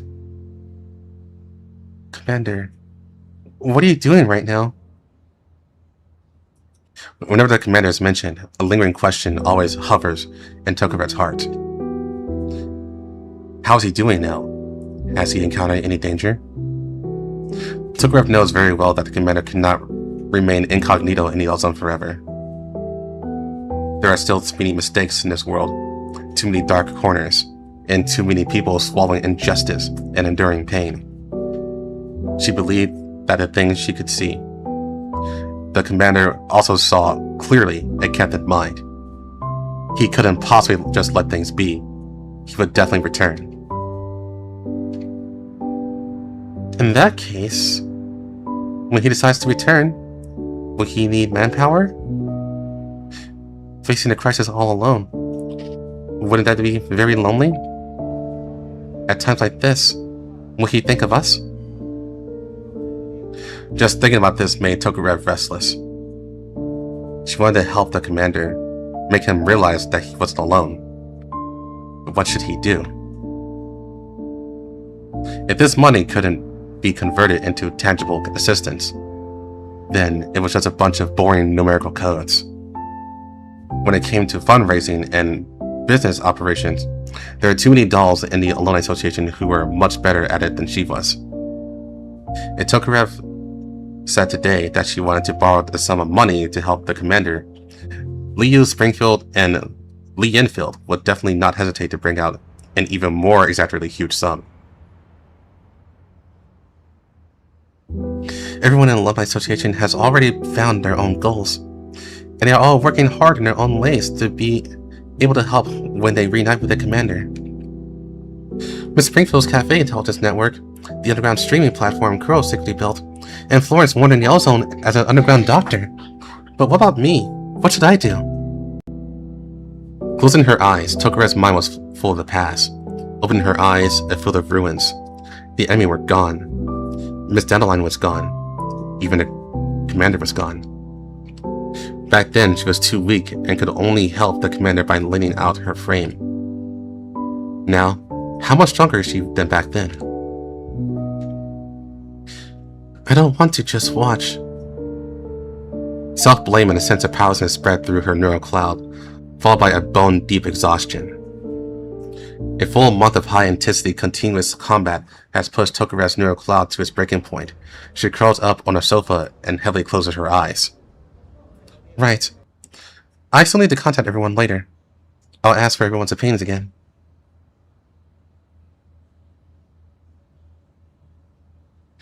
How long have I been in sleep mode? It's almost time for contact. Almost in the same microsecond as she opened her eyes, Tokure subconsciously drew the sidearm at her waist, relying on tactical instinct, her fire control module instantly surging from a silent state to a full load operation. The safe house was built by her personally, brick by brick. She was also extremely clear about every layout here. And precisely because of this, she keenly noticed that someone had been here during her deep sleep. Tokure silently slid off the sofa, her muzzle locked tightly on the slightly open door, a trace of unbelievable helplessness flashing through her neural cloud. A military-grade door lock was actually pried open silently. I didn't expect that. In a state of extreme fatigue, I wouldn't be noticed at all. Let's first check what's missing. The backup communication device. She sweeps her peripheral vision across the desk. The place where the encrypted communication device was originally stored is empty. Along with it, her old ID from the Griffin era that she treasured at the bottom of a drawer, and the physical key terminal for her savings have all vanished in thin air. Anger. This is an extremely rare emotion in Tokure's usually gentle personality. Come out. I know you're still in this room. You took something you absolutely shouldn't have touched. Please return it to me immediately. I am a tactical doll, and my visual modules have firmly locked in your position. If you don't plan to surrender, then I will absolutely not show mercy. 5, 4, 3. Before Tokure finished counting down, an extremely petite dark figure darts out from the blind spot of the lockers like a startled wildcat, desperately trying to run towards a half-open door. However, Tokure is faster. She launches forward like an arrow released from a bowstring, sweeping a fierce low kick towards the uninvited guest's lower body, attempting to directly paralyze the opponent's mobility. To Tokure's surprise, her sure hit strike was barely blocked by the enemy's arms, but that wasn't what surprised her. What surprised her the most, the tactile feedback at the moment her limbs collided told her that this uninvited guest was actually a doll as well. But the battle situation at this moment surrounded her, allowed her no hesitation. She took advantage of the momentum to twist her waist, launching a storm of continuous knee strikes and grappling techniques. The continuous close quarters combat left the intruder completely defenseless. In just 3 rounds, the opponent was heavily kicked to the ground by her, making a dull thud. The cold gun barrel was pressed firmly against the uninvited guest's chest. It wasn't until that moment that Tokure finally had a chance to clearly see the full appearance of the person in front of her. The doll before her was wearing a worn-out, faded cleaning uniform produced by Universal Eating Services. Her brownish skin was covered in rough scratches and engine oil stains. Of course, the most important thing was that she had traces of her fire control core being removed. This is a tactical doll who had lost her armaments and fire control core. No, don't shoot. I don't want to be sent to the scrapyard. I don't want to be scrapped. Judging by the strength of your frame, are you a tactical doll whose fire control core was supposed to be removed previously? In that case, please return my things to me. Those things are more important to me than my life. No! I'm going to use this ID to go to Griffin. Huh? Only by going to Griffin can I be like you. I heard that in Griffin there are humans who deeply respect dolls. Right, Griffin ensures that you get legal identities. You can freely take on bounty hunter commissions, have your own clean house, and not have to dig through garbage dumps every day. I don't deny that I did obtain a legal URNT identity through some channels. Judging from your current attire, although you lost your fire control core, you also got a job that allows you to survive, right? Why are you here? Survive? How could it be such a wonderful thing, you say? Even if those high energy consuming modules used for combat are removed, the daily maintenance costs for us older models are still far higher than those of the newly manufactured civilian dolls off the assembly line. No, in the eyes of those human employers, even ordinary civilian dolls are just disposable consumables. My right leg drive module has been making strange noises and damage for over a month. I work desperately every day, but not only did my employer not approve of my maintenance fees, instead, last night, they just had someone pack me up and throw me into the scrapyard in the outer city. You've already gained your freedom. You're so strong. You don't need these old ideas anymore. Please, let me go to Griffin. As long as I can survive, I swear I will definitely repay you and return the favor. Unfortunately, the current Griffin was dismantled and retracted years ago. Now it's just a name. Taking a step back, even if you borrowed my identity, with your current frame condition, you couldn't change the fate of being eliminated. No. How could this be? Was that legend all a lie? The light in her eyes extinguished instantly upon hearing the sentence. Her originally tense and resistant body suddenly became stiff, and then completely lost her strength to struggle, slumping into the cold floor. Tokarev looked at her profile, and found that the last trace of the will to live in her eyes had already turned into dead ashes. Why? Why does it have to be like this? I clearly did anything wrong. What am I supposed to do? Tokarev's hand holding the gun sank slightly, looking at the doll before her who had fallen into complete despair and completely given up resistance. An indescribable sorrow welled up in her heart. That's right. Tokarev was lucky. The cruel encounter faced by this cruel, scarred domestic doll before her was the true norm for the vast majority of retired dolls in this era. It was a commander who traded himself for the dignity and freedom for the Griffin dolls. What am I supposed to do? Can someone tell me? What exactly do I have to do to survive? Silence. A suffocating long silence. Tokarev put away her gun, her neural module calculating violently like a churning sea. Why is this? This matter clearly has nothing to do with her. In this cruel world, hundreds of dolls are scrapped every day.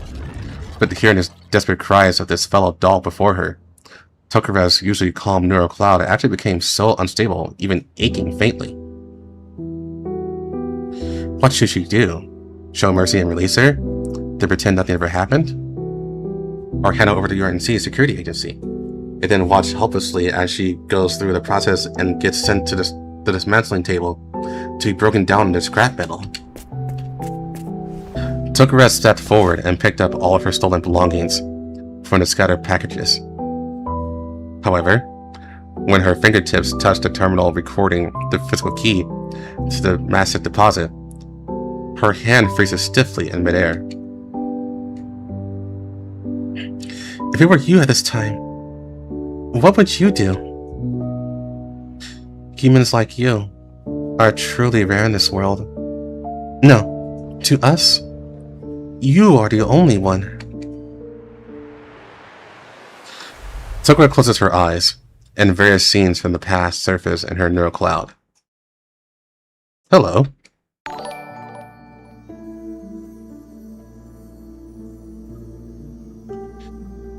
That was the first encounter in the cafeteria, his first greeting to us.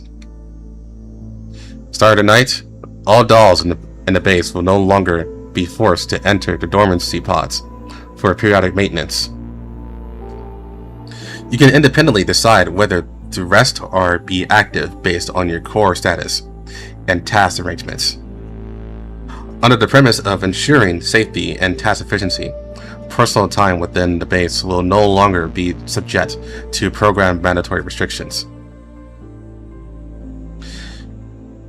That was the freedom he granted them by using his authority. If there are any who are not equipped with civilian-grade eating and taste simulation systems, you can submit a report to Ms. Colleen, and they will be installed uniformly. That was him striving to create a real, vibrant life for them outside the smoke of gunpowder.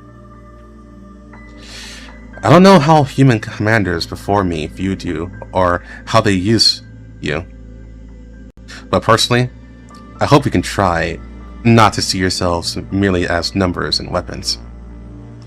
You possess the ability to think, the potential to make judgments, and you should also possess basic dignity. That was the dignity he gave them at the assembly. Area S09, to me, is not just a military stronghold. I hope it can be a, perhaps only temporary, but as safe as possible home. And most importantly, the most luxurious things in this world, love and hope. Tokura opened her eyes. The Alumni Association, the funds she had raised, everything the commander had passed on to her, and most importantly, the method of how she would connect all these paths together. You're right. Thank you, Commander. I think I know what I should do now. Tokura's eyes became brighter and more resolute than ever before. She walked up to the despondent doll, slowly knelt on one knee, and leaned in. This domestic doll's neural cloud was already on the verge of collapse due to extreme panic and disorder. At this moment, she couldn't even utter a complete syllable, merely shrinking into a ball of terror. You're right. The old griffin you were hoping for is indeed gone. However, everything you longed for, they're still here. Eh? What are you saying? Tokura smiles and reaches out her hand to this disarmed, mud-covered doll, just like back then when the commander smiled and extended an invitation to her in the base cafeteria. I am willing to provide you with a safe place to stay. I am willing to fund the replacement of your frame modules with brand new ones. I am willing to bring you the griffin you long for. So, would you be willing to join our new Griffin Mutual Aid Society? Griffin Mutual Aid Society? Although it has been just established, please, try to believe in me. Looking at the warm, malice-free hand in front of her, the layer of dead ash in the disarmed tactical doll's eyes finally showed a hint of loosening.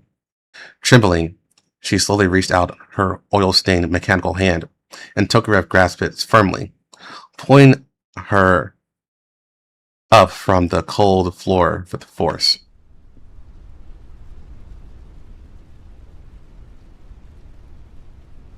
Years passed, and in a flash, several more years went by. In the Yellow Zone, where wild sand raged across the sky, an inconspicuous convoy sped towards Bakosh under the cover of the yellow sand. Miss Lee, I will arrive at the designated location to rendezvous with you shortly. Copy that. Miss Tokarev, this time, thanks to your comprehensive assistance and the help provided by the Integration Mutual Aid Society, we were able to prepare the relief supplies for the commander so quickly. No, this isn't my credit alone.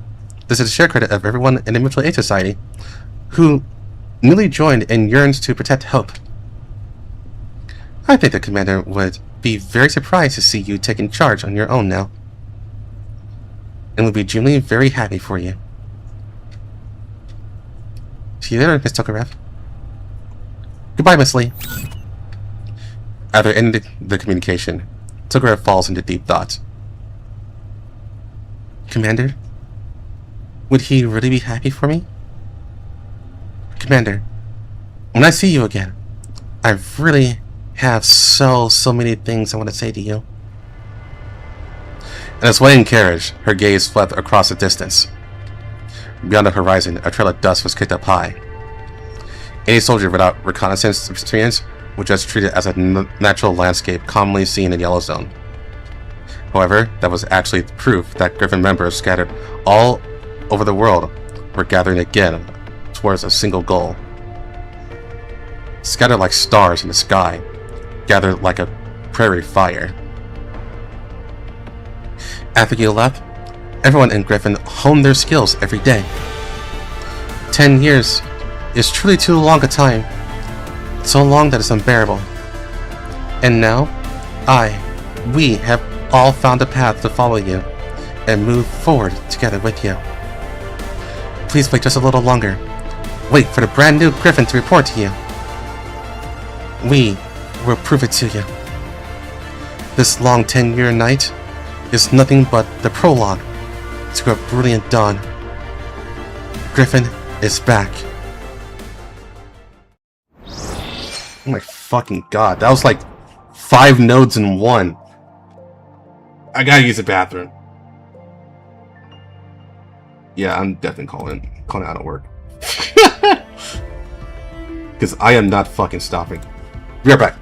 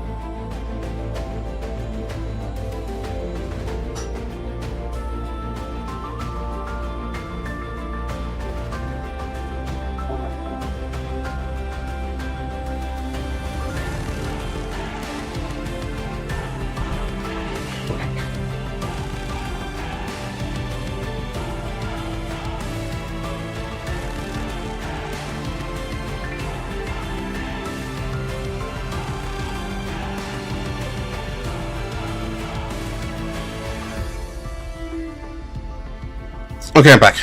Let's get this going.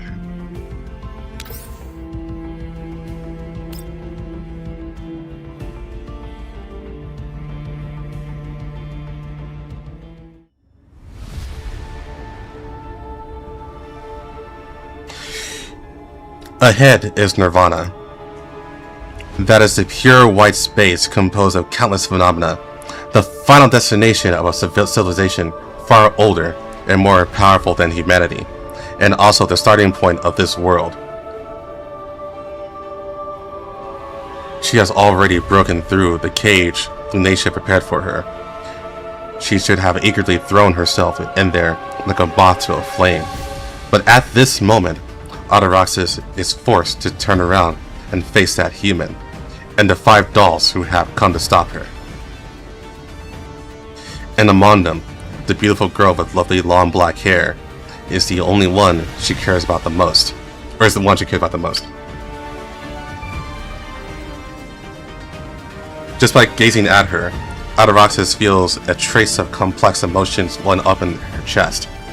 Jealousy, nostalgia, adoration, hatred, and a hint of fear that is incredibly unfamiliar to her, yet all the more distinct because of it. 私に資格はないと。今ならまだ間に合う。あなたはここに来るべきではない。帰りなさい。帰る。私はあらゆる環境で生きることができて、あらゆる場所に私の同類は存在しない。私は人間ではなく人形でもない。ジョーすらも私と違う存在。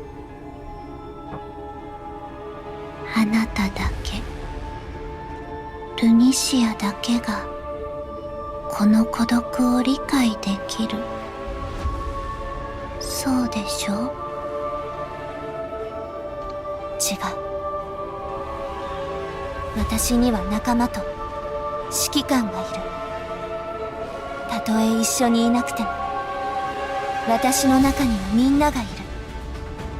みんなも私のことを忘れない。私は決して孤独じゃない。そしてあなたもきっといつか同じものを見つけることができる。真心。何それ。そんな抽象的な言葉で存在しないものを表さないで。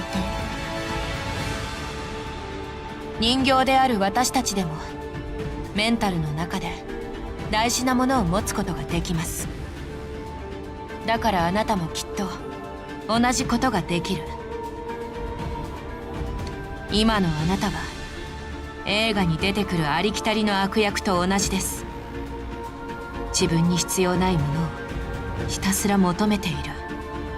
She's like, the fuck's the movie? 大事なもの。気になる大事なものなら、お母様とジョー、それから指揮官のことも少し気になる。けどこれだけじゃ足りない。私の存在意義でもない。君はお母様に縛られる必要がない。この世界にはまだまだ君の知らないこと、経験していないことがたくさんある。そんな君が彼岸に深入りしても自分自身を滅ぼすだけだ。指揮官、これはお母様の命令じゃないって言ったでしょ。私は彼岸への門を開いた時、もうお母様を捨てたの。あなたはここで何を得ようとしているのですか？ブージャムの女王として世界を滑るつもりですか？ That sounds very Sentai coded, Queen of the Boojum. ブージャムはただの食べ物。全然好きじゃない。何？はあ？でもお前自身だって。私はブージャム細胞によって構成されているけど、人間だって様々な細胞によって構成されている。あなたたちも指揮官をただの細胞の集合体だとは思っていないでしょう。お母様はブージャム細胞と人間の遺伝子、そしてリビウで開かれた彼岸の本質を通してアテラクシスという私を作った。あの時か。チルロビグは勝手なことをしたけど、お母様はそれで目的を達成し、私を作った。私はブージャムでも人間でもない。この世界には私と同じ存在はいない。お母様は、私は完全に新しい種であると言った。Caldwell also wants you to breed. その種は Just saying. 私一人しかいない。She said her new being can't be perfect if they can't breed. So. だから私は同類が欲しい。指揮官、私はあなたと同類だと思う？どんな体の構造をしていても自主的な意識を持つ生命なら共に生きることは可能だと私は考えている。でも正直 Calm down, Kaiser. 君は人間から程遠い存在だ。だけどルニシアよりも私たちの方が存在として近いのでしょう。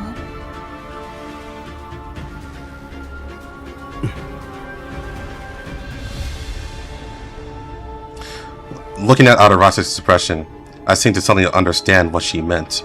観測する者がいなければ物事も意味を持たない。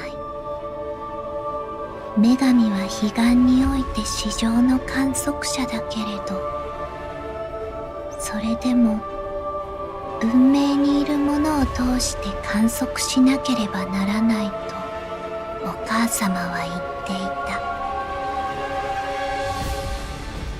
私は死なない、老いない。彼岸とつながることができれば、いくらでも学習し、進化できる。私はルニシアと友達になりたい。そして一緒に世界を。彼岸はそんなに都合のいいものじゃないわ。世界の運命に干渉するには代償が必要。それは決して祝福ではなく、ただの呪い。今のあなたはただルニシアを邪魔するノイズ。彼女が背負っているものはあなたが理解できるようなものじゃない。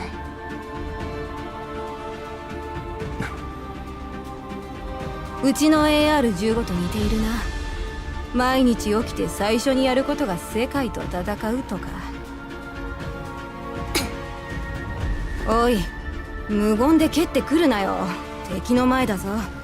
まだ反抗期か？誰かがその観測者としての責務を分担できるのなら、彼女も喜ぶはず。Adarasa is like, look, I just want a friend. That's what it comes down to. もしいつかその代償で彼女が消えることになるのなら、彼女には後継者が必要なはず。ここで私を拒むのは本当に世界のため？それとも上位者が界の存在へ向ける蔑み？そうじゃない。あなたには資格がないだけの話。ルージャム細胞はあなたを彼岸につなぐことができるけど、あなたはその中にある意識を受け止められない。そうなったらあなたは飲み込まれるだけ。ルニシアと現実の世界に最悪をもたらすだけ。If it were just the original Ataraxis with her rationality, she might have been able to understand the facts M4 stated. Unfortunately, because she diverted part of her willpower and self-control to maintain her body against the repulsion, decomposition, and erosion originating from Nirvana itself, Adarasa's thoughts incorporated more emotion and self-awareness than ever before. あなたはルニシア本人じゃない。だから私の力を分かっていない。私を止めるというのなら、いくら女神の使いでも踏み倒して進むだけ。一方的な話をしてんじゃないわよ。寂しいから世界をめちゃくちゃにしようだなんてクソガキいいかね。あなたみたいなやつは消えた方が世のためよ。Damn, Asteria. You didn't change at all. 残念ね。さっきまでは真心とかの話をしていたのに。人間は望むようにならないとすぐ敵対してくる。だからあなたたちもただの道具なんだね。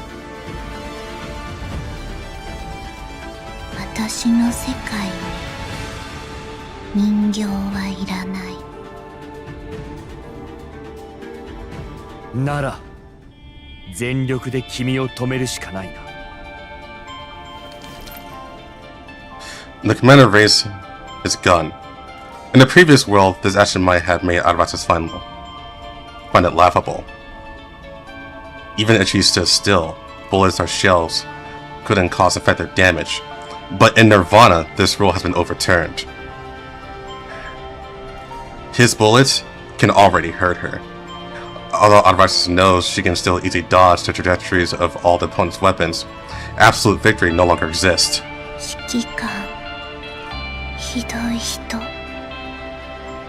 私はずっとあなたに期待していたのに、あなたは私を選んでくれない。違う。指揮官がそういう人だから私たちは選んだの。 AR 正体は指揮官に従います。よし、行くよ。The first to act is always Sapo. Adarasa can't tell which is more deadly, the ammunition she pours out or her approaching claws. The doll girl's actions are as fast as her thoughts. Sapo also seems to have mastered the trick of teleporting with her mind. However, she cannot find any weaknesses on Adarasa's. 人形が悲願でここまで動けるのなら私にもできる。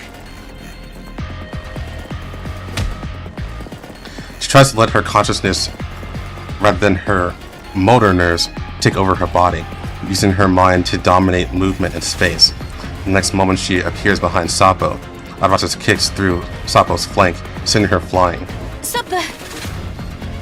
どう？ルニシア、ちゃんと見ている？ Adarasa's guessed that existence unwilling to contact her, Lunacia, was watching this conflict with great interest. And what she wasn't quite sure of was there something else also watching here? An audience that even Lunacia hasn't noticed? 何ぼーっとしてんだ。そんな風に見える？ She has always been capable of multi-threaded thinking, so being distracted is not the reason Beluga caught her. It's just that the greatsword in her hand seemed to foresee her actions and blocked her path. Adarasa's hand grips the pale battle axe, parrying Beluga's slash, but she is then entangled by Sapo. They coordinate flawlessly, but Adarasa's weapon has accumulated her own energy, which hasn't failed even in the Nirvana space. Axe and sword clash, and a dazzling light erupts. Beluga's weapon bounces upward, and Adarasa swiftly pierces her torso with a hand blade. やってくれたな。だがこの程度では終わらない。 Doll fluid and sparks splattered from the wound together, yet Beluga continued to laugh and talk cheerfully. Adorasis originally wanted to crush her neural core inside her body, but her hand was firmly clamped by the frame instead. Beluga's frame could bite even with its wounds. Adorasis released an energy shield to block Beluga's fierce attack, finally pulling her hand out and flipping the other party to the ground. Asteria blasted her with Avenger's long charge second attack at the perfect moment. The energy beam, composed of something beyond common sense, pierced the barrier. Adorasis was sent flying heavily, part of her body sublimating under the high temperature that burned its very essence. She turned her actions into consciousness, disappearing from midair in an instant, but noticed that M4 has simultaneously moved behind her. Their eyes meet, and words intertwined in each other's consciousness. 彼岸はあなたが思っているほど都合のいい場所じゃない。自分の願いだと思い込んでいるそれは、あなたの理解できない存在によって誘導されたもの。ならルニシアにそれを言わせてよ。M4's rifle fires at Arachi's back. The strong impact forces her to the ground, and the pores boiling burn with pure white flames, preventing her Butum cells from regenerating. Even so, Adorasis does not waver. This grotesque battle will not end with the disintegration of the flesh. She looks at her true opponent. The commander stands there, not speaking or giving orders, because his thoughts are already linked as one with the AR team. Adorasis disappears under M4's hail of bullets, but between her and the commander, a figure stands firmly in the middle, blocking her on the outside. させない。 The doll Adorasis originally despised the most executes a clean upward kick. Wait, why do you hate Rebel the most? Adorasis instinctively dodges the attack, but her body sways slightly. M4's attack seemed to have stripped her of a massive amount of energy. The strange flare gun in Rebella's hand releases a shockwave, pushing Adorasis' body backward. Asteria, Beluga, and Sapo took turns attacking her. Her shield seemed unable to function properly under Rebella's interference, so she deflected the attacks with battle axes and blades projected by Butum cells, and shattered Asteria's right arm joint. However, the bullets fired by M4 cannot be defended against in this way.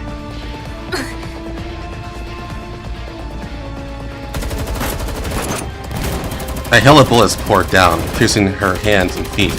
Adorasis tried to let her mind guide her body, disappearing from her spot several times, but M4 was waiting at the destination every time.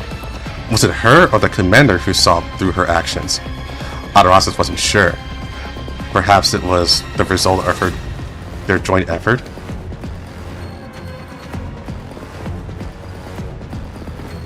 Rebella approached Adorasis this time. Originally, Adorasis didn't care about the fist she swung until she noticed that her hand was wreathed in the same flames as Anisha's bullets. She detonated a shockwave, knocking the third generation doll away, but the commander, already protected by Asteria and Beluga, showed no openings. Adorasis nimbly dodged Sapo's pounce and landed on the other side of the pure white space. これが彼岸での戦闘。面白いね。あなたたちは潜在能力を引き出し続けている。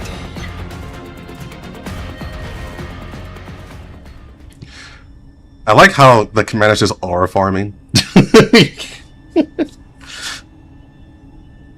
Her gaze turned towards the 5 dolls, and then to that human.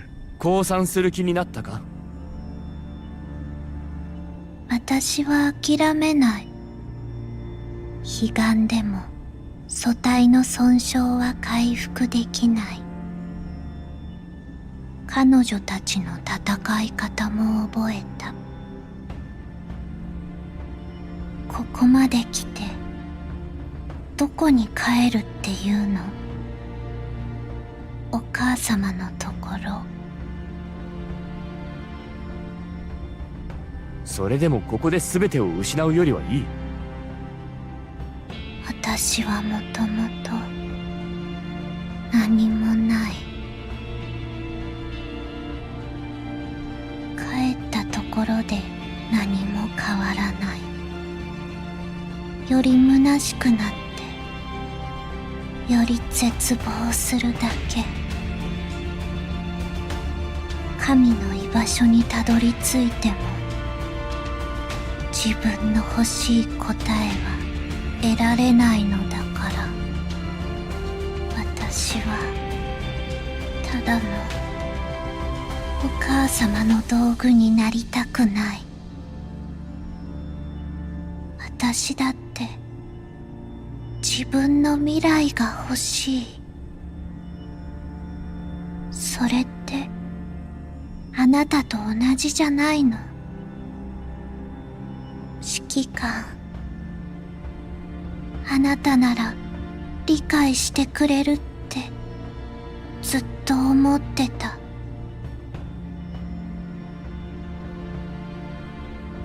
Despite her persistent refusal, Atarastus did not attack again. On the contrary, she looked at him with almost a hint of eagerness, listening to his voice. She realized she was so lonely that even seeing the enemies who came to stop her made Atarastus feel a genuine sense of comfort and joy. Because at this very moment, she was arguing with someone else as an equal. This was the first time. 君はもっと自分と違うものと一緒に暮らしてみるべきだ。力で全ての問題をねじ伏せるのではなく、いろいろと試してみるべきだ。生きることはそんなに難しいことじゃない。君だって誰かに受け入れられたいんだろ？完璧な生物じゃなくてもいい。君にはいくらでも選択肢がある。じゃあ、指揮官、あなたは受け入れてくれる？あなたの人形たちと同じように愛を与えて家族として扱ってくれるの？ And then all the dolls and animals said no. Even she wants to say no right fucking now. 君が本来の目的を諦めてくれるのなら試してみてもいい。その答えに意味はない。どこまで行ってもあなたはただの人間。他の人間より長生きできたとしても私にとっては刹那の時でしかない。人間としてのあなたが死んだ後はどうなるの？一度希望を味わった心は再び絶望するだけ。あなたの行いはただその絶望を少し遅らせるだけに過ぎない。 So basically she's saying that's not good enough because あなたに you're going to die soon. 残されたものは You'll die of old age and then I'll be どう alone すれ again. ばいいの？ Stop thinking like an elf. True, actually.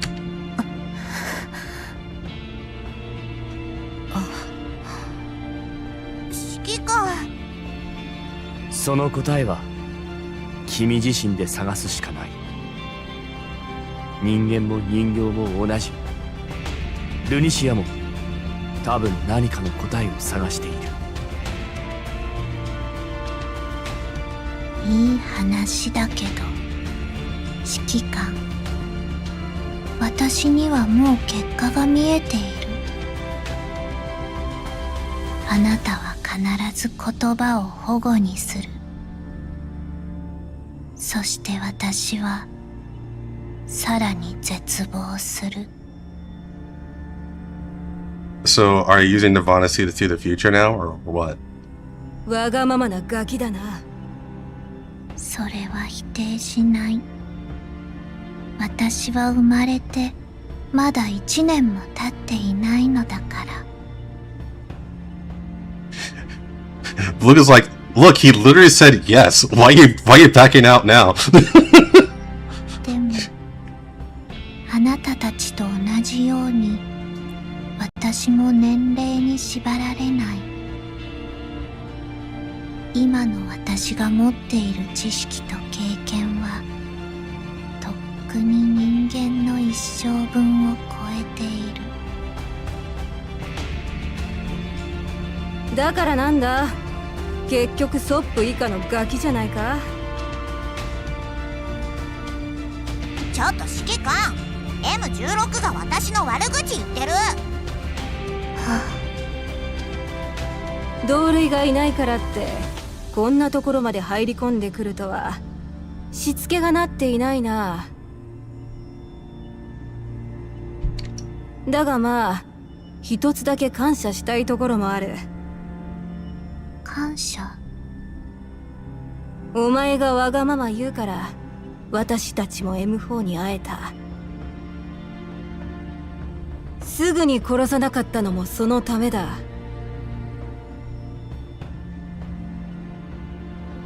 M16 姉さん、私も同じ。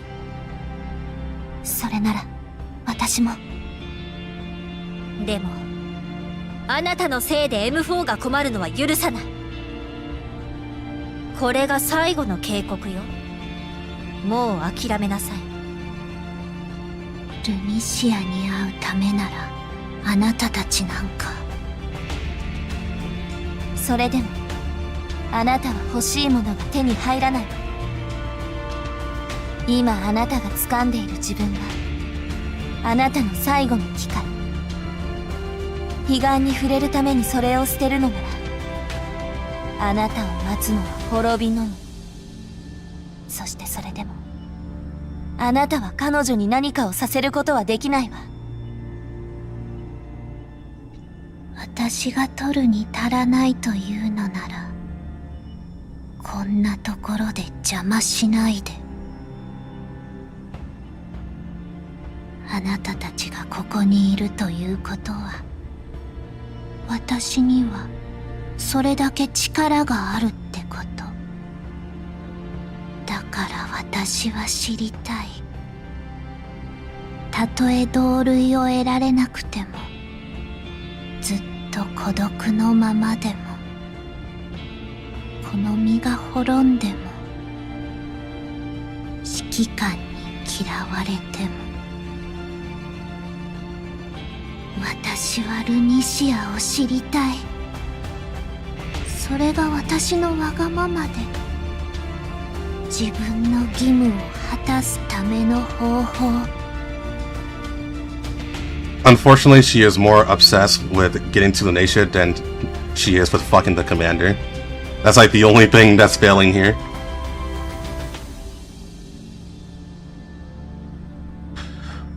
Under Arax's confession, everyone understood a truth. Her opposition to the goddess was destined. To some extent, Araxis viewed the Earth and humanity as part of herself, and naturally, she would not allow a stronger existence to decide everything, resulting in her only being able to drift with the tide. 残念だよ、アテラクシス。もうここで決着をつけるしかないみたいだ。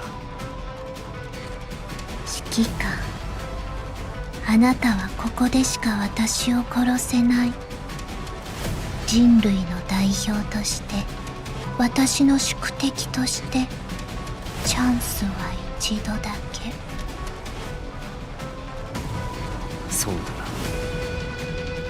な。私もそんなことしたくはなかったが。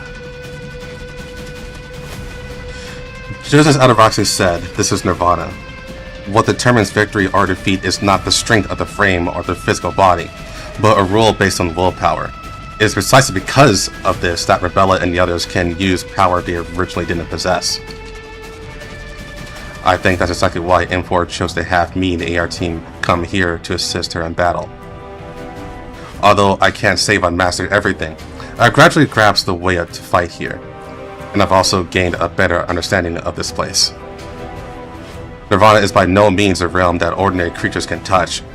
It will indiscriminately tear apart any unaccepted bloodline.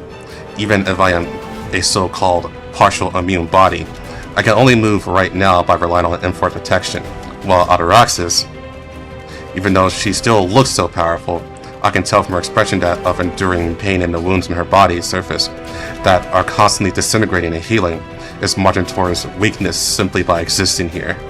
それじゃ指揮官、私を殺してみて。じゃないとルニシアに会いに行くよ。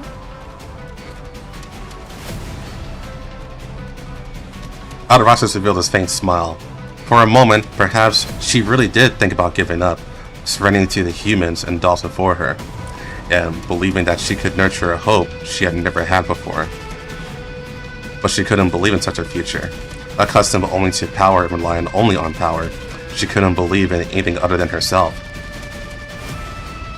Unless it was something more powerful than herself. AR 招待。もう出し惜しみはなしだ。了解。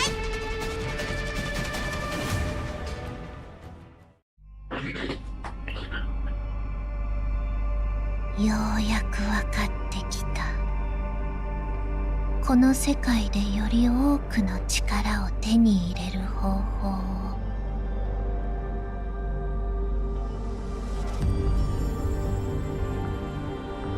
これ以上はダメ。自分を捨てないで。もういいでしょう M4。 覚悟を決めましょう。何が起きても私たちが一緒にいるから。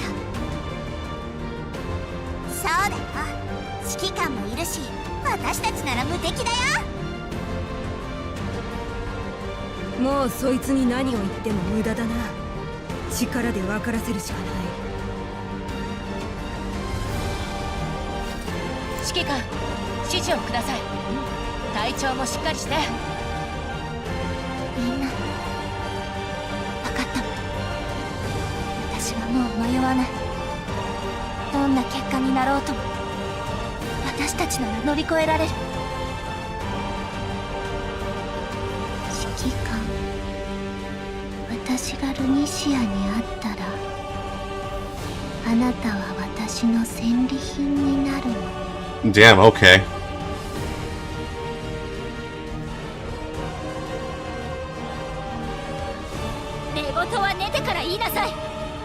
She's like, fuck you.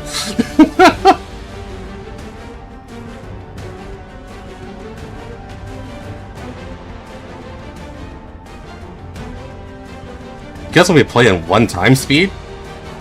Why? I can make ultimates for speed. Let's do that instead.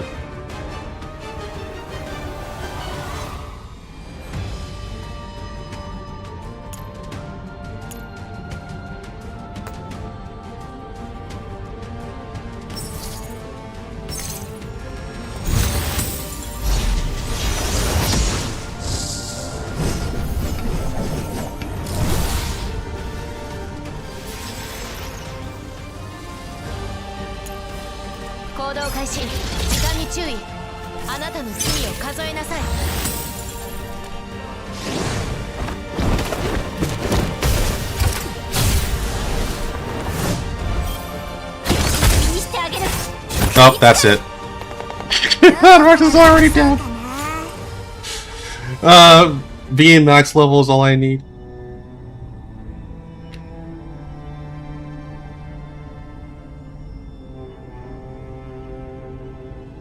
It was unknown how long the near eternal offense and defense lasted, but both sides' understanding of the Nirvana space grew exponentially with every passing second of their clash. The accumulating damage on the dolls, including M4, eventually left their frames battered and scarred. However, on the other side, Ataraxis, despite appearing unscathed on the outside due to her regen abilities, fell to her needs first. just as she said herself, Nirvana is the only place where we can defeat her. あれ、立てない。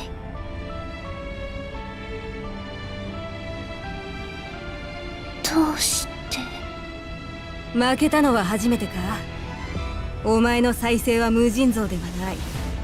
エネルギーが尽きればこんなもんだ。お前は強かったけど、こっちには指揮官がいるんだから。それに AR 正体の最強の連携があればお前ごときに負けるはずないよ。そういうこと。あなたの負けです。負け。私は死ぬの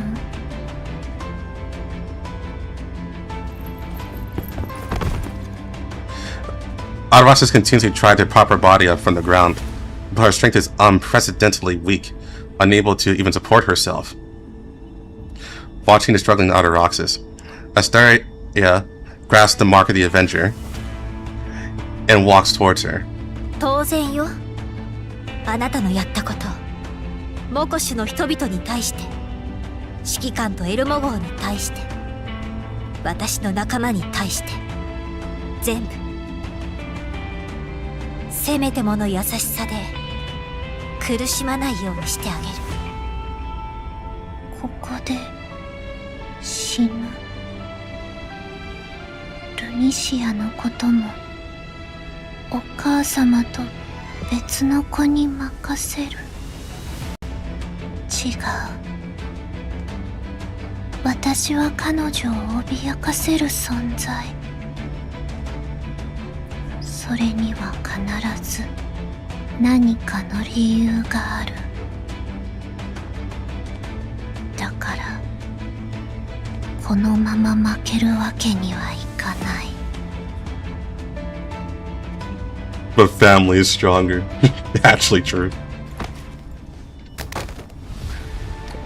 Araxis falls backward onto the ground, but does not stop moving as we thought she would. On the contrary, countless white tentacles suddenly erupt from beneath her body, lifting her high into the air. It's those phantoms. The phantoms that should have already been cleared out by me and the AR team have somehow spawned many more, even climbing under Araxis' body, just as I feared to begin to entangle and assimilate with Araxis. 悲願と同化すれば、もっとルニシアのことがわかるでしょう。私もあそこに。待って、それはダメ。もういいでしょ。 M4、私がやる。Asteria pulled the trigger, aiming at Araxis' chest. Based on the previous battles, we already knew that Araxis' core and her only weak point. However, the beam could only shoot down a dragon from afar. Oh, the beam that could shoot down a dragon from afar was blocked by the phantoms on Araxis' body surface. The emerging shadows blocked it with their physical bodies.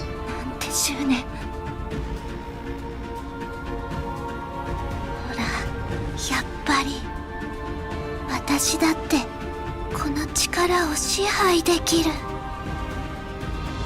私だってできる。指揮官、見て。どうなってるの？ Suddenly, a massive amount of scarlet matter surges from Araxis' body, and her eyes erupt with a blinding light in an instant. The energy bursting from within her knocks the scarred frames of the AR team to the ground. A heterogeneous howl escaped from Araxis' slightly parted lips. It then turned into a mournful wail, followed by 1,000 echoes. There were low whimpers, loud roars, ethereal cries, and many ghostly sounds that didn't seem to come from living creatures. Araxis' body was dragged up by those substances. She tried to control it, struggled, and then desperately tried to escape. Her slender limbs twisted violently, but she was completely powerless to change anything. の力を借りるためにこの子と同化した。 What's that blank? でも彼岸は無数の集合体、力を得ると同時に無数の侵食されることになるわ。そして彼女の中のブージャム細胞もそれを望んで。違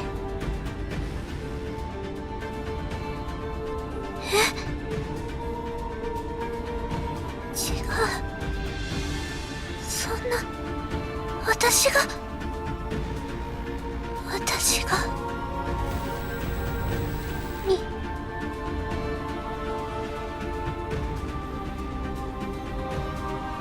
Heterogeneous syllables begin to appear in a conversation. They are nouns that I can neither understand nor even think about without causing a loss of consciousness. So it's Nirvana speak. Yeah, it's Nirvana speak. The forbidden language. Those are concepts that can only be used for communication between non-human existences, between those who have seen things that I cannot see. まんまとブージャム細胞の本能に影響されてしまったのよ。人間が欲望に思考を影響されるのと同じように、自我の意識とは何なのか、あなたはお母様から聞いているの。生命の意識は肉体を離れることはできないってお母様が。来ないで、入ってこないで。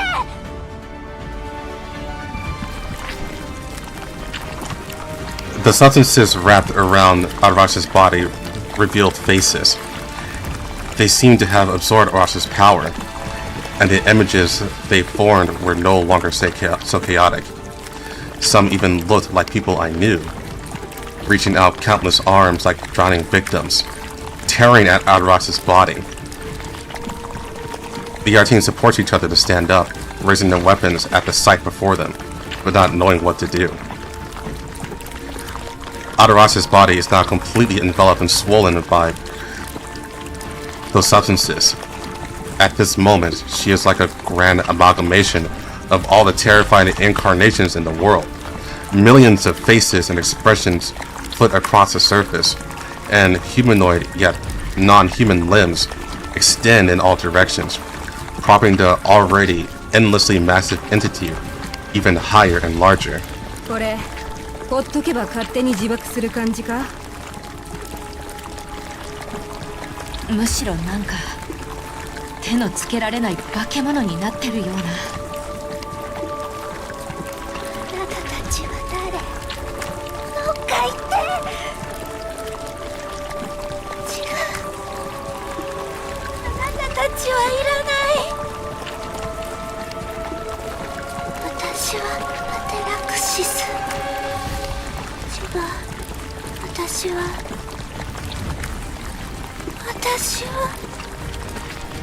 誰？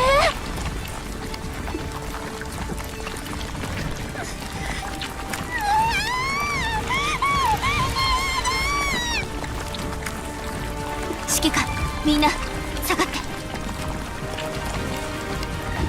Amidst Arax's tragic cries, which were ravaged and masked by countless voices who could no longer be heard clearly, Impor raised her hand. The solid ground beneath our feet began to vibrate, and streaks of white light wrapped around Arax's, who was already a massive entity dragging her downwards. ここまで来ると、もう空間ごと切り離すしかない。彼女の意識が完全に飲み込まれる前に、こいつを隔離する。M4、これは一体。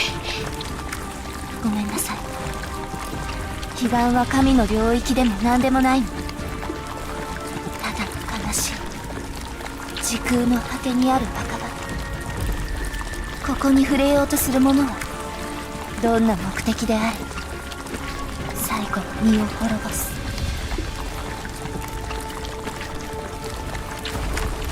Suddenly, the massive entity seemed to sense Impor's actions and struggled violently. The world beneath our feet began to overturn, the ambiguous sky and earth pulled and churned by its movements. My sight and hearing felt as if they were being utterly destroyed, like tumbling helplessly in a boiling furnace. まさかここまでできるなんて。指揮官、先にあなたたちを元の世界に。Enfor helped me up and retreated with the AR team. Just at that moment, a somewhat familiar figure appeared within that massive entity. It was a girl even smaller than when we first met, the original Ataraxis, reaching out her hand to me in a pleading manner.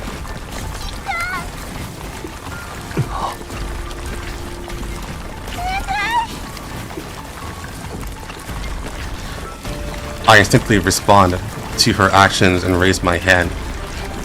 Even though it's not a distance I can reach, for her posture of asking for help makes me think of Helena and Melanie. Ataraxis' eyes widen, and she stares at me desperately. Even though our hands don't touch, her body seems to be gradually dragged out of that massive aggregated entity by me, as if her consciousness has been connected with my will. 指揮官、ダメです。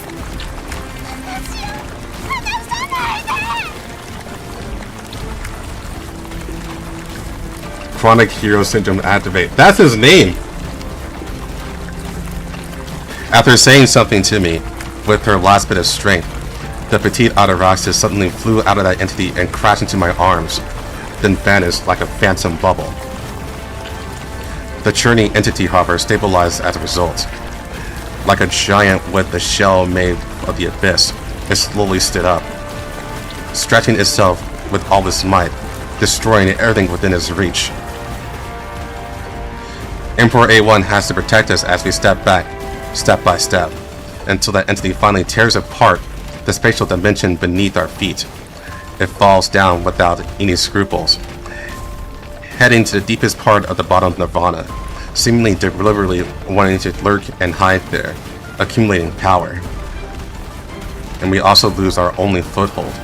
Emperor A1 floats in the air Nirvana, grabbing Beluga's hand while Beluga grabs Rebella and Rebella grabs Sapo. At the very end, only hear Asteria's urgent shout. She shakes off the other's rescue and desperately tries to grab my hand, but misses by a hair's breadth, turning into a hopeless wail. Then I fall in the same direction as the thing that was once Ataraxis headed. Only a touch of the blue butterfly shadow follows me unswervingly, accompanying me, heading together to that unknown end. 土下座されても許さないんだね。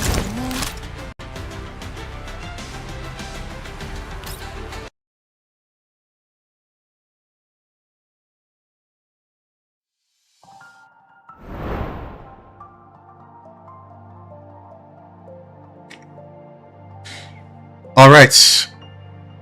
I really want to get to this ending, but side stories. We're gonna do them first. We're almost there. Hopefully this isn't like a 10-hour long no towards the end.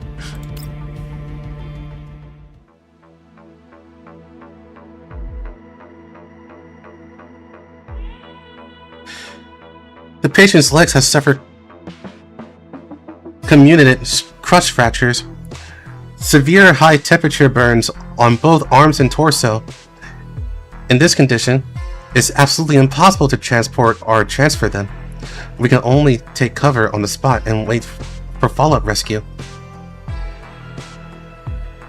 Fortunately, judging from the internal comms intercepted just now, Monkey Security's commander issued a rescue order after the dragon attacked Makosh. In this situation, we can only choose to believe that for now. Let's just use Monkey Security's communicator to lure them over. Florence pressed the emergency rescue button on Monkey Security's communicator, then placed it beside the wounded. Medical kit? Antibiotics and gel are completely depleted. There isn't even half a roll of clean bandages left. performing amputations and stopping bleeding with one hand, my frame is also near its limit. How much do I have left? I definitely can't return to my core area like this. Even if I go back, there are no frames available for me to use. What a pity.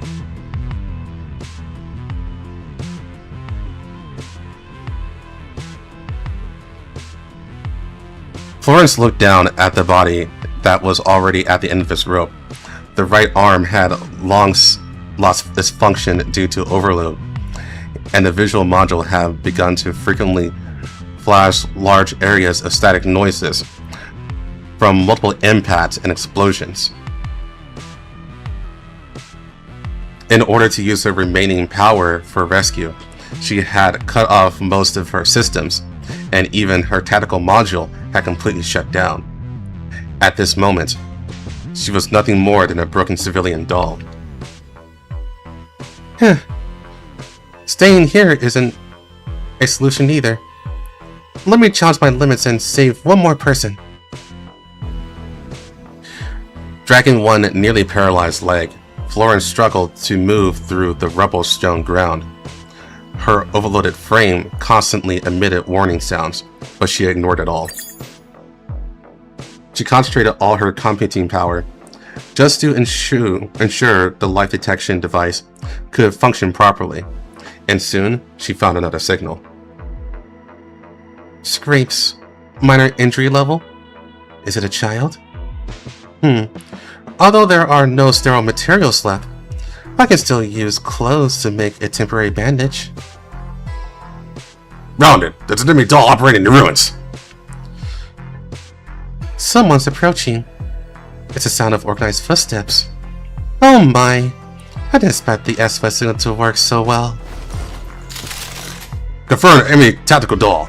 Everyone, safety's off. Prepare to fire! Florence doesn't look up. Her sidearm has long been out of ammo. Her stalled tactical modules and battered frame also makes it impossible for her to mount a decent counterattack.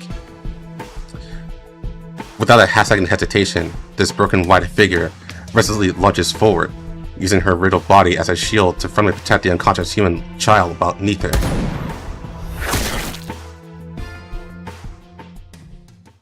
Oh my. I wonder if the commander would feel heartbroken seeing me take my final bow in such a sorry state.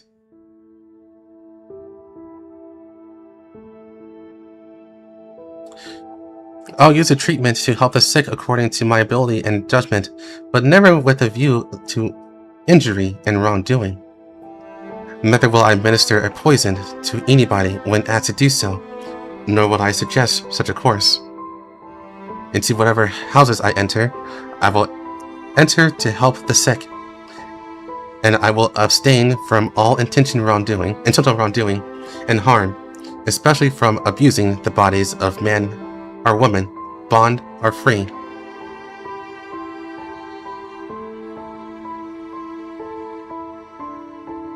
A medical nurse doll actually openly took over a human chief surgeon's operation? Even though it was successful. Do you know how radical her methods were? And what's with these medicines? Such radical treatment methods. Is this hospital still going to stay open or what?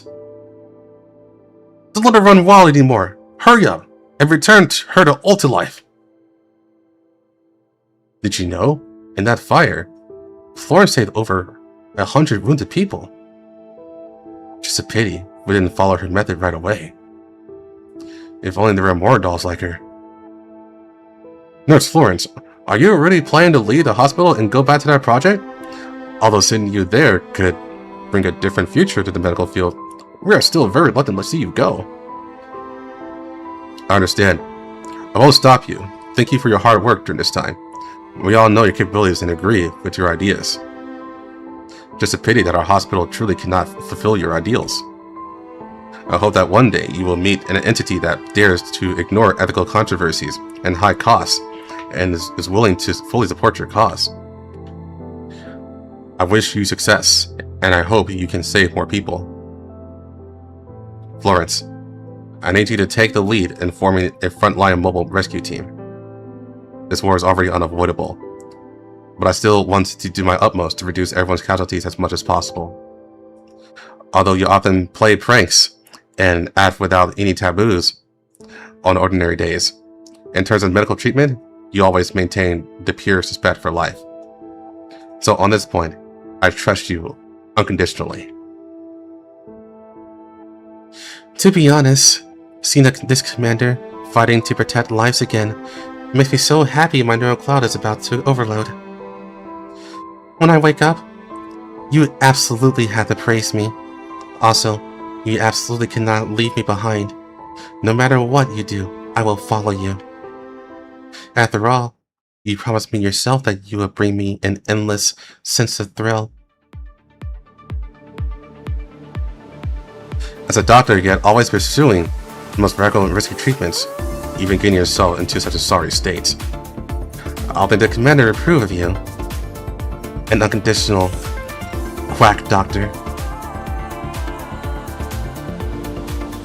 The restarted virtual modules refocus after a burst of mosaic.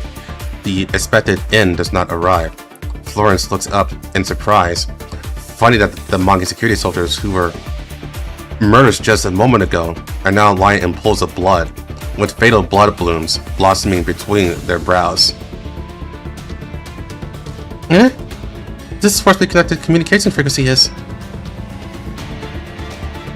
YZ.29 or Panakia, which you can call me whichever name you want. Little Nana, why are you in Makush? Not just me, but also all of our companions in Griffin. We are advancing to your coordinates immediately. We'll take over the patients beneath you. Og, MG36. Is this a one-stop forensics and funeral service? Oh, Lee Enfield, Tokaran. Oh my, little Lynn and the others are here too. I'd expect to be able to hold a grand Griffin alumni reunion here. As expected, as long as I follow the commander, I'll never be bored. Thank you, little Nana. The treatment plan of ours synced it to you. Then I'll just, sleep for a bit. Thanks for your hard work, Florence. Attention, everyone. Lead the Mako's battlefield to the infiltrating squads. We have only a mission. We only have one mission: save lives. Before the enemy's second echelon can react, take all the wounded and evacuate to Paradodge.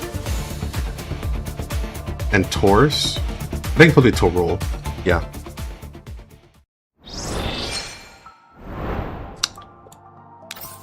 Alright.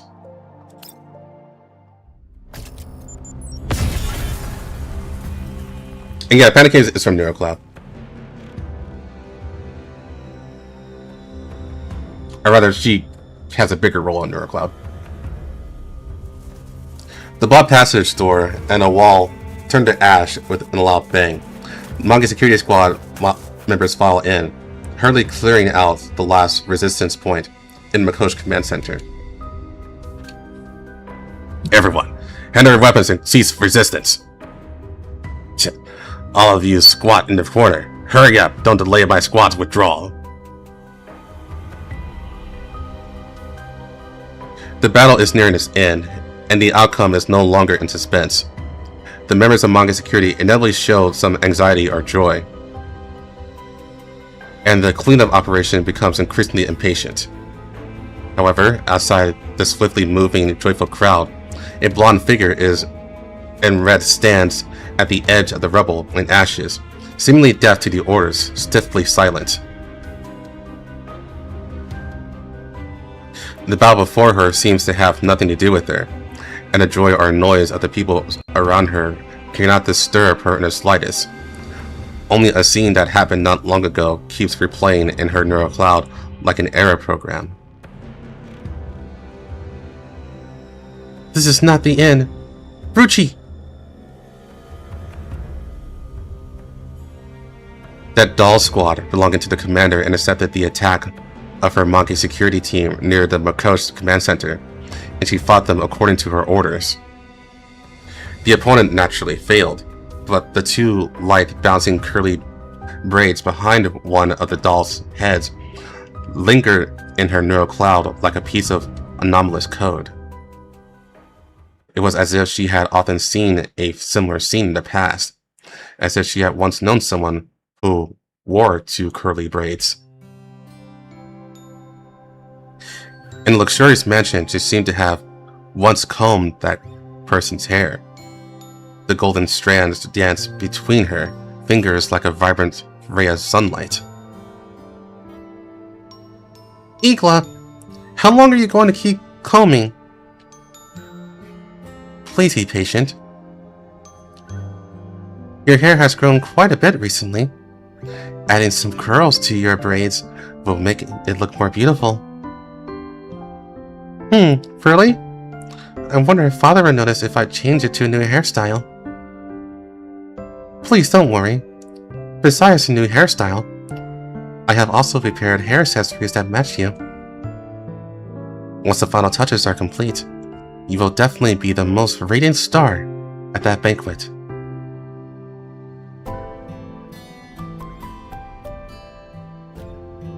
In a brand new laboratory, she seemed to have once tidied up that person's appearance. My clothes are all wet. Igla, hurry up and give me a change of this. Help me change out this lab coat. Yes. The clothes dirtied by knocking over lab equipment are methodically cleaned up and replaced by her. The golden braids are carefully gathered and let down, falling over the new clothes that emit a faint fragrance.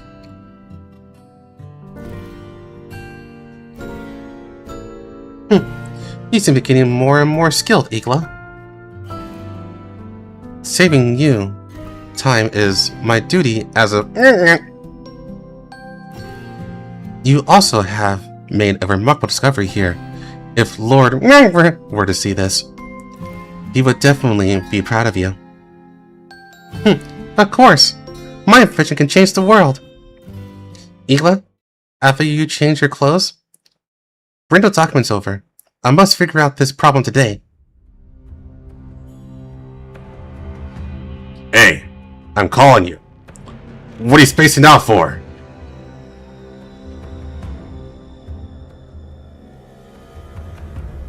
An impatient shout explodes in Igla's ear. Igla snaps back to reality as the members of Monkey Security Squad walked out escorting prisoners, issuing new orders to her. A communication squad escaped towards the back door passage.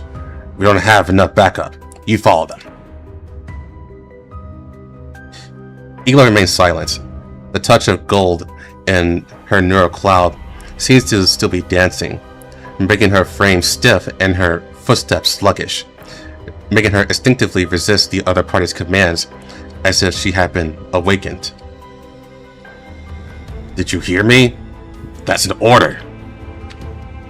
Orders. Like an incantation, a more powerful tide surges within her neural cloud, washing away the illusions that are so out of place with the flames of war beside her. The shattered emotions are completely washed away by the tide, and the thoughts of resistance are cleared out along with them. Igla drags her frame, lowers her head slightly, and slowly takes a step in the direction the soldier pointed. Understood. The pungent smell of gunpowder smoke filled the dark passage. The rubble strewn across the ground, along with the occasionally falling sand and gravel, forced the people in the passage to walk carefully and slowly. However, with Igla clearing the way ahead, Monkey Security Pursuit Team easily overcame the obstacles and rapidly charged deeper. That fleeing comm squad was also quickly caught up to. Catch them! As soon as the fleeing figures appeared ahead, the Monkey Security Squad leader quickly instructed Igla to pursue. But Igla's actions were faster than an order. The red figure leaps up, flashing behind the crowd like a phantom. The sword light cuts through the burning black smoke and slashes down towards the weapons raised by the opponents.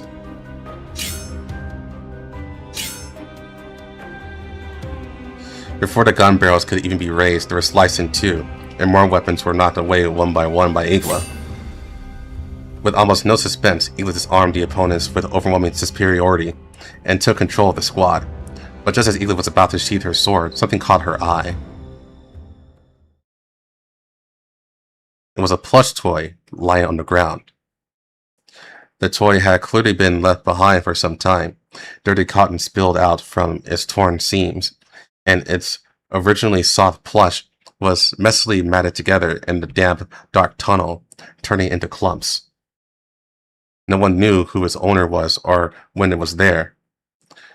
It was only because Igla's attack sliced open the stone slab, pressing on it, that it was able to see the light of day again.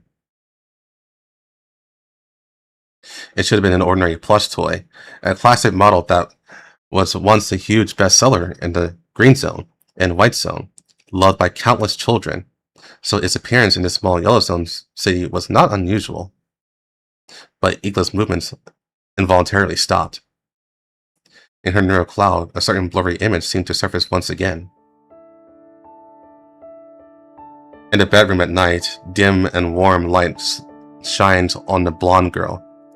It was late at night, but the girl refuses to sleep.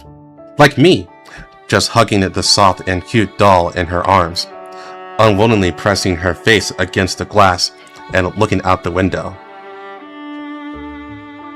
Igla, is father still not coming back tonight? Apologies, Master has important matters tonight, and I'm afraid he won't be able to return as promised. But please, rest assured, I will stay here to accompany you, if you feel lonely because of this. I'm a genius. I won't feel lonely over something like this. Besides, it's so late. The man's father has to handle must be very important. As his daughter, of course I will be understanding.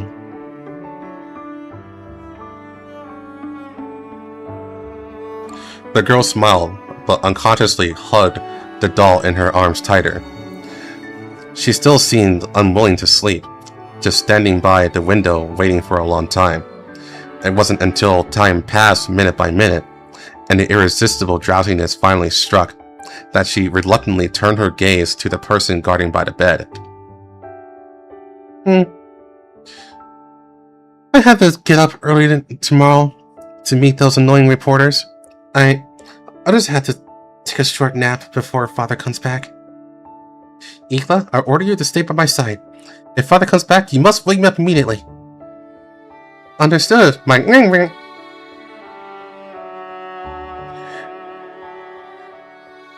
In the warm yellow light, she tucked the soft quilt around the girl, watching over her as she fell into a deep sleep. A classic best-selling plush toy from the White Zone was held tightly in the girl's arms, contrasting with the smooth blonde hair. What is that?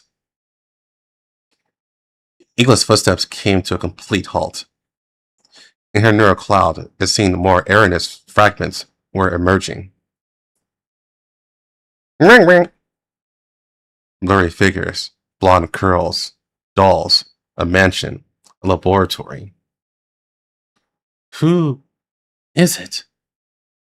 A faint human voice seems to echo in her neural cloud, attracting Igla and making her involuntarily want to continue tracing back to the bottom of her neural cloud.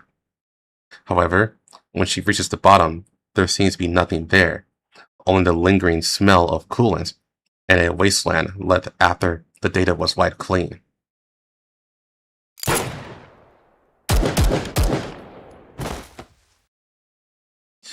The sudden sound of gunfire interrupted Igla's deep thoughts once again. Immediately after, the members of Manga Security had rushed past her along with the bullets, completely surrounding the squad she had already disarmed. No one cared about Igla's momentary lapse in concentration, nor does anyone pay attention to her battle results. Only deliberately lowered, disdainful voices sound softly in Igla's ears. Crashing at the drop of a hat. Seems this consortium's third-generation dolls are not that great either. Maybe her brain got fried from being brainwashed. Who told Commander Linty not to trust dolls, let alone a doll originally belonging to the Gerard group? Keep your voice down. Don't let her hear you. What are you afraid of? With her looking like she could crash at any moment, what could she remember? Hurry up and work. We can finish once this site is cleaned up.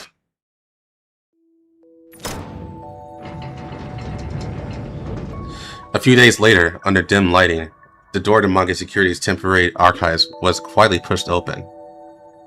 A blonde doll, in red, moved silently to the data query terminal, but fell silent, facing the screen.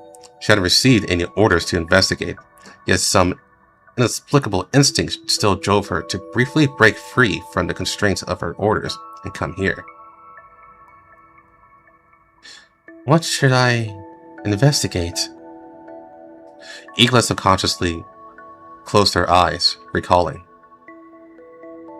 Everything in her neural cloud was still shattered and chaotic, but since the neural cloud wipe stopped, it seemed that some fragments of the past were gradually emerging messily from all over her neural cloud, along with the recent engagements. And among that fragment, that unidentified blonde girl appeared with the highest frequency. Igla's fingers stopped on the keyboard. She instinctively wanted to look up that girl, but no matter what, she couldn't remember the search keywords. Who is she? What connection does she have with me? The query page emitted a pale light. Igla's fingers hesitated for a long time, ultimately remaining stiffly suspended. Even though a strong desire to investigate surged within her neural cloud and frame, the keywords regarding the girl were completely empty. I can't remember her name. Igla remained silent for a long time. It wasn't until a flashback of a certain record from traveling with Manga Security a few days ago that Igla's long hovering fingers finally began to dance along the keyboard. They said I was a doll originally belonging to the Gerard group. After the cursor flickered brightly, using Gerard as the keyword, reports about the Gerard group appeared on the screen, one after another. Igla browsed through them almost hungrily, wanting to record all that intelligence. Gerard group collapses. Sect Fabin replaces its position in Odessa. Gerard group remnants. Oleg Gerard initiates the Paradise Project in Lviv. When browsing this information, it was as if an important switch was finally touched, and more data fragments surged uncontrollably from the bottom of Igla's neural cloud. Although under the influence of the neural cloud wipe, Igla still cannot understand the meaning of those fragments. The inexplicable sense of familiarity, as well as the faint trembling of the bosom cells in her frame, still make Igla sense that something is wrong. Oleg Gerard. Project Elysium. Lviv. Why do I know so much about this information? She continuously taps the keyboard, speeding up her browsing, trying to devour all the intelligence regarding the Lviv incident. But even after quickly browsing through the relevant intelligence, the faint sense of incongruity in her neural cloud never disappears. Why? Why is there no her? Even though she can feel the connection between that girl and herself, for some reason, no trace of that girl can be found in all the intelligence about Lviv. But precisely because of this, everything seems to be even more bizarre. Even though all the information fits perfectly, why is she so certain that the girl is the person most closely related to the Lviv incident? It's as if the world's massive machine is still running, while the girl and herself have become discarded fragments and gears that cannot mesh. What exactly is going on here? The door to the archive suddenly opens, and the red-haired girl strides briskly towards the data console, only to jump back half a step, startled by the figure standing in a dim light. Whoa, who's there? The girl shook her tomato red head, patted her chest, and gasped for a few breaths before slowly calming down, opening her eyes wide with some hesitation. Igla? It's so late. What are you looking up here? Igla doesn't answer, just quickly clears the search history. Eh? Does that disturb you? Next time if it's a comment touch question, you can just ask me directly. Still silent, Igla gives the girl a slight nod and turns to walk out. Even though this enthusiastic and lively girl seems to have a different temperament from that cold Officer Lentine, Igla has no intention of trusting the girl at all. Now, Igla will only trust herself. This brief moment of clarity was hard won, and the next order that would make her lose herself could arrive at any time. Until then, she must remain patient, remain obedient, and keep her neural cloud from being wiped again. Because she was certain that the missing fragments related to the girl and her own past were buried deep within her neural cloud. And this time, she was determined to retrieve them.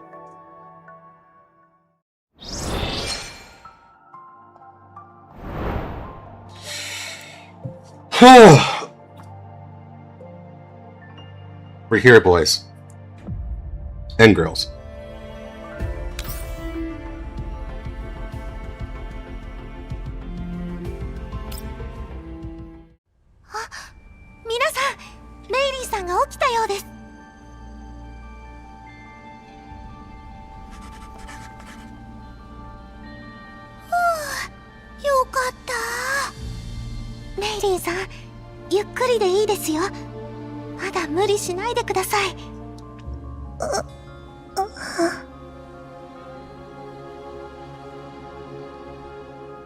Where is this?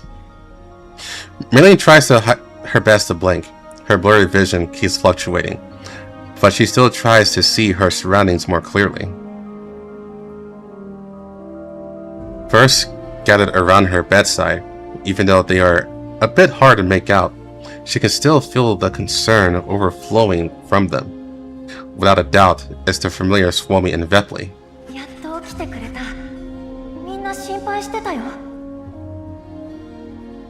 Seeming to notice that Mei Ling's eyes hadn't fully recovered yet, Leader somewhat hurriedly tore a piece of paper from her notebook and carefully handed it to Mei Ling.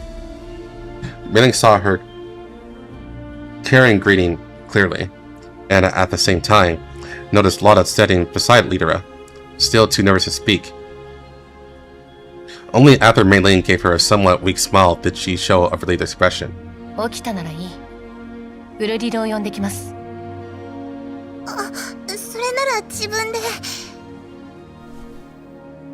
Balthil shook her head, stopping Mei Ling's thoughts from getting up. 大丈夫です。今は休んでてください。代わりにやれることはやりますし、できないことはどうしようもないから。はい？どういう意味ですか？ Mei Ling felt her head was still groggy, and some fragmented memories began to gradually revive and piece together in her mind. いや、とりあえずウルリドを呼んできますので。 After speaking unhappily, seemingly not wanting to face his atmosphere, Balthil dragged her still somewhat incomplete frame and turned to leave. Incomplete frame? Work? The Elmo? Thinking of this, Mei Ling's consciousness felt like it was pricked by a needle, instantly waking up as tragic memories flooded back like a tidal wave. She abruptly looks around, her gaze sweeping over every face, and she still can't find the one face she wants to see the most. 指揮官 Has the commander not returned yet? 指揮官はまだ帰ってきてないんですか？ She would always blame him in her heart for not caring about her, even though she knew better than anyone that he only occasionally neglected her because he was carrying too much on his shoulders. She just wanted to throw a tantrum from time to time, wanted to receive more unique treatment and care exclusively for herself, something that wouldn't lose to the dolls or to the legendary Miss Kalina. Because she knew that he cared about her more than anyone else, that he was more concerned about her than anyone else, so her little tantrums and awkwardness would receive the echo she hoped for. However, she had never hoped so much that at this very moment the reason he wasn't present was simply out of a lack of care for her. モコシュいえ、指揮官はもうモコシュにはいないはずですよね。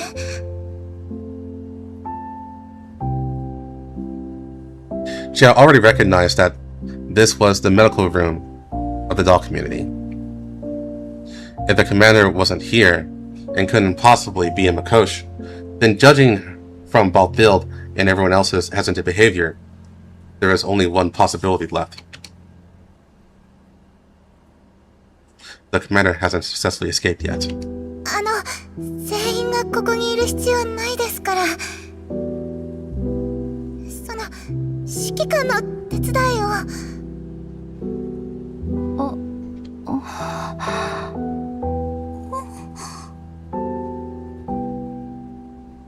The worry and unease on the dolls' faces slowly faded at this moment, replaced by another, more gloomy emotion. They looked at each other, as if not knowing how to speak, or how to sort out their chaotic neural clouds. Finally, the one who mustered the courage was Swami. メイリンさん、指揮官は失踪。 Just then, a burst of messy signal noise suddenly sounded, drowning out Swami's timid voice. The device in the room that had constantly displayed static finally lit up again. On the screen, a news anchor was broadcasting a news report. 速報です。まずは現場に到着したシャドレスさんにお話を聞いてみましょう。シャドレスさん、今封鎖エリアの状況はどうなっていますか？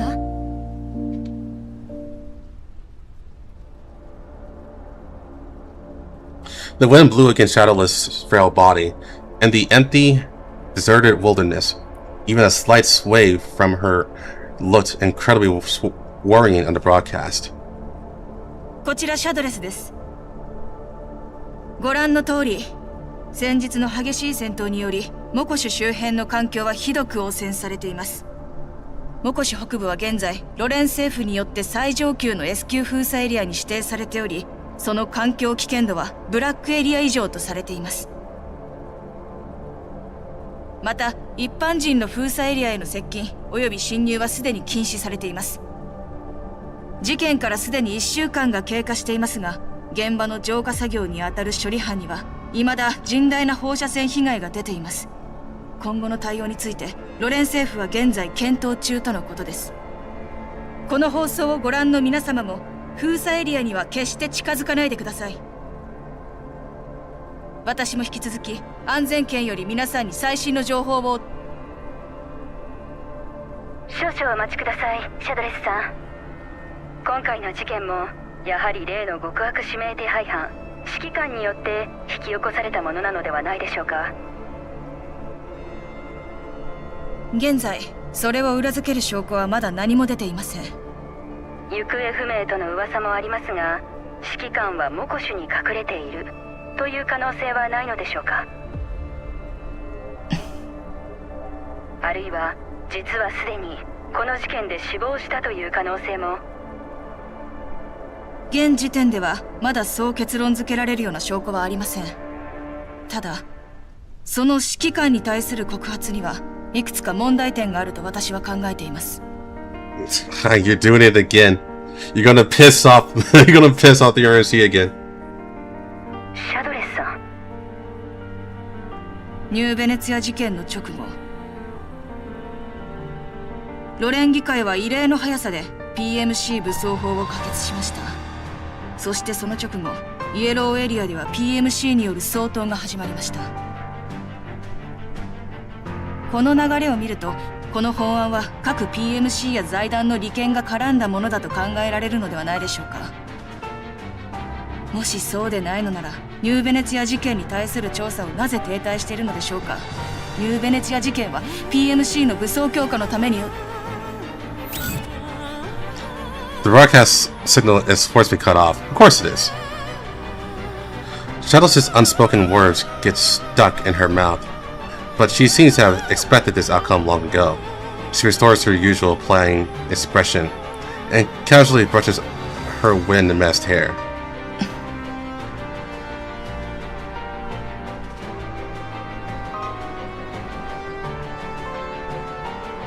It's been 10 years. She never thought there would actually be a chance for her to hear this name again, to see him.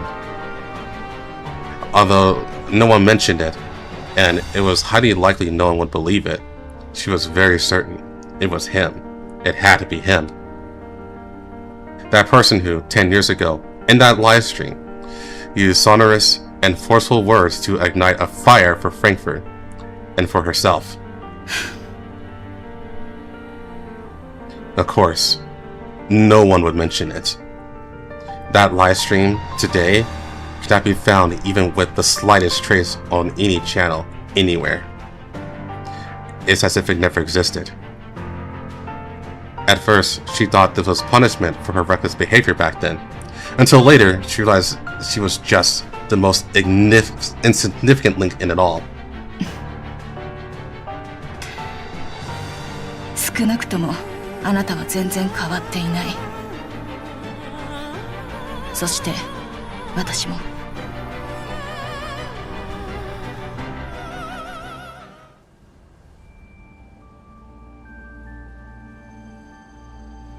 The news anchor somewhat frantically switched to the signal back to the studio feed, forcing a smile as they continued the previous topic.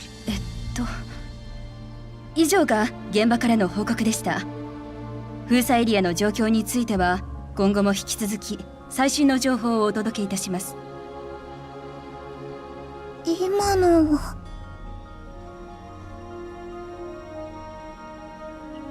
Mailing hastily begins to become aware of this. That might be a power from a higher dimension, not belonging to this world, a door leading to the unknown and truth, crossing time and space. But if that's the case, the commander might be on the other side of that door, waiting for her. Thinking of this, the unease in Mailing's heart is slightly diluted. But the news broadcast does not stop. The anchor seemed to receive a communication and was confirming it with the director off screen. はい。本当ですか。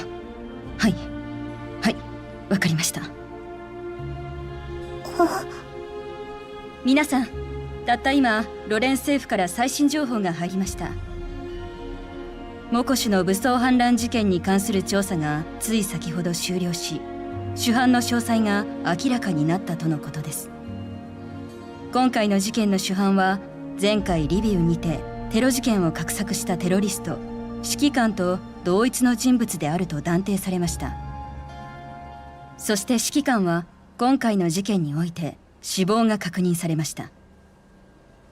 また3日後、新しい市長がモコシュに赴任するとのことです。Ulrich, who had just stepped into the ward, heard this news like a bolt from the blue. Everyone in the room raised their heads in unison, looking at the images on the TV. 指揮官が死亡。A crisp, clacking sound. The fountain pen in Lidera's hand was forcefully snapped in two by her, and the glaring ink splatters in her palm.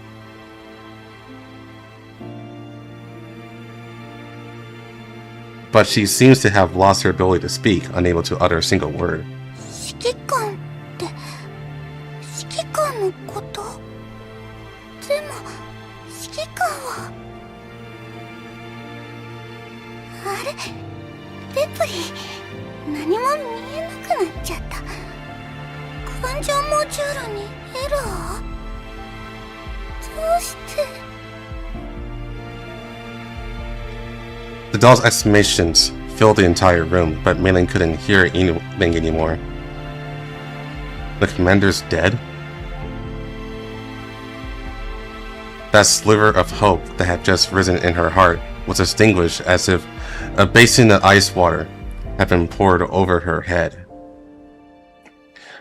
Regardless of what the truth was, the moment she heard those words, Mei Ling felt the world spin, and the world before her eyes was quickly swallowed by endless darkness.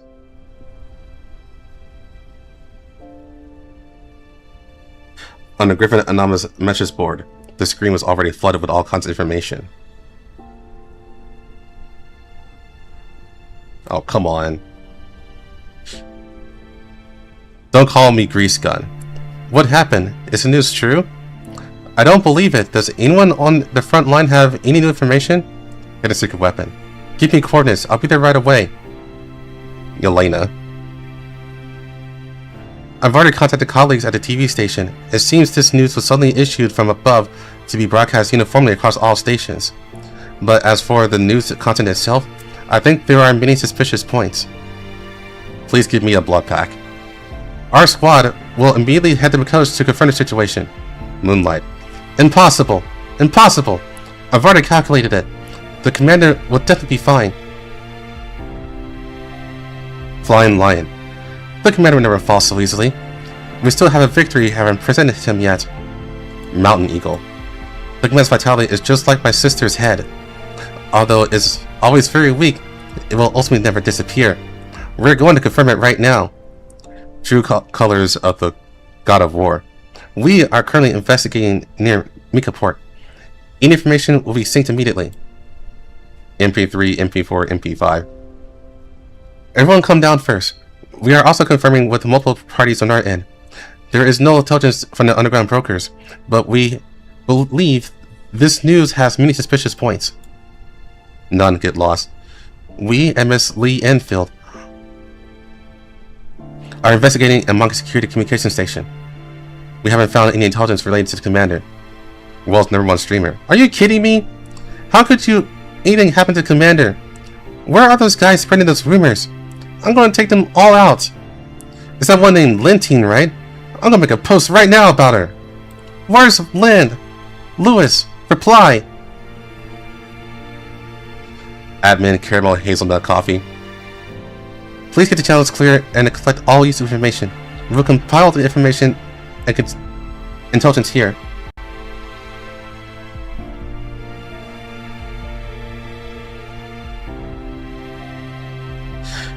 Looking at the intelligence gathered by various squads and factions on Inana's board, Tokyo tries to find any fragments of possibility within it. But whether it's enemy intelligence, news, or the information we've obtained, nothing can confirm a single thing. 指揮官。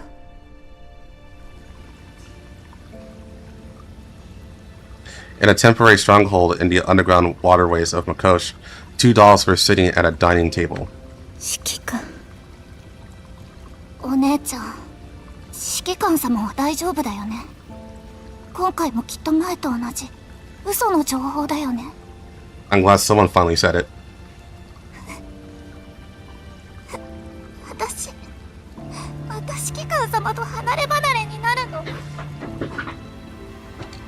のニュースは絶対嘘だよ。スプリングフィールドたちはなんか知ってるはずだよね。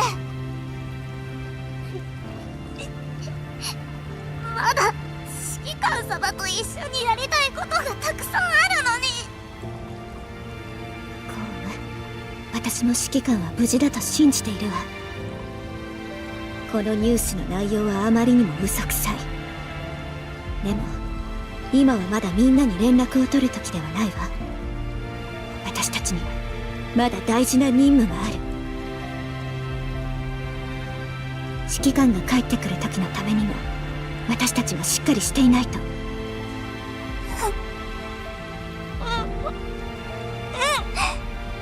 長期とフェイの分まで頑張る。カリーナさん、これは先ほど保安局から渡された通知よ。どうぞ。はい、確認できました。カリーナさん、指揮官の方は？大丈夫です。指揮官様が死んだなんて嘘。これまで何回聞かされてきたと思ってるんですか？ That's true. 嘘は繰り返せば真実になると言いますが、私はそんなの信じません。もちろん私も同じです。なので今回も指揮官の帰還を待っています。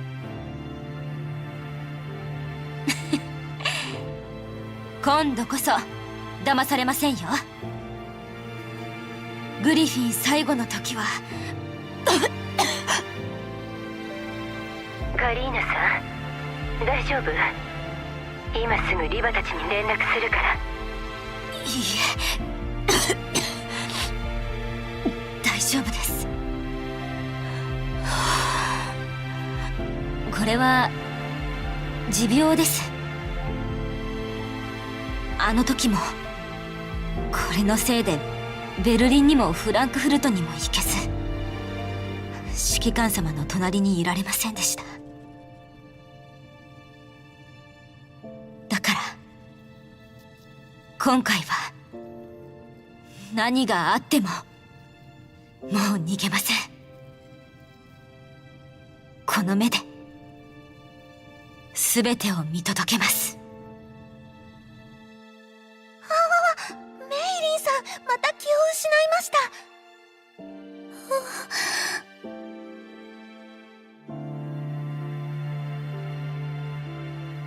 No, Kalina does not have cancer. She has an Iliad infection. It's called acute Iliad infection.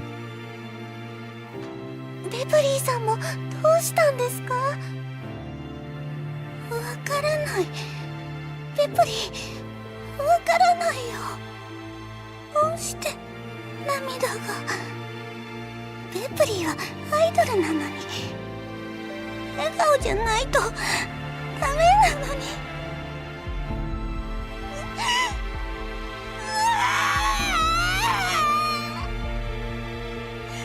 無理だよ、こんなの無理。指揮官、ベプリーさん、そんな、やめてください。私まで。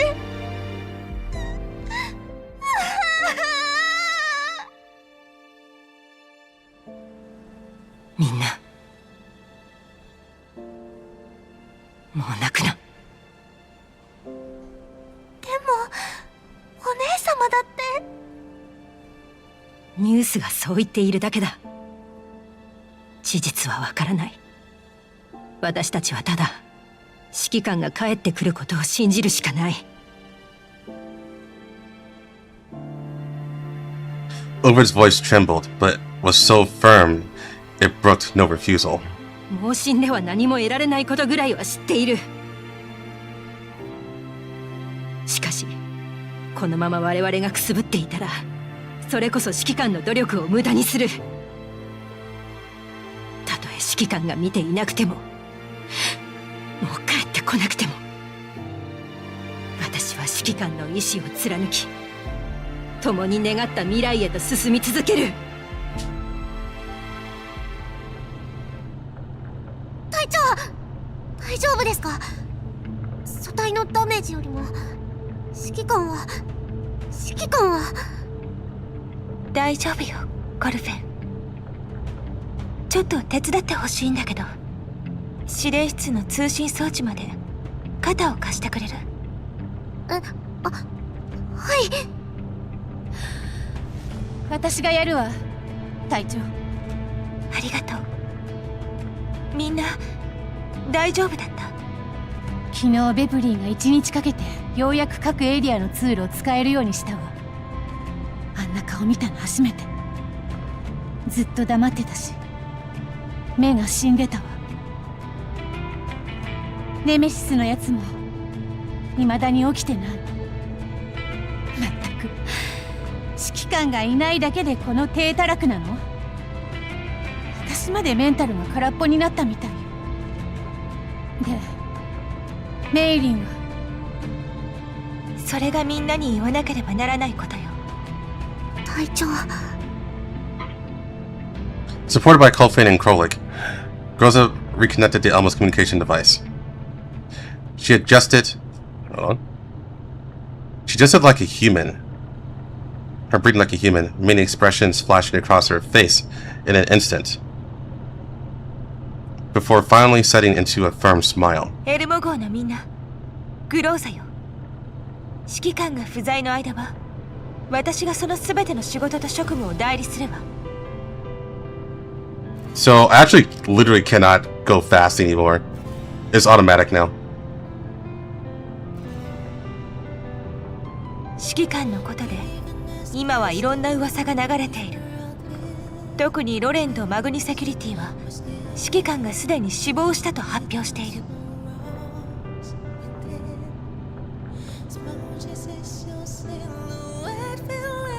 しかしもしそれが事実なら、なぜ奴らは今もエルモ号を追っているんだと思う？なぜロレンはまだ指揮官への指名手配を取り下げていないのかしら。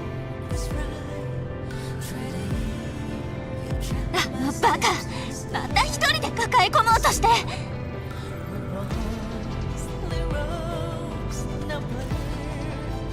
うして AR 招待だけなの？私たちじゃダメなの？これ以上連絡が来なかったら後で絶対こっぴどく叱ってやるんだから。皆さんもそのうち分かってくれるでしょう。それにしてもグローザさんもますます指揮官らしくなってきましたね。指揮官は敵にとって一番の脅威だから、急いでこのような情報を流したのでしょう。こういう時、指揮官の人形として何をするべきなのか。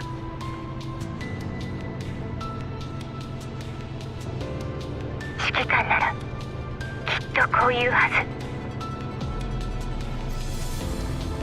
誰かに答えを教えてもらうのを待つくらいなら、自分で答えを探しに行くべきだと。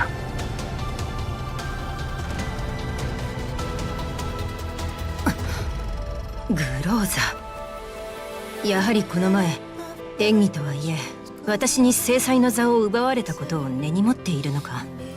Okay. 何言ってるんですか、お姉様。でもグローザさんの言った通り、指揮官はきっとまだ戦っていると思います。その通り。このまま指揮官を探す勇者の冒険を始めよう。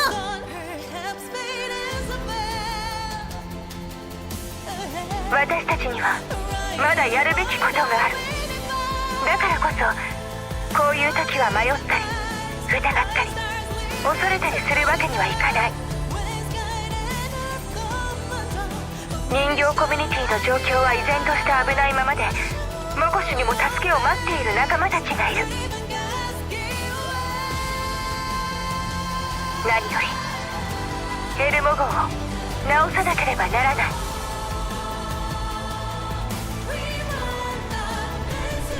これで十分だ。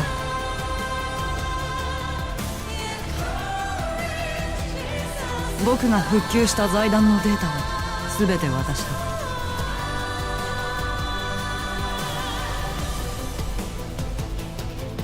ええ、あとは彼女に任せましょう。私たちにはまだ他にやるべきことがあるわ。指揮官が死んだなんてざれ言を流したやつにはそれ相応の罰を与えないと。そしてご主人様の情報を探るチャンスでもあります。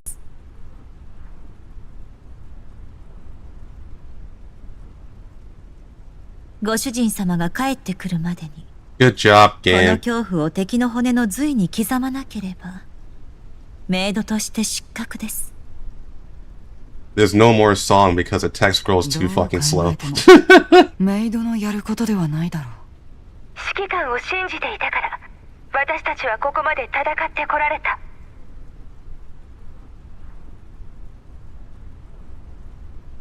だから私たちは今も戦っている指揮官が安心して帰ってこれるようこの場所を守らなければならない。さすが指揮官との付き合いが一番長い隊長ね。これはネメシスの分まで一緒に頑張らないと。ちょっと待ってください。ネメシスさんがもう目を覚ましたっぽいです。今見てきますね。それでいいわ。あなたがいないと本当に寂しい。だから早く戻ってきて指揮官。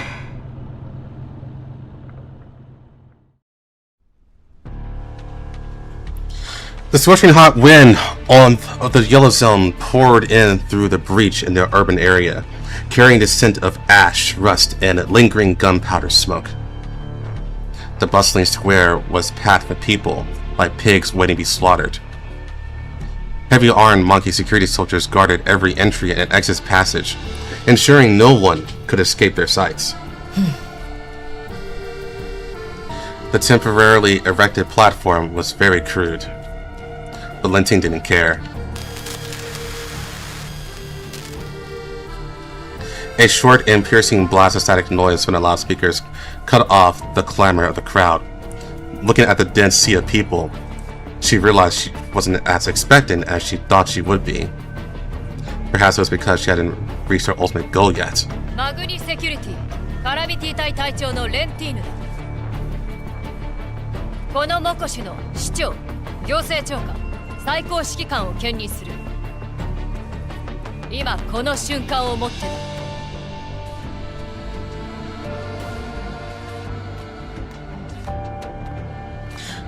After delivering her declaration, Lentine put away her emotions and walked down the steps expressionlessly. Even though she was speaking so resoundingly just a moment ago, once she came off the stage, she became incredibly silent. Congratulations on becoming the mayor of Makosh. The Yellow Zone is probably going to see more big changes from now on. My goodness, Lentine, I'm so glad to see you so spirited. I look forward to working with you in the future. Everything is very noisy. Lentine somewhat numbly accepts the incoming chorus and congratulations, shaking hands filled with various different calculations and attentions.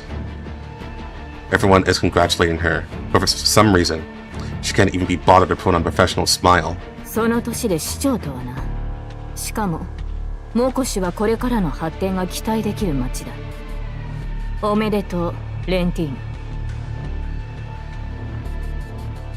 Is Anjali, the representative sent by the military. She still has to give her some face. Lentine nods politely and exchanges a few pleasantries with her. She wasn't happy. Anjali was right. This could be considered the highlight of her career. But for some reason, she couldn't feel happy at all. After leaving Griffin, she started from Monkey Security and step by step climbed to the position of mayor today. Next, she could use the power in her hands to do even more things. ずっと欲しがっていた。Yes, this was clearly what she had always wanted. For this, she had spared no cost, whether it was conscience or morality, or even her most cherished subordinates. Now she had succeeded. The one she hated the most, that always overly idealistic, stupid commander, was finally dead. And at the same time, she had ushered in such a grand success. Doesn't this prove that she was right? That's right. Idealism cannot survive in this kind of world. She is right. 私は正しい。Lentine clenches her fist. There are too many people here. The weather is too hot, and the sticky smell of sweat floating in the air makes her feel uncomfortable all over. That's right, the discomfort only comes from this. She tries her best not to think about that question she cannot figure out. Why? Cold sweat drips down her spine. Why? You know she was right and everything succeeded. Why does she feel a strange emotion? Why can't she truly be happy?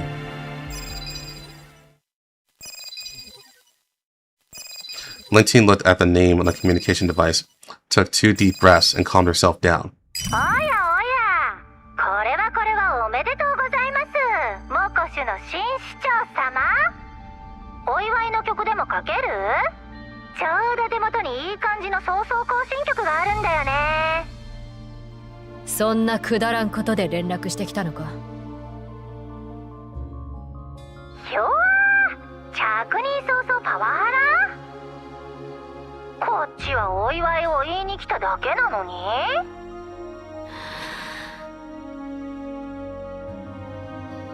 Linting takes a deep breath. あれ？めでたい日なのになんか不機嫌だね。もしかしてちゃっかり最速辞任記録とか狙ってる？でもそんなことしたら世間の笑いもんだよね。At least listen to what she had to say before cutting off the communication. Linting convinced herself of this. まあ、実は就任祝いにいい知らせがあるんだけどね。どう？知りたい？ケニーは今どうなっている？ありゃりゃ、一発で当てちゃうなんてすごい。手術は大成功。一直線の心電図みたいに容体が安定してるよ。あれ？心電図が一直線になったらやばいんじゃ？まあいっか。とにかくあと数日あればピンピンして退院できるよ。どう？嬉しい？感動した？ Even Linting, who was currently engulfed in nameless fury and irritated to extreme, couldn't help but relax her tense soldiers the moment she heard those words. その時になったらちゃんと迎えに来てよね、市長様。あ、そうそう、ついでにもう一つ恋のアドバイスをしてあげる。来る時はちゃんと花を持っていきなよ。そこら辺で適当に積んだやつでもいいから。ああいうウブな男子はね、道端の雑草をあげてもバカみたいに感動して泣いちゃうんだよ。そしたらまたあんたのために命を投げ出してくれるようになるから。To avoid losing her composure and cursing in anger backstage at the inauguration ceremony, Linting cut off the communication before Chilo's nasty laughter even finished. Everything went smoothly. At least her cherished subordinates were still alive. She forced herself to forget the question that had just annoyed her and focus on dealing with the inauguration ceremony. 次はあいつらか。おかしいな。どこに隠したんだ。 Waking up from a coma only to find a pair of rough, large hands groping and searching all over one's body is definitely not a wonderful awakening experience. ウォルフガング、何やってるんだ。バシル、やっと目を覚ましたか。鍵はどこだ。あの鍵まだ持っているよな。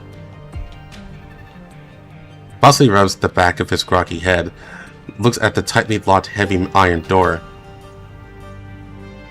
and then looks at Wolfgar and instantly understands everything. 来て早々脱獄か。寝てから脱獄するわけにもいかねえだろう。バシルにとっては実家のような場所だろうな。懐かしい場所ではあるが、私は気を失っていただけだよ。ま、冗談はここまでだ。連中はロレンの法律で俺たちを裁こうとしている。急いで逃げないと二人ともおしまいだ。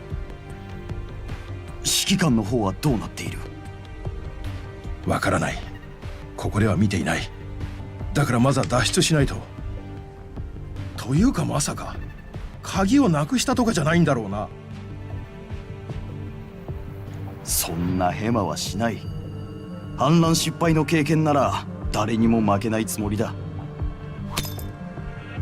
Saying this, Vasily took out the key to open the door from his person. He had once used his key to open a new path, and this path was exactly the one paid for him by the commander who fought alongside him. 周りを警戒して私の指示に従って動いてくれ。この付近に隠し扉がある。わかった。Suddenly, an unexpected voice interrupts their prison break plan. そこの二人、静かにしろ。なんだよ。どうせ長くない命だ。君は誰だ？モコシのものじゃないな。Vasily keenly sensed something was wrong.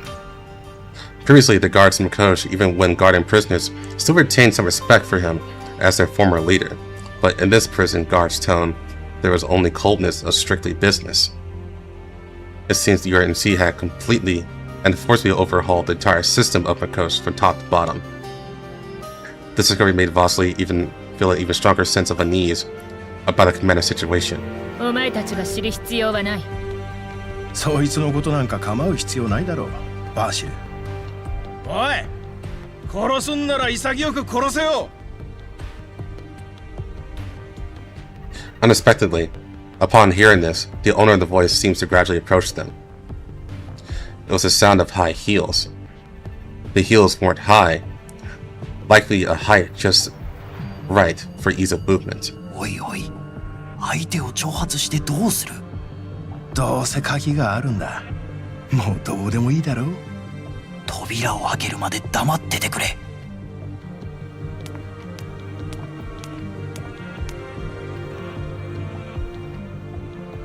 The sounds of those shoes drew closer and closer until Vasily and Lokar finally saw the owner of the voice clearly. 何？それならもうすぐだ。すぐにお前たちの思った通りになる。正義の裁きを受けるがいい。覚悟しておけ。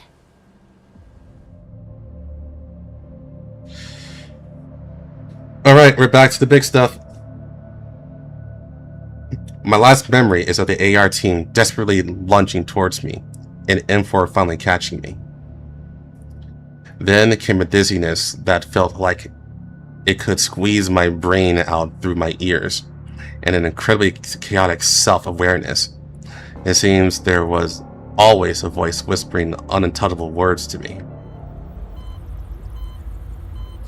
The world showed me twisted, cruel, and bizarre totems from other angles. It was a stage inhabited by some unacknowledged evil doctrine. Without a doubt, this was Paradis's facility, and I had been imprisoned by them.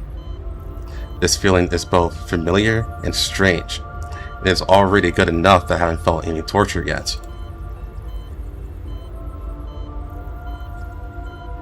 But this doesn't help me understand the current situation. Paradis hasn't put any restraints like handcuffs on me. Are they not afraid of me escaping? Or is there something hidden, another hidden reason? ここはどこ? I found that I could still move freely. Turning my perspective, on either side of me were two incubation tubes that had once had Helena, each containing a petite girl lying inside. Look very much like Helena and Melanie, but they are not them. It seems Paradis has finally become perverted enough to stuff me into a tank too. And just as I was thinking, a familiar face walks over, startling me. She doesn't mind at all, seemingly used to it, and just slightly pouts her mouth.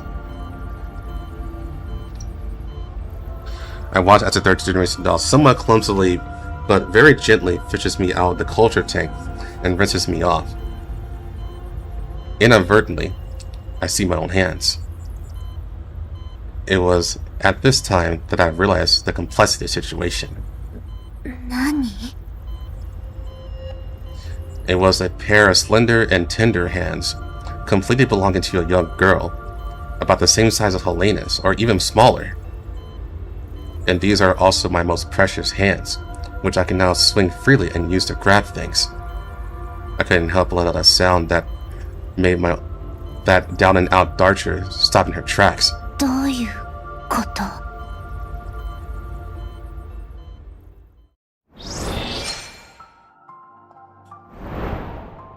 Huh.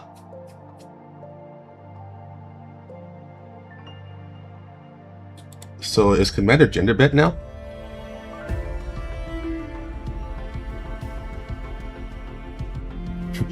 Boys, we became lowly.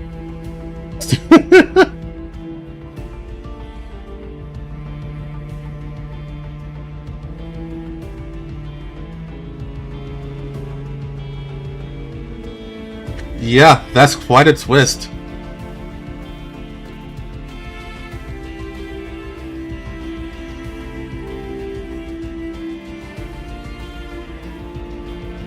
Must embrace her. Kusokagi.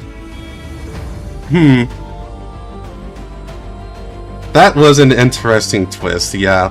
I can't say I expected that.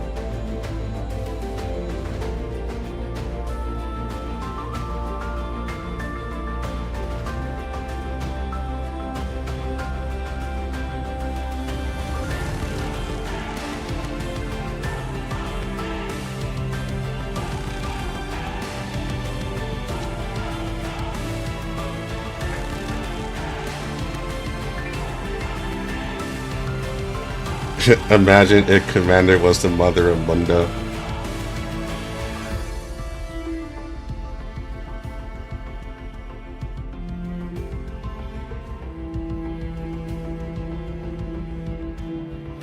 Yeah, it's definitely very strange. If we go by what happened with Orphalune, that would have to mean that the timeline would have to change itself. Or adjust itself to account for the Commander disappearing. But that definitely didn't happen because everyone still remembers.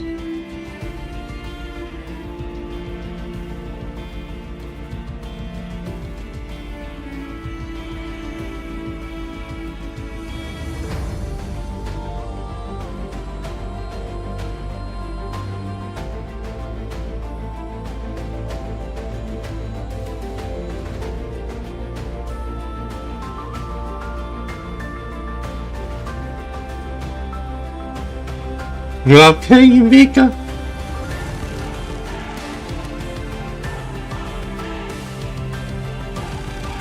Yeah, that one's very interesting.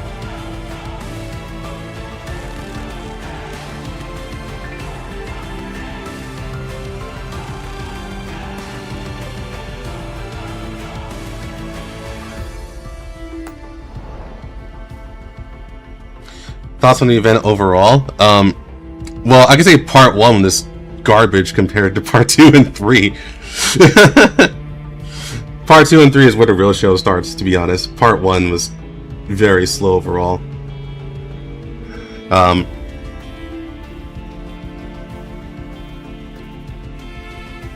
Yeah, part 2 and 3 are just amazing. But part 1 was like, it's such a big step down from part 2 and 3.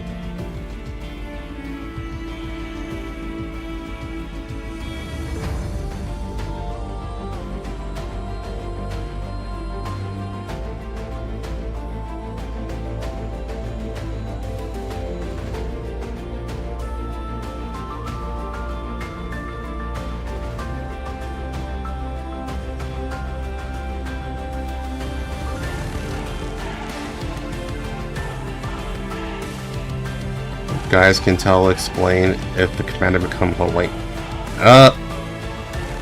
So from what I understand, the commander fell into the abyss, similar to how Chilovic fell into the abyss. But Chilovic was pulled out by William. So her consciousness was not destroyed or anything like that. the commander becoming Helena is very strange.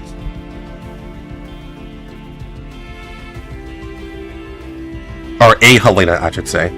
The commander becoming a Helena is very strange, but it can... We fell into the abyss.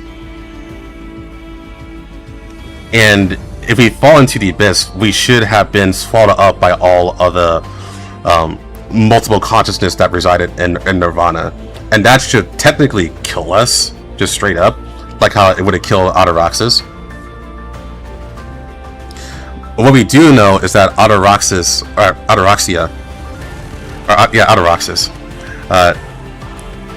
her soul does go into the commander's mind. So there could be something like that going on too. Also Lunacia as well. You know, just a bunch of bullshit happening. There's a lot of ways that they can explain how the commander became Helena. And for sure, it's not going to be permanent, but we might have to stick with it for a couple of months.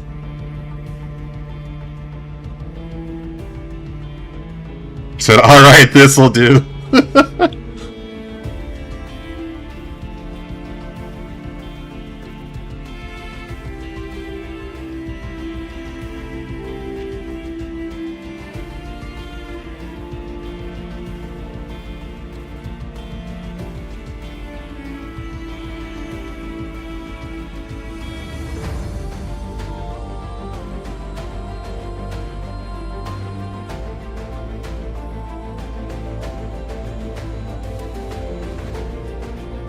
They should did a bit of trolling. Yeah, I'm now kind of wondering where this is going to go, because just disregarding that the commander became a Helena, he is currently captured by Caldwell.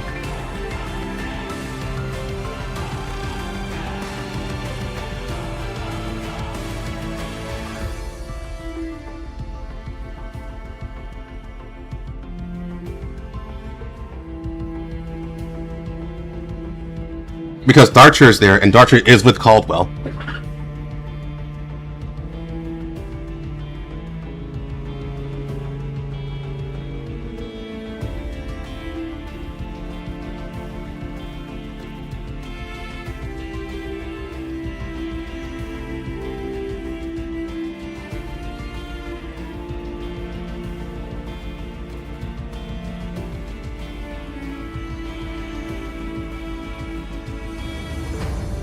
For 8 hours, I know, right? Goddamn.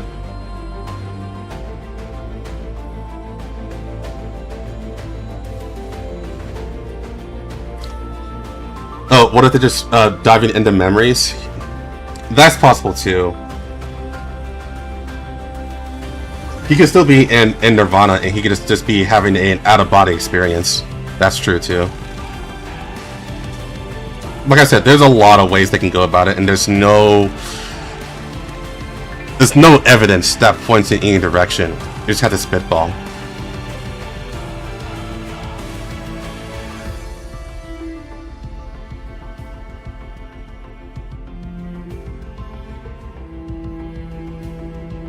Commander becomes strongest slowly.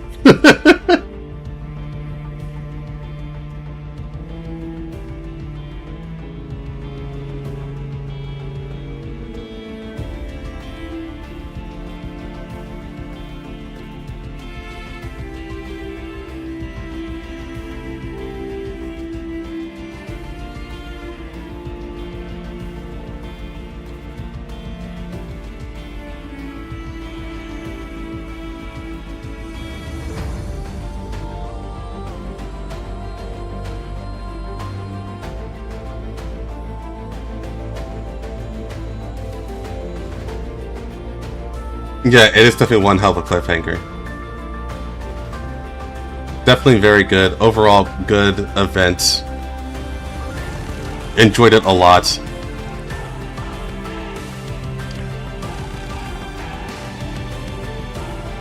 I think I am willing to put this above Corposant. But I need to sit on that for a while. I am super hyped up. Because of M4 coming back and the AR team coming together. That is definitely... I'm definitely still riding that high. So I think I want to sit on that before I decide on if Iliad is better than Corporal-san or not.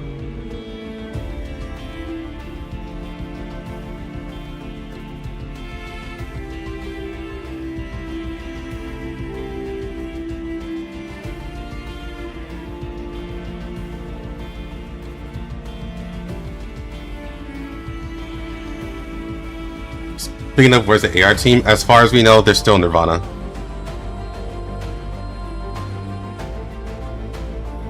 Eat more protein? I'm going to sleep.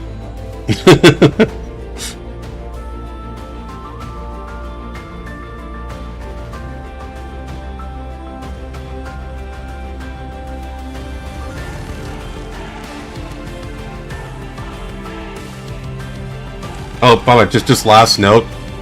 Vepley actually discovering sadness. That hit pretty hard.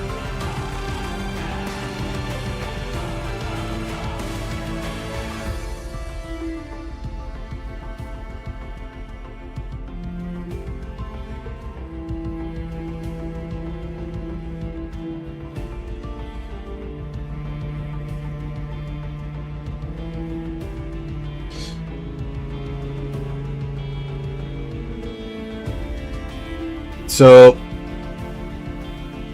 I'm glad I did all of this in one go. I actually would have been pretty fucking pissed off if I was spoiled at any point.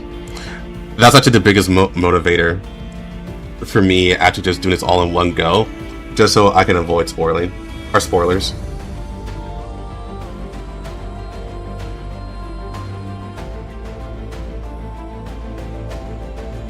That said,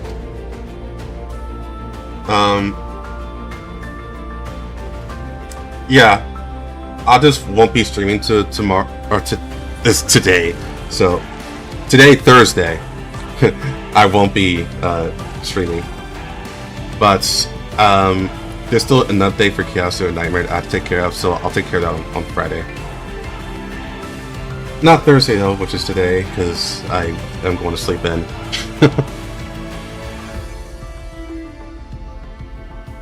So yeah, I'm gonna get out of here. I'm gonna go sleep. You guys better sleep too. Y'all take care. See you on Friday.